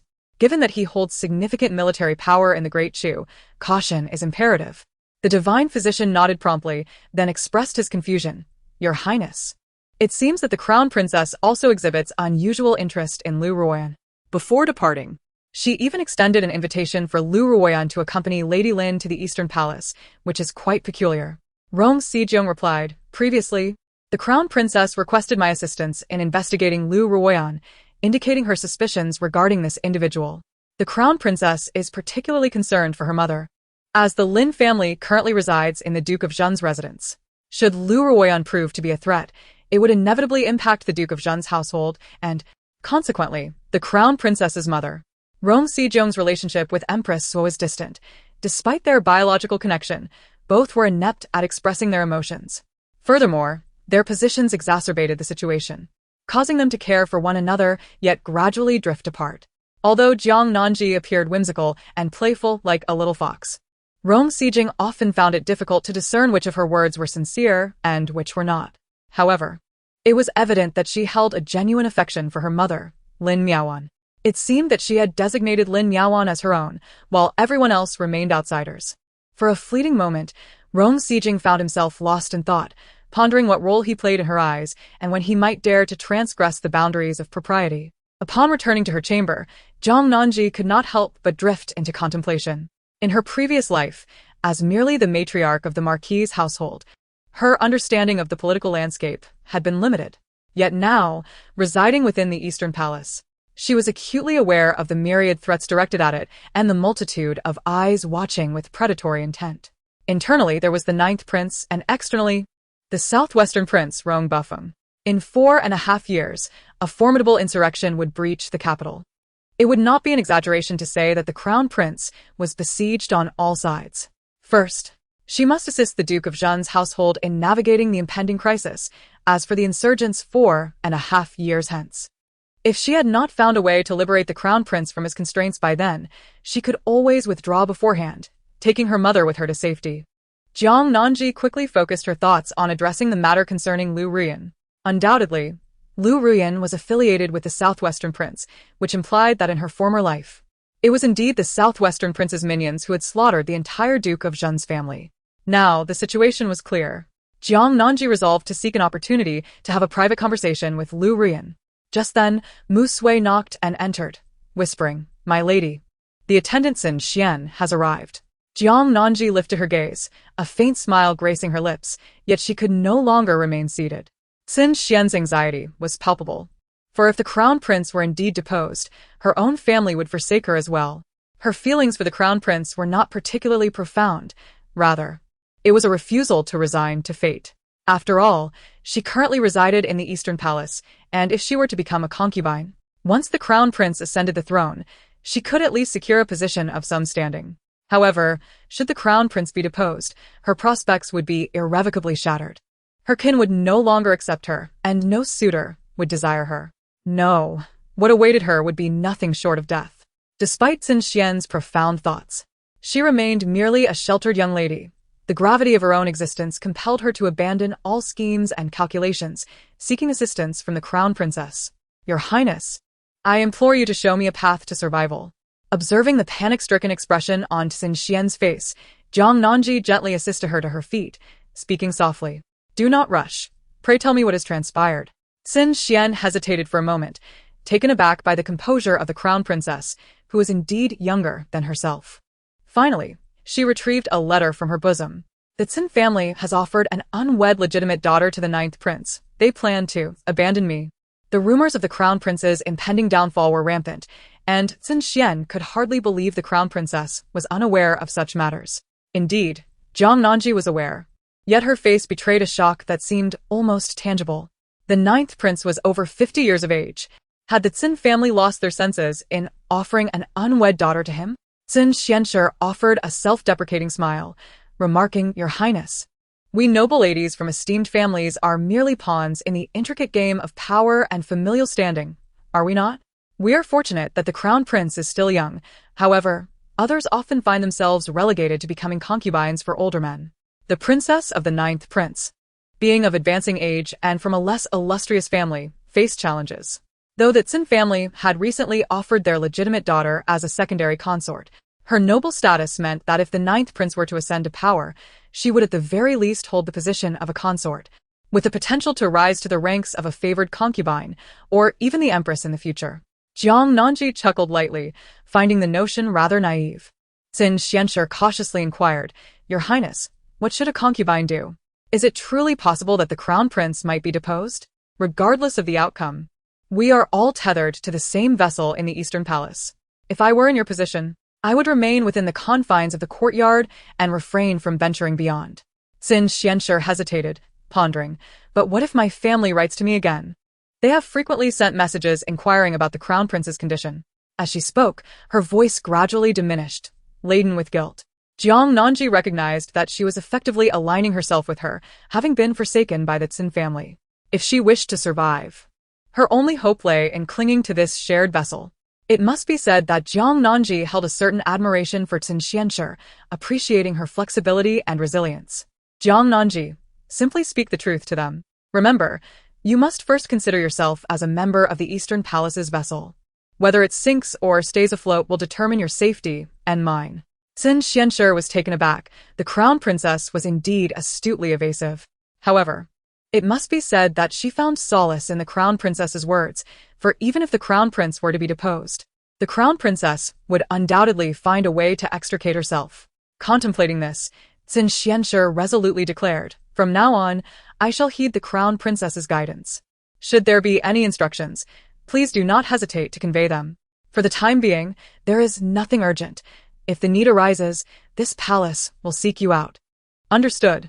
After returning to her quarters with her trusted maid, Xin Xianshi exhaled in relief. Her confidant whispered, My lady, do you truly intend to align yourself with the crown princess? Xin Xianshi sighed with a wry smile. Do I have any other options? Gaining the crown prince's favor seems a distant dream, and with his impending deposition, the Xin family is prepared to abandon me. If I wish to survive, I must cling to the crown princess's vessel. Yet, the crown princess has the Jiang family behind her. The Jiang family may support her, but they cannot assist us. Chapter 56. Has the crown prince not yet touched you? Xin Xian's attendant shook her head. Have you forgotten? The crown princess previously assisted my mother in divorcing my father, which has likely offended the Jiang family. At this moment, the Jiang family is probably seeking a way to approach the 9th prince. Xin Xian's conjecture proved accurate. Meanwhile, in the Jiang residence, Jiang Xiang gazed at his pallid son sprawled on the bed and sighed.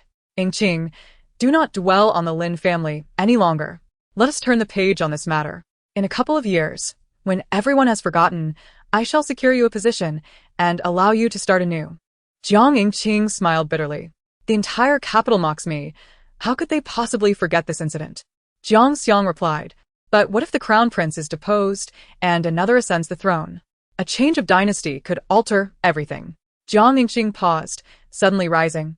But the movement aggravated the injury at his back, causing him to grimace in pain. Jiang Xiang hastily cautioned, do not move. Be careful not to strain your wound. Jiang Yingqing refrained from further movement but spoke up, Father, is it truly possible that the crown prince will be deposed? Are you considering seeking refuge with the ninth prince? Jiang Xiang sighed again.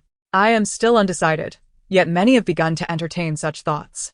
With His Majesty neglecting state affairs and the crown prince gravely injured, the ninth prince's support is indeed substantial. Thus, I plan to send Qingjin to the East Palace to meet with Ji and ascertain the crown prince's condition. Should the crown prince's situation prove dire, our Jiang family must prepare accordingly. After all, their ties with the Eastern Palace are quite strong. To prevent any repercussions on the Jiang family in the future, certain decisions must be made in advance. Jiang Yingqing fell into a moment of silence before speaking.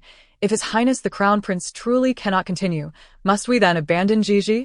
It is imperative to sever ties with the Eastern Palace at the earliest opportunity. Jiang Xiang glanced at the hesitation in his son's eyes and, feeling exasperated by his lack of resolve, retorted, What? Do you still intend to win back Lin's affection through Ji? The Lin family caused you to be beaten and exiled. She is a heartless and ungrateful woman. Why do you still hold her in your thoughts? Jiang Yingqing remained silent. His feelings for Miao Wen were genuine. He could never love another woman again. Jiang Xiang, though somewhat angered, considered the future of the Jiang family. Relying on his son and grandson, he softened his tone. Yingqing, even if you cherish her, she is currently unattainable. It would be wiser to contemplate how to strengthen the Jiang family. Once you wield power, will you still worry about her not returning to your embrace? If she does not return, then employ some assertive measures. After all, your affection for her is ultimately for her own good. Upon hearing this, Jiang Yingqing's eyes brightened. Father, you are absolutely right. Let's have Qingjin probe Ji first. Very well. The next day, Jiang Qingjin sent an invitation to the Eastern Palace. Furthermore, he specifically went to the Guoping Marquis's residence to fetch his sister, Jiang Tanxin, to accompany him to visit Jiang Nanji at the Eastern Palace. Jiang Tanxin appeared listless. She had been taking the medicine prescribed by the divine Dr. Luo, believing that her health was improving and that she could win back Xin Che's heart. As a result, Xin Che has been exceedingly busy during this period, rarely returning to the residence. When he does return, he does not stay in her courtyard but rather spends his time with that wretched Bai Jinhe. The reason is simple. Bai Jinhe is nearing the time of her childbirth, and it is rumored that she is expecting twins, much to the delight of Xin Che and the entire Guangping Marquis household. The Bai family has also been sending various nourishing tonics. Jiang Tanxin, while cursing Bai Jinhe for not being able to bear children, eagerly anticipates Xin Che's arrival. Thus, when her elder brother came to invite her to the East Palace, she was initially reluctant. Jiang Qingjin quietly said to his younger sister, XNR, this time we must probe into Ji's situation. If the crown prince is indeed to be deposed, our grandfather and father have stated that they will abandon Ji. Upon hearing this, Jiang Tanxin abruptly lifted her head. The crown prince is to be deposed? This event did not occur at this time in her previous life. However, it is true that the ninth prince has undertaken a series of actions that have placed the crown prince in significant peril. Could it be that her rebirth has triggered a butterfly effect, resulting in the crown prince's early downfall? Jiang Tanxin's eyes sparkled with excitement. Does this mean Jiang Nanji is doomed?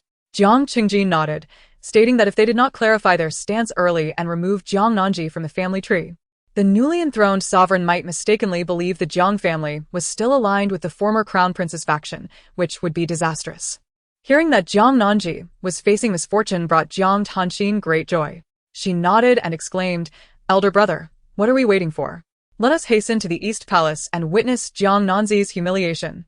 Jiang Qingjin nodded in agreement.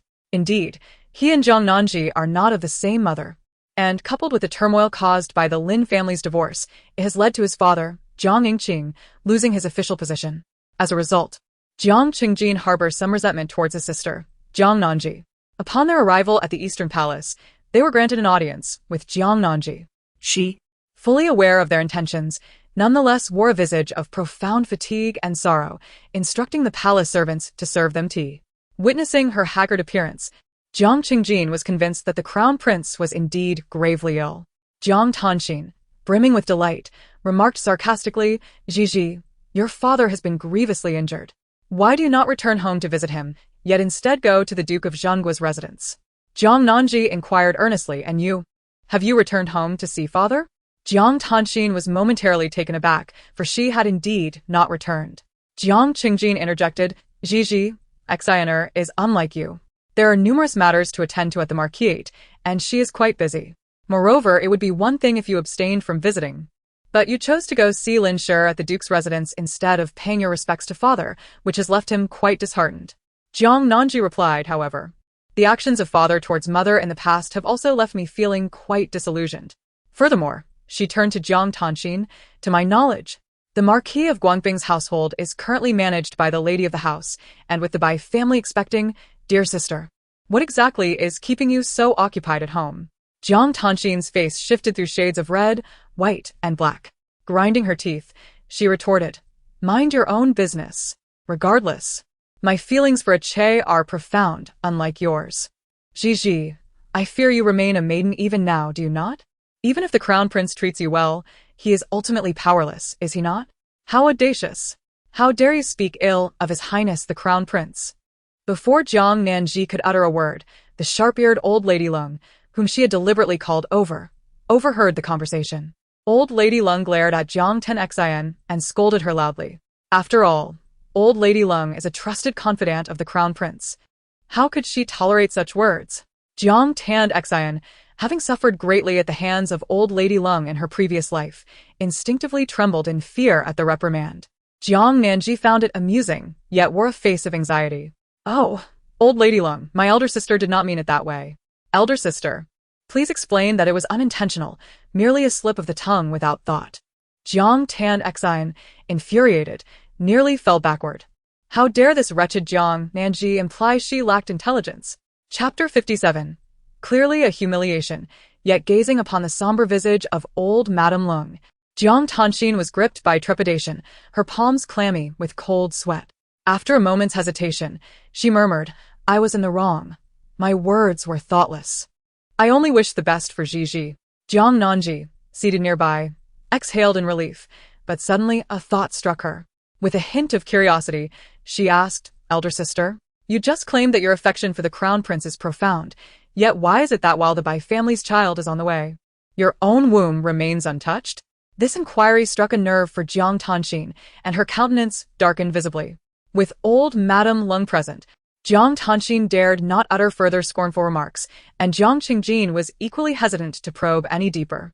Once the siblings departed from the Eastern Palace and settled into their carriage, Jiang Tanxin exclaimed indignantly, "Jiang Nanji, I wonder how much longer you can maintain your bravado. Soon enough, you shall find yourself weeping in regret." Jiang Qingjin, however, furrowed his brow, uncertain whether the crown prince's illness was truly dire. Yet he had noted the heavy atmosphere that permeated the Eastern Palace. Calming herself, Jiang Tanxin recalled that in her previous life, the 9th prince had never ascended the throne. Ultimately, it was the rebel forces that besieged the city, at which point Aching had risen to the rank of general, naturally aligning himself with Aching, thus offering a path for their family. Reflecting on this, Jiang Tanxin spoke softly, "However, I perceive that the 9th prince does not possess the qualities requisite for a ruler. Therefore, you must convey to grandfather and father the importance of prudence in our investments. One must not be overly reckless. Grandfather's esteemed position among the civil officials is well established, and the opportune moment to curry favor with the 9th prince has long passed. It would be wiser to observe the developments quietly for now." Jiang Qingjin nodded. Although the matter was not urgent, we should refrain from visiting the Eastern Palace for the time being. Jiji's support of the Lin family in their separation from our father is truly excessive, and grandfather is quite furious. It seems we are on the verge of drawing a clear boundary with Jiang Nanji. Jiang Tanxin nodded with satisfaction, dismissing her entirely. Jiang Tanxin had been feeling rather despondent during this period, yet the mere thought of Jiang Nanji facing calamity brightened her spirits. However, her fleeting joy lasted only until she reached the entrance of the Guangping Marquis' residence. As she stepped down from the carriage, her smile still lingering, She overheard a servant announce that Bai Jinhe was about to give birth. Jiang Tanxin felt as though a bucket of cold water had been poured over her head, especially upon seeing the entire household of the Guangping Marquis gathered around Bai Jinhe. In a daze, she returned to her courtyard. Chunli closed the window. The raucous commotion from outside ignited a sudden irritation within Jiang Tanxin. She lifted her gaze only to find Chunli absent. Just as she was about to unleash her frustration, Chunli hurriedly returned from outside. "My lady, I've heard that the Bai family may face complications during childbirth." Jiang Tanxin, who had appeared ashen, was instantly invigorated. "What? Complications? Could it be twins that are proving difficult to deliver?" "Chunli, it is not a matter of twins, but rather that the fetus is too large to be delivered." Despite 3 hours of labor, there are still no signs of progress. Jiang Tanxin, upon hearing this, could not suppress her schadenfreude. She deserved it. Why not simply let her perish from the burden of it all? The chaos within the Guangping Marquis due to Bai Jinhe's childbirth was in stark contrast to the serene atmosphere prevailing in the Eastern Palace. Jiang Nanji knelt before a low table, grinding medicine for the crown prince.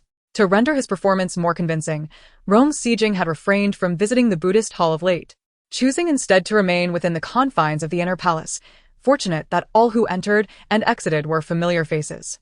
A gentle breeze wafted in, lifting the tips of Jiang Nanji's hair and revealing her fair visage and slender neck.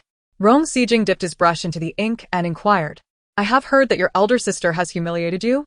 Jiang Nanji's hand paused momentarily in her grinding. Was that truly a humiliation aimed at her? "It was undeniably an affront to you, your highness." Yet, the truth could not be uttered. She merely nodded slightly, her expression tinged with melancholy. Her elder sister, having lost their mother at a young age, had always been the focus of the Jiang family's affections, with everyone urging her to accommodate the elder sister, as she was blessed with a mother's love while the elder sister was not.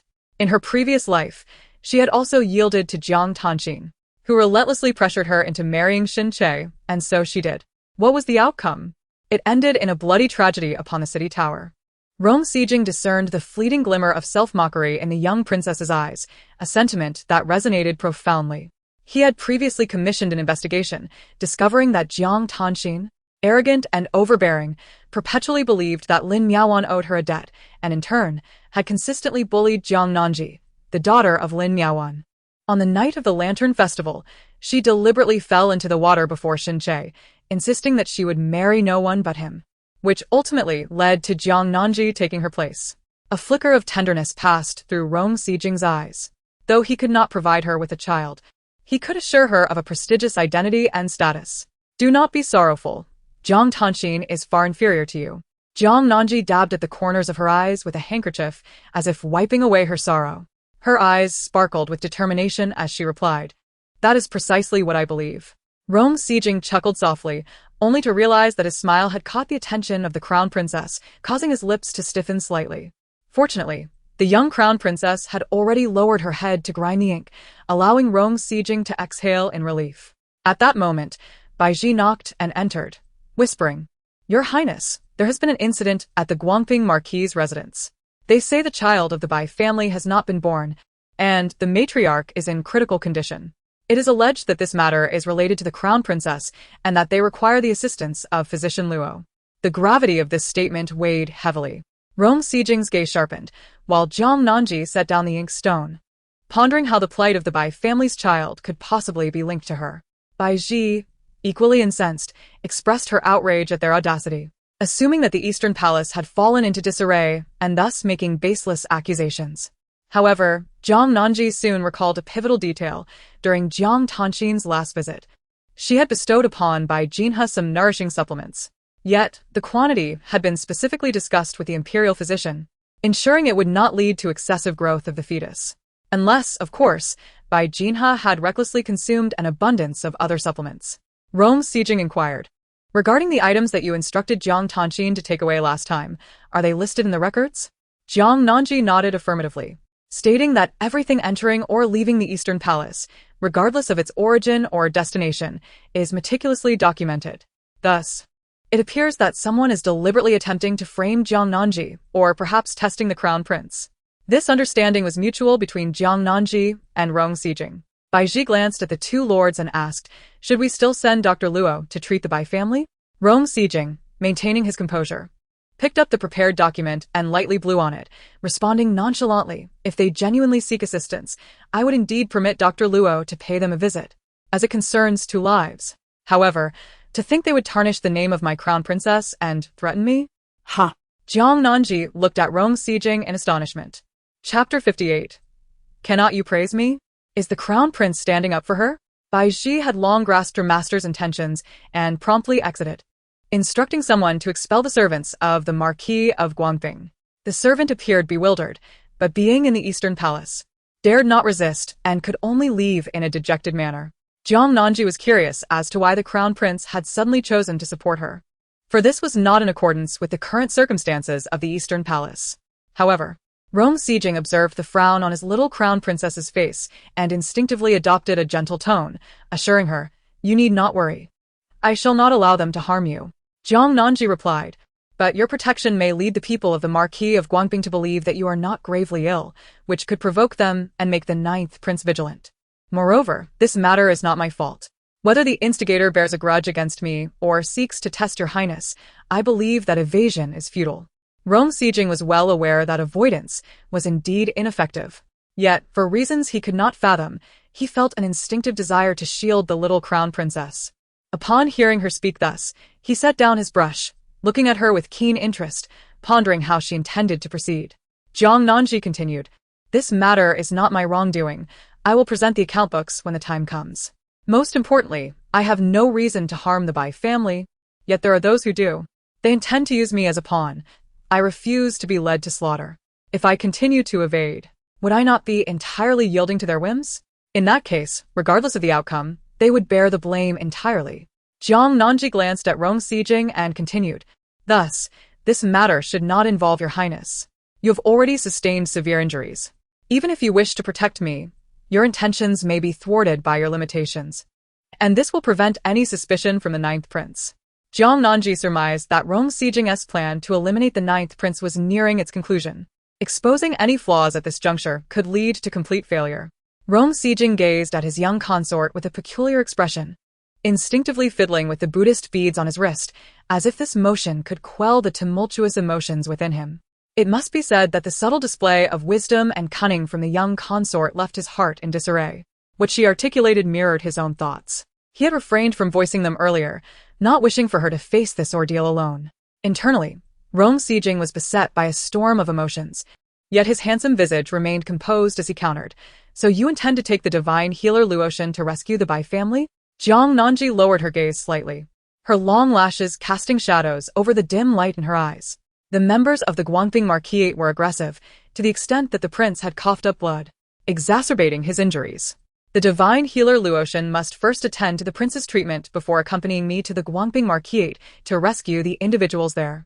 If the Bai family does not endure until then, it cannot be held against us. We should blame the one who sought to tarnish my reputation." Rong Sijing paused momentarily. Then a faint smile tugged at the corners of his lips. He realized that the young consort was speaking of a performance. In other words, although the other party initially harbored ill intentions, she effortlessly turned the situation to her advantage with remarkable finesse. Rong Sijing found himself inexplicably categorized as one of her own by the young princess. This notion strangely brought him a sense of comfort. Jiang Nanji, noticing his silence, displayed a hint of unease on her face. "Your Highness, you do not think poorly of me for this, do you?" Rong Sijing suppressed a chuckle, conceding, "Indeed, there is a slight misgiving." Jiang Nanji retorted, "You hypocritical man. This approach has clearly resonated with you, yet you cannot offer me a compliment?" They were now to commence the performance according to Jiang Nanji's design.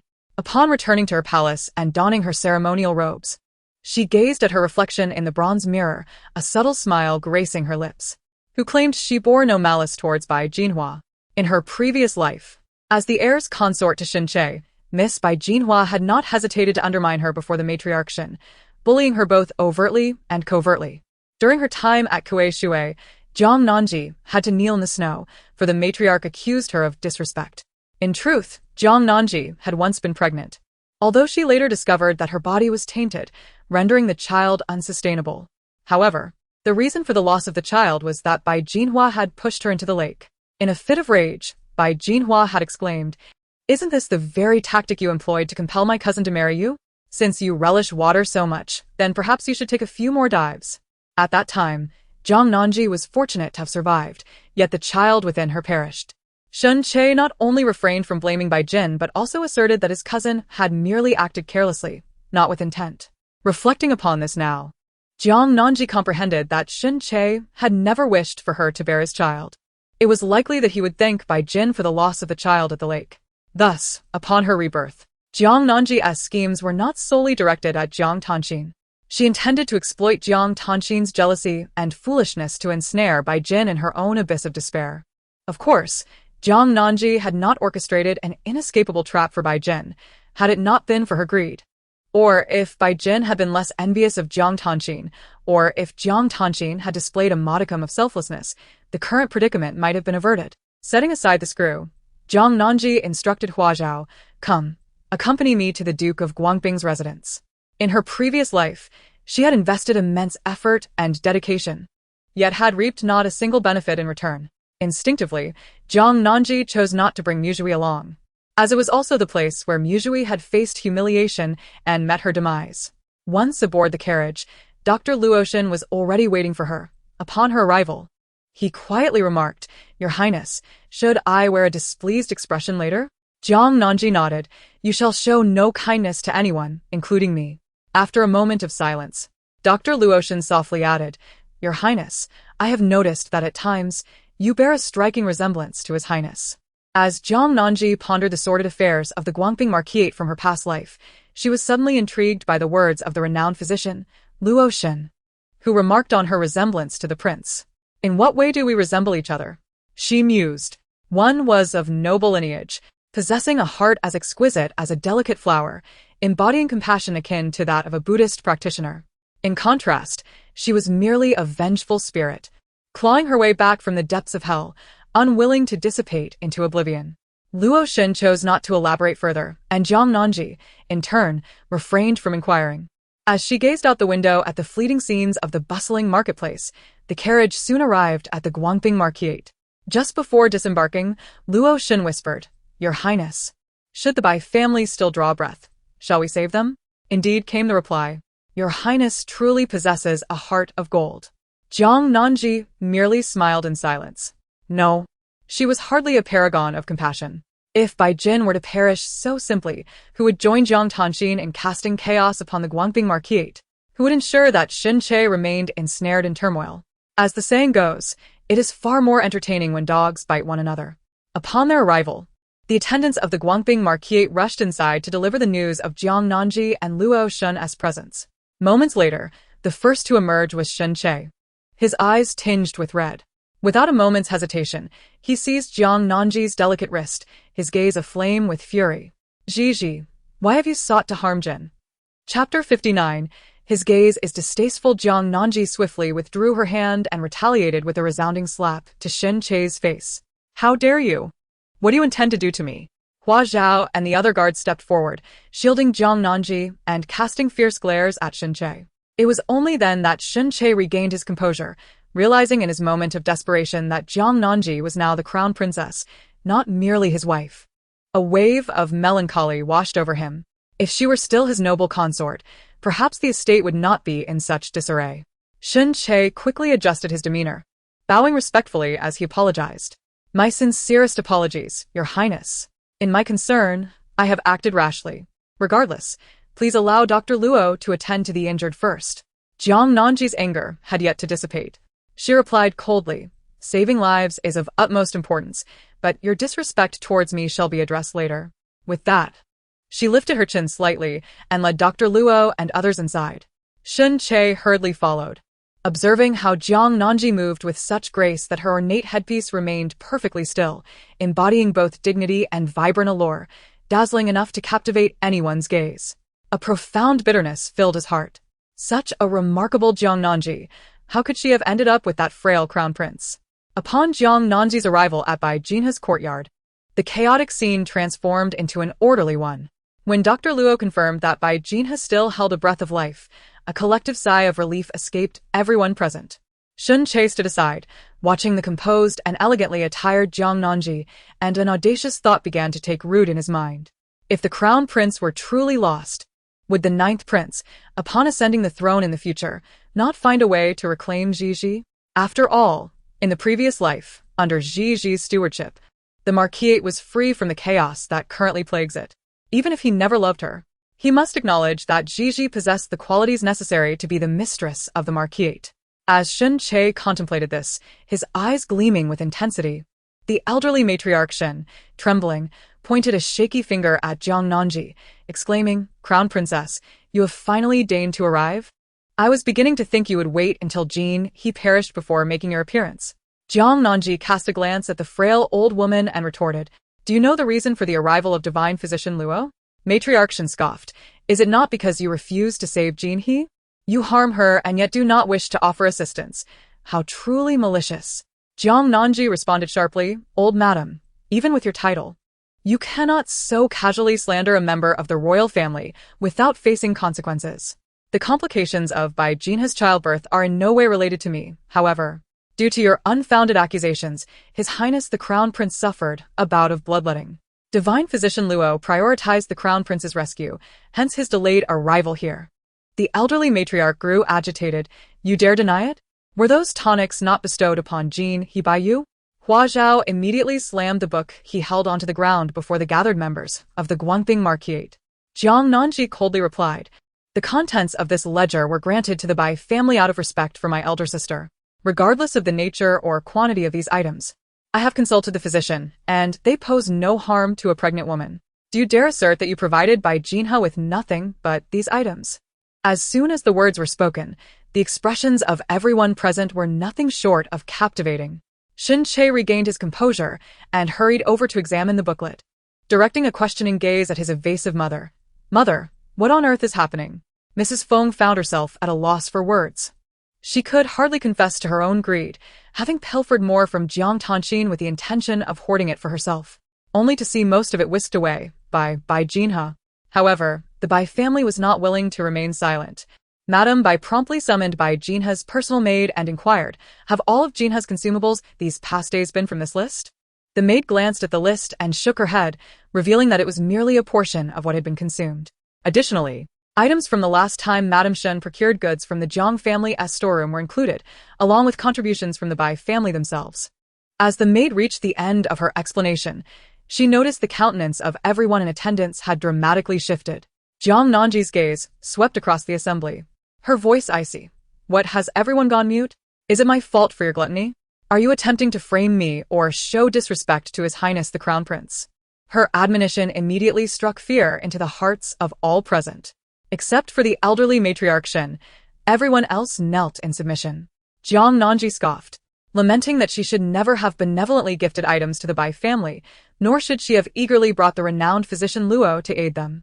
Presently, Bai Jinha was still being resuscitated, yet Jiang Nanji had indeed brought the physician with genuine intent to save her. Madame Bai hastily exclaimed, "Your Highness, the Crown Princess. We have all been deceived. It was your elder sister, Jiang Tanxin, who claimed that these gifts were bestowed by you, leading us to believe that you sought vengeance against He. We were misled, fearing that the Crown Princess might become enraged and take away the physician Luo, thus leaving her daughter in peril." Madame Bai's words prompted the members of the Guangping Marquise to regain their composure. They expressed their apologies, acknowledging that their previous anxiety had led to inappropriate behavior, and seamlessly shifted the blame onto Jiang Tanxin. Even old Lady Xin displayed a rare hint of contrition, softening her stance as she addressed the Crown Princess, saying, "We were merely concerned and acted thoughtlessly. Please do not hold it against us." Xin Che gazed at her with profound emotion. Jiang Nanji found Xin Che's gaze rather distasteful, rendering her uncomfortable. After all, during their previous life as husband and wife, he had never regarded her with any affection. She replied coldly, "I shall remember how the people of the Guangping Marquise have insulted and affronted me, and I will seek retribution in due course. However, for now, I demand that Jiang Tanxin be brought forth, as I wish to confront her directly. Never have I claimed any intent to harm Bai He. If I wished her ill, why would I have summoned physician Luo to save her?" The members of the Guangping Marquis were eager for the crown princess's ire to be directed towards Jiang Tanxin, so they promptly sent someone to summon her. Meanwhile, Jiang Tanxin was in her courtyard, blissfully arranging flowers. Chun-Li, do you think this bouquet I composed is beautiful? My lady, you possess an extraordinary talent for flower arrangement. It is truly exquisite. Indeed. Jiang Tanxin was genuinely elated, humming a soft melody. Today was a double blessing. Bai Jinhe would surely not survive, facing a fate of dual demise, leaving Jiang Tanxin as the sole lady of the Marquis. She would be the legitimate consort of the heir. Moreover, with the death of Bai Jinhe, the Marquis, the Bai family, and Acre would all attribute the blame to Jiang Nanji. With the Eastern Palace in decline and the Crown Prince unable to safeguard himself, he would certainly be unable to protect Jiang Nanji. Abandoned by the Jiang family and envied by the Marquis and the Bai family, Jiang Nanji's future appeared grim. Just as Jiang Tanxin reveled in her triumph, a maidservant hurriedly entered from outside, saying, "Madam Exine, the old lady requests your presence in Madam He.'s courtyard." Jiang Tanxin frowned. "What does she want me for? By the way, has Bai Jinhe died?" The maid, somewhat speechless, replied softly, "Madam, he is currently unharmed. It is the crown princess who has brought in Dr. Luo. The old lady and the heir are calling for you." Upon hearing this, Jiang Tanxin's teeth clenched in frustration. "Jiang Nanji, are you foolish? Why would you bring Dr. Luo to save that wretched Bai Jinhe?" Chapter 60. Deliberately switching brides? Though Jiang Tanxin was seething with rage, she found herself compelled to enter Bai Jinhe's courtyard. Upon her arrival, she beheld Jiang Nanji, resplendent in a magnificent royal gown, adorned with a delicate phoenix hairpin that shimmered brilliantly. Even the notoriously acerbic old lady Shin stood nearby, bearing a somewhat obsequious demeanor. What truly incensed Jiang Tanxin, however, was the sight of Acre personally serving tea to Jiang Nanji, his gaze brimming with tenderness that seemed on the verge of overflowing. At that moment, a surge of resentment flooded Jiang Tanxin's heart. She charged forward, positioning herself defiantly between Jiang Nanji and Shin Che, demanding, "What is the meaning of this?" Everyone was taken aback. Had Jiang Tanxin lost her senses? Jiang Nanji let out a disdainful chuckle, while Shin Che, unable to maintain his composure, rebuked her. "What do you think we're doing, Exiner? Are you not the one who deliberately maligned the crown princess?" "How have I maligned her?" Jiang Tanxin retorted. "The items the crown princess gifted to Jinhe are all documented, and the quantity is hardly significant." Jiang Tanxin was momentarily speechless. She turned to Jiang Nanji, only to find her gazing back with an expression of profound disappointment and sorrow. "Elder sister, I know you have always resented being a mere secondary wife, but was it not your own choice from the beginning? Now, you have brought calamity upon the Bai family, yet you seek to shift the blame onto me?" "I have not," Jiang Tanxin protested. "If you are not guilty, why do you attempt to cast the blame upon me? I have long cherished the bond of sisterhood between us. You urged me to marry into the Eastern Palace, and I complied, yet what have you done in return? You deceived both the Guangping Marquis and the Bai family, nearly leading them to offend the crown prince." Jiang Nanji's eyes brimmed with tears, her sorrow and fury palpable. Her words rang true.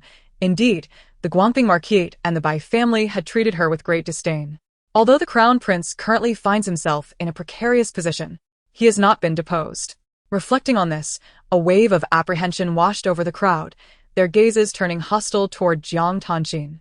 Most critically, regarding the affair with Bai Jinhua, every individual present bore some culpability. They no longer dared to cast blame upon the crown princess. Yet someone must be held accountable for today's events. Thus, Jiang Tanxin became the most convenient scapegoat. Staggering back a couple of steps, Jiang Tanxin was bewildered by how the situation had spiraled. She parted her lips, her throat parched, yet not a word escaped her mouth. Shin Che felt a tinge of disappointment toward her, but deeper within, a singular thought emerged. Just moments ago, Gigi had claimed that Jiang Tanxin had deliberately sought to exchange nuptials with her. Hence, could it be that Jiang Tanxin had also experienced a rebirth much like him? Previously, Shin Che had harbored suspicions, but now he found confirmation. However, this realization left him with a tumult of emotions, far from the elation he had anticipated. At that moment, the esteemed physician Luo strode out with a stern countenance, gravely stating, "The condition of the Bai family is dire. Only one remedy can save her life." Madame Bai was the first to react, her voice filled with urgency. "No matter the method, I implore you, Dr. Luo, save my daughter at once." Dr. Luo replied. The child is too large. She has already suffocated. Moreover, the Bai family lacks the strength to endure further delays. If we procrastinate, she will bleed to death. Therefore, we must perform a cesarean section, but this will render Madame Bai unable to conceive again in the future. Upon hearing this, Madame Bai nearly fainted. The elderly matriarch Shen, who had always favored Bai Jinhua, succumbed to unconsciousness. Jiang Tanxin, upon hearing the news, felt a smirk tug at her lips, her spirit soaring. If Bai Jinhua could no longer bear children, she would no longer be her rival. Shin Che felt a genuine pang of sorrow. After all, in his previous life, he had no offspring, and the child that Exiner carried had never seen the light of day. In this life, his cousin had finally conceived his child, only for it to meet a similar tragic fate. Was this divine retribution for the fact that he had caused Gigi and several other women to also remain childless in his past life for Xiner's sake? Raising his gaze, he caught a fleeting smile on Jiang Tanxin's lips, and his heart sank. Could it be that in this life, she would employ the same tactics to prevent any other women from bearing his children? When had his Xiner become so malevolent? The group fell into silence, and Dr. Luo, exasperated, urged them to make a decision swiftly. Delay any longer, and the adult could be lost as well. Madame Bai, trembling and struggling to awaken, gazed at the silent members of a Shin family with disappointment filling her heart. Tears streaming down her face, she implored Dr. Luo, saying, Dr. Luo, I beseech you to save my daughter, whatever the means may be. It matters not if I have no child, I only wish for her to live. Dr. Luo nodded in acquiescence and turned to re-enter. Jiang Nanji sat in the grand armchair, observing the tearful Madame Bai. Bai Jinhe was fortunate to have such a devoted mother. Had Bai Jinhe chosen to sever ties with the treacherous Guangping Marquis' residence at this juncture, her future might have been far more blissful. Yet, would Bai Jinhe truly abandon Shin Che? An hour later, Bai Jinhe was finally rescued, with traces of blood still clinging to Dr. Luo's beard. In a fit of vexation, he addressed Jiang Nanji, stating, Your Highness, this is the final occasion. I shall no longer treat the Shun or Bai families. Oh, and the Jiang family as well. With that, he stormed off in a fury. Jiang Nanji's brow was furrowed with worry and guilt as she rose to leave with Hua Zhao and the others. Shin Che, eager to catch up with Jiang Nanji, wished to converse with her further. Moreover, he did not wish to sever ties with Dr. Luo, after all, who could predict future ailments or afflictions. It was essential not to antagonize the esteemed physician. As Shin Che made to pursue Jiang Nanji, Jiang Tanxin's heart sank in alarm. She hurriedly grasped Shin Che's hand, exclaiming, Che, where are you going? Shin Che turned to look at her, a flicker of disdain flashing in his eyes. Upon hearing the sound, Jiang Nanji turned her head and gazed at Jiang Tanxin, who was clutching Shin Che's arm and glaring at her with fury. She spoke deliberately, Jiang Tanxin, henceforth, I shall no longer recognize you as my sister. Jiang Tanxin was taken aback, her eyes widening in disbelief. What do you mean, Jiang Nanji? Are you truly severing our ties? With her gaze slightly lowered, Jiang Nanji addressed Hua Zhao beside her. How should we punish the Jiang family for addressing me so irreverently? Hua Zhao replied respectfully, a minor punishment serves as a significant warning. No sooner had he spoken than he stepped forward to Jiang Tanxin. Shin Che instinctively reached out to intervene, but Jiang Nanji slowly interjected, Young Master Shen, your family, the Marquis of Guangping, has repeatedly offended me, particularly the elder Madame Shen. I shall overlook this transgression for now, considering your concern stems from disorderly affection, but let it be known, this shall not happen again. Shin Che's hand froze mid-motion. Astonished as he looked at Jiang Nanji, suddenly realizing that she was indeed capable of allowing someone to strike his grandmother. At that moment, Hua Zhao had already raised his hand and delivered a resounding slap to Jiang Tanxin's face. Chapter 61. She is a solitary person. Jiang Tanxin had gone mad. She covered her face, glaring fiercely at Hua Zhao in disbelief. You audacious servant! How dare you strike me? Do you know who I am? Hua Zhao, with an impassive expression, replied, You have offended Her Royal Highness the Crown Princess. The blow was indeed meant for you. Without hesitation, Hua Zhao ordered her subordinates to restrain Jiang Tanxin, delivering the remaining slaps with a resounding force. The event left everyone in utter shock, and the courtyard of the Guangping Marquis residence fell into a profound silence. It was only after the 10 slaps had been administered that they began to comprehend the gravity of the situation. The crown princess had already returned to the Eastern Palace. At that moment, Everyone realized that despite the waning influence of the Eastern Palace and the looming threat of the Crown Prince's downfall, as long as he had not been deposed, the Crown Princess remained a member of the royal family, capable of administering punishment with ease. The people of the Guangping marquis residence were engulfed in a wave of trepidation. As for Xin Che, he gazed at Jiang Nanji's departing figure with a sense of bewilderment, feeling that the woman who had become the Crown Princess seemed markedly different from the one who had once been his wife in a previous life. She appeared more vibrant, exuding an imposing aura, and was undeniably captivating. "You vile woman, how dare you allow others to strike me? I will not let this slide." At that moment, Jiang Tanxin suddenly shrieked, turning on her heel and departing with her maid, Chunli. The people of the Guangping marquis residence initially believed she would rush to the Eastern Palace. But to their astonishment, the carriage was headed towards the Jiang family of the Prime Minister's residence. Shun Jiaojia scoffed. No wonder she didn't dare to retaliate when struck. I thought she had some significant backing, yet she could only return to the Prime Minister's residence in disgrace to complain. Although Shun Jiaojiao held a certain disdain for Jiang Nanji, her aversion was eclipsed by her contempt for her sister-in-law, Jiang Tan Xian, who constantly caused trouble. Relying on her brother's affection, Lady Xin cast a worried glance at her grandson, Ache.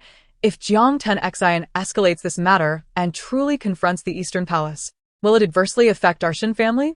Such was the nature of Lady Xin. Her primary concern was the welfare of the Guangping marquis, indifferent to other considerations. Shun Che reassured her, "Grandmother, rest assured, our initial offense was merely a result of misunderstanding, and the Crown Princess has stated that she will not hold it against us this time." With that, Lady Xin felt a sense of relief and turned to visit the fortunate Bai Jin He, who had narrowly escaped disaster. The thought of the child that was never born weighed heavily on her heart, casting a shadow over her perception of her eldest daughter-in-law, Feng Shi. Feng Shi, too, bore her own unspoken grievances. Who could have anticipated that today's events would leave her with no advantage, but rather in a position of blame? Members of the Guangping marquis exchanged complaints among themselves, while Jiang Tan Xian rushed back to the Jiang family to lodge her grievances. Meanwhile, Jiang Nanji remained composed, seated calmly in the carriage as they made their way back to the Eastern Palace. The charade was no longer necessary. Dr. Luo had reverted to his original stance towards the Crown Princess. After several incidents, he understood the esteemed position she held in the heart of His Highness. Dr. Luo remarked, "Your Highness, the disrespect shown today by the Guangping marquis towards you and the Eastern Palace must be conveyed to His Highness. Do not suffer in silence like other noble ladies." The esteemed physician, Luo, has observed the events of today with keen insight. The actions of the Marquis of Guangping are indeed detestable, yet the true villainy lies with the elder sister of the Crown Princess. How can one dare to cast such slander upon their own sibling? Jiang Nanji recognizes that physician Luo's concern is genuine. A warmth spreads through her heart as she nods in acknowledgement. On the surface, this incident appears directed at me. Yet it is likely that some have orchestrated this to gauge the Eastern Palace and His Highness. Thus, regardless of the circumstances, they stand in opposition to the Eastern Palace and shall not escape unscathed.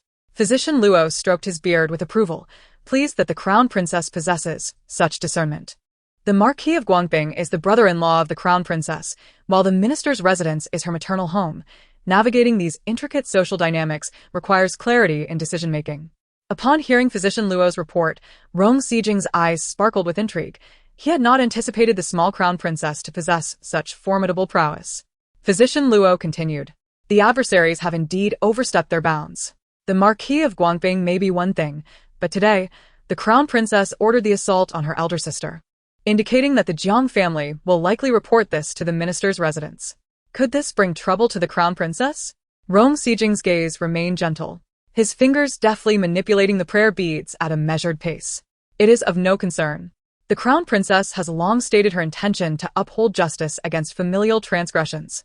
By commanding the assault on Jiang, she has merely solidified her allegiance to me. Moreover, as my own, she shall not be subjected to the bullying of others. How dare she allow someone to strike you? Could it be that the Crown Prince is not as vulnerable to dethronement as the rumors suggest?" This was Jiang's initial thought. Jiang Tanxin furrowed her brows, pondering the connection to His Highness the Crown Prince. Clearly, Jiang Nanji was leveraging her status as the Crown Princess to disregard familial bonds. This was not merely an affront to her, it was a blatant slap in the face to the entire Jiang family. The more she contemplated, the angrier she became. She recalled a past life where, not only did Jiang Nanji never dare to strike her, but on one occasion, when she had pushed Jiang Nanji to the ground, leaving her skirt sullied and in disarray, Jiang Nanji had refrained from retaliating. Why, in this lifetime, did she have the audacity to lay hands on her? Had she known that relinquishing the position of crown princess to anyone else would have been preferable to allowing it to fall to Jiang Nanji? Grandma Jiang, with a heart full of concern, gazed at her eldest granddaughter whose cheek was swollen and bruised, muttering in disbelief. How could one be so cruel as to strike a sister, and before the people of the Guoping Marquis residence, no less? How could she ever hope to assume the role of matriarch in the Guoping Marquis household after this? Gigi was utterly out of line. We must send word to the Eastern Palace, demanding her return to apologize to you. Grandma Jiang harbored some resentment towards this granddaughter due to Jiang Nanji's support of the Lin family's separation. Now, witnessing her strike her eldest granddaughter, her ire only intensified. However, Jiang Xiang frowned and interjected, "Let us not bicker. We must first ascertain whether her audacity stems from the Crown Prince's backing. If she indeed has the Crown Princess' support, we cannot chastise Jiang Nanji, nor can we compel her to return and apologize to Xian. Instead, we should take the initiative and have Xian go and offer her apologies to Gigi." At this realization, Jiang Tanxin felt a heavy weight descend upon her heart. No, no, no. She has already been struck and has lost a tremendous amount of face before the Duke of Guangping's residence. How could she possibly apologize to Jiang Nanji? Not to mention, in the previous life, Jiang Nanji was the one who caused her demise. Contemplating this, Jiang Tanxin resolutely declared, if the Crown Prince truly protected her, he would not have allowed her to come here alone. Furthermore, although that Dr. Luo was present today, he maintained an unpleasant demeanor throughout and displayed considerable impatience towards Jiang Nanji. If the Crown Prince were indeed safeguarding Jiang Nanji, how could Dr. Luo dare to raise his voice at her? Most importantly, today, the individuals from the Duke of Guangping's household treated Jiang Nanji with utter disrespect. Even elder Madame Shen's finger was about to poke her face, yet she did not dare to retaliate against those from the Duke's residence.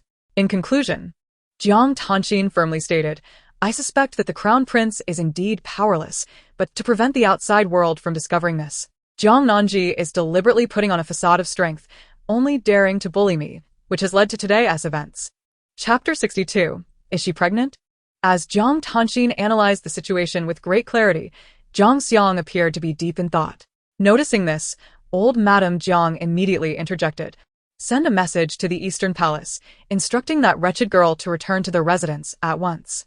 Jiang Tanxin had a sense that Jiang Nanji was somewhat sinister at present, and she voiced her concern. What if she refuses to come? However, Jiang Qingjin suddenly had a moment of inspiration. Did we not previously discuss severing ties with Jiang Nanji? This presents an excellent opportunity. If she returns obediently to apologize to Xian, we can take the chance to educate her. Yet, should she decline, we can formally declare that the Jiang family no longer recognizes her as a daughter, thereby establishing a clear boundary with the Eastern Palace. Jiang Tanxin responded enthusiastically. That plan is splendid. Jiang Xiang hesitated momentarily, pondering the possibility of the Crown Prince not being deposed. Jiang Qingjin countered. If the Crown Prince remains in power and consolidates his position, then we can trouble grandfather and grandmother to visit and utter some conciliatory words. As elders, your humble approach will speak volumes.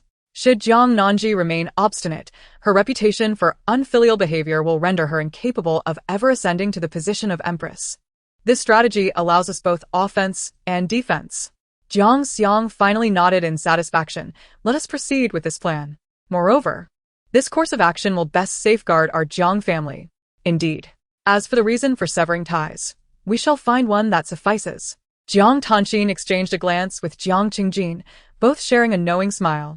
They had long harbored the desire to expel the Lin family and Jiang Nanji from the Jiang household, and now, it seemed their dream was on the verge of fruition. A representative from the Jiang family came to invite the Crown Princess to return to the Jiang residence.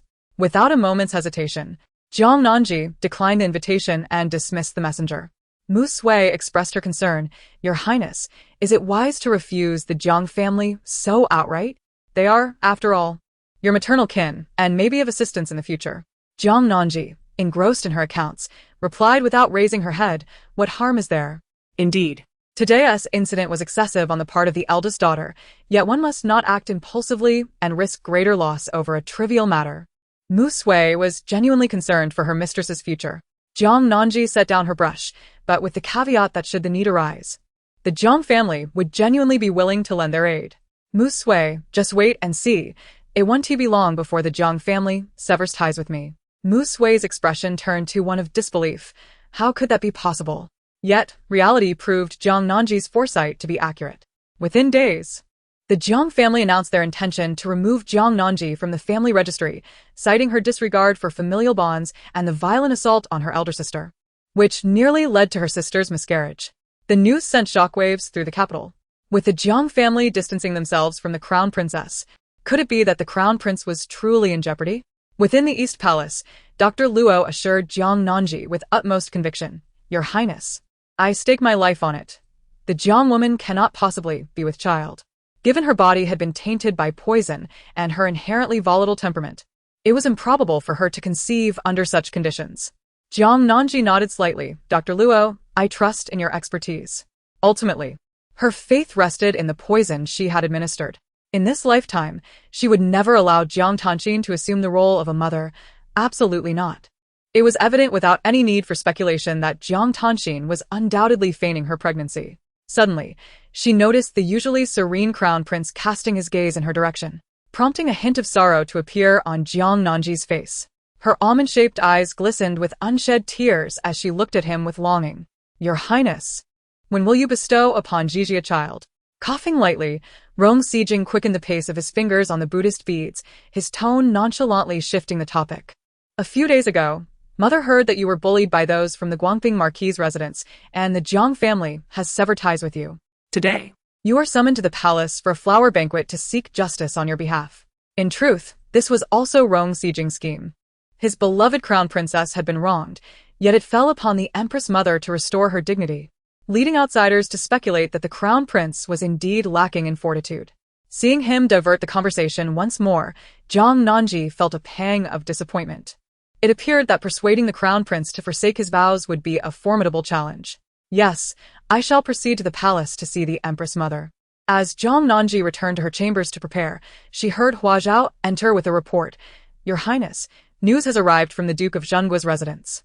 The lady has expressed her concern for you upon learning that the Jiang family has severed ties with you."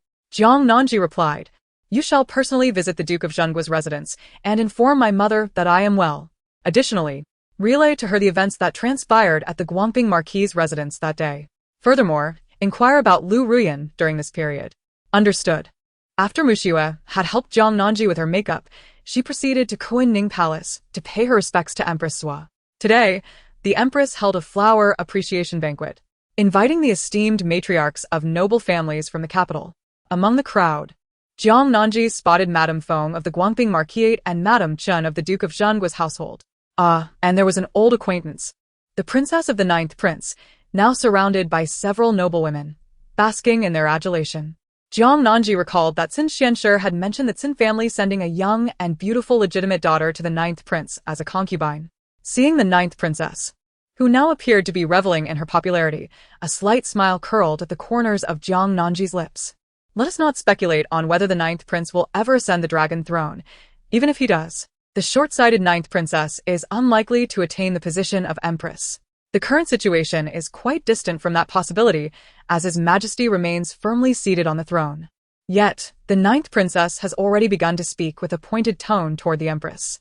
"Your Highness, the peonies in your courtyard are not blooming splendidly enough. A few days ago, someone gifted several plants. Should I send them to the palace?" This is no mere subtle jab. It is a blatant display of superiority. To suggest that the flowers of the ninth prince's residence surpass those of the imperial palace is an outright affront to the Empress. The Empress's gaze turned icy, and just as she was about to respond, Jiang Nanji approached, surrounded by admirers. Her exquisite jeweled phoenix hairpin remained steady as she walked, her youthful and charming visage radiating grace and poise. Dressed in the ceremonial phoenix robe reserved for the crown princess, embroidered with lifelike golden phoenixes that shimmered with brilliance, she commanded attention. Despite the varied intentions of the noble women present today, their thoughts were as diverse as the flowers in bloom. Yet at this moment, They were compelled to acknowledge that the grace and poise of the crown princess, Lady Jiang, were unmatched by any noblewoman of their lineage. Upon seeing her daughter-in-law, Empress Zua's somber demeanor lightened somewhat. She gestured for Ji to approach and sit beside her. Indeed.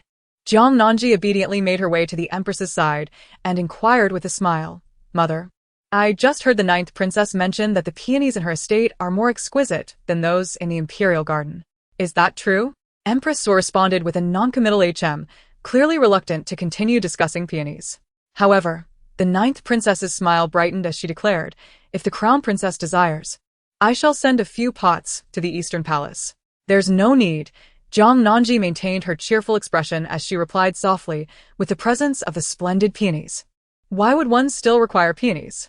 The peony stood as a metaphor for both Empress Zua and Jiang Nanji, representing the Empress and the future Empress. As for the ninth princess, her status was merely that of a princess consort. How could peonies be compared to the majesty of the peony? Indeed. As soon as Jiang Nanji's words fell, the ninth princess's countenance shifted dramatically. Chapter 63. Mother-in-law and daughter-in-law join forces. The ninth princess consort, whose core concerns had been sharply pricked, found herself in a state of exasperation, failing to restrain her acerbic remarks, which were immediately directed at Jiang Nanji. Ninth princess consort, how can the young crown princess speak so harshly at such a tender age? It's quite unseemly. Jiang Nanji, some individuals, despite their advanced years, can be even more unpleasant in their speech. The left empress could not suppress a chuckle. The ninth princess consort, being older than the left empress, was certainly much senior to the young crown princess, who had yet to reach her 20s. The ninth princess consort's face flushed with indignation, her makeup cascading down as her distorted expression accentuated the wrinkles etched upon her visage. A few noble women, who had recently been vying for the ninth princess consort's favor, could no longer remain silent. "Your Highness, as a junior, it is rather inappropriate for you to speak of the ninth princess consort in such a manner. After all, we are all women. Who among us does not age?" Jiang Nanji glanced over and realized that it was the grandmother of Qin Xian who had spoken. She smiled slightly. "Ah, it is Lady Si. You are indeed correct. Everyone faces the inevitability of aging. It is only natural for a woman to fade with time. Hence your family, Qin, has chosen to send a young maiden of marriageable age to be a concubine for the ninth prince." At this, Lady Qin was momentarily silenced, casting a worried glance at the ninth princess consort. The latter's complexion had shifted from ashen to a deep purple. With a glare directed at Lady Qin, the ninth princess consort harbored a distinct disdain for the young enchantress sent by the Qin family. Madame Qin had no desire to offend the princess of the ninth prince at this moment, so she shot a glare at Jiang Nanji. How could a lady from the Qin family, who holds admiration for the prince, be reduced to such disgraceful remarks in the mouth of the crown princess? Let it not be said that our esteemed ladies of the Qin family are anything but demure and sensible, unlike those who are aggressive, betray their kin, and are subsequently disowned and cast out. This was clearly a veiled jab at Jiang Nanji, the left empress, whose intent today was to defend her daughter-in-law. Let out a cold snort upon hearing this. You Qin ladies are adept at shifting your affections. One moment you admire the crown prince, and the next the ninth prince. Such behavior, in my eyes, is not indicative of decorum but rather of mere puppetry. In my view, Ji is the finest noblewoman in the capital, unmatched by anyone else. Initially, the left empress had chosen a lady from the Jiang family for her son based on various considerations. However, after spending some time together and observing her son's slight transformation, she grew increasingly fond of her daughter-in-law. Witnessing the left empress's unwavering support for Jiang Nanji warmed the heart of Lady Chen from the Duke of Zhengua's residence. Though she dared not oppose the ninth princess, she ultimately stood by the side of the crown princess. Supported by the left empress, Jiang Nanji felt a warmth in her heart. What is kinship? Look at the Jiang family, busy slandering her and severing ties. Today, no one from the Jiang family came. The matriarch was unwell, and the family had yet to establish a head. However, someone from the Marquis of Guangping's residence had arrived. In her past life, Jiang Nanji's mother-in-law, Lady Foam, the mother of Xin Che, now feigned death amidst the crowd, remaining utterly silent. Had she possessed even a modicum of consideration for the misunderstandings surrounding Jiang Nanji, especially given that Jiang Nanji had saved Bai Jinhua's life through the skilled hands of Dr. Luo, she ought to have risen to defend Jiang Nanji at this moment. Yet, She uttered not a single word. Jiang Nanji's gaze drifted indifferently over to Lady Feng, who intended to remain a mere spectator, and she addressed the Empress Dowager, expressing gratitude for her understanding, adding that the Jiang family's intention to sever ties with her was not without reason. What reason?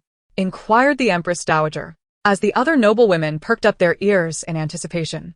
The princess of the ninth prince, however, wore a derisive expression, for to her, the fact that the Jiang family had forsaken them was undeniable. There was little to clarify. Jiang Nanji then turned her attention back to Lady Feng. This entire affair was intertwined with the scandals of the Guoping Marquisate. At this point, Lady Feng of the Guoping Marquisate could no longer remain composed. She promptly interrupted Jiang Nanji, asserting, "Your Highness, on that day, our Guoping Marquisate was also misled. Did you not state that you held no grievances against us?" Jiang Nanji feigned surprise, exclaiming, "Oh, so it is Lady Feng who is present. Then why did you remain silent when they misjudged me just now?" Her words, though softly spoken, left Lady Feng utterly speechless. The Empress Dowager regarded her daughter-in-law with astonished admiration, realizing that the young woman was even more astute and formidable than she had anticipated.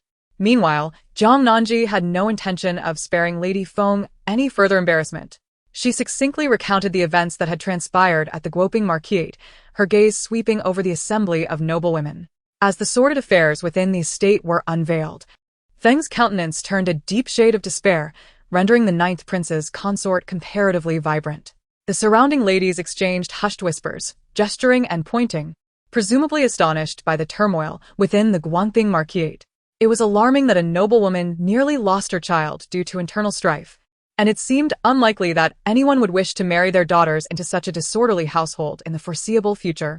Jiang Nanji observed Feng's desperate attempt to cover her mouth, yet her helplessness only brought Nanji a sense of satisfaction. However, this was merely the beginning. Jiang Nanji turned to the Empress Dowager, her expression tinged with poignant grievance. "Mother, that day I had someone discipline my elder sister. It was truly for her own good. If this matter is not resolved properly, she would surely lose the face to remain in the Marquisate." Yet, instead of appreciating my intentions, she reported back to our family. Ji. Jiang Nanji's eyes brimmed with tears as she dabbed at the corners with her handkerchief, feeling both aggrieved and despondent. It was to be expected that they favored her elder sister, and now, in the name of her, they sought to erase me from the family lineage. The Empress Dowager genuinely felt for her daughter-in-law, for she understood that the Jiang family was hastily severing ties with Jiang Nanji, likely due to the crown prince's current predicament. They aimed to distance themselves from the Eastern Palace, fearing that the ninth prince would seek retribution in the future. "Do not be distressed, dear Gigi. The palace will always be your home, and we shall forever be your family. Those unworthy relatives are not worth your concern." Indeed, Jiang Nanji nodded obediently. As the situation remained unresolved, the ninth princess was unwilling to relent and turned her gaze towards Lady Feng, the wife of the Marquis of Guangping. "Is it true that your daughter-in-law, Lady Jiang, is with child?" Lady Feng was reluctant to speak, yet compelled to respond due to the inquiry from the ninth princess. "Indeed, this is the case. The physician has already confirmed it, though it is still in the early stages, merely over a month along," Lady Feng admitted. The ninth princess replied, "So, it stands to reason that the crown princess almost caused her own sister to suffer a miscarriage. Is that not true?" If that is indeed the case, then the Jiang family's decision to sever ties would not be unjust towards the crown princess, would it? The Empress furrowed her brows, pondering why the ninth princess was so invested in the affairs of the Jiang family. Could it be that she holds them in high regard? Unaware of the underlying implications of her words, the ninth princess recalled what the ninth prince had mentioned, that Minister Jiang was the foremost among the civil officials. If she could align Minister Jiang with their cause, it would surely yield more benefits than detriments. With this thought in mind, the ninth princess became even more resolute in her defense of the Jiang family. "Your Majesty, I am only looking out for your best interests. Surely you do not desire a daughter-in-law with a heart as ruthless as that?" Chapter 64. Why has the marriage not been consummated? Left Empress, your daughter-in-law is truly ruthless. Oh, I almost forgot. You do not possess a daughter-in-law. Princess of the Ninth. Jiang Nanji was somewhat taken aback. How could the cunning left Empress be provoked to such an extent that she would confront someone directly? Nevertheless, the other party was merely defending herself. And how could she allow her mother-in-law to fight alone? Contemplating this, She gently patted the left empress's hand and said, "Mother, please do not be angry. If you frown and develop wrinkles, it would not be becoming. Unlike others, who have so many wrinkles that they hardly care about them." The wrinkled-faced princess of the ninth. The princess of the ninth was most sensitive about not having a son, especially with a multitude of young and beautiful concubines in the ninth prince's harem. She trembled with rage. "Crown princess, do not attempt to divert the topic. Your cruelty towards your own kin is a matter of undeniable fact. Jiang Nanji, indeed, I commanded that Jiang Tanxin receive 10 slaps, and upon completion, she was left with a face swollen like a pig's head, yet she suffered no other harm. In fact, she had the energy to rush back to the Jiang family to report the incident. The people of Duke Guangping witnessed it all, did they not, Lady of Duke Guangping?" Suddenly called out. Madame Feng felt a pang of bitterness in her heart. She nodded but quickly added, "It was later that Jiang returned, suddenly claiming to have a stomachache. And, upon summoning a physician, it was discovered that she was with child." All present were esteemed ladies of the household, and everyone understood that 10 slaps hardly constituted cruelty. What kind of precious child could be lost due to merely 10 slaps? As for the Jiang family's decision to sever ties with the crown princess, it is common knowledge that this stems from the impending removal of the crown prince and the consequent abandonment of Princess Jiang Nanji. Today's flower banquet has finally drawn to a close. The noble ladies, their emotions in disarray, hurried home to share their experiences from the event with their families. Particularly anxious was Lady Foam, who wished she could sprout wings and leave immediately. She dreaded attending any further high society gatherings in the capital for the foreseeable future. In truth, she had not intended to attend this event at all, had it not been for the purpose of selecting a suitor for her soon-to-be-of-age daughter. She would have stayed away. Who could have anticipated that the affairs of her household would be laid bare by Princess Jiang Nanji? Lost in her thoughts, a cold voice interrupted her reverie from behind. "Madam Ho, please hold on." Hua Zhao approached swiftly and, in a tone audible only to herself and Lady Foam, whispered, "Madam Ho, Our Lady has suddenly recalled something. Not long ago, Jiang Tanxin sought the services of Dr. Luo for her inability to conceive. How is it that less than a month later, she is already over a month pregnant?" Lady Feng's body swayed slightly, her eyes trembling as she gazed at Hua Zhao. "Is what the crown princess said true?" Hua Zhao replied, "The lady mentioned that it is possible she may have misremembered. Perhaps Madam Ho should send someone to investigate, as this matter concerning the heirs of the Ho family is of great significance." Having said this, she made a perfunctory bow and returned to Jiang Nanji's side. Jiang Nanji glanced at Hua Zhao, then turned to personally pour a cup of tea for Empress Sua. In the warm chamber, only the two of them remained, allowing Jiang Nanji to relax somewhat. "Mother, I am grateful for your protection," the young prince expressed. The left empress smiled gently and shook her head, saying, "But my dear, I have not truly protected you. You possess the capability to safeguard yourself. Alas, I once believed you to be a delicate and naive little rabbit, unaware that you harbor the cunning of a fox." Upon mentioning the fox, Jiang Nanji suddenly recalled the jade sculpture gifted to her by the crown prince, a smile gracing her lips. "I am not a fox. I simply refuse to be bullied. These noble women from affluent families are all too quick to shift their allegiances." The left empress affirmed, "Indeed, I have already ensured that their names are meticulously recorded. Once this matter is resolved, it shall be time to hold them accountable. Do they think they can sway like reeds in the wind? Such treachery is intolerable to those in power." Jiang Nanji recalled how, in her previous life, when the rebels invaded the city, both the left empress and the crown prince were imprisoned. Unable to contain herself, she asked, "Mother, could there be those who might take advantage of the situation with the ninth prince and harbor ulterior motives?" The left empress was somewhat taken aback. Yet she acknowledged Jiang Nanji's background as a lady from a scholarly family, well-versed in matters of strategy and politics. She did not wish to conceal the truth from Jiang Nanji and nodded, "Indeed, we face both internal strife and external threats. However, rest assured, Jinger is fully aware of these matters. By the way, how has your relationship with Jinger been lately?" Jiang Nanji had not anticipated the sudden shift in conversation, and she replied honestly, "Although we have shared the crown prince's chambers on several occasions, we have still slept apart. Thus far, we have yet to consummate our union." The Empress Dowager furrowed her brow upon hearing this. Jinger had frequently mentioned the crown princess to her, which suggested that he harbored some affection for that young girl.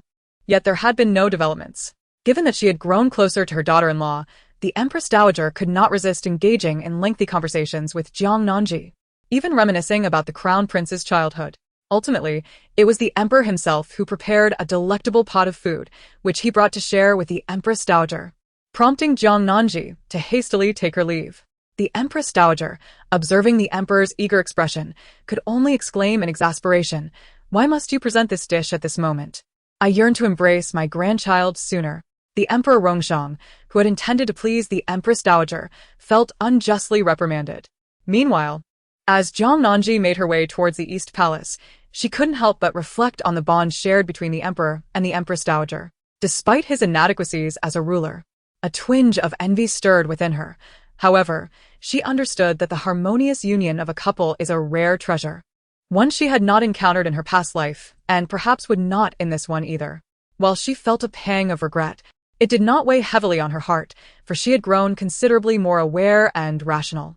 Upon her return to the East Palace, Jiang Nanji quietly instructed Hua Zhao, "Have Ding Yi keep a watchful eye on the Guoping Marquis's residence to ascertain the true nature of Jiang Tanxin's pregnancy." Understood. Jiang Nanji was eager to uncover the intentions behind Jiang Tanxin's peculiar antics. Indeed, when the Jiang family sought an excuse to sever ties with Jiang Nanji, Jiang Tanxin suddenly succumbed to a fit of vomiting. She was attended to by the family physician, who, after inquiring about her menstrual cycle, suggested the possibility of pregnancy, though he could not be certain and advised waiting until the months progressed further.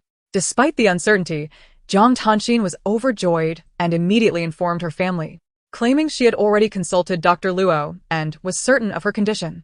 Upon returning to the residence of the Duke of Guangping, she boldly declared her pregnancy, leaving everyone in the household, even the deeply resentful Bai Jinhe, utterly helpless.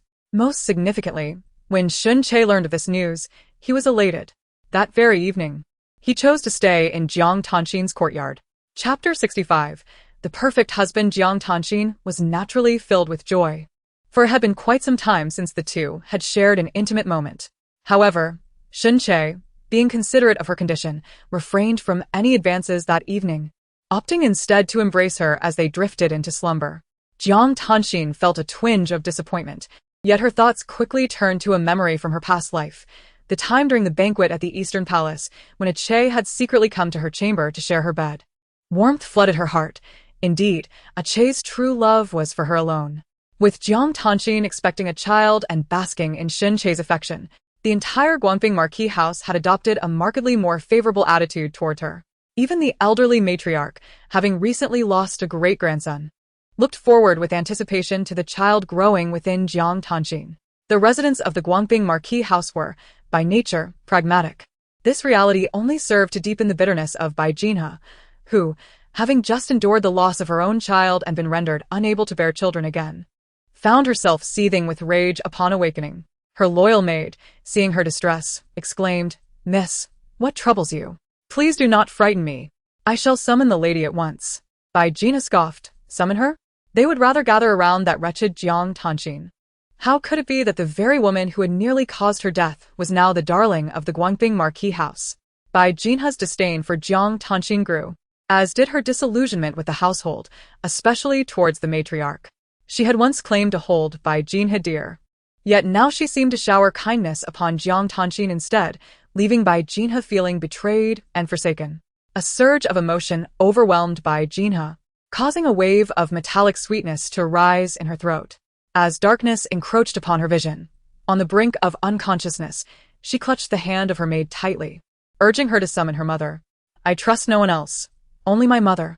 "Yes, miss. Please refrain from speaking. Just lie down and rest," the maid implored. After ensuring Bai Jinhe was comfortably settled, she hurriedly exited, her haste nearly causing her to collide with Lady Foam, the wife of Marquis Guangping. Having endured a day of vexation within the palace, Lady Foam was already irritable, particularly at the thought that Jiang Shi might be feigning pregnancy. The sudden encounter with the maid only heightened her annoyance. "Which courtyard do you serve? How can you be so careless?" "Esteemed lady, I serve Lady He," the maid replied, her voice trembling with trepidation. As Lady Foam observed the maid's fearful demeanor, a realization dawned upon her. This was the maid attending to Bai Jinhe. Contemplating Bai Jinhe's current plight, a sense of relief washed over her. Indeed, if Jiang Tanxin bore no child, it would be better for someone else to unveil the truth. Bai Jinhe was the most suitable candidate for this revelation. With this thought, Lady Feng's demeanor softened considerably. She waved her hand graciously, saying, "Very well. You may return to your duties." The maid bowed deeply in gratitude, departing with a lingering sense of disbelief. How could the mistress be so amiable today? Soon after, Madame Bai was summoned. Upon witnessing her daughter in such a state, expelling blood, her heart ached profoundly. Her anger surged further upon learning that the entire household was lavishing attention on Jiang Tanxin, treating her as if she were cherished in their very palms. As Lady Bai was on her way to visit old Madame Shin, she overheard two maidservants engaged in conversation.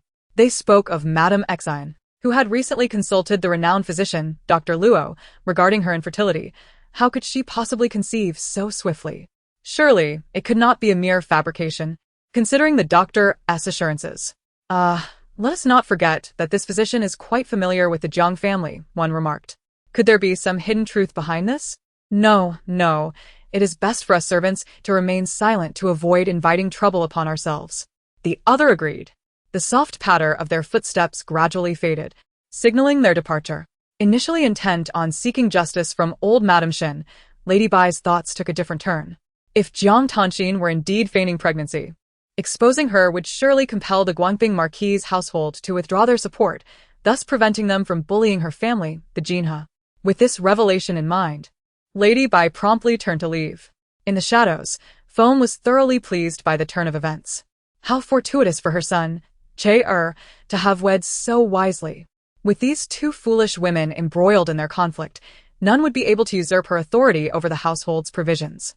However, as the saying goes, the mantis stalks the cicada, unaware of the oriole behind. Ding Yi leapt down from a tree, having witnessed all that transpired within the Marquis' residence. He promptly returned to the Eastern Palace to report everything to Jiang Nanji. It was truly unsurprising. As Jiang Nanji perused the accounts of the Eastern Palace, she could not help but acknowledge that it was far wealthier than she had anticipated. Many of the shops in prime locations were, astonishingly, under the ownership of Rong Sijing. This, of course, only accounted for the properties within the capital, excluding those in other regions. This elevated the Frail prince's status in Jiang Nanji's eyes, granting him an even greater esteem. He possessed noble lineage, significant wealth, and handsome features, albeit with the possibility of an early demise. Indeed.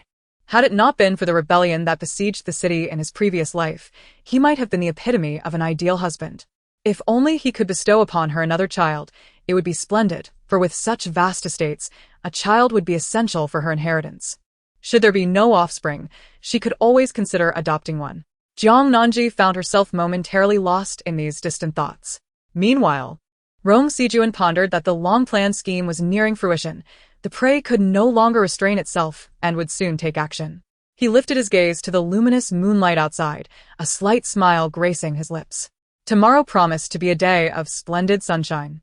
Baiji nodded with a smile, suggesting it would also mark the last sunny day for the ninth prince. At dawn the following day, Rong Sijuan entered the palace with a pale countenance, trembling slightly as he feigned concern to alleviate the suspicions surrounding the prince's precarious health. In truth, observing the prince's wan complexion and the tremor in his hands as he clutched his prayer beads, the ninth prince felt a profound sense of relief. It was indeed the opportune moment to instigate the coup. Should conflict arise, the ailing prince would meet his end, and the throne would seamlessly transition into the ninth prince's grasp. Although the prince did not explicitly state his intentions, Jiang Nanji discerned the increased personnel in the Eastern Palace, realizing that significant events were destined to unfold that day. Thus, she refrained from causing any disturbances within the palace and ensured that the residents of each courtyard were properly restrained. Before long, Hua Zhao entered quietly to report, "My lord, Li Xian, the attendant, has changed into the attire of a palace maid and intends to sneak out of the palace. Ding Yi rendered her unconscious and has confined her. She has now awakened and requests to see you. To meet with me?" Jiang Nanji was aware that Li Xian was a spy, likely placed in the Eastern Palace by the ninth prince long ago. Furthermore, this woman possessed remarkable patience, never revealing her true intentions. In her previous life, Jiang Nanji recalled hearing Jiang Tanxin mention that among all in the Eastern Palace, Li Xian was the only fool. Despite having entered the Eastern Palace as a maid tasked with attending to the crown prince, why had she not sought to bear him a child sooner? Even if her status was modest, having a child would ultimately ensure a better future. In the days to come, Jiang Nanji remembered that in her past life, Li Xian did not survive the siege by the rebel forces. She had vanished from the Eastern Palace before that fateful moment. Could it be that the Crown Prince silenced her? Yet, Jiang Nanji instinctively felt that the Crown Prince, Rong Sijing, was not that kind of person. Very well. Bring her to me.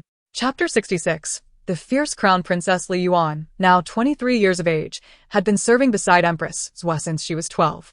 Later, she was assigned by the Empress to attend to the Crown Prince, becoming his concubine and selected maid. Logically, she ought to be a person of unwavering loyalty to both the Empress and the Crown Prince. However, prior to her entry into the palace, her elder brother had already taken up residence in the 9th Prince's manor. With no other relatives, they were each other's only support. When the 9th Prince found her, she had no alternative but to comply. Li Yuan possessed a gentle appearance and an elegant demeanor, remaining composed in any situation. For instance, even now, as she was brought and bound by Hua Zhao, her expression remained calm, puzzled as she inquired, "Your Highness, I merely acted out of concern for my family, hastily leaving the palace, without informing you. Surely, this does not warrant such severe punishment?" Jiang Nanji regarded her and replied, "However, I have received word that you, Miss Li, have ventured out to clandestinely meet a lover." Li Yuan's calm facade crumbled. "That is impossible. I have not met with any lover," Jiang Nanji remarked. "Whether this is true or not shall be determined once we capture this alleged lover. If indeed there is no lover, then Miss Li must be innocent." No, that is not my lover, Your Highness." Observing the ashen face of Li Yuan, Jiang Nanji spoke slowly. "Why the haste, Miss Li? If you are innocent, I shall certainly restore your honor." As her words fell, a respectful voice from outside interrupted. "Your Highness, we have apprehended a suspicious man at the Eastern Palace's corner gate. He claims to be Li Yuan's elder brother, Li Long." Jiang Nanji responded. "Oh? It turns out that Li Xian's clandestine outings were to meet his own elder brother. If there were matters concerning his brother, he could simply state them without any sense of shame." Li Yuan feigned composure, claiming that it was merely some personal affairs, not wishing to alarm the Crown Princess. Jiang Nanji remarked, "You are now the chosen attendant of the Crown Prince, and we are all part of the same family. If you are facing any troubles, do not hesitate to share. Perhaps I can assist in resolving them." Li Yuan gazed at Jiang Nanji, who seemed to be earnestly trying to discern something. Yet, the latter appeared utterly innocent and composed, her bright, clear eyes and strikingly youthful, yet commanding visage instilling a sense of vulnerability in Li Yuan. At that moment, a piercing scream erupted from the adjacent room, belonging to Li Long. Li Yuan sprang to her feet, only for Hua Zhao, standing beside her, to promptly push her back into the round chair. Jiang Nanji soothingly said, "Do not be anxious, Li Xian. I merely wish to inquire about your brother's frequent visits to the East Palace, both by day and night. It seems he is reluctant to divulge the reasons, resorting to a bit of coercion instead."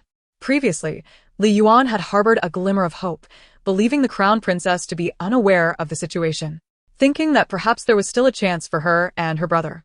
However, now her complexion had turned ashen, and her body slightly swayed. Had her brother's nighttime visit to the East Palace, followed by his search for her, already been discovered? Jiang Nanji appeared unfazed by her pallor, instead expressing curiosity. "By the way, you mentioned earlier that you had something to report to me. What is it?" Seeing Li Yuan's silence, Jiang Nanji shook her head. "Are you perhaps hoping that the 9th Prince will come to rescue you and your brother after his success? TSK, I once thought you to be the most astute among us, but it appears I was mistaken." With a dismissive wave of her hand, she ordered the guards to take Li Xian and confine him. Suddenly, Li Yuan raised his head and pleaded, "Your Highness, I beseech you, do not continue to punish my brother. It is all my fault. Direct your wrath at me instead." Jiang Nanji replied, "Do not fret. We shall wait until Li Long confesses, and then we shall address matters anew."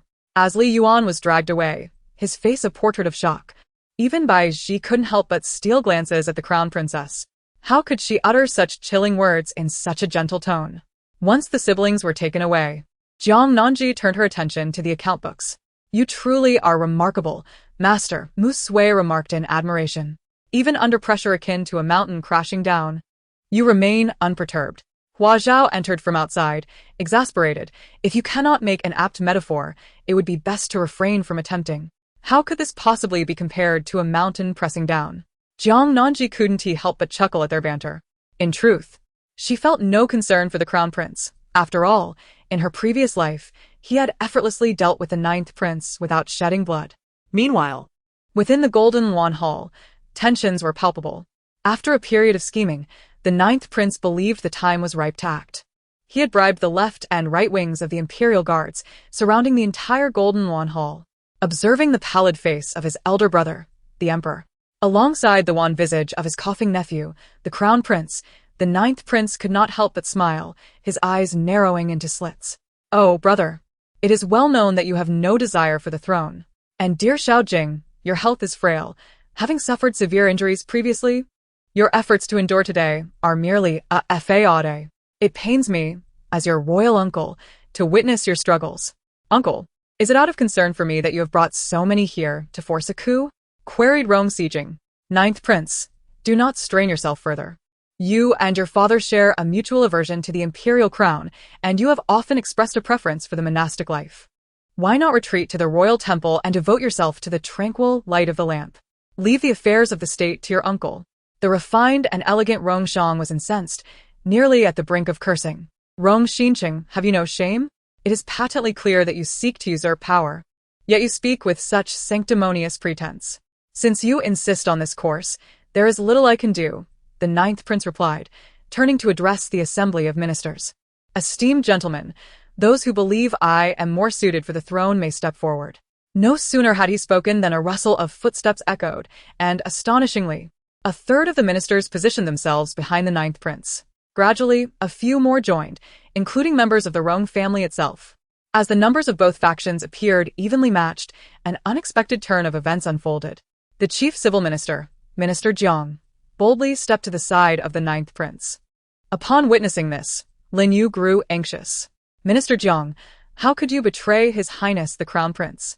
Jiang Xiang firmly grasped the tablet, proclaiming with righteous indignation, "I have not betrayed the great Chu." Lin Yu was momentarily taken aback. Such literati were fond of pedantic argumentation.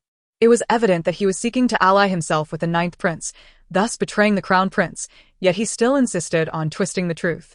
Certainly, some individuals hesitated before aligning themselves with the ninth prince. Some were merely sycophants, while others were motivated by fear for their lives. Once the allegiances were firmly established, Rong Sijing suddenly clapped his hands, exclaiming, "Ninth prince, you truly possess remarkable prowess. You have managed to sway nearly 60% of the court officials." The ninth prince lifted his chin, brimming with pride. Yet, in the next moment, Rong Sijing continued, "I must express my gratitude to you for purging the disloyal from this court." Chapter 67. Concerns for the crown princess. As soon as Rong Sijuan's words fell, a surge of imperial guards rushed in, encircling the ninth prince's men completely. The situation shifted dramatically. The ninth prince, undeterred by misfortune, attempted a final struggle, but was swiftly subdued. With his hands bound behind him and forced to kneel, he was overwhelmed by fear, his corpulent frame trembling uncontrollably. "Brother, I am only looking out for the good of our great Chu. You have no other sons, and with Xiao Jing's frail health, who knows what tomorrow may bring?" Rong Shang was nearly amused to the point of laughter, observing how this man, despite his predicament, continued to speak defiantly. Even more absurdly, some of the officials who had been swayed by the ninth prince nodded in agreement, as if they found his reasoning compelling. Rong Shang glanced at his son, Rong Sijuan, seated calmly in a round chair brought by the attendants, responded nonchalantly, "How curious. I had heard that the ninth prince also has no sons." The ninth prince glared at him, his anger boiling over. "You know whether I have sons or not, Xiao Jing. Now tell me, where have you imprisoned Ming'er? Why has he not been released?" Rong Sijuan remained silent, simply clapping his hands. In a short while, someone entered, escorting Rong Ming along with a pair of individuals. The woman was none other than Li, Rong Ming's mother and the ninth prince's concubine, who, unbeknownst to many, was also the niece of the ninth princess. As for the man, Rong Sijuan lowered his gaze and idly adjusted the jade ring on his finger. "Chen Shan, why don't you introduce yourself to the ninth prince?" The individual kneeling on the ground, trembling, stammered, "I am the humble father of Rong Ming." "What?" Naturally, the ninth prince found this hard to believe. Even when his son was captured, he remained remarkably composed, reasoning that Rong Sijuan would never dare to kill Ming'er. Such an act would only further affirm Rong Sijuan's unsuitability for the position of crown prince. Yet, who could have anticipated that Ming'er was not his biological son? With blood recognition and both human and material evidence at hand, the ninth prince learned that this entire scheme was a conspiracy orchestrated by the Li family in collusion with Qinshan, inciting an immediate fury within him. Rong Sijuan ordered for the ninth prince to be carried away, his gaze shifting to the remaining ministers. Those who had previously resisted had been apprehended, leaving only the civil officials who had aligned themselves with the ninth prince, among whom Jiang Wang, standing at the forefront, bore the darkest countenance. The Duke of Zhenghua had consistently supported the crown prince, prompting Lin Yu to glance at Jiang Wang and shake his head helplessly. Jiang Xiang, do you have anything to say now? Jiang Wang's expression was grim, yet he hastily sought a way to extricate himself, stating with a stern face. Although the ninth prince acts unjustly, his majesty has no other heirs, and it is indeed a fact that his highness's health is poor. Could it be that his highness has already recovered? Lin Yu found himself at a loss for words. You well-versed in literature. Have you merely utilized your knowledge to twist the truth? Jiang Wang retorted, Lin Yu, there is no need for you to target me. If I truly intended to rebel, would I have wed my own granddaughter to His Highness the Crown Prince? Originally silent, Rong Sijing raised an eyebrow, lifting his head with a faint smile. Jiang Xiang, have you forgotten? You have already driven the Crown Princess out of the Jiang family. However, come, subdue these rebels and interrogate them rigorously. We must ascertain why they conspired with the ninth prince. Upon the utterance of the word conspiracy, some individuals instantly weakened, collapsing unconscious. Jiang Wang trembled, his body swaying. Yet no one dared to assist him for fear of incurring the crown prince's wrath. Consequently, the old man fell to the ground with a resounding crack, likely having fractured a bone. The coup ended without significant peril, yet the repercussions of the ninth prince's rebellion heralded the commencement of a thorough purge within the court. All implicated ministers would face judgment for their transgressions. Moreover, Rong Sijing intended to install his own trusted individuals in pivotal positions. This transition affected officials of the third rank and above, and Rong Sijing had long been prepared, having arranged suitable replacements in advance. Observing his industrious son, Rong Shang expressed remorse. Xiao Jing, you've worked hard. It is not a burden. All of this was anticipated, Rong Sijing replied. Well, you continue your endeavors. I must return to Kuanning Palace to keep mother company, lest she worry. In that moment, Rong Sijing suddenly realized he had left matters unaddressed. Would the young crown princess in the Eastern Palace also be filled with trepidation? Recently, he had been so engrossed in the accounts that his head spun. As the year wanes and blossoms bloom, let us play shuttlecock, Jiang Nanji suggested, setting aside the ledger and rubbing her sore neck. Her frail constitution necessitated more physical activity. Jiang Nanji spoke, and Hua Xiaomu naturally responded with enthusiasm. Hua Xiaomu retrieved a feathered shuttlecock, and soon the master and her 3 attendants were engaged in a lively game in the courtyard. The other palace servants observed with envy. Although they recognized the gentle disposition of the crown princess, they still felt a twinge of hesitation. Jiang Nanji offered a soft smile towards them, inviting, come, everyone. Let us join in this game of shuttlecock. It is an excellent way to exercise and ensure we remain swift should any emergencies arise in the Eastern Palace. The palace servants exchanged glances, uncertain whether to participate in this delightful activity. Ultimately, the entire crown princess's quarters became a hub of merriment, predominantly filled with spirited youths, their laughter echoing joyfully. Several elder matrons stood nearby, their expressions warm and affectionate. Even the typically stern Lady Lung's eyes softened with tenderness at the sight. At that moment, Baiji strode in, his face marked by urgency. The crown prince, concerned that the crown princess might be anxious, had sent him to reassure her that all was well. Yet, upon witnessing the lively scene before him, he was momentarily taken aback. Lady Lung, intrigued, inquired Bai Zhongguan, is there something amiss? Observing the crown princess, rosy-cheeked and radiant with laughter as she played shuttlecock with the attendants, Baiji shook his head, realizing there was, for the time being, no crisis to report. How could he convey to the crown prince that not only was the crown princess devoid of fear, but she was also joyfully engaging with the palace staff? Fortunately, your highness need not worry any longer. It appears that the crown princess is indeed youthful and spirited. In a fleeting moment, Jiang Nanji turned and spotted Baiji. Observing the ease in his expression, she was entirely convinced that matters on the crown prince's side had come to fruition.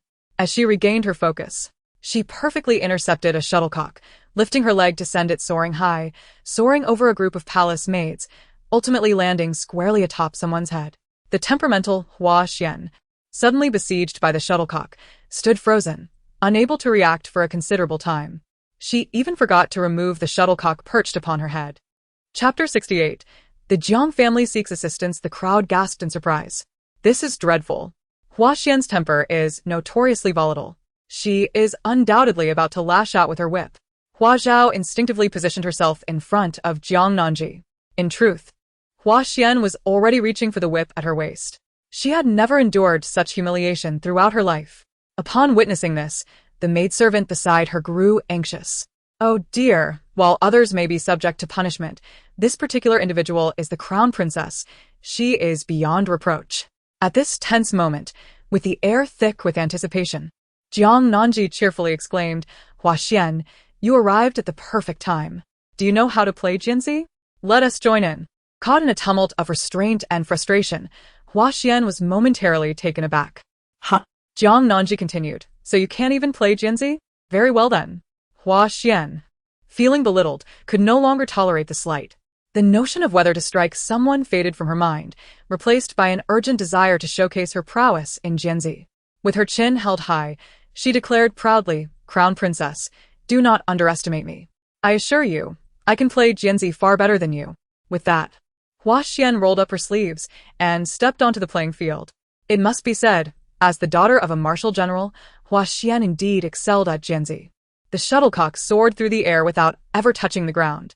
Especially after receiving sincere praise from Jiang Nanji, Hua Xian was elated, her spirits soaring like a proud little peacock, even forgetting the original purpose of her visit to the crown princess. Standing at a distance, Bai Ji and old Madame Lung, who initially anticipated witnessing a conflict, exchanged a subconscious glance. When did the relationship between the crown princess and several selected attendants become so amicable? No, or rather, when did the animosity of the selected attendants towards the crown princess dissipate? In stark contrast to the harmonious atmosphere of the Eastern Palace, today is an undeniably grim day for many prominent families throughout the capital. Numerous residences of officials ranked third grade and above have been besieged by soldiers, allowing only entry but prohibiting exit. Among them is the Jiang family.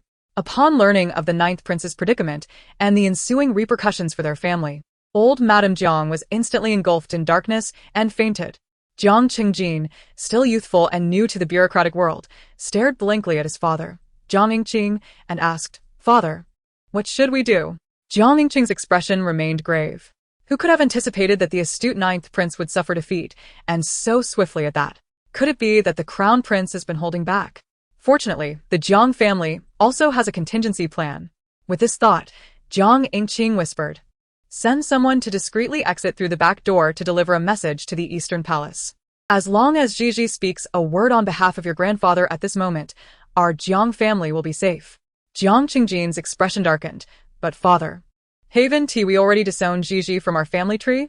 Jiang Yingqing remarked, let us acknowledge that we have all been deceived by Xer, leading to a misunderstanding of Gigi. Moreover, Gigi is now the crown princess.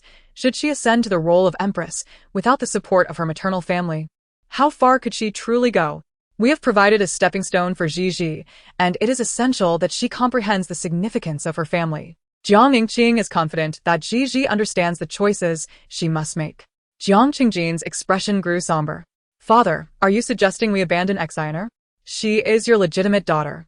Jiang Yingqing responded, this is not an abandonment. Rather, it is about allowing Gigi to attribute all of this to Xiner. Only in doing so will she be inclined to use this opportunity to rescue your grandfather. As for Xiner, she is already with child, and regardless of the circumstances, the Marquisate of Guangping will undoubtedly protect her. Qingjin, one must endure minor inconveniences to safeguard greater plans. If anything were to happen to your grandfather, the Jiang family would never regain its former glory. You would find it challenging to pursue an official career, let alone marry a legitimate noblewoman. Jiang Qingjin fell silent for a moment before nodding. I shall attend to this matter at once. Although he felt a degree of sibling affection for his biological sister, Jiang Tanxin, this bond paled in comparison to his own aspirations and future. Jiang Qingjin indeed dispatched the news, but when that letter reached Jiang Nanji, she found herself momentarily speechless. Aware of her father's and brother's characters, she understood their lack of moral boundaries. Yet she was unprepared for their shamelessness to have descended to such depths. As the twilight approached, Mu Sui stood by, his eyes reddened. What did this signify? What did it mean to be a master? When deemed useless, one is cast out from the family tree. When deemed useful, one is welcomed back. Was the genealogy of the Jiang family akin to an inn? Ha! Jiang Nanji found herself both amused and exasperated. In truth, she felt little sorrow, rather. She contemplated how to leverage this situation to maximize her own advantages. She found it rather amusing that Mu Sui likened the Jiang family to an inn. Mu Sui.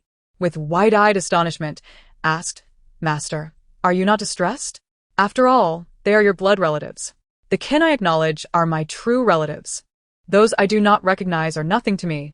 In her previous life, Jiang Nanji had shared a tenuous bond with her family, and in this life, she had seen their true, vile nature.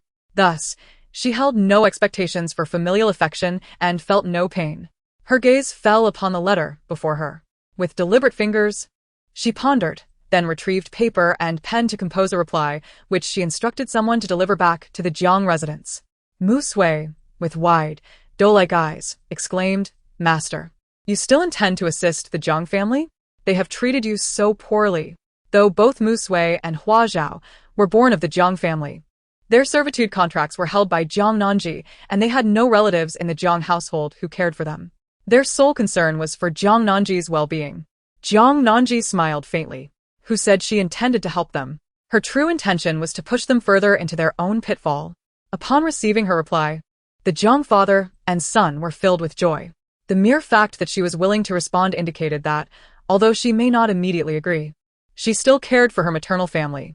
However, after reading the letter, Jiang Yingqing fell into a thoughtful silence, while Jiang Qingjin was rendered incredulous, exclaiming, What does this mean? She demands that we remove Xiner from the family tree before she will consider returning to the Jiang family's lineage? This sounds like a petulant child throwing a tantrum. Jiang Yingqing perused the letter repeatedly. It conveyed their youngest daughter's grievances and sorrow, mentioning the hardships of life in the Eastern Palace. She had stubbornly declared that she would not return to the Jiang family tree unless Jiang Tanqin was also expelled from it, which she might contemplate. Jiang Qingjin scoffed, questioning her audacity to even suggest such a condition regarding the Jiang family's lineage. Jiang Yingqing interjected, reminding him that Ji was now the crown princess, already inscribed on the royal jade tablet. Furthermore, if the crown prince were capable, Ji might even ascend to the position of empress. That would make her utterly royal, far removed from their Jiang family's sphere of influence. It was only at this moment that Jiang Yingqing began to feel a tinge of regret for having cast Ji out of their family tree in the first place. Contemplating this, he promptly instructed Qingjin, have someone compose a letter to the Marquis of Guangping, reproaching Xiner for deceiving her elders, wronging her younger sister, and nearly causing a grave disaster. From this day forth, she shall no longer be considered a member of the Jiang family. Father, must it truly come to this? Isn't this a bit too frivolous? Chapter 69. The exposure of a false pregnancy. This is no mere jest. It will undoubtedly expose the Jiang family to ridicule throughout the capital. More importantly, Jiang Qingjin finds it difficult to sever ties with his dear sister, Xiner. They are siblings, sharing the same mother, and how could he so easily forsake her? Jiang Yingqing spoke earnestly. Qingjin, the gravity of this situation transcends trivialities. What truly matters is that your grandfather must be exonerated. Only then can the Jiang family avoid ruin.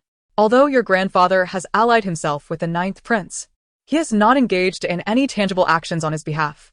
Furthermore, we are not genuinely abandoning Xiner. Once the situation stabilizes, you can speak with her privately. She is wise and will surely understand our predicament. Upon hearing his father's words, Jiang Qingjin found them to be quite reasonable and nodded in agreement. Li Chun, why does my eyelid twitch so? Does it portend some impending event? Jiang Tanqin set aside her bird's nest and lotus seed soup, appearing somewhat listless. Li Chun hastily replied, My lady, this is merely a sign of your delicate condition, causing you to ponder unnecessarily. You should focus on nurturing your health. There is no need to worry about anything else. At this, Jiang Tanqin instinctively placed a gentle hand on her abdomen. Although the doctor had remarked that her pulse was not sufficiently pronounced and that she might be pregnant, requiring further observation, Jiang Tanqin, having experienced pregnancy in her previous life, recognized the early signs that closely mirrored her current sensations. The doctor's assertion of it not being overtly evident was likely due to the early stage of gestation. In her previous life, Archer was willing to forsake his original partner, Jiang Nanji, for the sake of this child. In this life, he would undoubtedly shower this child with affection beyond measure. Jiang Tanxin felt a swell of delight within her. So much so that she paid little heed to the persistent twitching of her right eyelid. At that moment, a maidservant entered beside old lady Shen, announcing, "Madam Exine, the old lady requests your presence." Jiang Tanxin furrowed her brow, inquiring, "What is it about?" The maid replied, "You will know once you arrive." Despite her confusion, Jiang Tanxin took note of how everyone in the Duke of Guangping's household was currying favor with her. She lifted her chin and adjusted the pearl hairpin in her coif before proceeding to old lady Shen's courtyard. As she lifted the curtain, she was greeted by a room full of women, and to her surprise, Madame Bai, the mother of Bai Jinhe, was also present. Old lady Shen, adorned with a black satin headband and gripping a cane, bore a dark expression. Jiang Tanxin internally scoffed, thinking the old woman always looked as if someone owed her money. Her face drawn long like that of a cart horse. While she harbored such disdain, she maintained an outwardly obedient demeanor, saying, "Grandmother, did you call for me with urgency?" Old lady Shen maintained her stern visage and instructed a nearby female doctor to approach and take Jiang Tanxin's pulse. A sudden change swept over Jiang Tanxin's countenance, and she instinctively recoiled. "Grandmother, what does this mean?" "Jiang family, this Dr. Li is a renowned obstetrician. She can ascertain the health of the child within your womb, as well as whether it exists at all." Old lady Shen narrowed her eyes, deepening the creases on her face and shrouding her in an even darker aura. Jiang Tanxin's heart sank at once. Li Chuan, eager to rush over and assist her, was restrained by two matronly figures, leaving Jiang Tanxin isolated and helpless. Forced to endure the pulse examination by the female physician. Once the examination concluded, she angrily pushed the doctor away, only to be supported by the rushing Li Chuan. "Doctor." Li approached the elderly matriarch, bowing respectfully, and spoke with unwavering certainty. "Esteemed matriarch, this young lady is not pregnant." "Impossible!" Jiang Tanxin cried out in agitation. "How could I not be pregnant? I cannot eat, I am vomiting, and my monthly cycle has not arrived. How can I possibly not be with child?" "Doctor." Li furrowed his brow, asserting, "You are not pregnant at all. You merely desire to be," leading to a case of hysteria. "If you doubt me, feel free to consult other physicians for a second opinion." In the far corner, Madame Bai wore a triumphant smirk. Following a previous revelation, she had taken the initiative to investigate, discovering that Jiang had recently sought the renowned physician Luoshan for her infertility issues. Shortly thereafter, rumors of her pregnancy emerged. How could this be? It must surely be false. Thus, she had brought the esteemed Dr. Li to examine Jiang, and indeed, it was confirmed that the young woman was feigning pregnancy. Unwilling to accept this outcome, Jiang Tanxin immediately summoned several more doctors for consultations, only to find their assessments unanimously aligned. The more anxious she became, the more chaotic the situation unfolded. Suddenly, she felt a sharp pang of discomfort in her abdomen, and at that moment, her monthly cycle unexpectedly commenced. Madame Shen turned to the current steward, Mrs. Feng, and instructed, "Reclaim all the excess provisions used by the Jiang family during this period, and additionally, impose a 6-month penalty by withholding their allowance. This would undoubtedly save a considerable sum." Mrs. Feng, having successfully executed her plan, nodded in satisfaction. Jiang Tanxin, already steeped in despair, turned pale as she was supported by Li Chuan towards the courtyard. At that moment, a servant entered with a letter from the Jiang family. Jiang Tanxin had briefly entertained hopes, believing that with her maternal family's backing and Acre's affection, the people of the Guoping Marquisate would not dare to bully her excessively. However, upon reading the contents of the letter, a surge of rage overwhelmed her, and darkness engulfed her as she fainted. The members of the Guoping Marquisate, witnessing this, were taken aback by the letter's contents, which contained a disownment. Their emotions turned quite complex. Shen Jiaojiao exclaimed in shock, "Heavens, how could this happen? This means one of my sisters-in-law can never bear children again, while the other has been cast out by the Jiang family. What madness is this?" Madame Shen struck the ground with her cane, fuming, "Truly, a calamity befalls this household." Meanwhile, Shen Che, on duty, remained oblivious to the turmoil at home. He had been somewhat hesitant, For the ninth prince's influence in this life had grown significantly stronger than in the past, and he contemplated whether to seek refuge with him. However, due to the decline of the Guoping Marquisate and Shin Che's low official rank, the ninth prince had shown no interest in recruiting him. In essence, the ninth prince simply did not regard him as worthy, which filled Shin Che with considerable indignation. Moreover, he faintly remembered that in his previous life, the ninth prince had not succeeded. Thus, in this life, he ultimately refrained from aligning the Guangping home mansion with the ninth prince, thereby averting today's calamity. It seems I misremembered my past life. It was not the crown prince's overwhelming strength, but rather the ninth prince's ineptitude that led to his failure. It appears that I must, as in my former life, swiftly establish a firm foothold within the court and secure military power. However, Shin Che was taken aback to hear that Prime Minister Jiang had been apprehended due to matters concerning the ninth prince, and he remained silent for a considerable time. His foremost concern was whether this would implicate him.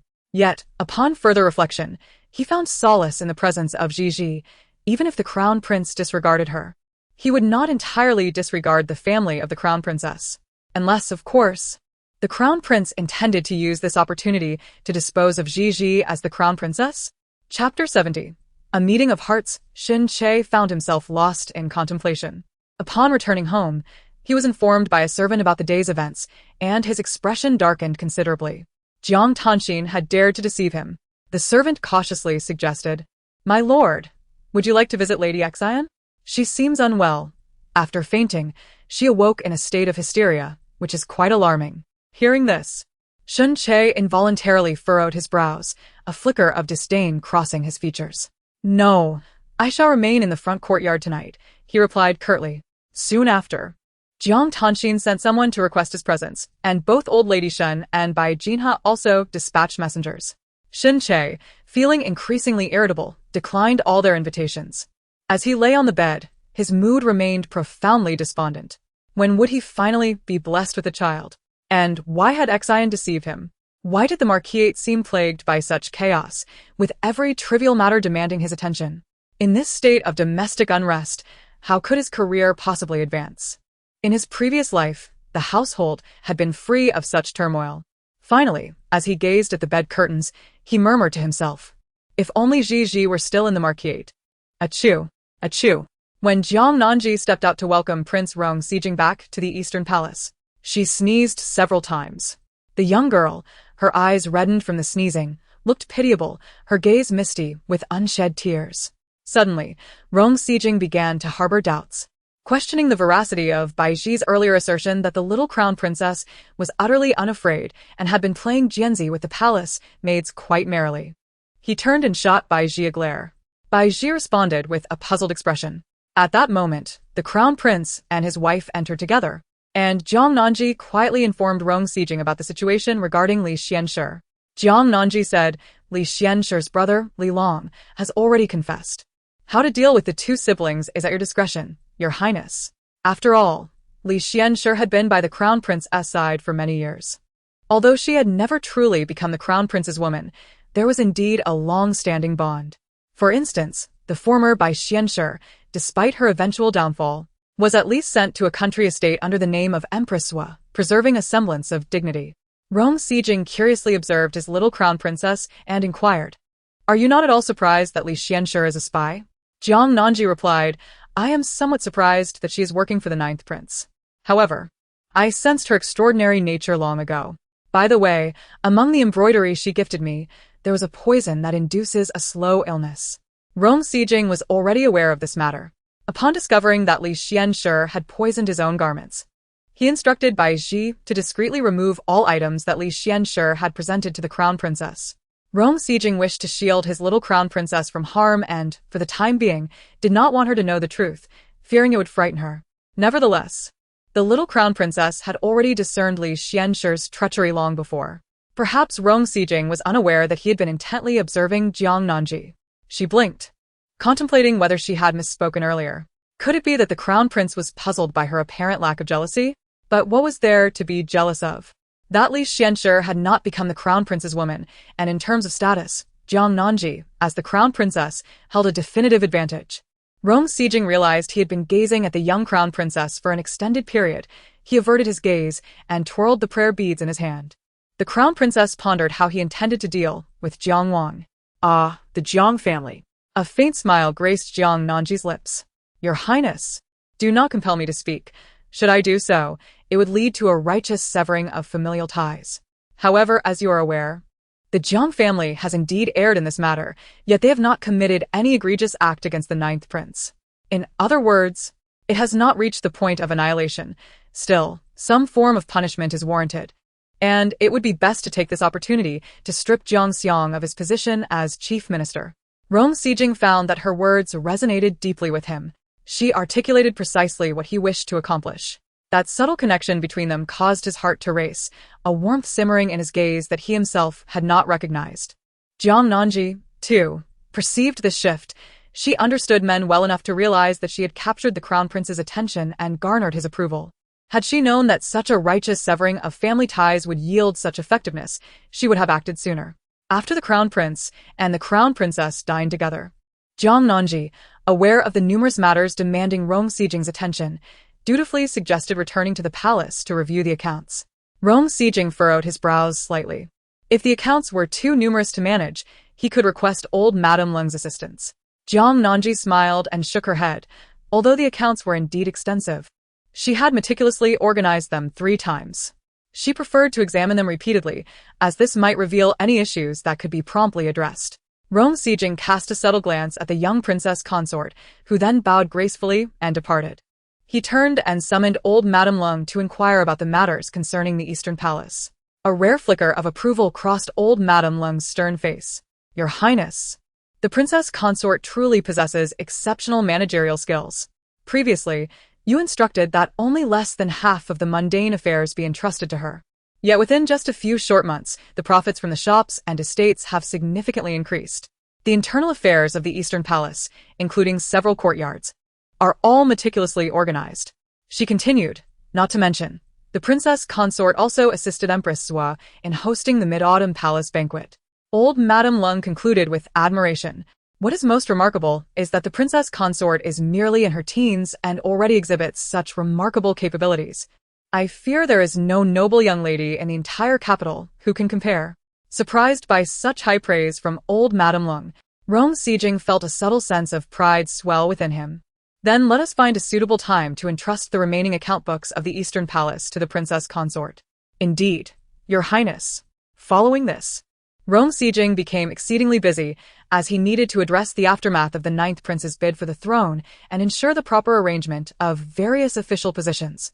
As for Li Xian, he had quietly vanished from the Eastern Palace without a trace. Jiang Nanji was acutely aware that Li Xian and Bai Xian were fundamentally distinct.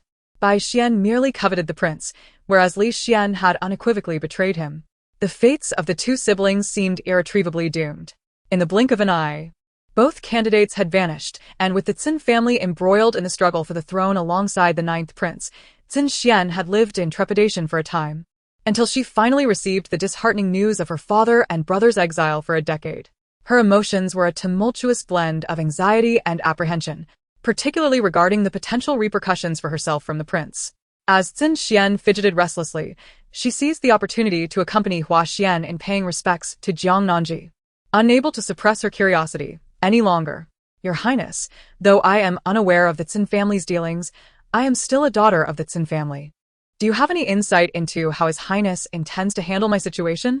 Chapter 71. Are you not attending to the crown prince? Jiang Nanji stifled a yawn. She had been engrossed in the accounts late into the night and was still somewhat drowsy. It must be noted that the crown prince had previously withheld some of the Eastern Palace's financial records from her. However, the quantity she had received was already quite substantial. It was only when old Madame Lung sent over several boxes of account books that Jiang Nanji truly grasped just how wealthy the crown prince was. One could not help but wonder, in her previous life, to whom all that silver had ultimately benefited. She lifted her gaze to the anxious face of servant Sin and assured her, misfortune does not befall the married woman. And as long as you remain diligent in your duties within the Eastern Palace, the crown prince shall not take action against you. As for the matter of your not being formally named as a concubine, I have already discussed it with the crown prince. It appears that the Qin family had secretly allied with the ninth prince, which is why the crown prince has yet to formalize your status. Servant Sin. now fully aware of her circumstances, dared not entertain thoughts of becoming a concubine, given the plight of her family. She felt fortunate to serve as a minor mistress in the Eastern Palace's rear courtyard.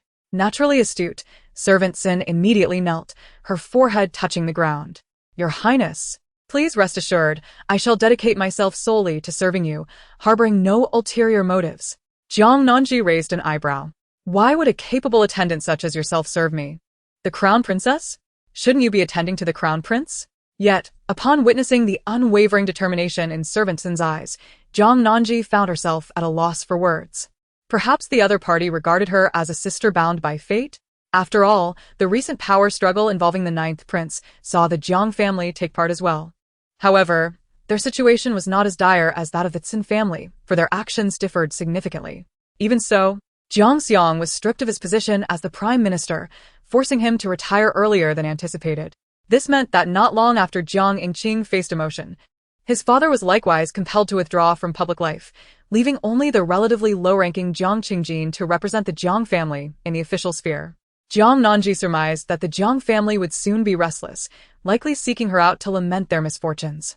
At that moment, she noticed Hua Xianshi gazing intently at her, his eyes fixed as if he were scrutinizing her closely. The Hua family had not aligned themselves with the ninth prince this time.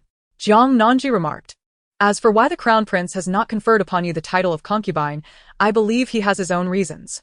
If this matter weighs heavily on your mind, you should inquire directly with His Highness. What concerns me is not this matter, but rather, how you, lacking martial prowess, manage to kick the shuttlecock better than I do. Jiang Nanji responded. Sin Xianshi, who had already resolved to cling to the crown princess for support, curiously interjected, when did you two engage in kicking the shuttlecock? May I join you next time? Of course, Hua Xianshi replied. Not only that, the two began to discuss other activities such as kite flying and swinging, leaving Jiang Nanji both amused and exasperated. Yet, upon reflection, she realized they were merely young girls, not yet 20, and unburdened by familial constraints. It was natural for them to indulge in playful whims and innocent joys. After all, no one is innately drawn to the intrigues of rivalry. When Hua Xianshi excitedly mentioned the possibility of a card game among a few individuals, Jiang Nanji had to interject, stating, I am quite busy, and shall leave you to your own amusements. As the crown princess, she was responsible for the myriad affairs of the Eastern Palace, and was perpetually occupied. Noticing the weariness in her eyes, Sin Xianshi suggested it would be inappropriate to continue disturbing her and took Hua Xianshi with her as they exited the crown princess's chambers. Upon returning to their own quarters, they passed by the two vacant residences. Hua Xianshi sighed, lamenting, originally, there were 4 of us, and now only the 2 remain. Even with the crown princess, we cannot muster a full quartet for a game. However, Sin Xianshi shook her head. It was rather trivial to still yearn for card games. The fact that they could live in peace and prosperity was already a tremendous blessing. Of course, Sin Xianshi harbored some aspirations regarding the crown prince, yet until he ascended the throne, she intended to remain in the shadows, aligning herself closely with the crown princess. Meanwhile, the Jiang household was engulfed in gloom. Jiang Wang had returned to the Jiang residence with a limp, and upon seeing him, the elderly matriarch, who had only recently begun to recover, fainted once more. Once a robust figure, Jiang Lao Tai could not withstand the recent blows and grew increasingly frail. In comparison to other noble families facing severe repercussions, Jiang Wang's punishment merely involved being dismissed from his position, and the injury to his leg was a result of his own misstep. Ultimately, it seemed the royal family had shown him considerable leniency. Yet, the members of the Jiang family did not share this sentiment.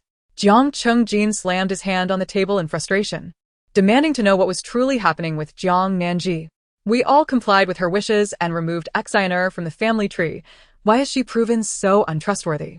It is evident that had she merely spoken a few kind words on behalf of our grandfather, we would not have arrived at this juncture. Is she truly no longer a daughter of the Jiang family? If it were not for her, how could the Jiang family have fallen to such a state? Jiang Wang spoke darkly, referring to her as a heartless wretch. Jiang Yingqing silently regarded her fingertips, remaining speechless for an extended period. While the Jiang family was engulfed in confusion, a commotion erupted outside. A young servant rushed in, breathlessly announcing that something grave had occurred. The eldest daughter had returned unexpectedly and had gone straight to the old matriarch. resulting in the matriarch being so enraged that she spat blood. What? The 3 generations of the Jiang family hurried to the courtyard of the matriarch, only to find her surrounded by a throng of people, her face pale and trembling. Jiang Qingjin glared at the stunned Jiang Tanxin, exclaiming, "Now that the Jiang family is in such disarray, what chaos do you bring?" Faced with her elder brother's reproach, Jiang Tanxin finally came to her senses. Her eyes reddened with tears. "What do you mean? Why are you blaming me? I wish to know why you expelled me from our home when everything was well. What have I done wrong? Do you realize that due to my inability to conceive, even Acre has lost faith in me? And now you cast me out of the Jiang family once more. How am I to survive? Are you intent on driving me to despair?" As Jiang Tanxin reflected on her current predicament, her agitation grew, and her body trembled uncontrollably. At that moment, the slightly recovered elderly Lady Jiang reached out to grasp her hand, longing to explain herself to her beloved granddaughter. However, in a fit of agitation, Jiang Tanxin forcefully shoved her away, exclaiming, "Leave me be. Let me perish." The elderly lady collided forcefully with a nearby pearwood table, producing a resounding thud. Old madam, mother, grandmother. Witnessing her grandmother fall, bloodied and silent, Jiang Tanxin was rendered utterly speechless. No one anticipated that this final outburst from Jiang Tanxin would serve as the last straw for the already beleaguered Jiang family. With the demise of elderly Lady Jiang, the entire Jiang residence plunged into chaos. When the news reached the Eastern Palace, Jiang Nanji was engaged in conversation with her mother, Lin Yaowan, and both were taken aback. Jiang Nanji was astonished because she recalled her grandmother being quite robust. During the last rebellion, she had still been alive. Why, in this lifetime, had she departed so prematurely? Chapter 72. Does mother consider me cold and heartless? Lin Miaowan reflected upon the tenacity of the old matriarch. How could she possibly be so affected by the dismissal of both her husband and son? Jiang Nanji shook her head, merely stating that Jiang Tanxin had caused a scene. Yet her grandmother had always favored Jiang Tanxin above all. It remained uncertain whether there were other underlying reasons. If in this lifetime, her grandmother were to be driven to her demise by her most cherished Jiang Tanxin, it would indeed be a cruel irony. Lin Miaowan expressed her concern. "Gigi, I am no longer associated with the Jiang family, yet you are still a Jiang daughter. Should you not return to the Jiang household? They have already removed me from the family register. What purpose would my return serve? If it were the Jiang Nanji of a previous life, she might have clung to a semblance of familial affection. However, in this lifetime, she had become acutely aware of the despicable nature of the Jiang family. She would merely send someone to deliver offerings to the Jiang residents as a gesture of condolence. As for returning herself, that was out of the question. Jiang Nanji cared little for the opinions of her relatives. Her primary concern lay with her mother, Lin Miaowan. "Does mother think I am cold and heartless?" Lin Miaowan shook her head. "I do not harbor such thoughts. Moreover, your grandmother has always been exceedingly harsh and has never treated you kindly. The Jiang family's decision to remove you from the family register for the sake of self-preservation is truly excessive. However, you are now the crown princess, and I am worried that your absence from the mourning rites may tarnish your reputation and lead the royal family to misinterpret your intentions." At this point, Lin Miaowan felt a deep sense of guilt. Had it not been for her own actions, her daughter would not have become a crown princess devoid of maternal support, leading to her current cautious demeanor. Jiang Nanji's lips curved slightly. The emperor had recently dismissed her grandfather from his post, and rather than aligning with the Jiang family, she found herself supported by the royal family. As for the opinions of others, she remained indifferent, for regardless of their views, she was still herself, the crown princess of Dechu. Had she not been granted a second chance at life, Jiang Nanji might not have achieved such clarity. For if one constantly regards the judgment of others, life becomes a strenuous endeavor, ultimately confining oneself to a self-imposed prison. What purpose does that serve? Lin Miaowan, taken aback by such sentiments, gazed at her daughter in astonishment as Jiang Nanji continued to articulate her thoughts, alleviating her mother's concerns. In her previous life, her mother had been schemed against and ultimately succumbed to depression. In this life, all Jiang Nanji desired was for her mother to live freely. After conversing further, she learned that her mother was faring well in the Duke of Zhen's residence, and that the troublesome Lu Ruyan had been relatively quiet of late, allowing Jiang Nanji to breathe a sigh of relief. After their meal, she personally escorted her mother out, only to encounter Bai Ji escorting another man clad in a dark blue official robe. none other than Minister Shang-Chi of the Dali Temple. Ji, that is Minister Shang. The one who previously assisted your mother immensely, Lin Miaowan remarked, her tone tinged with delight. Jiang Nanji raised her gaze to observe. She had caught a glimpse of Shang-Chi in her past life, but had never conversed with him closely, learning about him only through the accounts of others. The most shocking revelation was his unexpected concern for her mother's passing. When they met and exchanged pleasantries, Jiang Nanji did not miss the fleeting tenderness in his gaze directed towards her mother. Though subtle, it was perceptibly captured by Jiang Nanji. After Shang-Chi had walked away, Lin Miaowan expressed her sentiments, recounting that Lord Shang was once the top scholar of his time, originally betrothed. Yet his fiancée had called off their engagement and married another the year before he achieved his distinction. Subsequently, he mourned for his parents, missing the opportunity for marriage, and remained solitary ever since. Jiang Nanji was somewhat taken aback. Mother, are you well acquainted with Lord Shang? Lin Miaowan shook her head, explaining that all this information was relayed to her by her cousin, who had grown closer to Lord Shang since inviting him to a banquet. Jiang Nanji then pondered that Lord Shang's presence in the Eastern Palace today suggested that, like her cousin Lin Yu, he had resolutely aligned himself with the Crown Prince following the recent upheaval. Lin Miaowan, though reluctant to part with her daughter, recognized that her daughter was now married and residing in the Eastern Palace. After imparting her earnest counsel, she finally boarded her carriage to depart. Now, as a divorced woman returning to the Duke of Town's residence, she chose to travel discreetly in an unremarkable gray carriage. However, to her dismay, the carriage broke down midway, leaving her with no one around to assist, and ominously, the sky darkened as raindrops the size of beans began to fall. What was to be done? Lin Miaowan could only ask the coachman to find someone. She lifted her skirt to disembark, intending to seek refuge from the rain. At that moment, a dark blue carriage came to a halt before her. Shang-Chi lifted the curtain, saying, Miss Lin, come aboard to escape the rain. My carriage is equipped with waterproof coverings. Lin Miaowan was momentarily taken aback by the address of Miss Lin, as it had been quite some time since anyone had referred to her in such a manner. In truth, Shang-Chi was indeed 2 or 3 years her junior. However, his usual demeanor was one of seriousness, and he possessed a remarkable presence, often mingling with ministers in their 40s and 50s, exuding an undeniable authority. Lin Miaowan hesitated for a moment, but then recalled her daughter's earlier words and questioned why she should feel constrained by societal expectations. If she were to be caught in the rain and fall ill, it would only cause concern for those who cared for her, like Gigi. With this thought in mind, Lin Miaowan slightly inclined her body and said, Then I shall impose upon you, Lord Shang. Shang-Chi pressed his lips together and nodded slightly.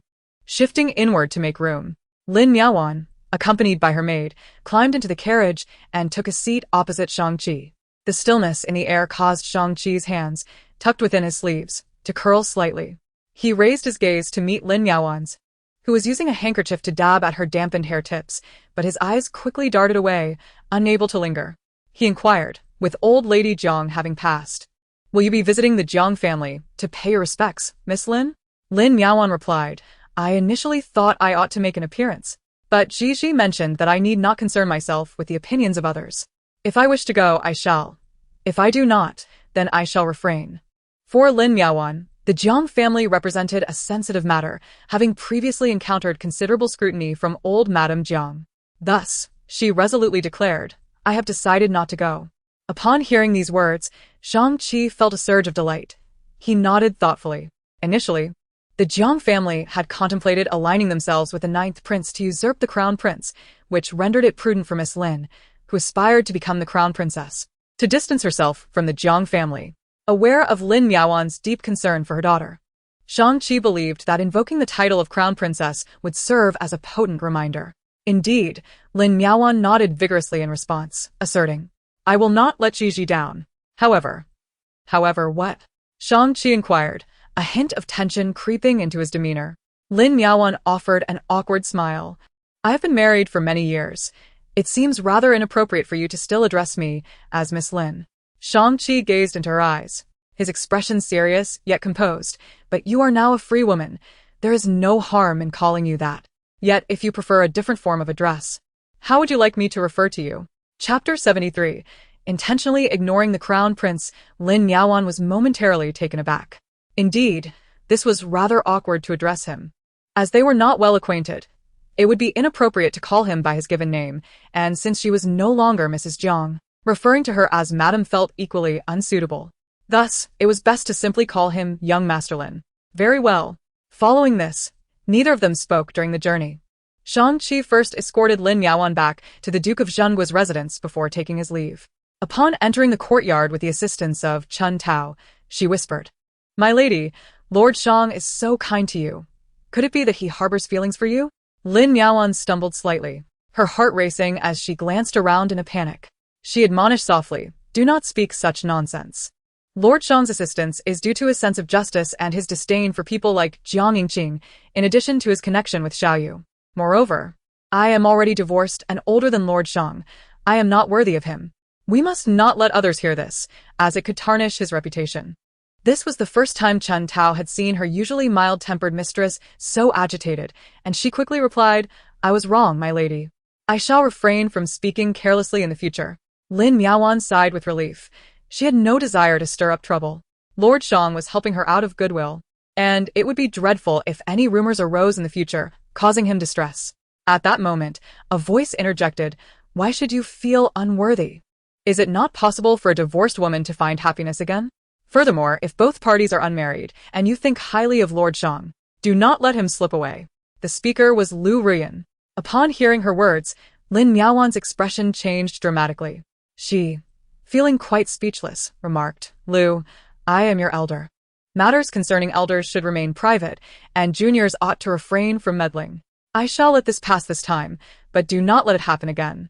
Having said this, she hurriedly left with Chun Tao.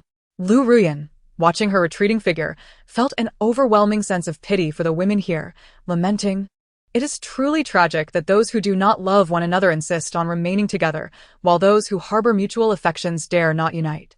How lamentable!" With the passing of old Madame Jiang, the house received but a handful of guests to offer their condolences, creating an atmosphere of desolation. Even the crown princess merely sent a representative to pay a fleeting visit before departing. Furthermore, without the matriarch to preside, the household descended into chaos. Jiang Wang, having been dismissed from his position, suffering from a leg injury, and now mourning the loss of his wife, found his hair turn completely white overnight, succumbing to illness himself.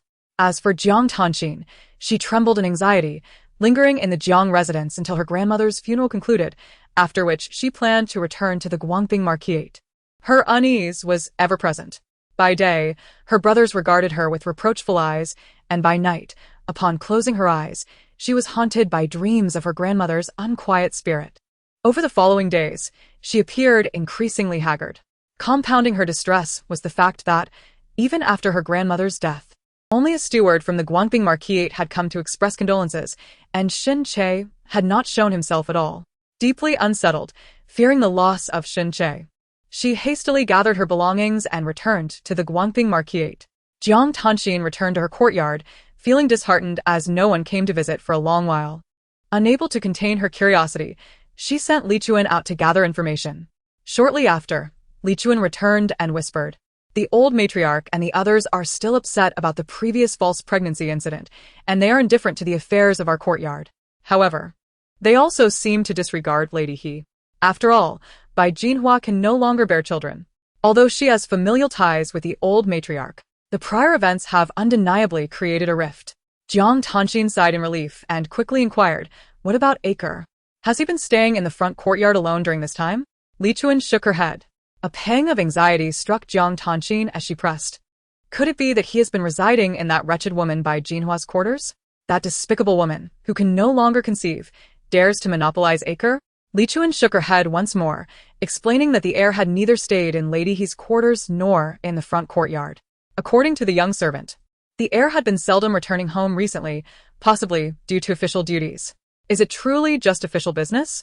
Jiang Tanxin pondered deeply, her fingers anxiously twisting the handkerchief as she contemplated whether there were times in her previous life when Acre also rarely returned.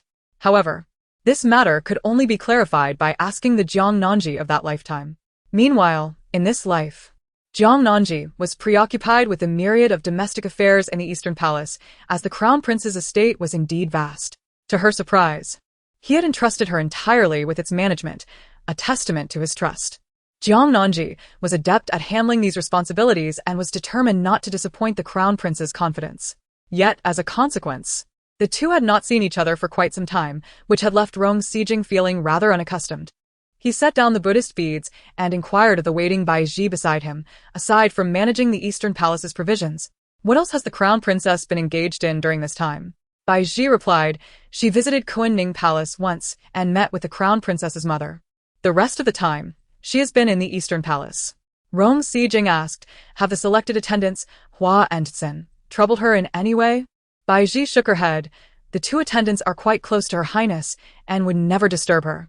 Occasionally, they even invite her to play jianzi and swing. Rong Sijing responded with a nonchalant acknowledgement, but his gaze revealed a deeper concern. Observing her distracted demeanor, Bai Ji suddenly had a spark of insight and tentatively asked, my lord, do you wish to taste the soup personally prepared by the crown princess? Rong Sijing shot her a speechless glare, contemplating the crown princess's busy schedule and the improbability of her having time to make soup. If there is nothing else, you may leave. I wish to recite scriptures, he declared. Understood. Bai Ji, who had accompanied Rong Sijing for many years, was well aware of her master's thoughts. While he truly did recite scriptures, it had now taken on an additional purpose of seeking tranquility.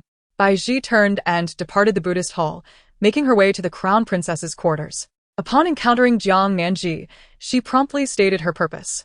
Your Highness, the crown prince has been exceedingly busy of late and is becoming increasingly gaunt, unable to consume much.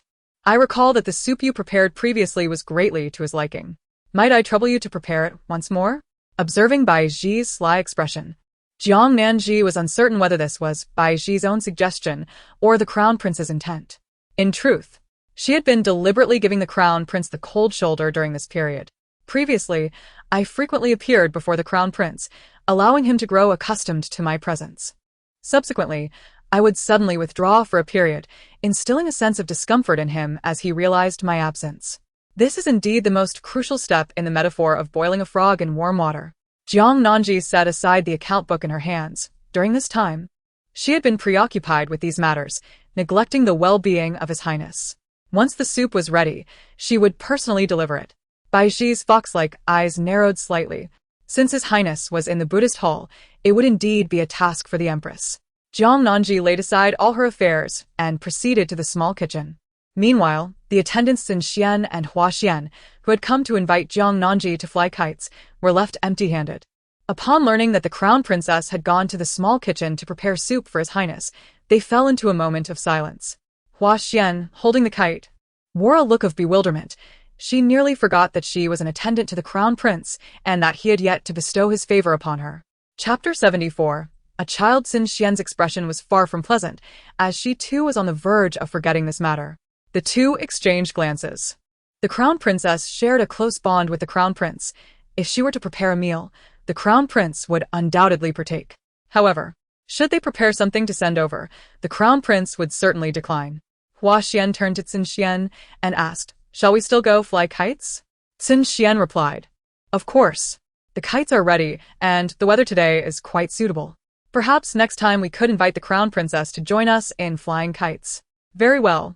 Yet, before departing, Xin Xian glanced back at the crown princess's quarters, her gaze filled with envy.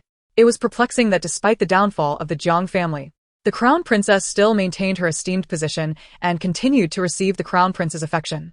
If Jiang Nanji were to hear Xin Xian's unvoiced thoughts, she would reveal that she had not yet fully won the crown prince's favor. Nonetheless, the crown prince had entrusted her with the management of the Eastern Palace's affairs, which, in a certain light, indicated his trust and acknowledgement of her capabilities. For instance, in her previous life, the members of the Guangping Marquisate were notoriously difficult, yet they ultimately recognized Jiang Nanji's prowess in stewardship. Even Xin Che, who was emotionally detached, praised her managerial skills. Recalling Xin Che brought a subtle smile to Jiang Nanji's lips. At this time in her previous life, Xin Che had already become acquainted with the courtesan Jin Yu and had redeemed her, taking her as his concubine. Initially, the two regarded each other as confidants, with Xin Che not having any physical contact with Jin Yu. However, during a moment of longing for Jiang Tanxin, Xin Che, inebriated, mistook Jin Yu for Jiang Tanxin, and they found themselves sharing a bed. In truth, Jin Yu bore no resemblance to Jiang Tanxin, yet through their daily interactions, a mutual understanding blossomed, leading to an inevitable progression. Shin-chae, however, attributed the entire incident to the influence of alcohol, as it provided him a means to shield his profound affections from Jiang Tanxin. In this lifetime, having wed Jiang Tanxin, will Shin-chae still take Jinyu as a concubine? The smooth yam soup was finally prepared. The crown prince adhered to a vegetarian diet. Thus all ingredients were devoid of meat, yet modifications could be made to enhance both texture and appearance. As Jiang Nanji entered with the soup, she knocked on the door. Finding Rong Sijuan with his eyes half lowered, delicately holding a string of prayer beads. What brings the princess here? Jiang Nanji glanced at Bai Ji, who was waiting nearby, and Bai Ji promptly shook her head in denial. Jiang Nanji set down what she held, considering that His Highness had undoubtedly been busy of late, and thus she had personally prepared the soup to see if it would suit his palate. Rong Sijuan laid down the prayer beads, and with an air of modesty, nodded in approval. Observing him take a sip of the soup, the slight furrow in his brow eased somewhat. Jiang Nanji added, in truth, I have another matter to discuss with your highness today. Rong Sijuan lifted his gaze to her, a glimmer of curiosity flickering within his deep-set eyes. Pray, speak of it. Your highness, not long ago, was it not for the sake of performance that I was permitted to reside within your chambers? Consequently, I have grown accustomed to the fragrant sandalwood scent that pervades your quarters. Upon returning to my own chambers these past few days, I find myself unable to sleep. Rong Zijin paused with the spoon in his hand, lifting his gaze towards her, and so, Jiang Nanji replied, Thus, I am rather shameless in my request. Might I come to stay in your chambers every few days? Of course, I would still rest on the soft couch behind the screen.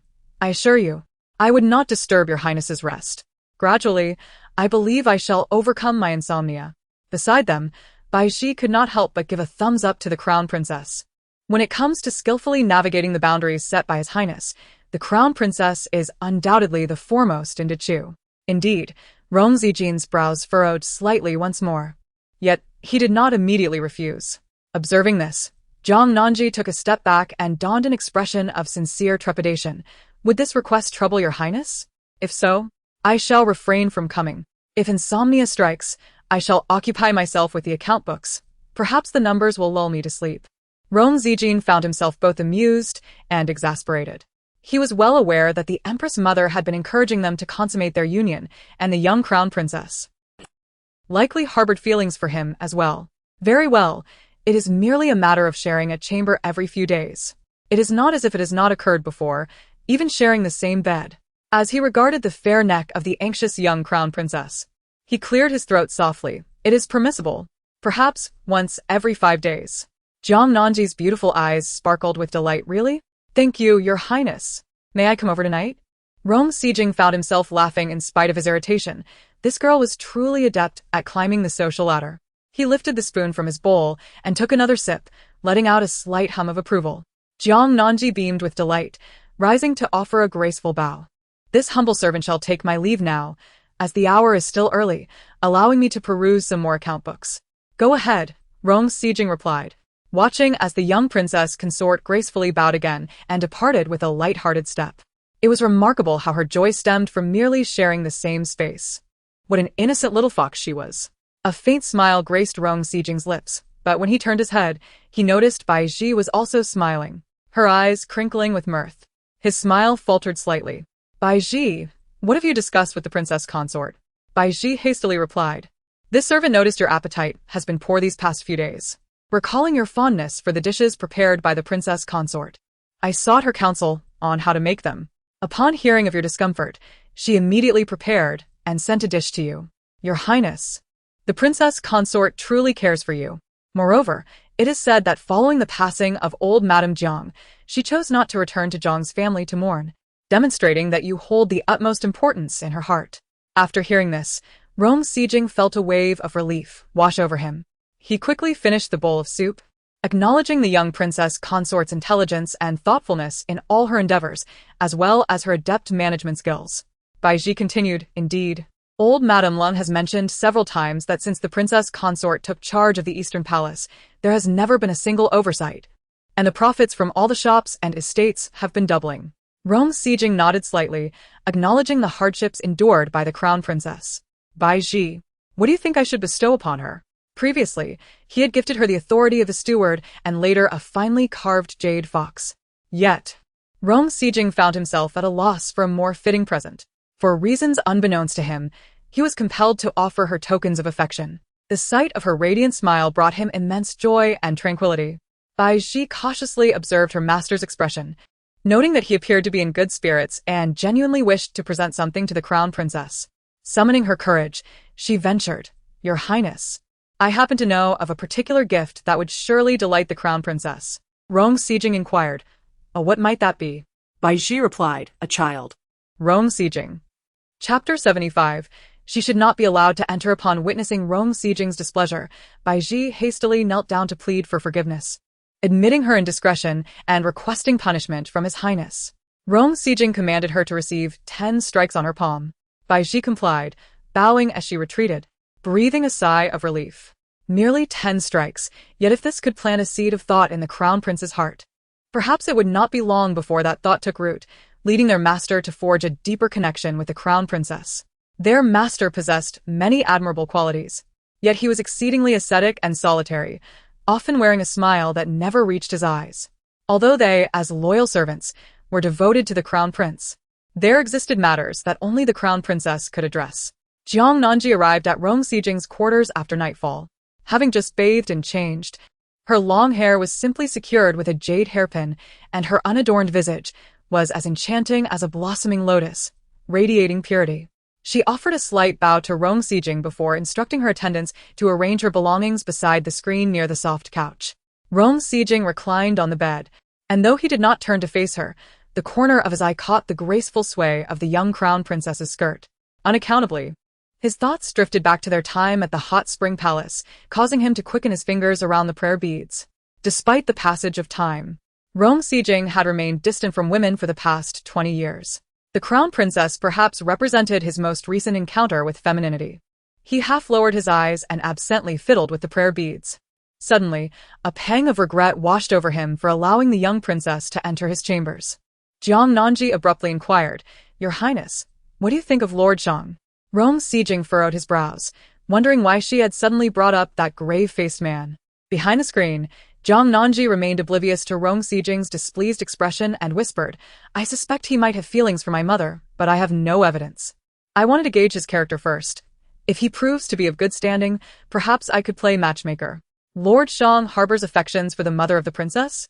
The faint, bittersweet pang in Rong Sijing's heart dissipated in an instant. He cleared his throat and replied, "Lord Zhang is a man of integrity, principled and upright, and he possesses remarkable intelligence. His ability to solve cases is almost prophetic. I have already considered appointing him to the cabinet.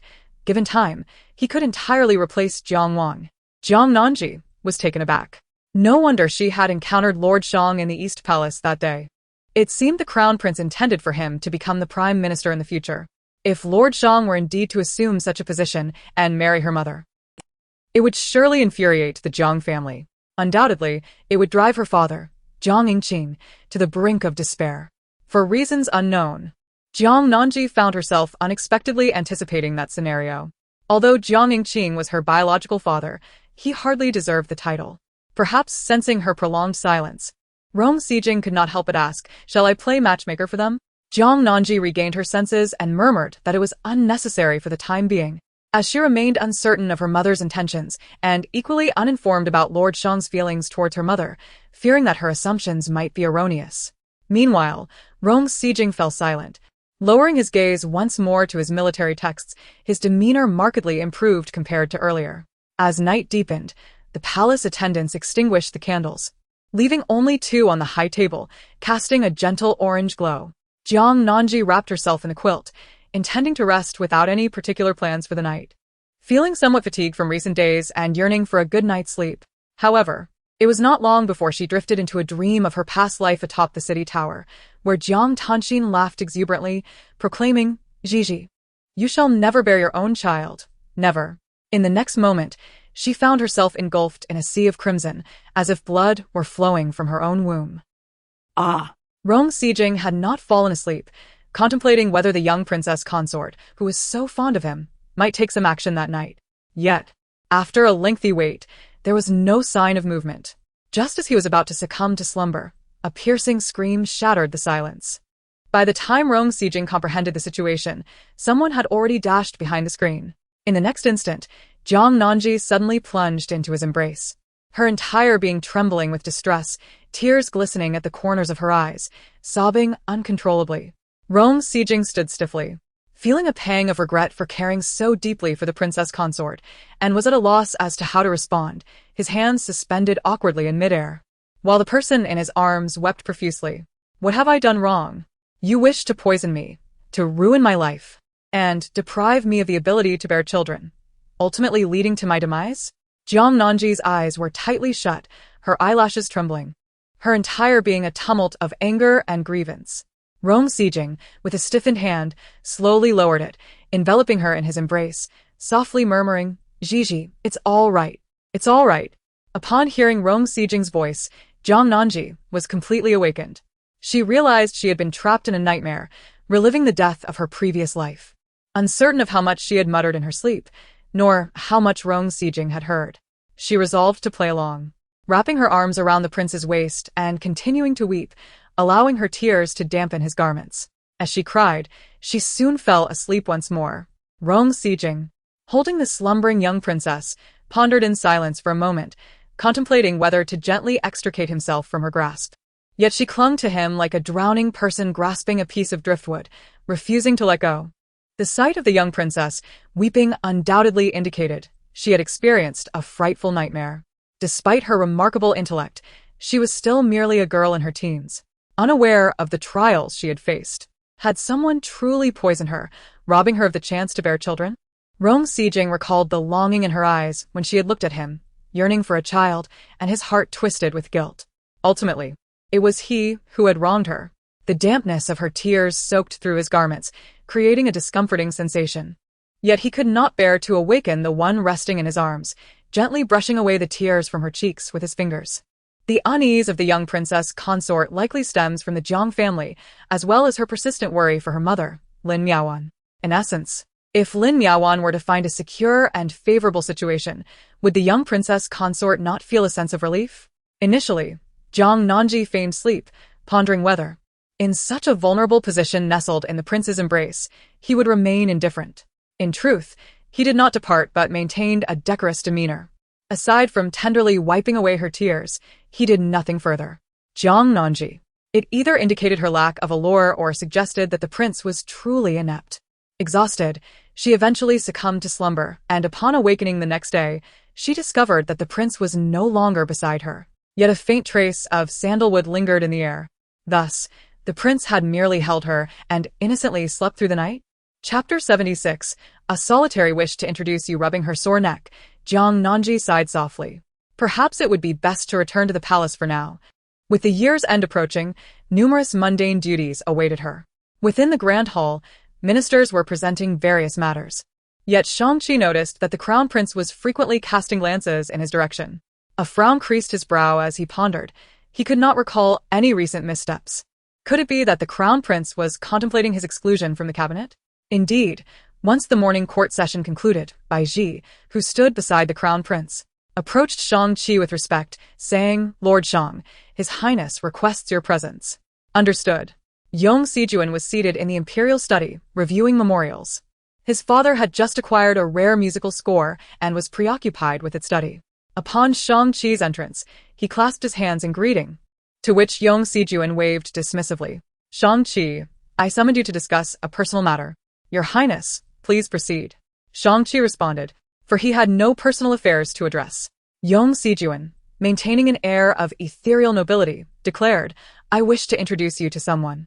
A look of astonishment crossed Shang-Chi's typically composed face, his eyes widened in disbelief. "Your Highness, what did you just say?" Yong Sijuan remained as regal as ever, as if untouched by earthly concerns. He replied, "I intend to place my trust in you going forward, and facilitating your entry into the cabinet is merely the first step." Shang-Chi expressed his gratitude. "I am honored by your trust, Your Highness, and I am ever willing to dedicate myself to the service of Dichu. However, how does this pertain to your wish for an introduction?" Smiled faintly, Shang-Chi, "You should understand that a stable relationship is essential for fostering enduring trust." Shang-Chi, being exceptionally astute, quickly comprehended that His Highness intended to secure his unwavering loyalty through the means of marriage. To be candid, Shang-Chi found this proposition quite distasteful, for his heart already belonged to another. Regardless of whether the person before him was the crown prince, or even if the emperor himself offered a marriage decree, he would resolutely decline. With this thought in mind, Shang-Chi immediately knelt, declaring with steadfast resolve, "Your Highness, I am willing to serve the great Chu. But if you seek to bind me through matrimony, I must refuse." Cast a cool glance at him. "Oh, you refuse? Very well then. I had merely been concerned about the crown princess and her mother, Lin Miaowan, given the delicate situation at the Duke of Zhen's residence. I thought, considering your similar ages and your single status, it might be prudent to foster a union between you two. But since you are unwilling, let it be. Your Highness, are you suggesting a match between me and Miss Lin?" Shang-Chi's expression transformed dramatically for the second time that day. The usual sternness of his countenance was now accompanied by an almost irrepressible smile. Noted that he still preferred the man's somber visage, for his smile was somewhat unappealing. He nodded and reiterated, "A fruit that is forced to ripen is never sweet. Since you refuse, let it be. It cannot end here. I am willing." Shang-Chi's heart raced with excitement. He clasped his hands and performed a deep bow, his forehead touching the ground, and earnestly implored, "Your Highness, I hold Miss Lin in my heart. I beseech you to grant your blessing." Raised an eyebrow, remarking, "So the coffin-faced one has finally met her match." Continued, "Regarding Lin Miaowan, she is a divorced woman. Do you and your elders harbor any objections?" Replied, "The matter of her divorce stems from a mismatched marriage. It is not her fault, thus I hold no grievances. Moreover, my direct ancestors have all passed away, and as for my collateral relatives, they have no authority over my choices. If Miss Lin were to enter my household, she would assume the role of the matriarch, and I shall certainly protect her for a lifetime."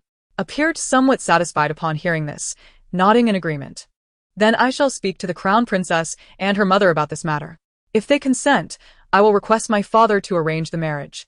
After all, being a junior, it is more appropriate for his father to handle such affairs, especially since his father has ample leisure time." Eyes gleamed with excitement, his voice trembling with anticipation.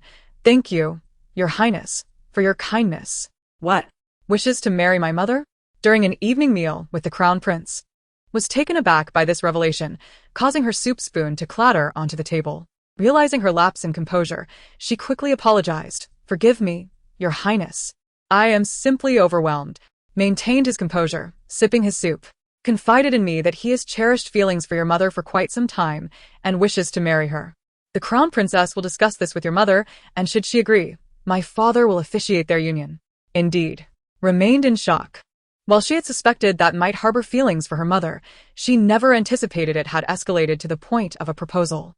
Truth be told, is indeed an admirable match. Uncertain of her mother's thoughts, Zhang Nanji contemplated the matter, realizing that it pertained to her mother's reputation. It would be prudent to discreetly summon her mother one day, allowing the two of them to discuss the issue in private. When Lin Miaowan received a letter from her daughter requesting a private meeting at the tea house, she was momentarily taken aback. Hadn't they just seen each other a few days prior? Could it be that something had transpired in the Eastern Palace? Overcome with concern for her daughter, Lin Miaowan promptly set out with her maid. However, upon alighting from the carriage, she unexpectedly encountered Jiang Yingqing. This marked their first meeting since the separation. Jiang Yingqing appeared considerably diminished, burdened by a series of familial troubles. A few strands of gray had begun to appear at his temples, and his gaze was fixated intently on Lin Miaowan. "Miaowan." Lin Miaowan wished to disregard him and stepped past him towards the tea house, but to her surprise, Jiang Yingqing trailed closely behind her. Not wanting to burden her daughter with additional troubles, she halted and turned to glare at him. "Jiang Yingqing, do you need something?" Stunned, he managed a wry smile. "Miaowan, it has been far too long since we last met. I simply wish to speak with you and see how you have been faring." Lin Miaowan replied curtly, "I am doing exceedingly well, so you needn't concern yourself." Jiang Yingqing, with sincerity, responded, "You are indeed a woman of separation now. Yet you are not Lin Yu's true aunt. What does it signify to reside in the Duke of Zhen's manor? Miaowan, I was wrong in the past. Please return. I vow to spend the rest of my life making amends for the grievances I have caused you." Lin Miaowan scoffed coldly. "If you truly wish to atone for your debts to me, then you must ensure that you never appear before me again in this lifetime." Jiang Yingqing, with an expression of profound anguish, replied, Miaowan, I genuinely care for you. Everything I did before was out of love. Is it because our Jiang family has fallen from grace, and my father is no longer the prime minister that you refuse to return to my side? Lin Miaowan, exasperated to the point of laughter, retorted, Jiang Yingqing, have you been rendered senseless by those blows? When we parted ways, your father was still the prime minister, and the Jiang family was still in its glory. The reason I prefer to live a solitary and desolate existence for the rest of my days is that I refuse to endure the company of a deceitful scoundrel like you. It is purely out of disdain. As the crowd around them grew larger, Lin Miaowan wished to end the confrontation. She coldly declared, do not follow me any longer. If you persist, I shall report you for attempting to harass a respectable woman. Jiang Yingqing's expression faltered, and upon noticing the stares and whispers directed at him from the onlookers, he felt a surge of shame and indignation. Calling after Lin Miaowan's retreating figure, he stubbornly asserted, Miaowan, I will not give up. You will undoubtedly return to my side one day. Moreover, with your reputation in tatters, no one will be willing to marry you again. Lin Miaowan, incensed, felt her lips twitch in irritation, her heart heavy with frustration. Just as she was about to retort, a voice interrupted her. That is quite an erroneous statement. It is possible that my mother will remarry before long. Chapter 77. A father cannot be replaced, but a husband can. The speaker is Jiang Nanji. Today, She has chosen to dress modestly for her outing, donning a simple yet elegant robe adorned with delicate pink silk flowers. Her hair is styled simply with ordinary hairpins, embodying a demure charm that contrasts sharply with the regal composure she usually exudes as a princess consort. However, upon seeing his daughter, Jiang Yingqing's expression darkens with disbelief. Gigi, what are you saying? Is your mother truly considering remarrying? You must be jesting, correct? Jiang Nanji replies, given how wonderful my mother is it truly so surprising that she might seek a new marriage? Jiang Yingqing's countenance grows increasingly grave, for he knows better than anyone the exceptional qualities of Miaowan. The thought of his daughter speaking so passionately about this possibility sends his heart plummeting. After all, now that Gigi is a princess consort, there may indeed be many suitors vying for the hand of her mother. Softening his tone, he implores, Gigi, I am undeniably your biological father, and that fact remains immutable. Please persuade your mother to reconsider so that we may reunite as a family. I have wronged her in the past, but I vow to make amends. Jiang Nanji shakes her head. Father, do you not understand the adage that a broken mirror cannot be made whole again, and spilled water cannot be retrieved? From the moment you deceived mother, you forfeited the right to claim her. You are correct. Our bond as father and daughter is unalterable. While I cannot change my father, my mother certainly has the option to choose a new husband. Jiang Yingqing is momentarily at a loss for words. Jiang Nanji gently supports the conflicted Miaowan, whispering, Mother, let us ascend the stairs. Very well, Miaowan replies. As she watched the mother and daughter ascend the stairs, Jiang Yingqing intended to follow, only to find his path obstructed by a burly guard wielding a blade. Observing the sharp weapon in the guard's embrace, Jiang Yingqing, filled with indignation, turned and departed. Meanwhile, the mother and daughter entered a private room, where Lin Miaowan smiled and remarked, Gigi, thank you for using such words to extricate me from that situation. Although I suspect I shall never marry again, nor do I harbor any desire to, I cannot abide Jiang Yingqing's demeanor, as if he cannot survive without me. Having spent over a decade together, Jiang Yingqing had indeed treated her well. However, all that kindness became tainted upon the revelation of past truths. Lin Miaowan felt a profound sorrow, fully aware that her life after separation would be fraught with difficulty. Yet she refused to acquiesce to indignities. Her earlier years had been so tragic. Why should she endure further humiliation in her later life, living alongside an enemy, bearing his children, and tending to his household and elders? These were lessons imparted to her by her daughter, Gigi. Jiang Nanji poured a cup of tea for her mother, a gentle smile gracing her lips. Mother, you are truly wonderful. There will undoubtedly be many suitors seeking your hand, so do not underestimate yourself. Lin Miaowan replied, I am already past my prime. Who would wish to marry me? At most, there may be some older gentlemen seeking a second wife. But that is not a path I wish to tread again. Having once been a second wife to Jiang Yingqing, she had no desire to revisit that experience. Jiang Nanji set down her teacup and softly inquired, Mother, if someone were to propose to you, A man who has never been married before and is 2 or 3 years your junior. Would you consider it? Lin Miaowan struggled to steady the teacup in her hand, causing some tea to spill onto her wrist. She quickly wiped her hand and instinctively asked, Gigi, are you referring to Lord Zhang? Jiang Nanji was taken aback. How did her mother know she was speaking of Lord Zhang? Could it be that he had already mentioned it to her? Lin Miaowan replied, No, How could he? Observing her mother's bewilderment and disorientation, Jiang Nanji gently patted her hand. Mother, do not fret. It is this way. Lord Zhang wishes to propose marriage to you and has specifically discussed this matter with His Highness. His Highness has sent me to inquire about your thoughts.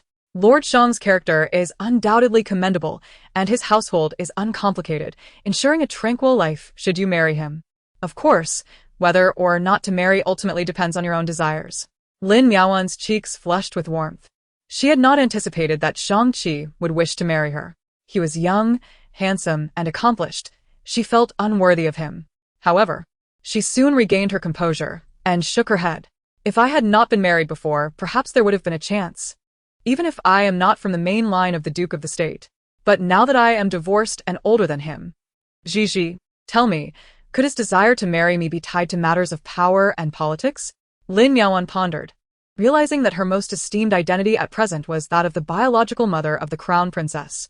While she acknowledged that Shang-Chi would make a suitable match, in her heart, her daughter Gigi was far more important than anyone else. Upon hearing this, Jiang Nanji embraced her mother, saying, Mother, I assure you, this matter has no connection to political machinations. Lord Zhang is unwaveringly loyal to the Great Chu and possesses an upright character, having always been disdainful of factionalism. His desire to marry you stems from genuine affection, so you should ponder this matter and decide for yourself whether you wish to pursue it. However, I feel unworthy of Lord Zhang. Historically, a woman who has experienced a divorce, if supported by her family, often finds her later years to be free from financial worries, which is considered a form of happiness. Some do remarry, yet many find themselves as the second wives of older men. More often than not, divorced women lead lives of great hardship, with many choosing to spend their days in solitude, accompanied only by a modest lamp. Jiang Nanji replied, Mother, in marriage, there is no question of worthiness. What matters is whether both parties find each other suitable. Moreover, Lord Zhang's household is uncomplicated, which is advantageous. After your marriage, you will not have to navigate intricate social dynamics. I have heard from His Highness that there are currently no concubines in his residence. Perhaps it would be wise for you to meet Lord Zhang privately to discuss matters thoroughly before making a final decision regarding marriage? Lin Miaowan fell silent for a moment, then lifted her gaze to meet her daughter's encouraging eyes. Finally, she nodded in agreement. Very well. With the saying there is no time like the present, Jiang Nanji promptly dispatched someone to the Dali Temple to summon Shang-Chi. He arrived swiftly, having changed out of his official robe but forgetting to switch out of his official boots. Upon understanding the situation, Shang-Chi gratefully clasped his hands in salute to Jiang Nanji. Jiang Nanji waved her hand and said, Lord Shang, my mother is in the private room. Please go in and have a good talk with her. Moreover, since I encountered my father outside just now, he has been persistently entangled with my mother. Therefore, after your discussion, I kindly ask you to escort my mother safely back to the Duke of Jingguo's residence. Rest assured, Your Highness, I shall ensure your mother returns home safely, Lord Zhang replied. Jiang Nanji nodded, bid farewell to her mother, and turned to leave the tea house. Inside the private room, Lord Zhang sat facing Lin Miaowan, and the atmosphere was somewhat awkward. Lin Miaowan, no longer a young maiden, raised her hand to instruct Chuntao to refill the water jug before directly asking, Why does Lord Zhang wish to marry me? Chapter 78. Such calculations. Shang-Chi wore an expression of serene composure as he filled the teacups of the two individuals before him. Miss Lin, have you not recognized me yet? Lin Miaowan was taken aback. Shang-Chi continued. That day, in the dilapidated temple, the scholar who fell gravely ill on his way to the capital for the examination. With this gentle reminder, Lin Miaowan scrutinized Shang-Chi's face. The once frail youth had grown significantly taller, his features now exuding an air of authority and strength, a stark contrast to his former self. It was no wonder she had failed to recall him. Is it truly you? Shang-Chi nodded. Later, I achieved the status of the top scholar and intended to express my gratitude for your life-saving assistance back then. However, I later learned of your marriage into the Jiang family, and thus, Our paths were fated never to cross again. Time had flown by, 16 years had passed. After marrying Jiang Yingqing, Lin Miaowan had become a woman of the inner chambers, her social interactions limited to the wives of prominent families. When would she have had the opportunity to meet Shang-Chi again? Since they were familiar with one another, the initial awkwardness dissipated. As Lin Miaowan inquired why Shang-Chi had remained unmarried all these years, he paused for a moment. At first, it was due to a family misfortune that led to my fiancé calling off our engagement. Subsequently, I became engrossed in governmental affairs, losing interest in matters of the heart until I encountered you again and learned of your intention to divorce. Lin Miaowan's heart skipped a beat. But I am already divorced. Shang-Chi replied, you were deceived by Jiang Yingqing. In this matter, you were the victim. Your current status as a divorced woman is entirely his fault, not yours. Is it not? Lin Miaowan gazed into his fervent eyes, grappling with her thoughts before finally speaking. If you were to marry me, it would undoubtedly offend the Jiang family. Even though Jiang Wang is no longer the prime minister, he still has many disciples. Shang-Chi replied, I fear no one. In truth, we share similar experiences. Seeing you after your divorce reminds me of my own rejection from a betrothal. Lin Miaowan's heart stirred. Indeed, their experiences were strikingly alike, compounded by their acquaintance in youth. Yet, she was particularly concerned about one matter. Are you aware that I currently hold the Duke of Zhengguo's family in high regard, especially the crown princess? Shang-Chi nodded, reassuring her, rest assured, both Lin Yu and I are wholly devoted to Chu, with no ulterior motives. Moreover, with the fall of the Jiang family, the crown princess may encounter difficulties without a formidable maternal clan, yet I shall do my utmost to assist her. Lin Miaowan responded, but you previously stated that you would never engage in factional disputes. Your loyalty lies solely with Chu. Suddenly, Shang-Chi smiled, a rare occurrence that rendered him strikingly captivating. He said, however, once we are wed, the crown princess will no longer be a stranger, but family, will she not? Assisting family hardly constitutes involvement in political strife. Upon hearing these words, Lin Miaowan truly felt a sense of relief. Observing the smile on her face, Shang-Chi recognized that this might indeed be the crown prince's intention to transform him, a loyal minister, into a member of his faction. Yet he welcomed it wholeheartedly. Ultimately, Lin Miaowan acquiesced. With an air of composure, Shang-Chi escorted her back to the Duke of State's residence. As he settled into the carriage, he opened his palm, revealing a clammy sheen of cold sweat. He had been exceedingly anxious just moments ago, fearing that Lin Miaowan might outright reject him. The coachman inquired, Master Shang, shall we return to the Dali Temple or to the Shang residence? Without hesitation, Shang-Chi replied, to the East Palace. Coincidentally, as Shang-Chi made his way to the East Palace to meet the Crown Prince, Jiang Qingjin was earnestly discussing recent family troubles with Jiang Nanji. Nanji, you may not be aware, but our grandfather's fallen ill, and our father has taken to drinking excessively. The entire Jiang household is in disarray. Jiang Nanji responded, thus, brother, it is imperative that you learn from their mistakes and avoid the same misguided path they have taken. Jiang Qingjin fell silent for a moment, awkwardly retorting, those matters are in the past. Let us not dwell on them. Nanji, I have come to seek your assistance today. Jiang Nanji paused, intrigued. What sort of assistance? Jiang Qingjin continued, you are aware that Princess Mingzhu has long held feelings for me. I believe it is time for me to consider marriage. Although traditionally such matters require the matriarch's involvement, given the current state of affairs at home, and considering you are now part of the royal family, it would be most fitting for you to assist in this endeavor, as you are closer to Princess Mingzhu. Even Jiang Nanji fell into a contemplative silence upon hearing this. In light of the Jiang family's current predicament, one could only wonder from whence Jiang Qingjin derived his confidence to pursue the hand of Princess Mingzhu. In truth, in the previous life, Princess Mingzhu indeed harbored some fondness for Jiang Qingjin. However, at that time, the Jiang family had not yet fallen from grace, and Jiang Qingjin found Princess Mingzhu too corpulent, dismissing any thoughts of marrying her. Subsequently, he was the cherished jewel of the ninth prince.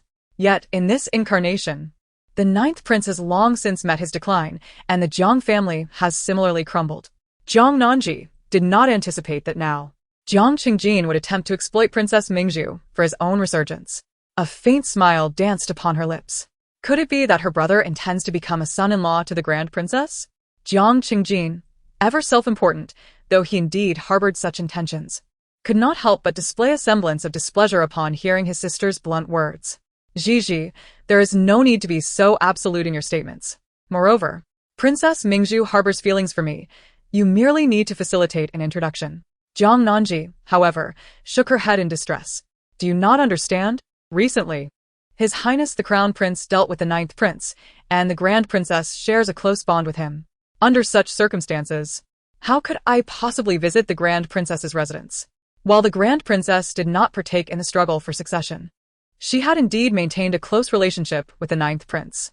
Jiang Qingjin urged impatiently, there is no need for you to make an appearance. As it stands, I cannot even meet Princess Mingzhu. If you could host a flower-pinning banquet in the name of the Crown Princess and invite her, then perhaps you could discreetly assist me. I shall find a way to persuade her to marry me. Host a banquet? To have a noble lady wed himself? Jiang Nanji gazed at Jiang Qingjin with a smile that was neither wholly sincere nor entirely mocking. Given the current standing of the Jiang family, it was evident that the eldest princess would be reluctant to permit Princess Mingzhu to wed you. Does this imply, then, that my brother intends to emulate our father's actions from years past? Jiang Qingjin's expression shifted dramatically, revealing his agitation at being so accurately disowned. He retorted, what relevance do our father's affairs with your mother have to us children? Gigi, are you truly my sister? Why are you so unwilling to assist with such a trivial matter? With a cold laugh, Jiang Nanji replied, when you require my assistance, we are siblings. Yet when I am of no use to you, you claim that you and Jiang Tanxin are the true siblings. Jiang Qingjin, how is it that after all these years, you have made no progress whatsoever, even in the art of manipulation? Jiang Qingjin stood in stunned silence. He had anticipated that Gigi would be reluctant to oblige, yet he had not expected such a piercing insult. Jiang Nanji, you, how dare you? He stammered. Jiang Nanji raised her chin slightly. The last time Jiang Tanxin dared to call me by my name, I had her struck. Do you wish to meet the same fate, brother? Chapter 79. Have you taken a concubine? Jiang Qingjin had come to a profound realization. His half-sister before him had transformed into someone entirely different.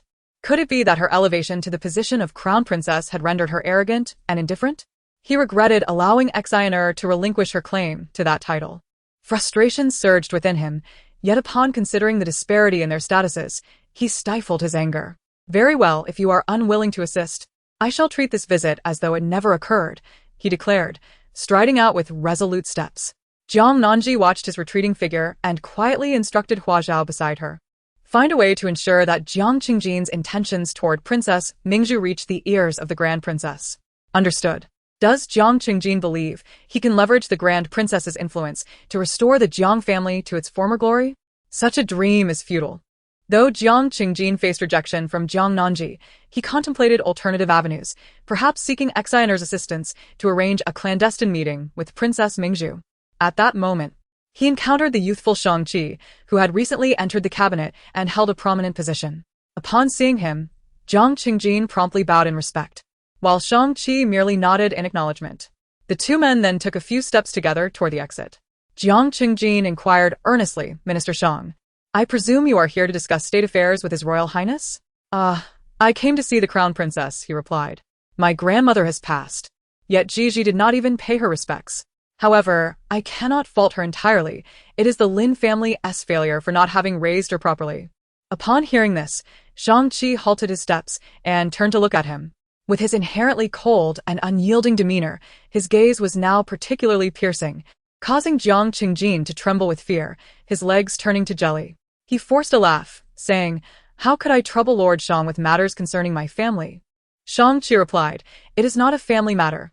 Lin Miaowan is no longer a member of the Jiang family. Suddenly, Jiang Qingjin recalled that it was Shang-Chi who had facilitated the divorce between his father and Lin.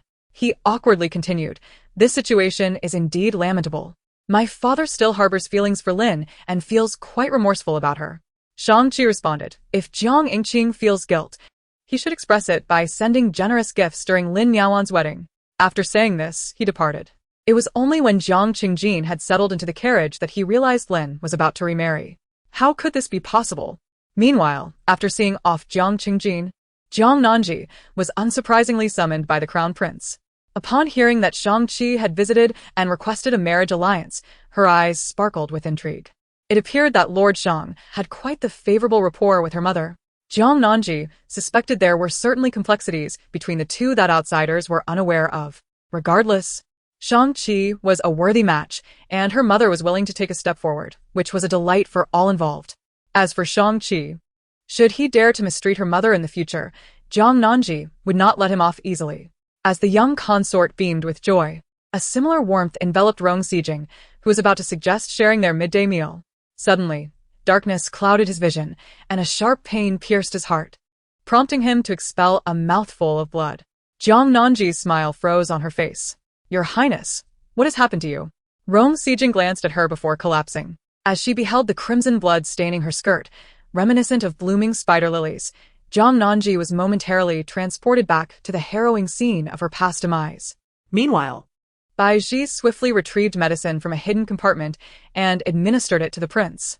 Noticing the consort's alarmed expression, she quickly reassured, "Your Highness, do not be distressed. His Highness is merely experiencing a recurrence of his chronic ailment. It typically surfaces at the age of 15. Perhaps his recent exertions have precipitated an earlier episode." Jiang Nanji regained her composure, gazing at the prince, who lay pallid and prone upon the couch. These recent days he had feigned injury, yet indeed had been entangled in the affairs of state, nearly causing her to forget that he bore a malady that foretold a short life. Shortly thereafter, Physician Luo arrived to take the prince's pulse and apply acupuncture. Realizing her presence was no longer required, Jiang Nanji withdrew to her chambers to change from her blood-stained attire. Mu Sui trembled beside her, exclaiming, "My lord, how can there be so much blood? Why are you silent? Are you unwell?" Jiang Nanji settled onto the soft couch, gently massaging her temples. "Fear not. This is merely the blood expelled by His Highness." As the twilight of the year approached, the gravity of the situation left Mu Sui in a state of shock. The crown prince had lost so much blood. Would he survive? The ensuing thoughts were deemed blasphemous, and Mu Sui dared not voice them. Yet, Jiang Nanji understood the stark reality. The crown prince was fated for a short life. If she wished to secure her position, her only recourse was to bear the crown prince as child. In doing so, both the empress and the Zhou family would protect her and the child. But how could she entice the crown prince to break his vows? Before contemplating that, Jiang Nanji resolved to prepare a substantial dowry for her mother, aiming to make her father and the Jiang family, as well as the Su family, who had abandoned her mother for the sake of their lineage, regret their choices. However, just as she steeled herself to diligently assemble the dowry, she unexpectedly overheard some news. Hua Zhao whispered, "My lord, the Lady Jinyu from Chunyulu, whom you instructed us to keep an eye on, has indeed been redeemed by young Master Shen. She is currently residing in the innermost courtyard of Yonghe Lane, and young Master Shen has been frequently staying there, neglecting his own home. The Guoping Marquis's residence is engulfed in chaos, beset by troubles, and has become a mere shell of its former self. The expenses of each courtyard are insufficient, and the myriad complexities abound, which is why Xin Che has been irritable and avoids returning home." Upon hearing this, Jiang Nanji felt a bitter irony. In her previous life, Xin Che had pined for Jiang Tanxin, only to take in the concubine Jinyu. In this life, he had brought home his beloved, yet in the end, he still kept a mistress. Jiang Nanji accepted the warm tea offered by Mu Sui, taking a sip and smiling as she remarked, "The Guangping Marquis has been rather quiet these past few days. Perhaps it is time for them to stir up some liveliness." Hua Zhao nodded in agreement. Indeed, the tranquility of the Guangping Marquis was somewhat excessive, as the household's funds were on the brink of depletion, and with the year drawing to a close, the mood among the masters of each courtyard was far from cheerful. Since the passing of her grandmother, Jiang Tanxin had not lost weight, yet the prolonged absence of Xin Che had left her in a state of worry, causing her to visibly thin. Li Chuan, noticing that she had not dined, expressed her concern. "My lady, you ought to eat something. Just look at how much you have lost weight." Jiang Tanxin shook her head. She struggled to recall whether, in her previous life, Jiang Nanji had endured a similarly dismal existence at the Marquis during this time. At that moment, voices could be heard from outside. Jiang Tanxin's eyes brightened with hope. "Quickly, go see if it is a Che returning." Chapter 80. She incites discord. Li Chun responded immediately and hurried out, returning shortly thereafter. She shook her head and said, "My lady, it is not the young master who has arrived, but rather a thief has invaded Lady He's courtyard." Jiang Tanxin was momentarily taken aback. Could it be that even the Marquis's residence was susceptible to theft? However, Upon realizing that the victim was Bai Jinhe, an unexpected sense of satisfaction washed over her. Suddenly feeling a flicker of appetite, she decided to have something to eat. Most importantly, Jiang Tanxin resolved to tidy herself up and visit the magistrate's office to seek out Aker. Previously, she had refrained from interrupting Aker's official duties. But having waited for so long, her patience had worn thin. It seemed she was not alone in her intentions. Bai Jinhe, also the wife of Shin Qiping, shared a similar desire.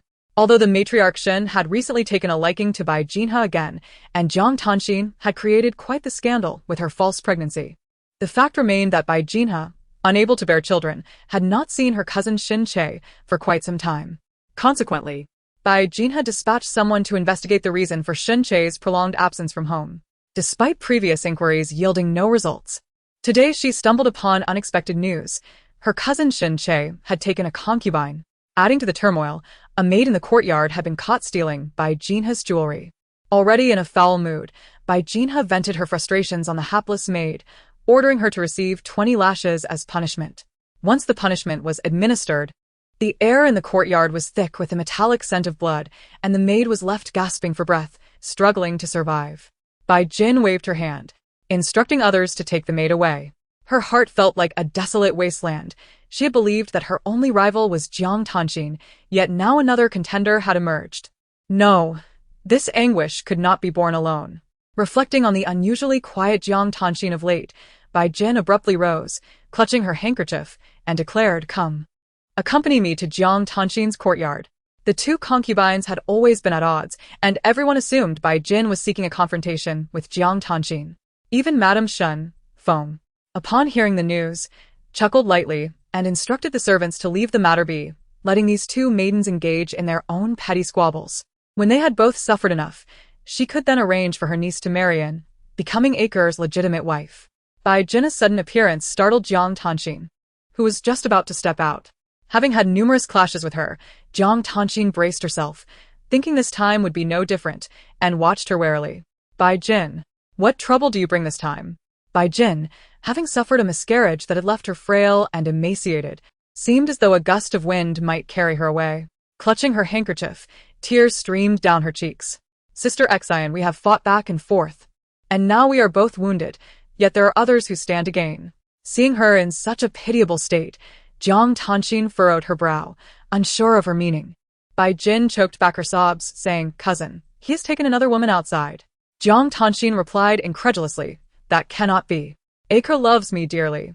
How could he possibly keep a mistress?" Listening to her speak with such certainty, Bai Jinhe felt a surge of sarcasm within, yet the sorrow on her face was palpable. I too found it hard to believe, yet the servants had indeed witnessed it. That woman hailed from a brothel and resided at the very end of Yonghe Alley. Jiang Tanxin staggered slightly. Despite her meticulously applied makeup, it could not conceal the pallor of her complexion. Bai Jinhe glanced at her, her body trembling with suppressed sobs. "Sister Xian, what shall we do? That woman has captured cousin's favor. If she were to enter the household in the future, we—" Jiang Tanxin, feeling a swell of frustration, retorted coldly, "How could you possibly compare yourself to me? Furthermore, perhaps this is merely a ruse on your part. A chase certainly does not keep a concubine." Bai Jinhe replied, "If you doubt me, then go see for yourself." With that, she turned on her heel and departed. Jiang Tanxin was reluctant to believe it, for having lived 2 lifetimes, she understood better than anyone who occupied a Che's heart. No matter how alluring that concubine might be, could she ever rival Jiang Nanji from her past life? Yet, Che had ultimately chosen her over Jiang Nanji at the last moment. Thus, Jiang Tanxin took a deep breath, striving to regain her composure, and retouched her appearance before proceeding with her original plan. However, upon arriving at the Yamen, she found it to be a fruitless endeavor. She did not encounter Shin Che, for she learned that he had long since returned home. Jiang Tanxin pondered, having just come from the Duke of Guangping's residence, and she had not seen Che along the way. So when he said he was going home, to which home was he referring? Jiang Tanxin hesitated for a moment, but ultimately steeled her resolve. "Li Chuan, let's head to Yonghe Lane." However, the carriage had barely moved when it came to a halt. Irritated and despondent, Jiang Tanxin lifted her gaze, only to find her elder brother, Jiang Qingjin, had boarded the carriage. "Xianer, where are you off to?" Jiang Qingjin inquired, concern etched on his face. Upon seeing her brother's care, Jiang Tanxin felt a surge of grievance and recounted her troubles. Jiang Qingjin frowned, pondering the situation. This matter may not be as it seems. The heir might merely be out drinking with colleagues. Yet, where there's smoke, there's fire. It wouldn't be wise for you to charge in blindly. Perhaps I could investigate on your behalf? With tears brimming in her eyes, Jiang Tanxin declared, I refuse to believe that a Che would betray me. Jiang Qingjin reassured her. There may be some misunderstanding at play here. If you act without discerning the truth, how might it affect your marriage? Furthermore, why would Bai Jinhao speak so maliciously and not confront the matter directly? Gradually, Jiang Tanxin calmed herself upon hearing his words. She nodded, I understand now. That vile woman Bai Jinhao is undoubtedly scheming to drive a wedge between a Che and me. How dare she meddle, especially when she cannot bear children herself? Jiang Qingjin observed as his sister regained her composure and seized the moment to share his own news. Exire. You are the only one who can assist your brother in this endeavor. If I can secure a marriage with Princess Mingzhu, it would revitalize the Jiang family and strengthen our position, ultimately benefiting you as well. Indeed, it is as such, and Jiang Tanxin also recalls that in her previous life, Princess Mingzhu harbored deep affections for her brother. However, Jiang Tanxin inquired curiously, would it not be more fitting for Jiang Nanji to assist, considering she is also of royal blood? Upon mentioning Jiang Nanji, Jiang Qingjin's countenance darkened with fury. He coldly retorted, do not speak of that ungrateful wretch to me. She is just like her mother, a heartless creature. Even for such a trivial favor, she refuses to help. If given the choice, I would rather be without her as a sister. As Jiang Qingjin's ire intensified, he recalled the chaotic existence his sister Jiang Tanxin endured in the Marquis's residence. He addressed Jiang Tanxin, saying, Shiner, you should never have relinquished the position of crown princess to that ungrateful wolf. Alas, it is too late for regrets now. Jiang Tanxin. Chapter 81. To make her a concubine? This proposition was truly unwelcome to Jiang Tanxin, especially since her current circumstances were indeed inferior to those of Jiang Nanji. Observing her sister's gloomy demeanor, Jiang Qingjin felt compelled to alter the subject, mindful that he would still need her assistance. However, it was unlikely that Jiang Nanji would bask in her triumph for long, should His Royal Highness ascend the throne. How could Jiang Nanji, devoid of maternal clan support, hope to attain the position of empress? Upon hearing this, Jiang Tanxin's spirits lifted considerably, for she was aware that in her previous life, the crown prince had never ascended the throne but was instead overthrown by rebellious forces. This indicated that Jiang Nanji's current success was merely fleeting. Regaining her composure, she began to suspect that the notion of a Che keeping a mistress might be a trap set by Bai Jinha. Consequently, after agreeing to assist her elder brother in delivering a message to Princess Mingzhu, she instructed him to investigate the matter of a Che's alleged mistress. Jiang Tanxin urged, Elder brother, you must delicately inform a Che of how Bai Jinha and her associates have mistreated me within the Marquis's residence. Jiang Qingjin readily acquiesced. As for Jiang Tanxin's decision not to directly confront the matter of infidelity in Yonghe Alley, Hua Zhao, upon learning of it, promptly returned to report. Jiang Nanji was not taken aback. She had just completed drafting the dowry list and was now blowing on the ink to hasten its drying. Jiang Tanxin was not foolish. Yet she possessed an abundance of self-assurance, allowing her to believe that Shun Che had not betrayed her was perhaps advantageous. The deeper her trust, the more devastating the revelation of the truth would be when it finally came to light. Hua Zhao reported, My lord, Ding Yi mentioned seeing Jiang Qingjin in Jiang Tanxin's carriage, where they conversed for quite some time. It remains unclear what they were plotting. Jiang Nanji mused, what else could it be but mutual exploitation? While their bond as siblings may be stronger, it does not alter the undeniable truth that both are inherently selfish. In this respect, they bear a striking resemblance to their father, Jiang Yingqing. Jiang Nanji instructed Ding Yi to continue monitoring the situation, while she devoted herself to preparing the dowry for her mother, Lin Miaowan. Given the timeline, the imperial wedding edict should soon arrive at the Duke of Zhengguo's residence. At that very moment, the atmosphere within the Duke's household was rather delicate, as a matchmaker had come to propose to Lin Miaowan. Initially, Lin Miaowan presumed that it was someone sent by Shang-Chi, for she had yet to decide how to broach the subject with her family and intended to wait until the decree was issued. However, this matchmaker was not dispatched by Shang-Chi, but rather by the Su family. Dressed in a vibrant red and green ensemble, the matchmaker beamed like a blossoming flower. Exclaiming cheerfully, Congratulations, Miss Lin. It is indeed a joyful occasion. The suitor hails from the Duke's family, and you are of similar age. An ideal match, a perfect pair. Su Maodua, initially the second son, had unexpectedly surpassed his elder brother in merit, with his brother's unfortunate injury resulting in a severed leg. The title of nobility fell to him. Upon hearing this, Lin Miaowan's expression darkened. It was the Su family that had initially called off the engagement, and now, witnessing her divorce, they had come to propose once more. What could this signify? Nonetheless, Lin Madam was eager for Lin Miaowan to remarry, for her sister-in-law had been residing at home since her divorce, which was rather inappropriate. Yet regarding the Su family, Lin Madam could not help but interject. Hasn't the young master already taken a wife? The matchmaker remarked.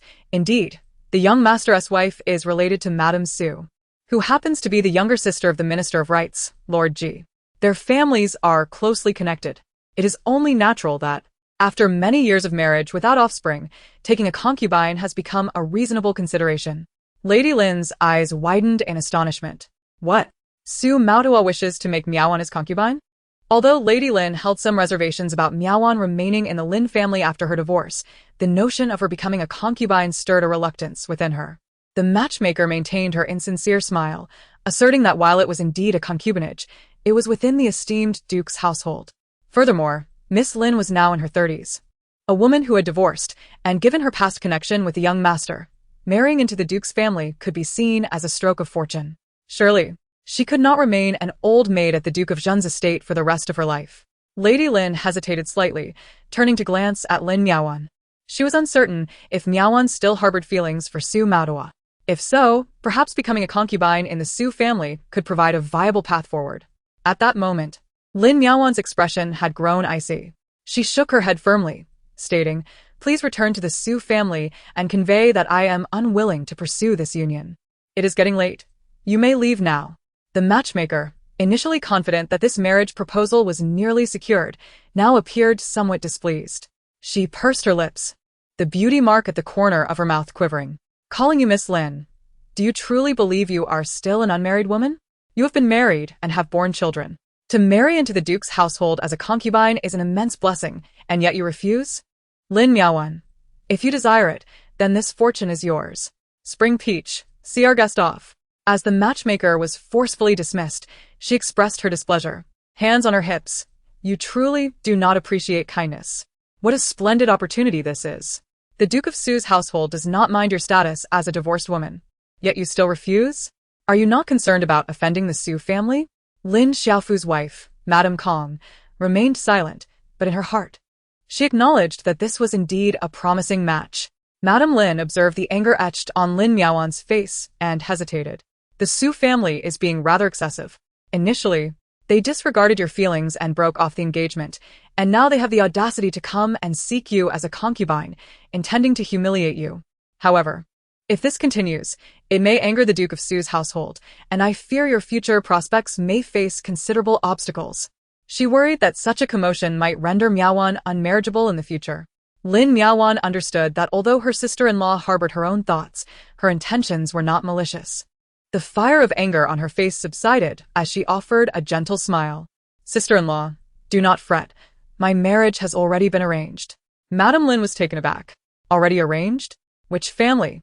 She realized her eagerness and quickly added with a sheepish smile, "Miaowan, I mean no offense. It is simply that you are still young, and I do not wish for you to be left without a secure future." Lin Miaowan chose not to explain further, as at that moment, someone outside announced the arrival of the imperial decree.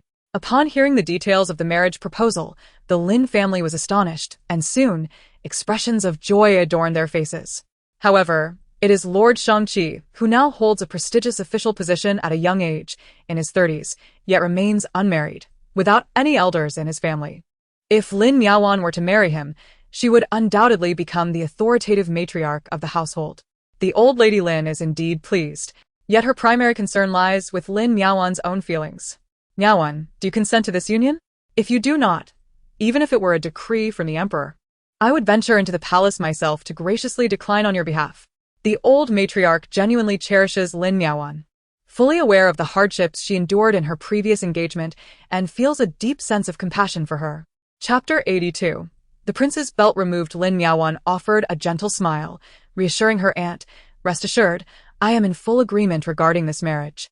Lord Shang has treated me with utmost kindness, and it was he who sought the emperor's blessing for our union." Upon hearing this, the old matriarch of the Lin family nodded in relief.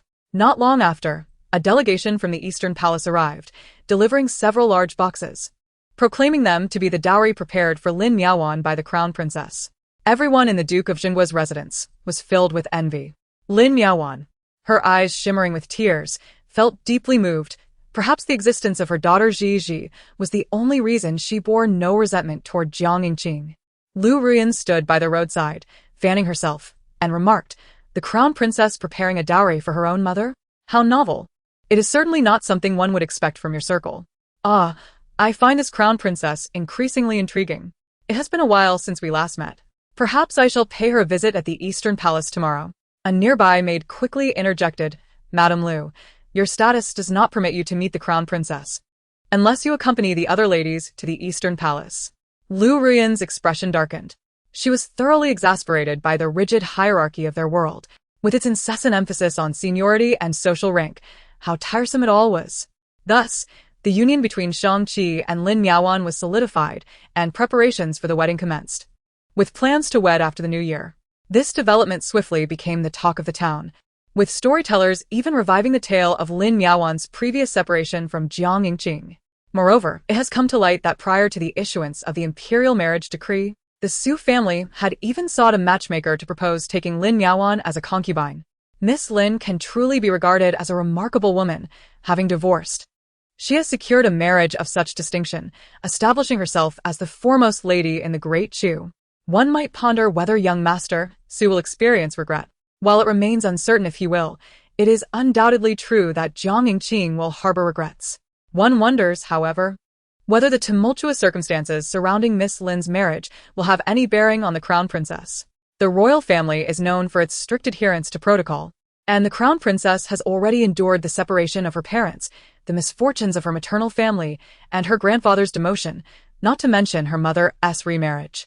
Gigi, what are your thoughts on your mother's remarriage? The Empress Dowager, seated upon a round chair, regarded Jiang Nanji with keen curiosity.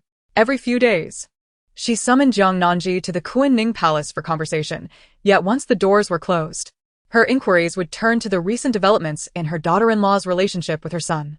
Faced with such a pointed question, Jiang Nanji remained composed, replying, "Minister Shang is held in high esteem by His Highness, indicating that he is a reliable individual. With him looking after my mother, I find myself considerably more at ease." This response, while seemingly evasive, was indeed quite revealing. The Empress Dowager grew increasingly fond of her daughter-in-law.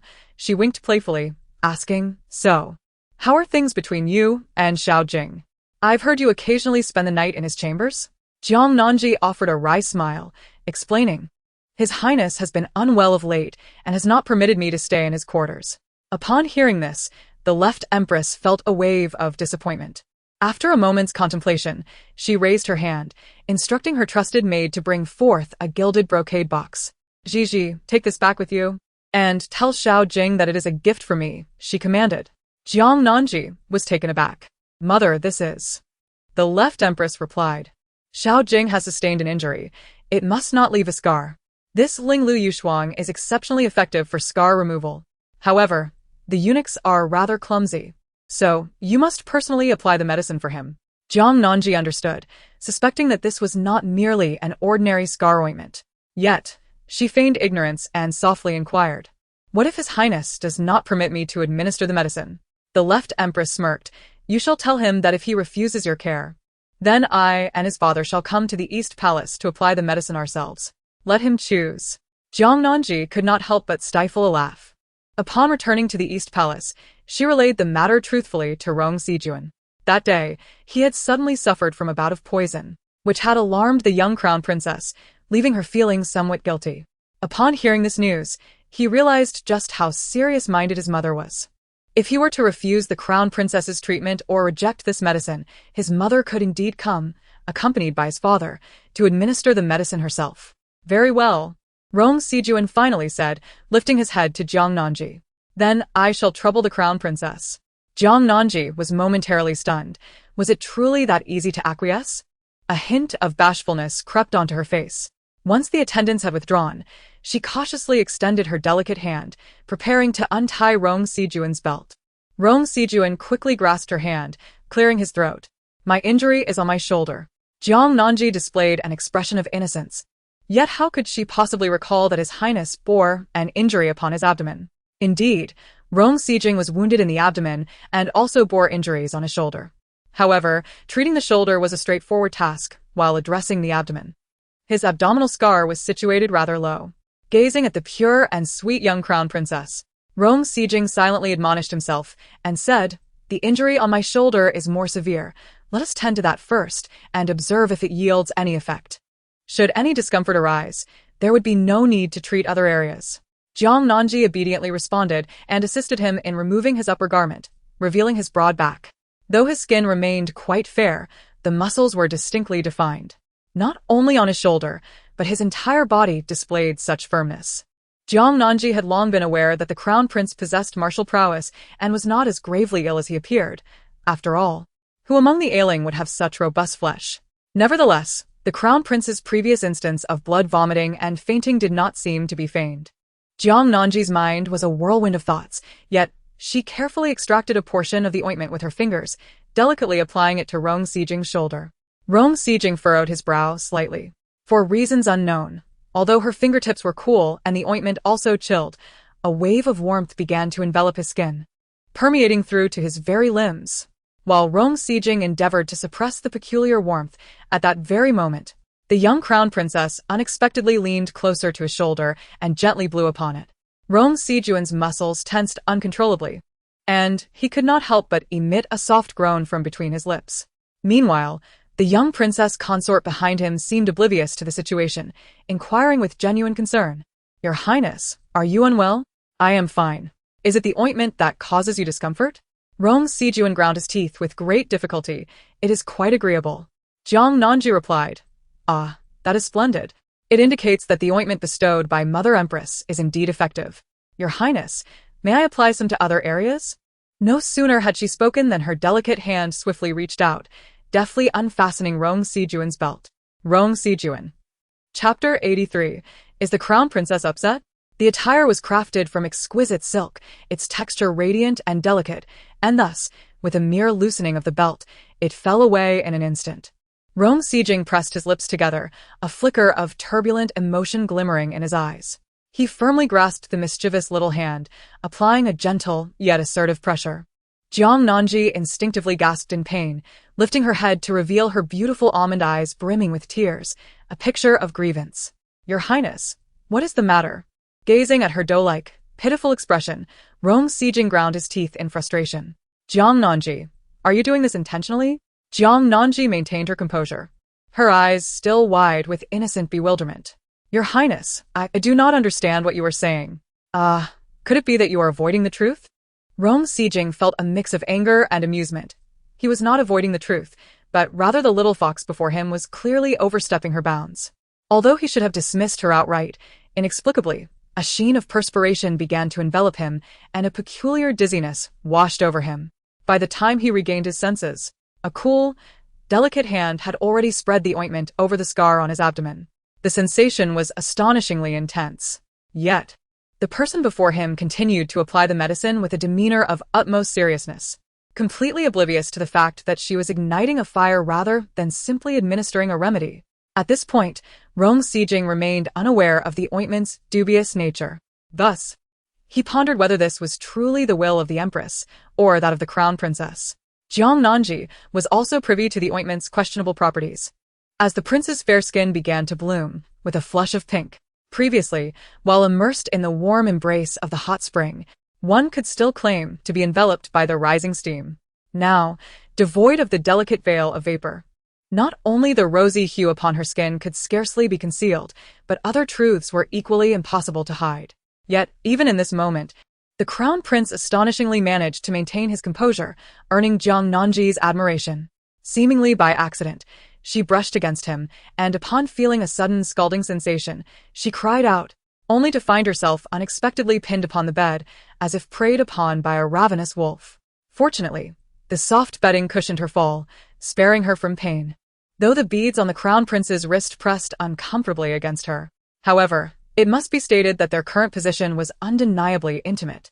The prince's inky tresses cascaded down, teasing Jiang Nanji's cheek, causing her to instinctively blink. In that instant, he suddenly seized her hands, and before her widening eyes, he leaned closer.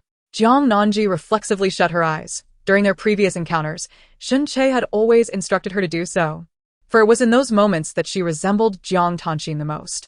In truth, the intimate affairs of the boudoir were far from pleasurable for Jiang Nanji. At times, they were even torturous. Initially, she had been oblivious, believing that all couples in the world experienced the same. Yet during a subsequent moment of passion, hearing Shen-Che call out Exiner, a chilling realization washed over her, as if she had been doused with cold water. No wonder Shen-Che's feelings for her never seemed genuine. She had merely been a substitute for Jiang Tanxin. Throughout the ordeal, Jiang Nanji seemed to occupy the role of a mere observer, feeling a profound disgust as she witnessed Shen-Che exploit her to commemorate his unfulfilled bond with Jiang Tanxin. Initially, she had contemplated breaking free from Shen-Che entirely, no longer wishing to be a mere substitute for Jiang Tanxin. Yet, who could have foreseen the sudden onslaught of rebels, leading to the tragic end of her life with a fateful leap from the city tower? As her thoughts wandered, an unsettling realization dawned upon Jiang Nanji. Why had the crown prince yet to take further action? She opened her eyes, her lashes fluttering cautiously, only to discover that the crown prince was alarmingly close, their noses nearly touching, their breaths intertwining. "Your Highness?" Looking down at the person in his embrace, Rong Sijing fell into a moment of silence before extending his wrist toward her lips, urging, "Bite me." Jiang Nanji was taken aback. With their belts already undone, and their situations so precarious, was this truly all there was? Even Jiang Nanji found herself momentarily in awe of the crown prince.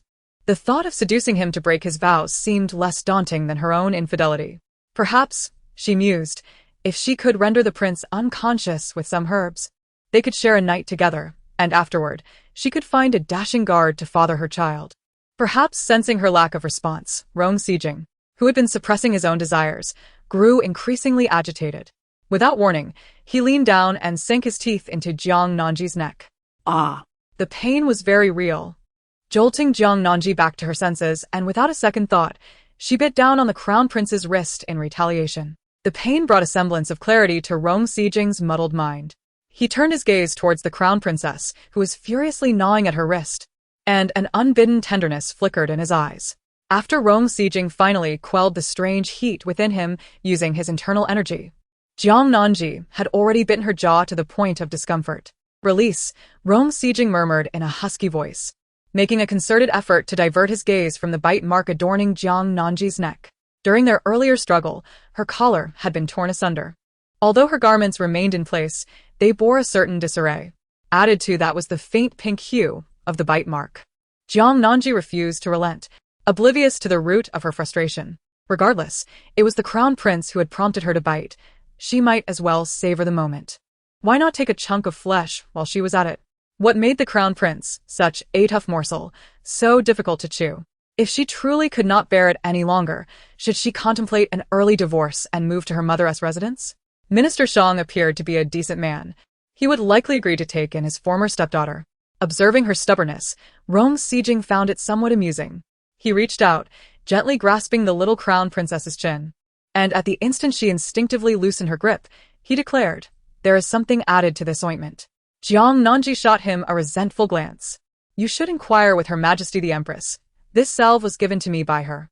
If there is nothing more, I have matters to attend to, so I shall take my leave." She was indeed somewhat despondent, perhaps having exhausted all her means, for the crown prince showed no interest in her whatsoever. He would rather endure a bite than lay a finger on her. This predicament was exceedingly difficult to resolve. Who cares to break it? She needed to return and reflect, contemplating whether to pursue an easier path. In this rebirth, why should she stubbornly confront a monk? As she watched the young crown princess turn away without a hint of reluctance, Rong Sijing remained seated, lost in thought for quite some time. He furrowed his brow slightly, pressing the Buddhist beads in his hand with a sense of inexplicable restlessness blossoming in his heart. Was the crown princess angry?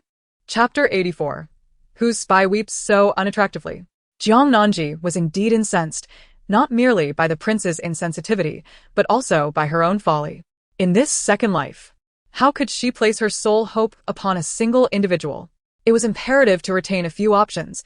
Only then could she navigate through troubles with grace. As the year drew to a close, the harvests from various shops and estates were to be submitted, and most crucially, Jiang Nanji's own enterprises required meticulous management. This time around, she had proactively enhanced the yields of her shops, estates, and fields, resulting in an increase in the silver at her disposal, thereby expanding her choices in life. Several days later, news arrived that the ladies of the Duke of Jingguo's household would be visiting the crown princess. Hua Zhao, holding the invitation, remarked, "My lady, that Lady Lu will also be coming." Jiang Nanji nodded slightly, having almost forgotten about her. Remembering the tragic events that would befall the Duke's household next year, she contemplated and replied, "Let them come." Indeed, due to her frail condition, Matriarch Lin was unable to attend, so the four who came included Lin Yaoan, Lady Chen, young Lady Kong, and Lu Ruyan. Lady Chen had initially hesitated to bring Lu Ruyan, for she was merely a concubine, unfit for such occasions, often speaking out of turn and acting inappropriately. Moreover, bringing a secondary wife would tarnish the reputation of her daughter-in-law, Lady Kong. However, unable to refuse, she had heard that they were to visit the Eastern Palace to see the crown princess, and Lu Ruyan had insisted on pleading her case to Lin Yu, declaring her eagerness to visit the Eastern Palace and broaden her horizons. Lin Yu had always doted on Lu Ruyan, so naturally, he agreed to this matter, and thus they all gathered today. Lin Yaoan was aware that the several women in the family were currently embroiled in a dispute, but that was ultimately a matter concerning her nephew's household, and as she was not a direct aunt, it was inappropriate for her to interfere too much. However, she was also concerned that Lu Ruyan might cause trouble and softly cautioned her, "When you enter the Eastern Palace, stay close to us and do not wander off." Lu Ruyan replied, I understand. I want to get lost. Besides, if I do, I can simply seize a palace servant and inform them of my identity." Upon hearing this, Lin Yaoan shook her head helplessly. At times, she truly found it difficult to assess Lu Ruyan. The group was guided by palace attendants into the inner chambers, and when they arrived at the warm pavilion adorned with flowers, Jiang Nanji was already seated there. Her smile radiant. "Mother Aunt, please take a seat inside," she urged. Mu Sui, accompanied by several palace maids, hurriedly served tea to the guests, with Lu Ruyan naturally taking a seat at the farthest end. Jiang Nanji inquired, "Mother, how are the preparations for the dowry coming along?" Lin Yaoan replied with a gentle smile, "Most of it is ready. It is just that the wedding gown takes a bit longer to sew. This is largely thanks to my sister-in-law, who has been assisting me throughout." Chen also chimed in with a smile. "We are all family. It is only right to help one another." After a moment's reflection, she decided to bring up the matter concerning the Su family, for the previous incident had offended them, and should they seek retribution in the future, it would not bode well. Jiang Nanji raised an eyebrow, nearly forgetting about the Su family entirely. Chen continued, explaining that the young lord's wife had been unable to bear children, and there were no concubines in his household. At that opportune moment, upon learning of Miaoan's divorce, he sent someone to propose, taking Miaoan as a concubine. Jiang Nanji's expression changed as well. That Su Maodua, in his previous life, had prided himself on his deep affection for her mother, yet what was the outcome? Her mother's reputation was tarnished at a palace banquet, and he acquiesced to his family's wishes, withdrawing from the engagement with her mother. Later, even when he knew her mother was suffering in the Jiang family, he did nothing, and after her mother's passing, he did not extend condolences. How is it that, in this life, he suddenly pretends to be a romantic hero? If he were indeed a romantic, he should have steadfastly remained committed to his vows, rather than seeking a concubine at this juncture. Observing her daughter's displeasure, Lin Miaoan quickly reassured, "Gigi, you need not let this trouble you. I have not given the Su family a second thought, and I am about to marry Shang-Chi. I lead a quiet life, and will not invite trouble at this time." Jiang Nanji responded, "Mother, you need not concern yourself with the Su family. If they dare to act against us, simply have someone inform me."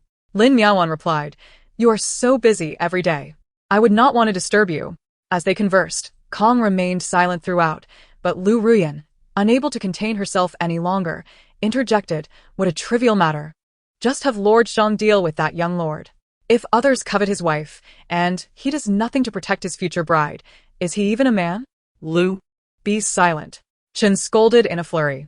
Jiang Nanji raised her hand and said, Your words hold truth yet also fall short. Indeed, Lord Shang must protect my mother. Yet she ought to possess the capability and means to resolve her own matters, rather than relying solely on men. As her words lingered in the air, a profound silence enveloped the room. This was the wisdom Jiang Nanji had gleaned from her 2 lifetimes. Depending on others pales in comparison to self-reliance. For one's loyalty must ultimately lie with oneself. Lu Ruyan gazed at her in astonishment, her eyes suddenly sparkling with fervor. She found it difficult to contain her excitement. Fortunately, The presence of others restrained her from voicing the thoughts that danced on the tip of her tongue. Nevertheless, Jiang Nanji discerned that Lu Ruyan harbored words meant solely for her, so she contrived an opportunity.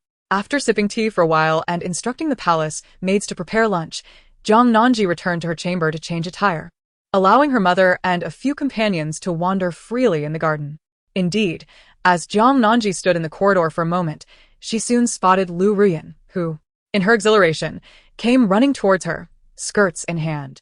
Glancing around to ensure they were alone, Lu Ruyan whispered, "You, too, have arrived here from the modern world? What is the modern world?" Jiang Nanji observed her animated demeanor, maintaining her composure, yet Lu Ruyan appeared as if she had found a long-lost kin, tears of joy streaming down her cheeks. That day, I collapsed at the subway station while working overtime, and when I regained consciousness, I had become this Lu Ruyan. I found myself in a predicament, desperately clinging to Lin Yu. You are right, a woman should not solely depend on a man. Yet at that moment, I was utterly terrified and had no other recourse. Observing Lu Ruyan, whose eyes were swollen and red from crying, Jiang Nanji felt an inexplicable sense that, despite her eccentricities, she did not truly resemble a spy. What kind of spy weeps so unattractively? However, the tragic events of the past concerning the Duke of Jingguo's household were intricately linked to Lu Ruyan. Jiang Nanji offered her a handkerchief and tentatively inquired, "Now that we are acquainted, you no longer need to cling to Lin Yu. I can assist you. How about it? If Lu Ruyan were to leave the Duke's residence, perhaps we could avert the tragedies of the past." Chapter 85. Have you quarreled? A flicker of uncertainty crossed Lu Ruyan's eyes. At that moment, a group of people approached, led by none other than the Crown Prince, Rong Sijing, adorned in a resplendent white robe embroidered with golden patterns.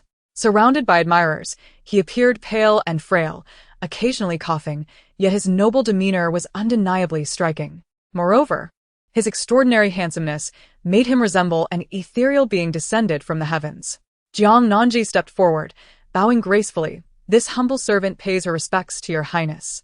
However, Lu Ruyan seemed momentarily dazed, as if her feet were rooted to the ground, motionless until she heard Jiang Nanji's voice. Regaining her senses, she clumsily performed a curtsy. "I have the honor of meeting your highness."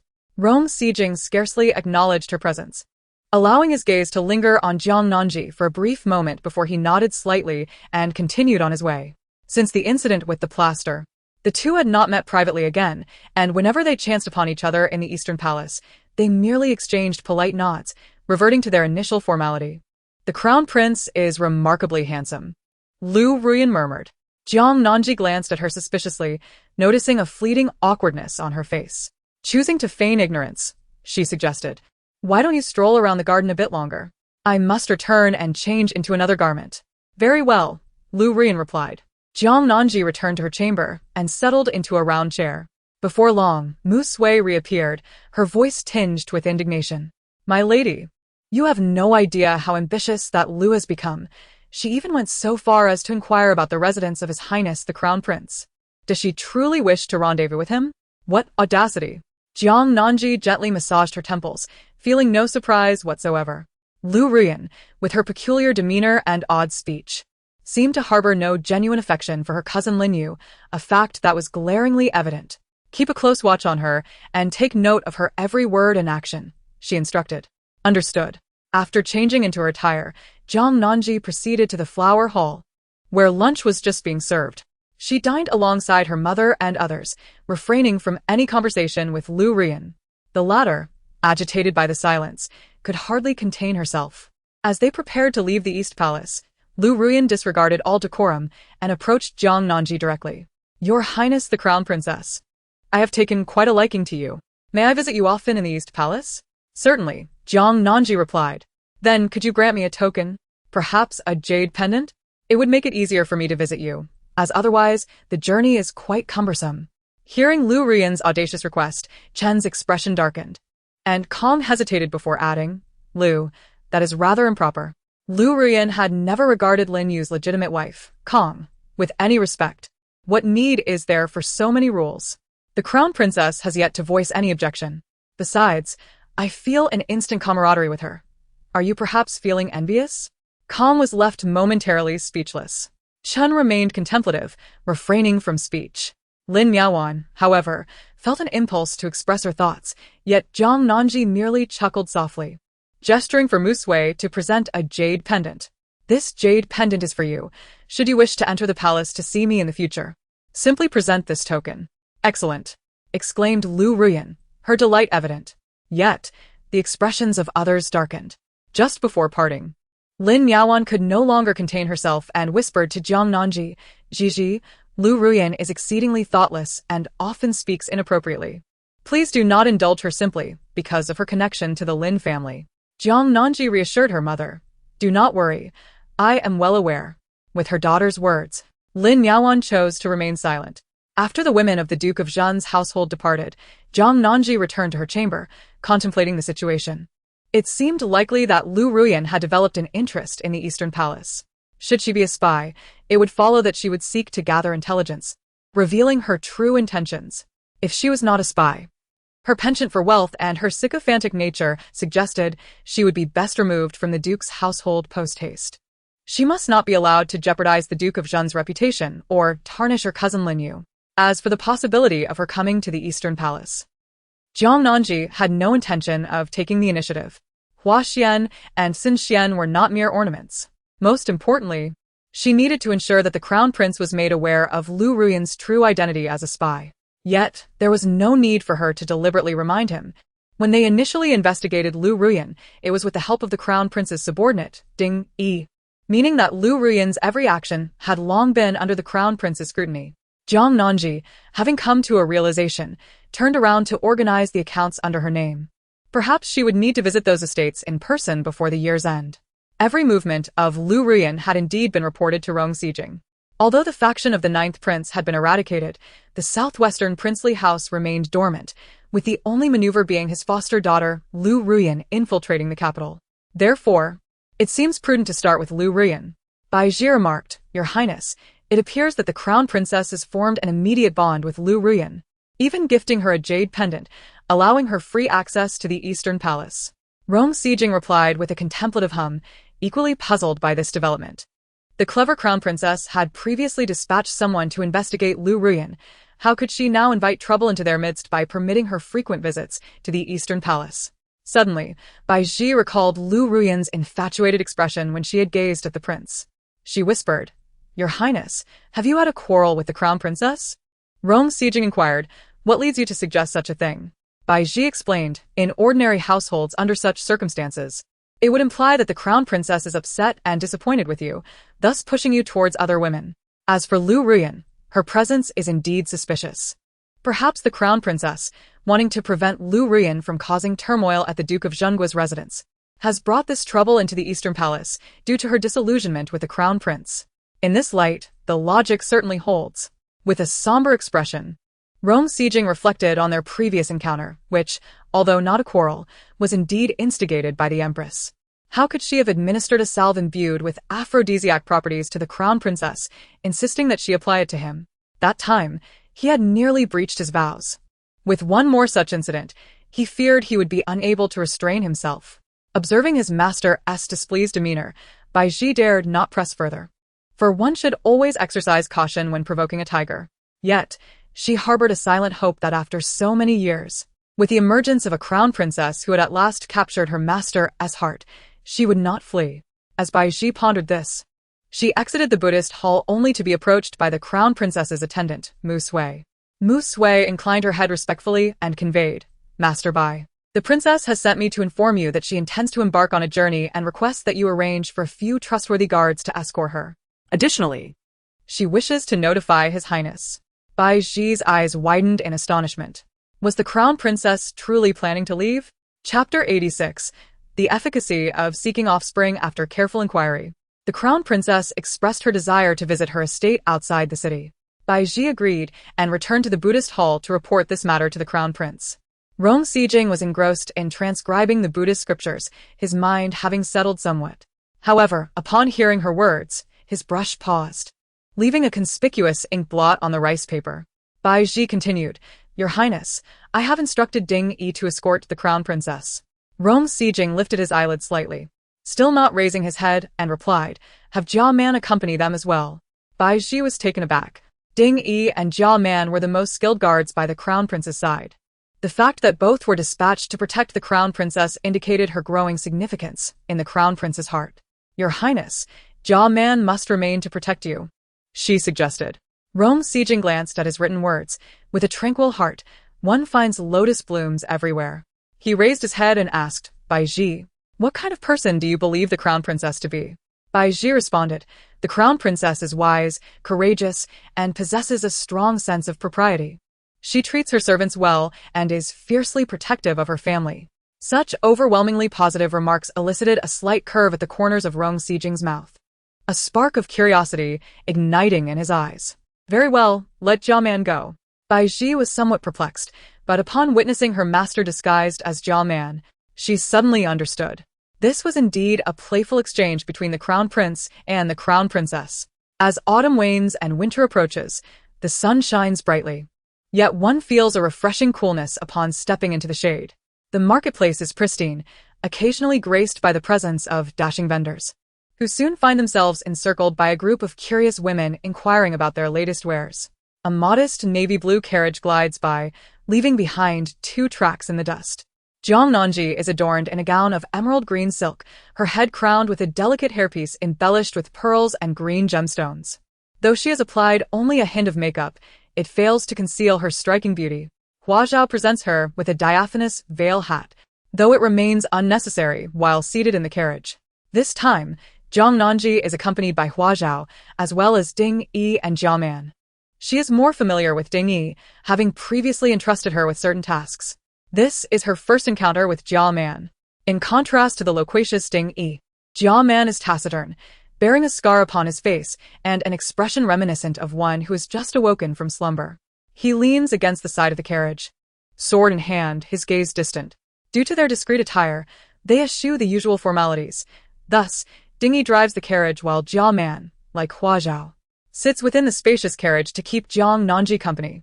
A flicker of curiosity crosses Jiang Nanji's mind as she wonders why Jia Man carries a faint scent of sandalwood. However, reflecting upon his background as the personal shadow guard of the crown prince, it seems plausible that he has absorbed the fragrance from his proximity to the prince. The realization that the crown prince has dispatched his personal guard for her protection stirs a complex array of emotions within Jiang Nanji.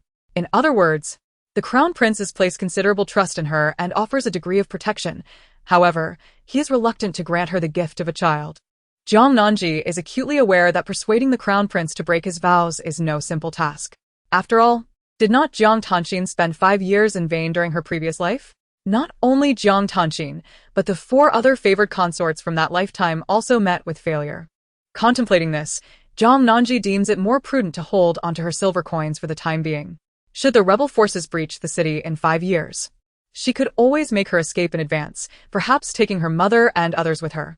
Once the carriage passed through the city gates, the road became increasingly uneven, occasionally causing jolts. As a frail woman, Jiang Nanji found herself jostled against a wooden beam during one such bump, but Hua Zhao was quick to steady her. Nearby, the guard Ma silently tightened his grip on the sword in his embrace, observing the young princess's frequent stumbles. Such habits are difficult to change. After traveling for about half a day, the sky suddenly darkened, thick clouds gathering ominously, heralding an impending storm. Ding Yi lifted the curtain and said, "Your Highness, it is about to rain. There is a temple ahead. Shall we take shelter there?" "Very well," she replied.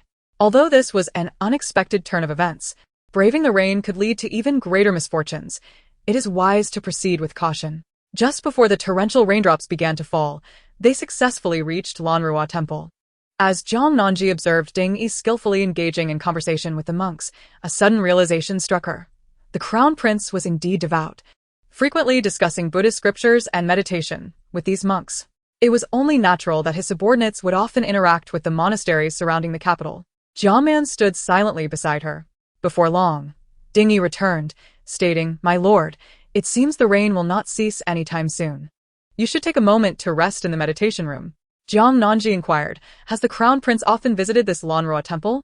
Ding Yi appeared momentarily taken aback, while Jiaman, unable to contain himself, remarked, "His Highness has never been here, for Lanrua temple is renowned for its efficacy in granting offspring." Jiang Nanji looked at Jiaman in surprise. His voice was remarkably pleasant, somewhat husky, yet deep and melodious. "Efficacy in granting offspring?" She pondered, glancing towards the temple shrouded in rain, a faint smile gracing her lips. Should she perhaps seek a boon for herself? After their party settled in, Hua Zhao accompanied Ding Yi to the kitchen to fetch vegetarian meals, while Jia Man remained at the entrance. Jiang Nanji reclined on the soft couch. Her curiosity piqued as she observed Jia Man. Although a scar marred his face, initially making him appear somewhat intimidating, he exuded a sense of reliability and steadfastness. What had become of Ding Yi and Jia Man in her past life? Jiang Nanji was unaware of their fates, as she had spent most of her previous existence confined within the walls of the Guangping Marquis' residence, with the events of the Eastern Palace recounted to her primarily by Jiang Tanqin. Even so, Jiang Tanqin only speaks of good news, never of woes. She has always been accustomed to boasting. How could she ever bear her wounds for others to see? Jiang Nanji pondered, wondering how Jiang Tanqin was faring now. It was remarkable that she could restrain herself from seeking out infidelity, indicating her genuine trust in Shen Che. Rong Sijing noticed that the young princess's gaze was persistently fixed upon him. Just a moment ago, he had been in high spirits, a slight smile gracing his lips, thinking how the young princess was indeed always concerned about him. Yet, in the next instant, a realization struck him. He was currently clad in full armor. Why was the young princess so intent on looking at him in his armored state? Just as Rong Sijing's emotions became increasingly complex, voices echoed from outside the door. "Ache, I wish to stay in this meditation chamber. I have a feeling that if we reside here tonight, we shall surely conceive a child." Chapter 87. My husband will be upset upon hearing this. The speaker was Jiang Tanqin. Although Jiang Tanqin had previously disappointed Shen Che due to the false pregnancy incident, leading to a period of coldness between them, she had lived 2 lifetimes and understood Shen Che exceptionally well, knowing precisely where his vulnerabilities lay. Moreover, their bond was rooted in a profound childhood friendship that had weathered the test of time. Initially, she had her brother reach out to Shen Che for a heartfelt conversation over drinks, which softened Shen Che's sentiments. Subsequently, Jiang Tanqin went to the lakeside to fold paper boats, evoking memories of their childhood bond. She then feigned illness to elicit his compassion. Ultimately, she acknowledged her mistakes, expressing her deep desire for a child as the catalyst for her errors, vowing never to repeat such folly again. Especially as Shen Che recalled how, in their previous life, Exiner, while being the crown princess, had unhesitatingly borne his child. Her current missteps stemmed solely from her profound affection for him. Gradually, Shen Che's heart softened completely, and he forgave her. When Jiang Tanqin suggested that he accompany her to Lanrua Temple to pray for a child during his day off, Shen Che readily agreed. Meanwhile, Jiang Nanji, present within the room, recognized Jiang Tanqin's voice. Originally, the Lanrua Temple was renowned for its efficacy in granting prayers for children, yet it had a stipulation. Both spouses must reside there. If it were any other couple, Jiang Nanji would certainly yield, especially since the crown prince had not been absent. However, the fact that it was Jiang Tanqin and Shen Che made her wish for them to be childless, thus she would not relinquish the opportunity. Regardless of the temple's reputed efficacy, Shen Che has now reconciled with Jiang Tanqin. It is merely a Zen room, and he is certain he will assist her in obtaining it. Thus, he addressed the monk, saying, "I apologize for the inconvenience, but could you kindly ask the guests inside to switch rooms?" With his elegant demeanor and refined appearance, the monk, though initially taken aback by the abruptness of the request, nodded and approached the door to knock. However, Jiang Nanji directly instructed Jimon, "I am weary and wish to rest. Please send them away." Jimon nodded and opened the door just wide enough for a person to pass, whispering, "My master is resting and does not wish to change rooms. Please leave." Upon hearing that they were unwilling to accommodate her, Jiang Tanqin grew anxious. She recalled that in her previous life, many had conceived after staying in this very Zen room. which was precisely why she had insisted on coming here with Che. The only thing missing between her and Che was a child, which would complete their union. She could not bear to let go of this chance. Frustrated, Jiang Tanxin forcefully attempted to push the door open, but it did not budge. Desperately, she exclaimed, "We have money. We can offer you silver. Would you consider switching?" Jimon replied resolutely, "No swaps. Do not disturb my master any further." After stating this, he forcefully closed the door, catching Jiang Tanxin's foot, which elicited a cry of pain. Observing this, Shun Che's expression darkened, and with a swift kick, he forced the door open. Jimon stumbled back a step as the door teetered precariously before crashing to the ground with a loud thud. Shun Che, with a grim expression, helped the fallen Jiang Tanxin to her feet.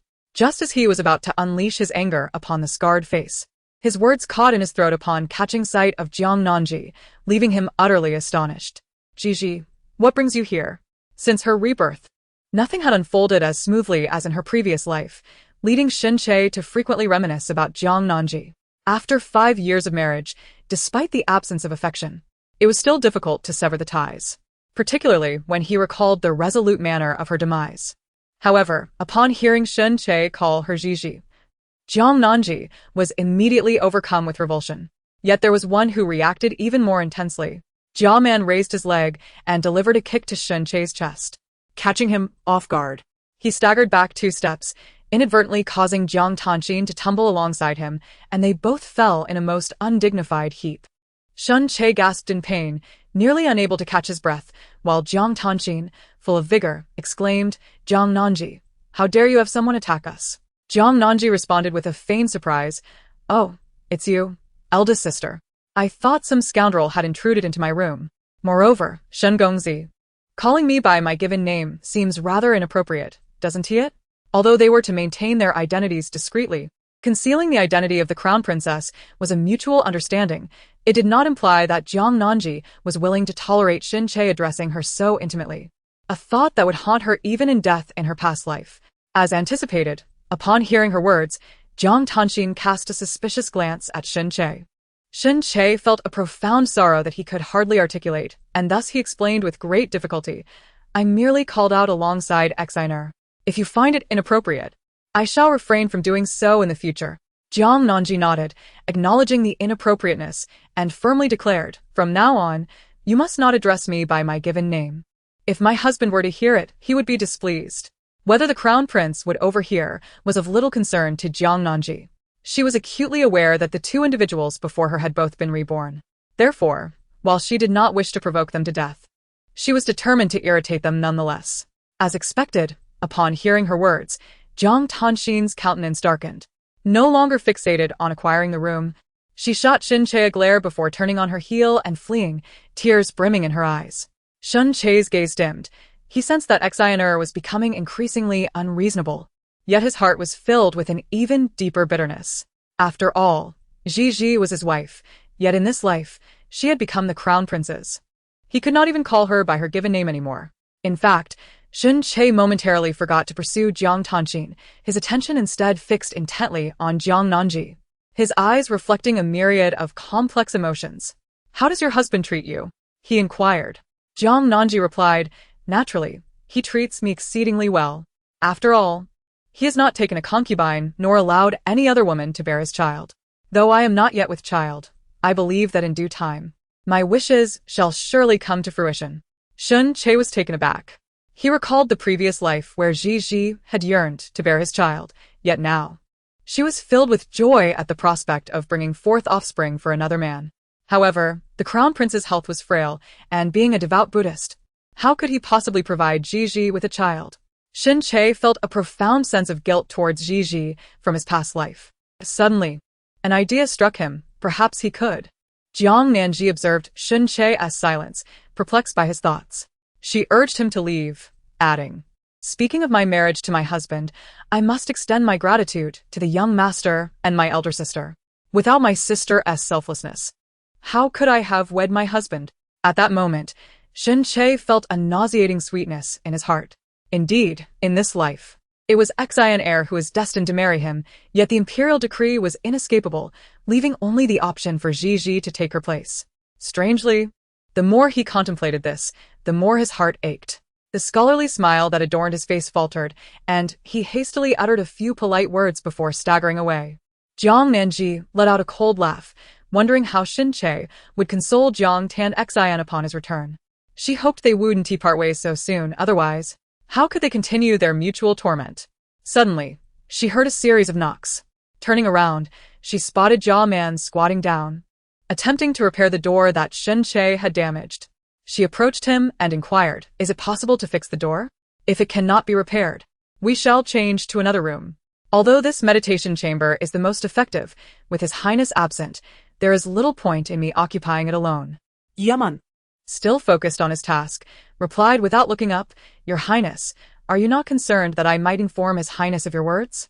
Chapter 88. Do you regret marrying me? Jiang Nanji. What should I tell His Highness?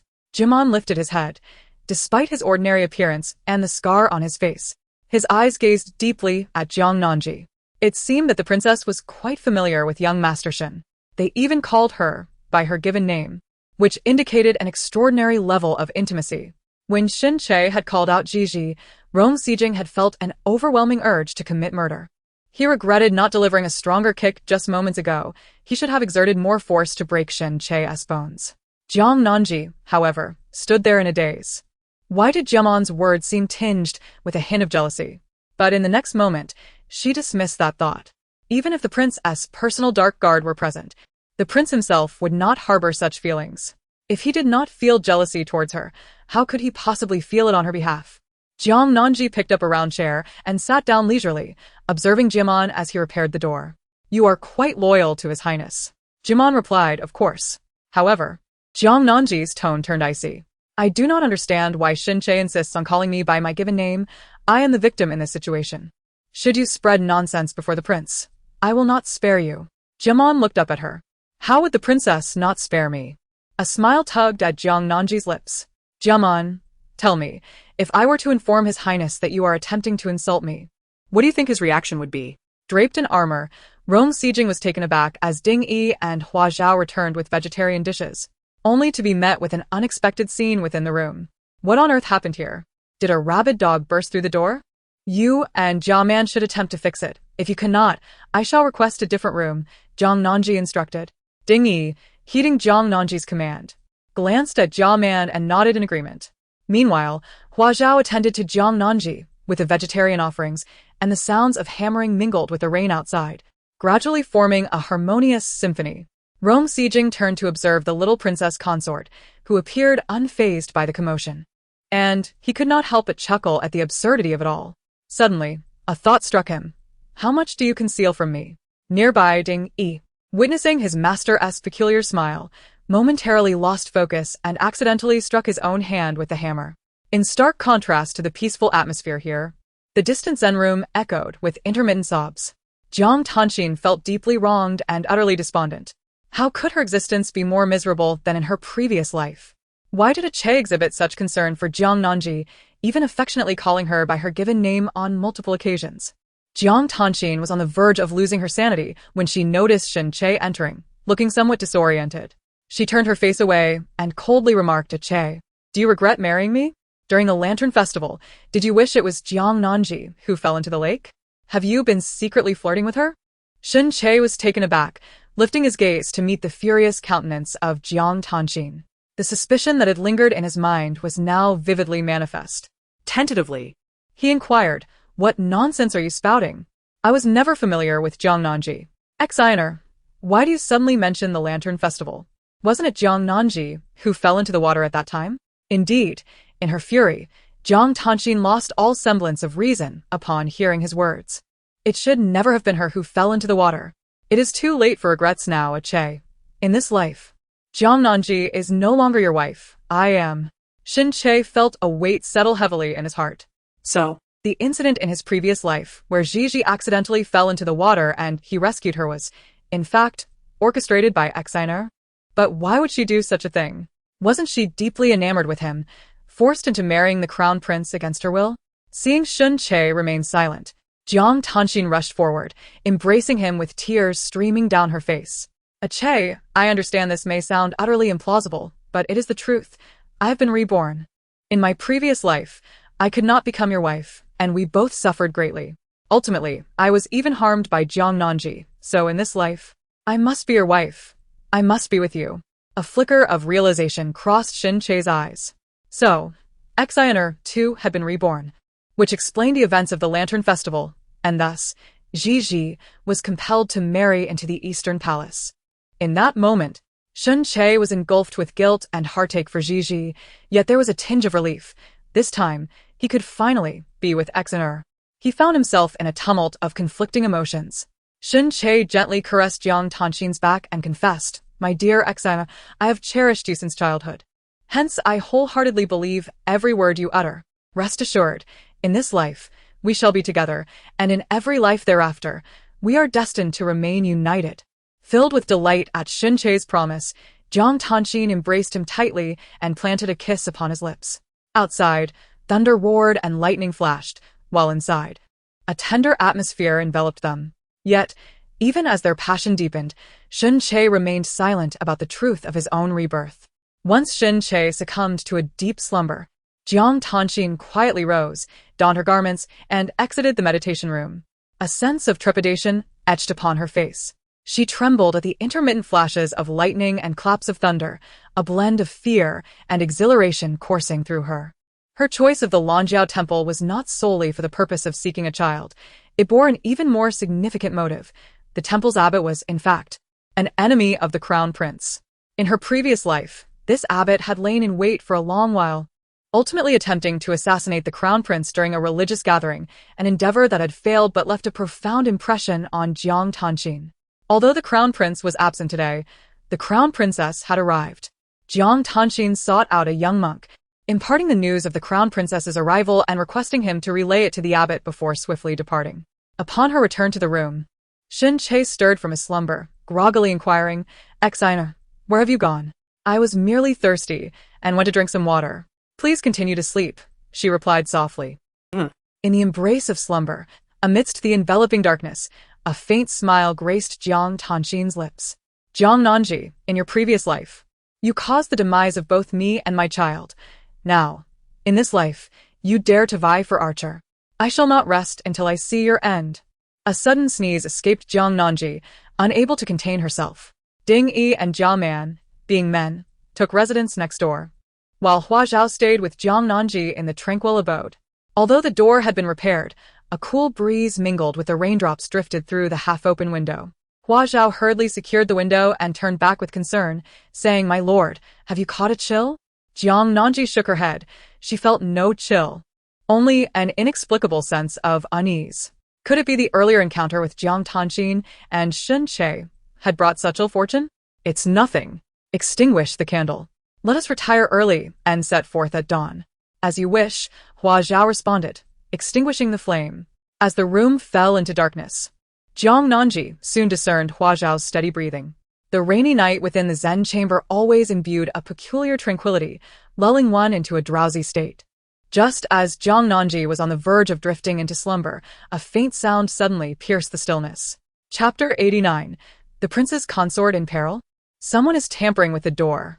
In an instant, Jiang Nanji awoke, her senses heightened. She gently nudged Hua Zhao, who, though in slumber, stirred immediately at the touch. "Who goes there?" Hua Zhao inquired resolutely, rising from her bed to light a candle, its glow swiftly banishing the surrounding darkness.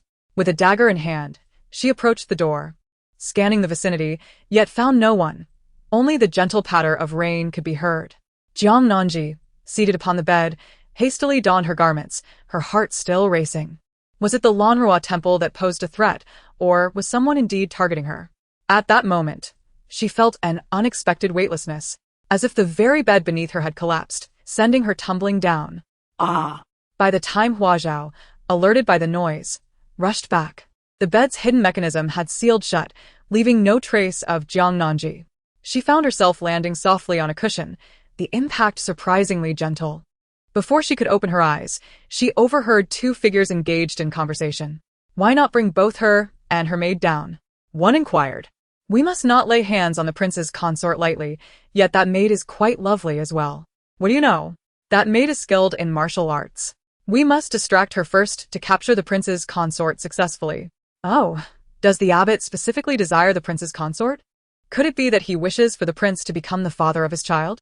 The two monks exchanged lewd remarks, their laughter echoing with an unsettling familiarity. Jiang Nanji's heart sank suddenly as she gripped the hairpin tightly in her hand. When the two monks approached to seize her, she swiftly thrust the pin into one of their palms. Ah! The monk, taken by surprise, instantly loosened his grip in pain. The other monk, witnessing this, cursed loudly and raised his hand to slap Jiang Nanji. She bit her lip, preparing to endure the blow and seize the opportunity to bite his hand. Yet, the anticipated slap never came. Instead, two agonized screams erupted from the monks, and warm liquid splattered onto Jiang Nanji's cheek. She stood in stunned silence as a figure clad in armor seemingly descended from the heavens, swiftly dispatching the two monks with a few deft movements. He stepped on one monk's head and looked up at Jiang Nanji with concern, asking if she was unharmed. In her panic, Jiang Nanji failed to notice that he did not address her as Your Grace, but rather, he rushed towards her, and she could only muster the restraint to grasp the hem of his garment. Jimun, what is happening? She stammered, trembling from fear. Observing her small face splattered with blood, Rong Sijing nearly succumbed to the urge to pull her into his embrace. However, recalling his current appearance as Jiamon, he forced himself to maintain composure. In a hushed tone, he explained, this Lanua temple harbors secrets. The hidden passage has been constructed for many years, and it seems they have a deliberate intention to capture you. Perhaps it was due to Jia Man's presence, but Jiang Nanji managed to calm herself. She nodded, recalling the words of the two monks, who mentioned that their master had called for the arrest of the crown princess. Jia Man's expression darkened. It seemed the matter was directed at the crown prince, and she had been drawn into it. Are you suggesting that the master holds a grudge against his highness? Jiang Nanji inquired. It appears so. I will lead you away. I have already instructed Ding Yi to signal for assistance. Rest assured, no malevolent individual within this temple will escape, Jia Man assured her. Jiang Nanji nodded, gripping Jia Man's garment tightly as they made their way out. Fortunately, the secret passage was illuminated by torches, allowing them to see clearly. However, the murals adorning the walls left much to be desired. They depicted rather lascivious scenes of amorous encounters, far bolder and more fervent than the modest tales left for her by the late empress. This was no temple, it was a den of debauchery.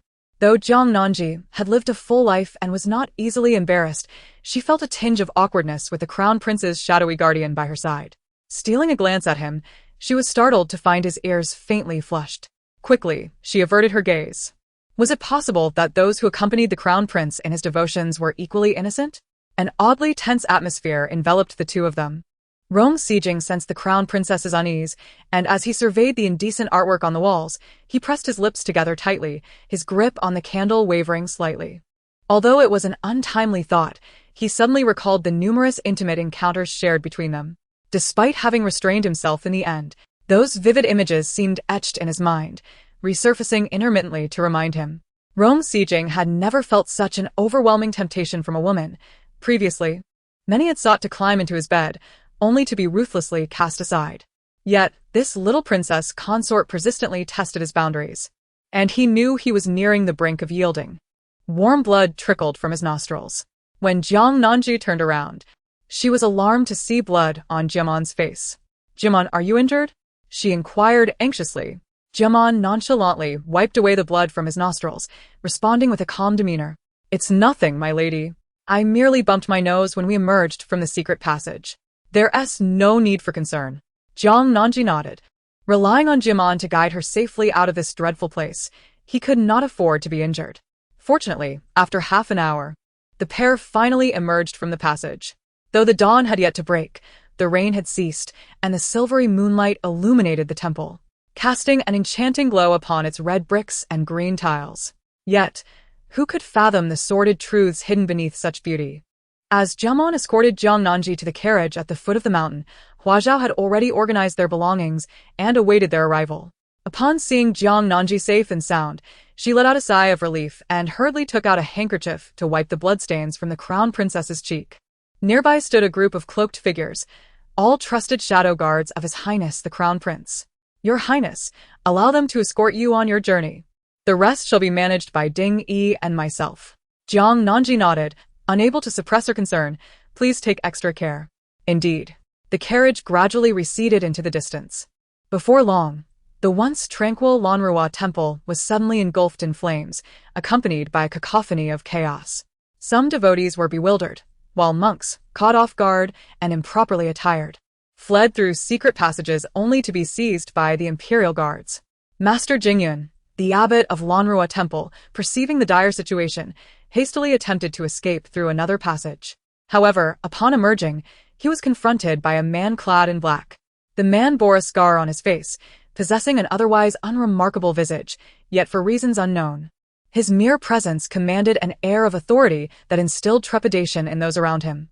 Master Jingyun, still hoping to evade trouble, inquired, "Esteemed official, what has transpired? Has a thief infiltrated our Lanrua temple?" Rong Sijong gazed steadily at him, a sword unwaveringly pointed at his brow. "I have heard that you intend to dishonor the crown prince, to cast your eyes upon the crown princess?" Chapter 90. Could it be that you harbor feelings for me? Such matters, how could Jingyun dare to confess? Indeed, he bore a grudge against the crown prince. Previously, Jingyun had served as an advisor to the ninth prince. But after the ninth prince's downfall, he had his twin brother perish in his stead. Adopting his brother's identity after shaving his head, he remained at the Lanrua temple as its abbot, biding his time to avenge his brother and the ninth prince. Now, an unexpected opportunity lay before him. The crown princess had come to Lanrua temple. Jingyun understood that he could not inflict harm upon the crown prince. Yet if he could ensure that the crown princess bore his child, it would provide a splendid opportunity for revenge once the child matured. What had initially seemed an infallible scheme unexpectedly unraveled. Yong Si-jing gazed at him with pity as he knelt in supplication, suddenly plunging his sword into Jingyun's brow. In his final moments, Jingyun's expression was one of utter astonishment, having not anticipated that he would be executed without interrogation. Shortly thereafter, the entire Lanrua temple fell under control, with worshippers gathering in disarray, and Jingyun's subordinates were apprehended. Ding Yi approached Yong Si-jing and whispered, "My lord." A young monk revealed that a female guest informed him that the occupant of that room is the crown princess. Which female guest? The wife of the heir to the Marquis of Guangping, Jiang Tanxin. In an instant, Yong Si-jing's gaze turned frigid. They were determined to apprehend the couple and escort them along with the monks back to the Dali temple for rigorous interrogation, seeking to uncover the nature of their collusion with the deceased monk Jingyun. Although Jingyun had met his end, it was implausible that he would have acted against the crown princess without reason. There must have been some underlying connections. Ding Yi clasped his hands and replied affirmatively. After Shen Che assisted Jiang Tanxin in donning her garments, he noticed that the other pilgrims had been released, yet they remained detained. Shenke, inakolton, confronted Ding Yi, proclaiming, "I am the heir of the Marquis of Guangping. What is the meaning of this?" Ding Yi responded, "You are all implicated in the assassination attempt on the crown princess, and thus must return to the Dali temple for investigation." Assassination of the crown princess? Shen Che's expression shifted dramatically as he hastily inquired, "What has happened to her highness? Is she unharmed?" Beside him, Jiang Tanxin, initially feeling a twinge of guilt, became irked upon witnessing Shen Che's concern for Jiang Nanji, her eyes reflecting a flicker of vexation. Ding Yi, sensing Shen Che's excessive concern for the crown princess, interjected, "Rest assured, the crown princess is unharmed and has been safely escorted away. Now, you must board the carriage swiftly.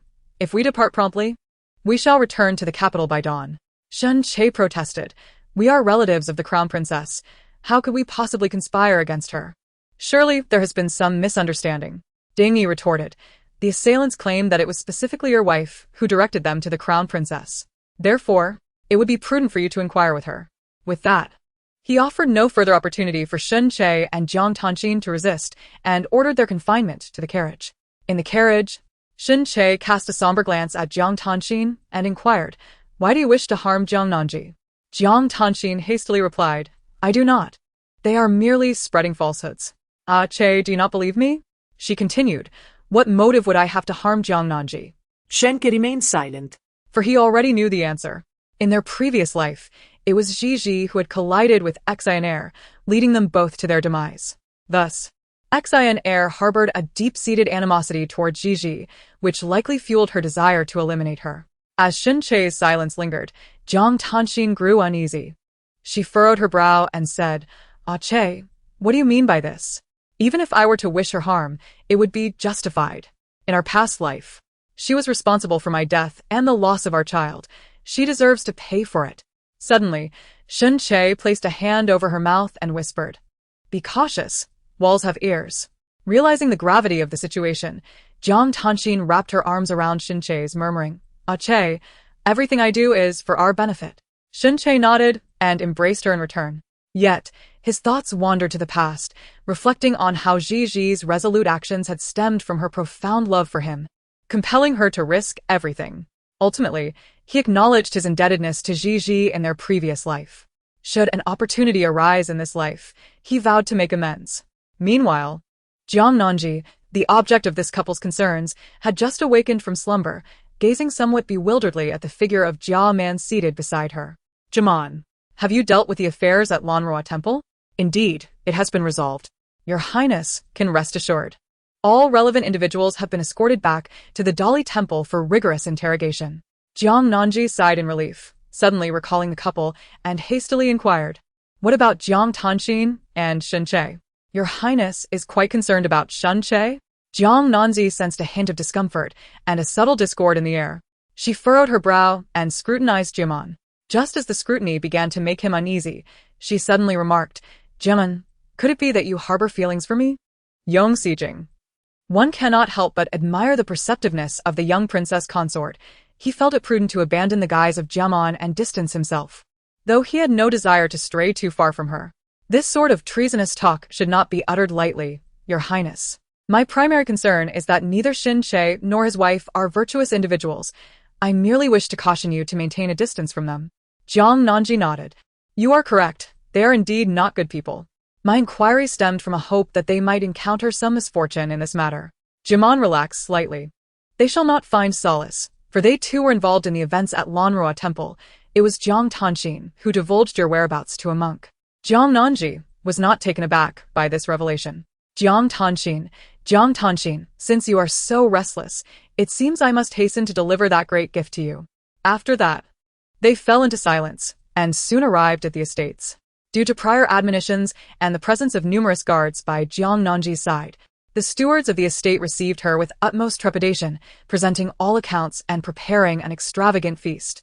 However, as Jiang Nanji had lost time during her arrival, she did not linger excessively at the estates. Once all matters were addressed, she promptly set off towards the capital. Hua Zhao expressed concern, saying, "My lord, why not stay the night before returning? Otherwise, it may be too taxing for you." Jiang Nanji merely shook her head. Upon hearing that Jiang Tanxin and the others had been sent to the Dali Temple for interrogation, she felt compelled to return swiftly, ensuring they would endure further hardships at the temple.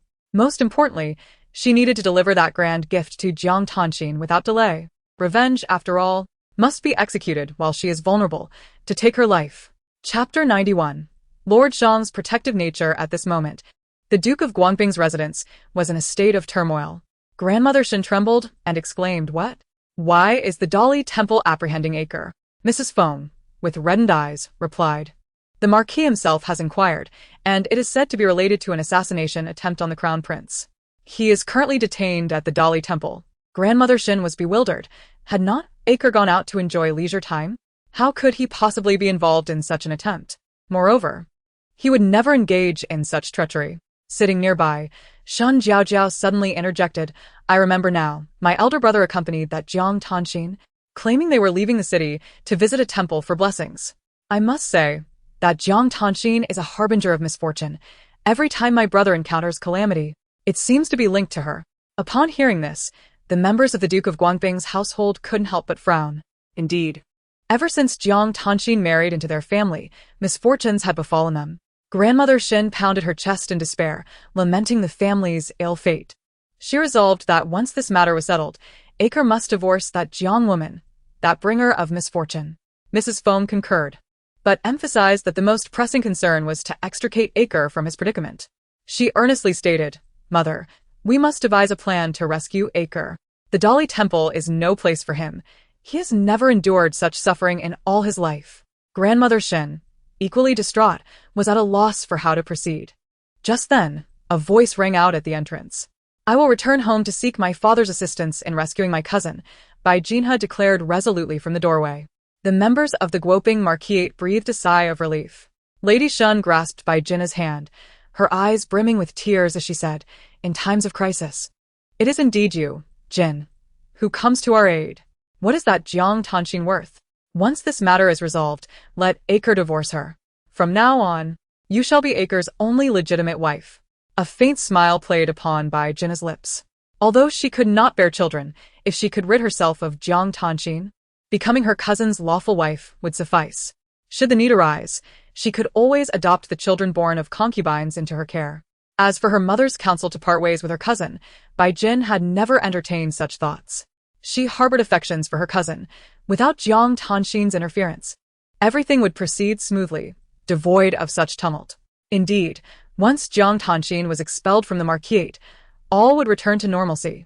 However, despite their efforts, they were met with refusal upon approaching Shang-Chi, renowned in Chu for his unyielding demeanor. Shang-Chi coldly stated, everything must adhere to protocol. Once the investigation concludes without evidence of wrongdoing, release will follow. The Guoping Marquis, forcing a smile, interjected, Master Shang, there must be some misunderstanding. Our Shin family has been unwaveringly loyal to the Emperor for generations. How could we ever conspire against the Crown Prince? Shang-Chi retorted, if you would never entertain such treachery, why then do you fear the inquiry? Shouldn't one with a clear conscience have no fear of shadows? The Guoping Marquis was momentarily speechless. Weren't they indeed terrified of the Dali Temple's interrogation methods? Who was unaware of their notorious severity? A single session of questioning could leave one half dead, if not worse. Guanping Ho, Lord Shang, might I request an audience with Archer first? Shang-Chi, no. We cannot risk the possibility of collusion. Guanping Ho was nearly driven to exasperation by Shang-Chi's obstinacy. However, given that Shang-Chi currently basked in the Emperor's favor, he remained impervious to persuasion, much to Guanping Ho's frustration. After Guanping Ho stormed off in indignation, Tao Xian approached quietly and remarked, My lord, it seems improbable that young Master Shin would conspire against the Crown Prince. Shang-Chi cast a frosty glance at him. While the official narrative spoke of an assassination attempt on the Crown Prince, the target had always been the Crown Princess. Tao Xian was taken aback. The young master and his wife were even less likely to harm the Crown Princess, as the young master's wife was the Crown Princess's sister. Shang-Chi replied coldly. It is best that they remain innocent. Should they dare to conspire against the Crown Princess, I shall not let them escape unscathed. Tao Xian felt a wave of confusion. Why was plotting against the Crown Princess deemed more grievous than against the Crown Prince?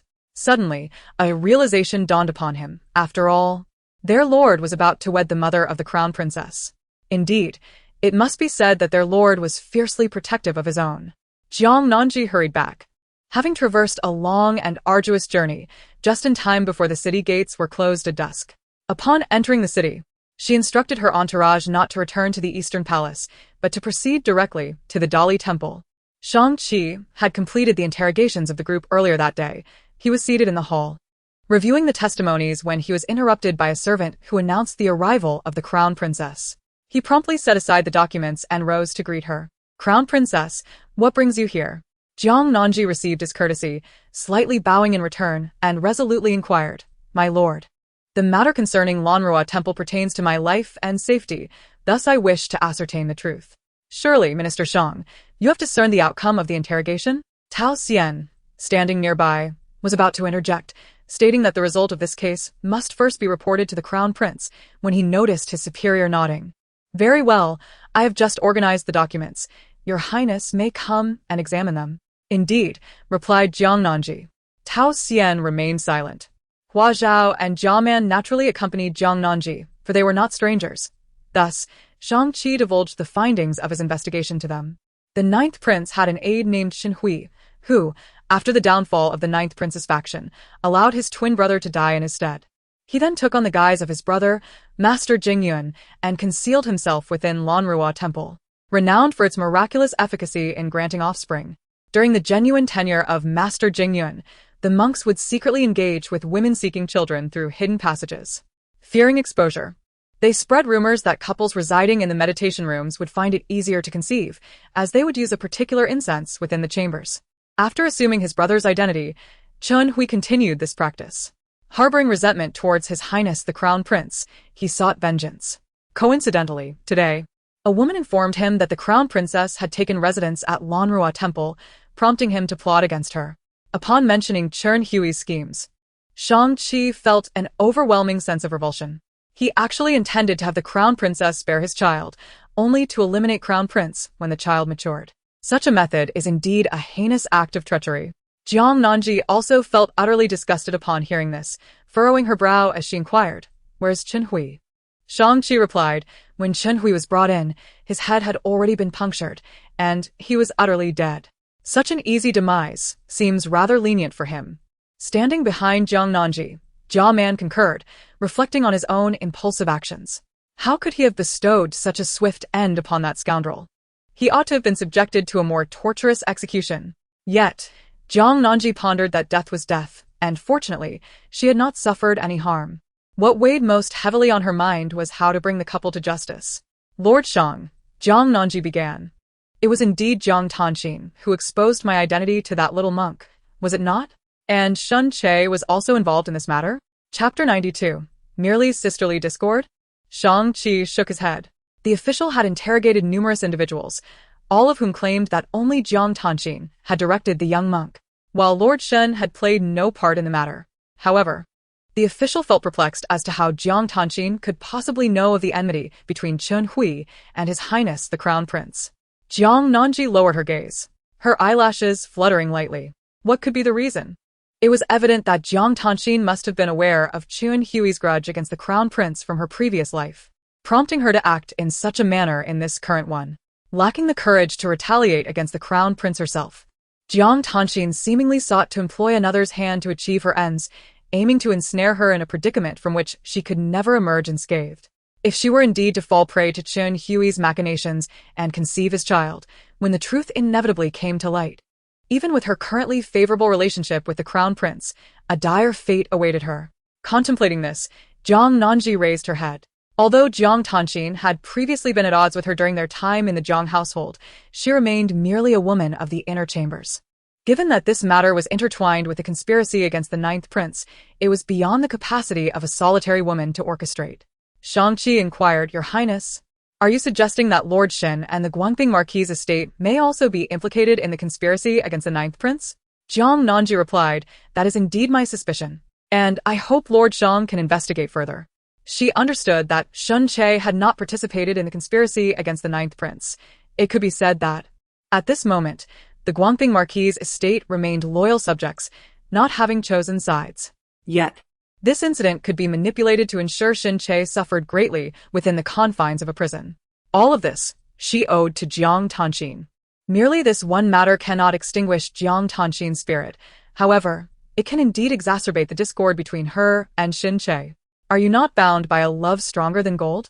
Then allow me to witness the true essence of your affection, as it is subjected to the trials of various tribulations, and observe how it may transform into something utterly unrecognizable. Shang-Chi furrowed his brow. Yet we have exhausted all our tactics, and Master Shin remains resolute in his silence. Furthermore, all evidence indicates that he bears no suspicion. Jiang Nanji lowered her gaze slightly, revealing that Master Shen has maintained a concubine named Jinyu in Yonghe Alley, who has recently become pregnant and is suffering from severe morning sickness, rendering her in a precarious state. This situation could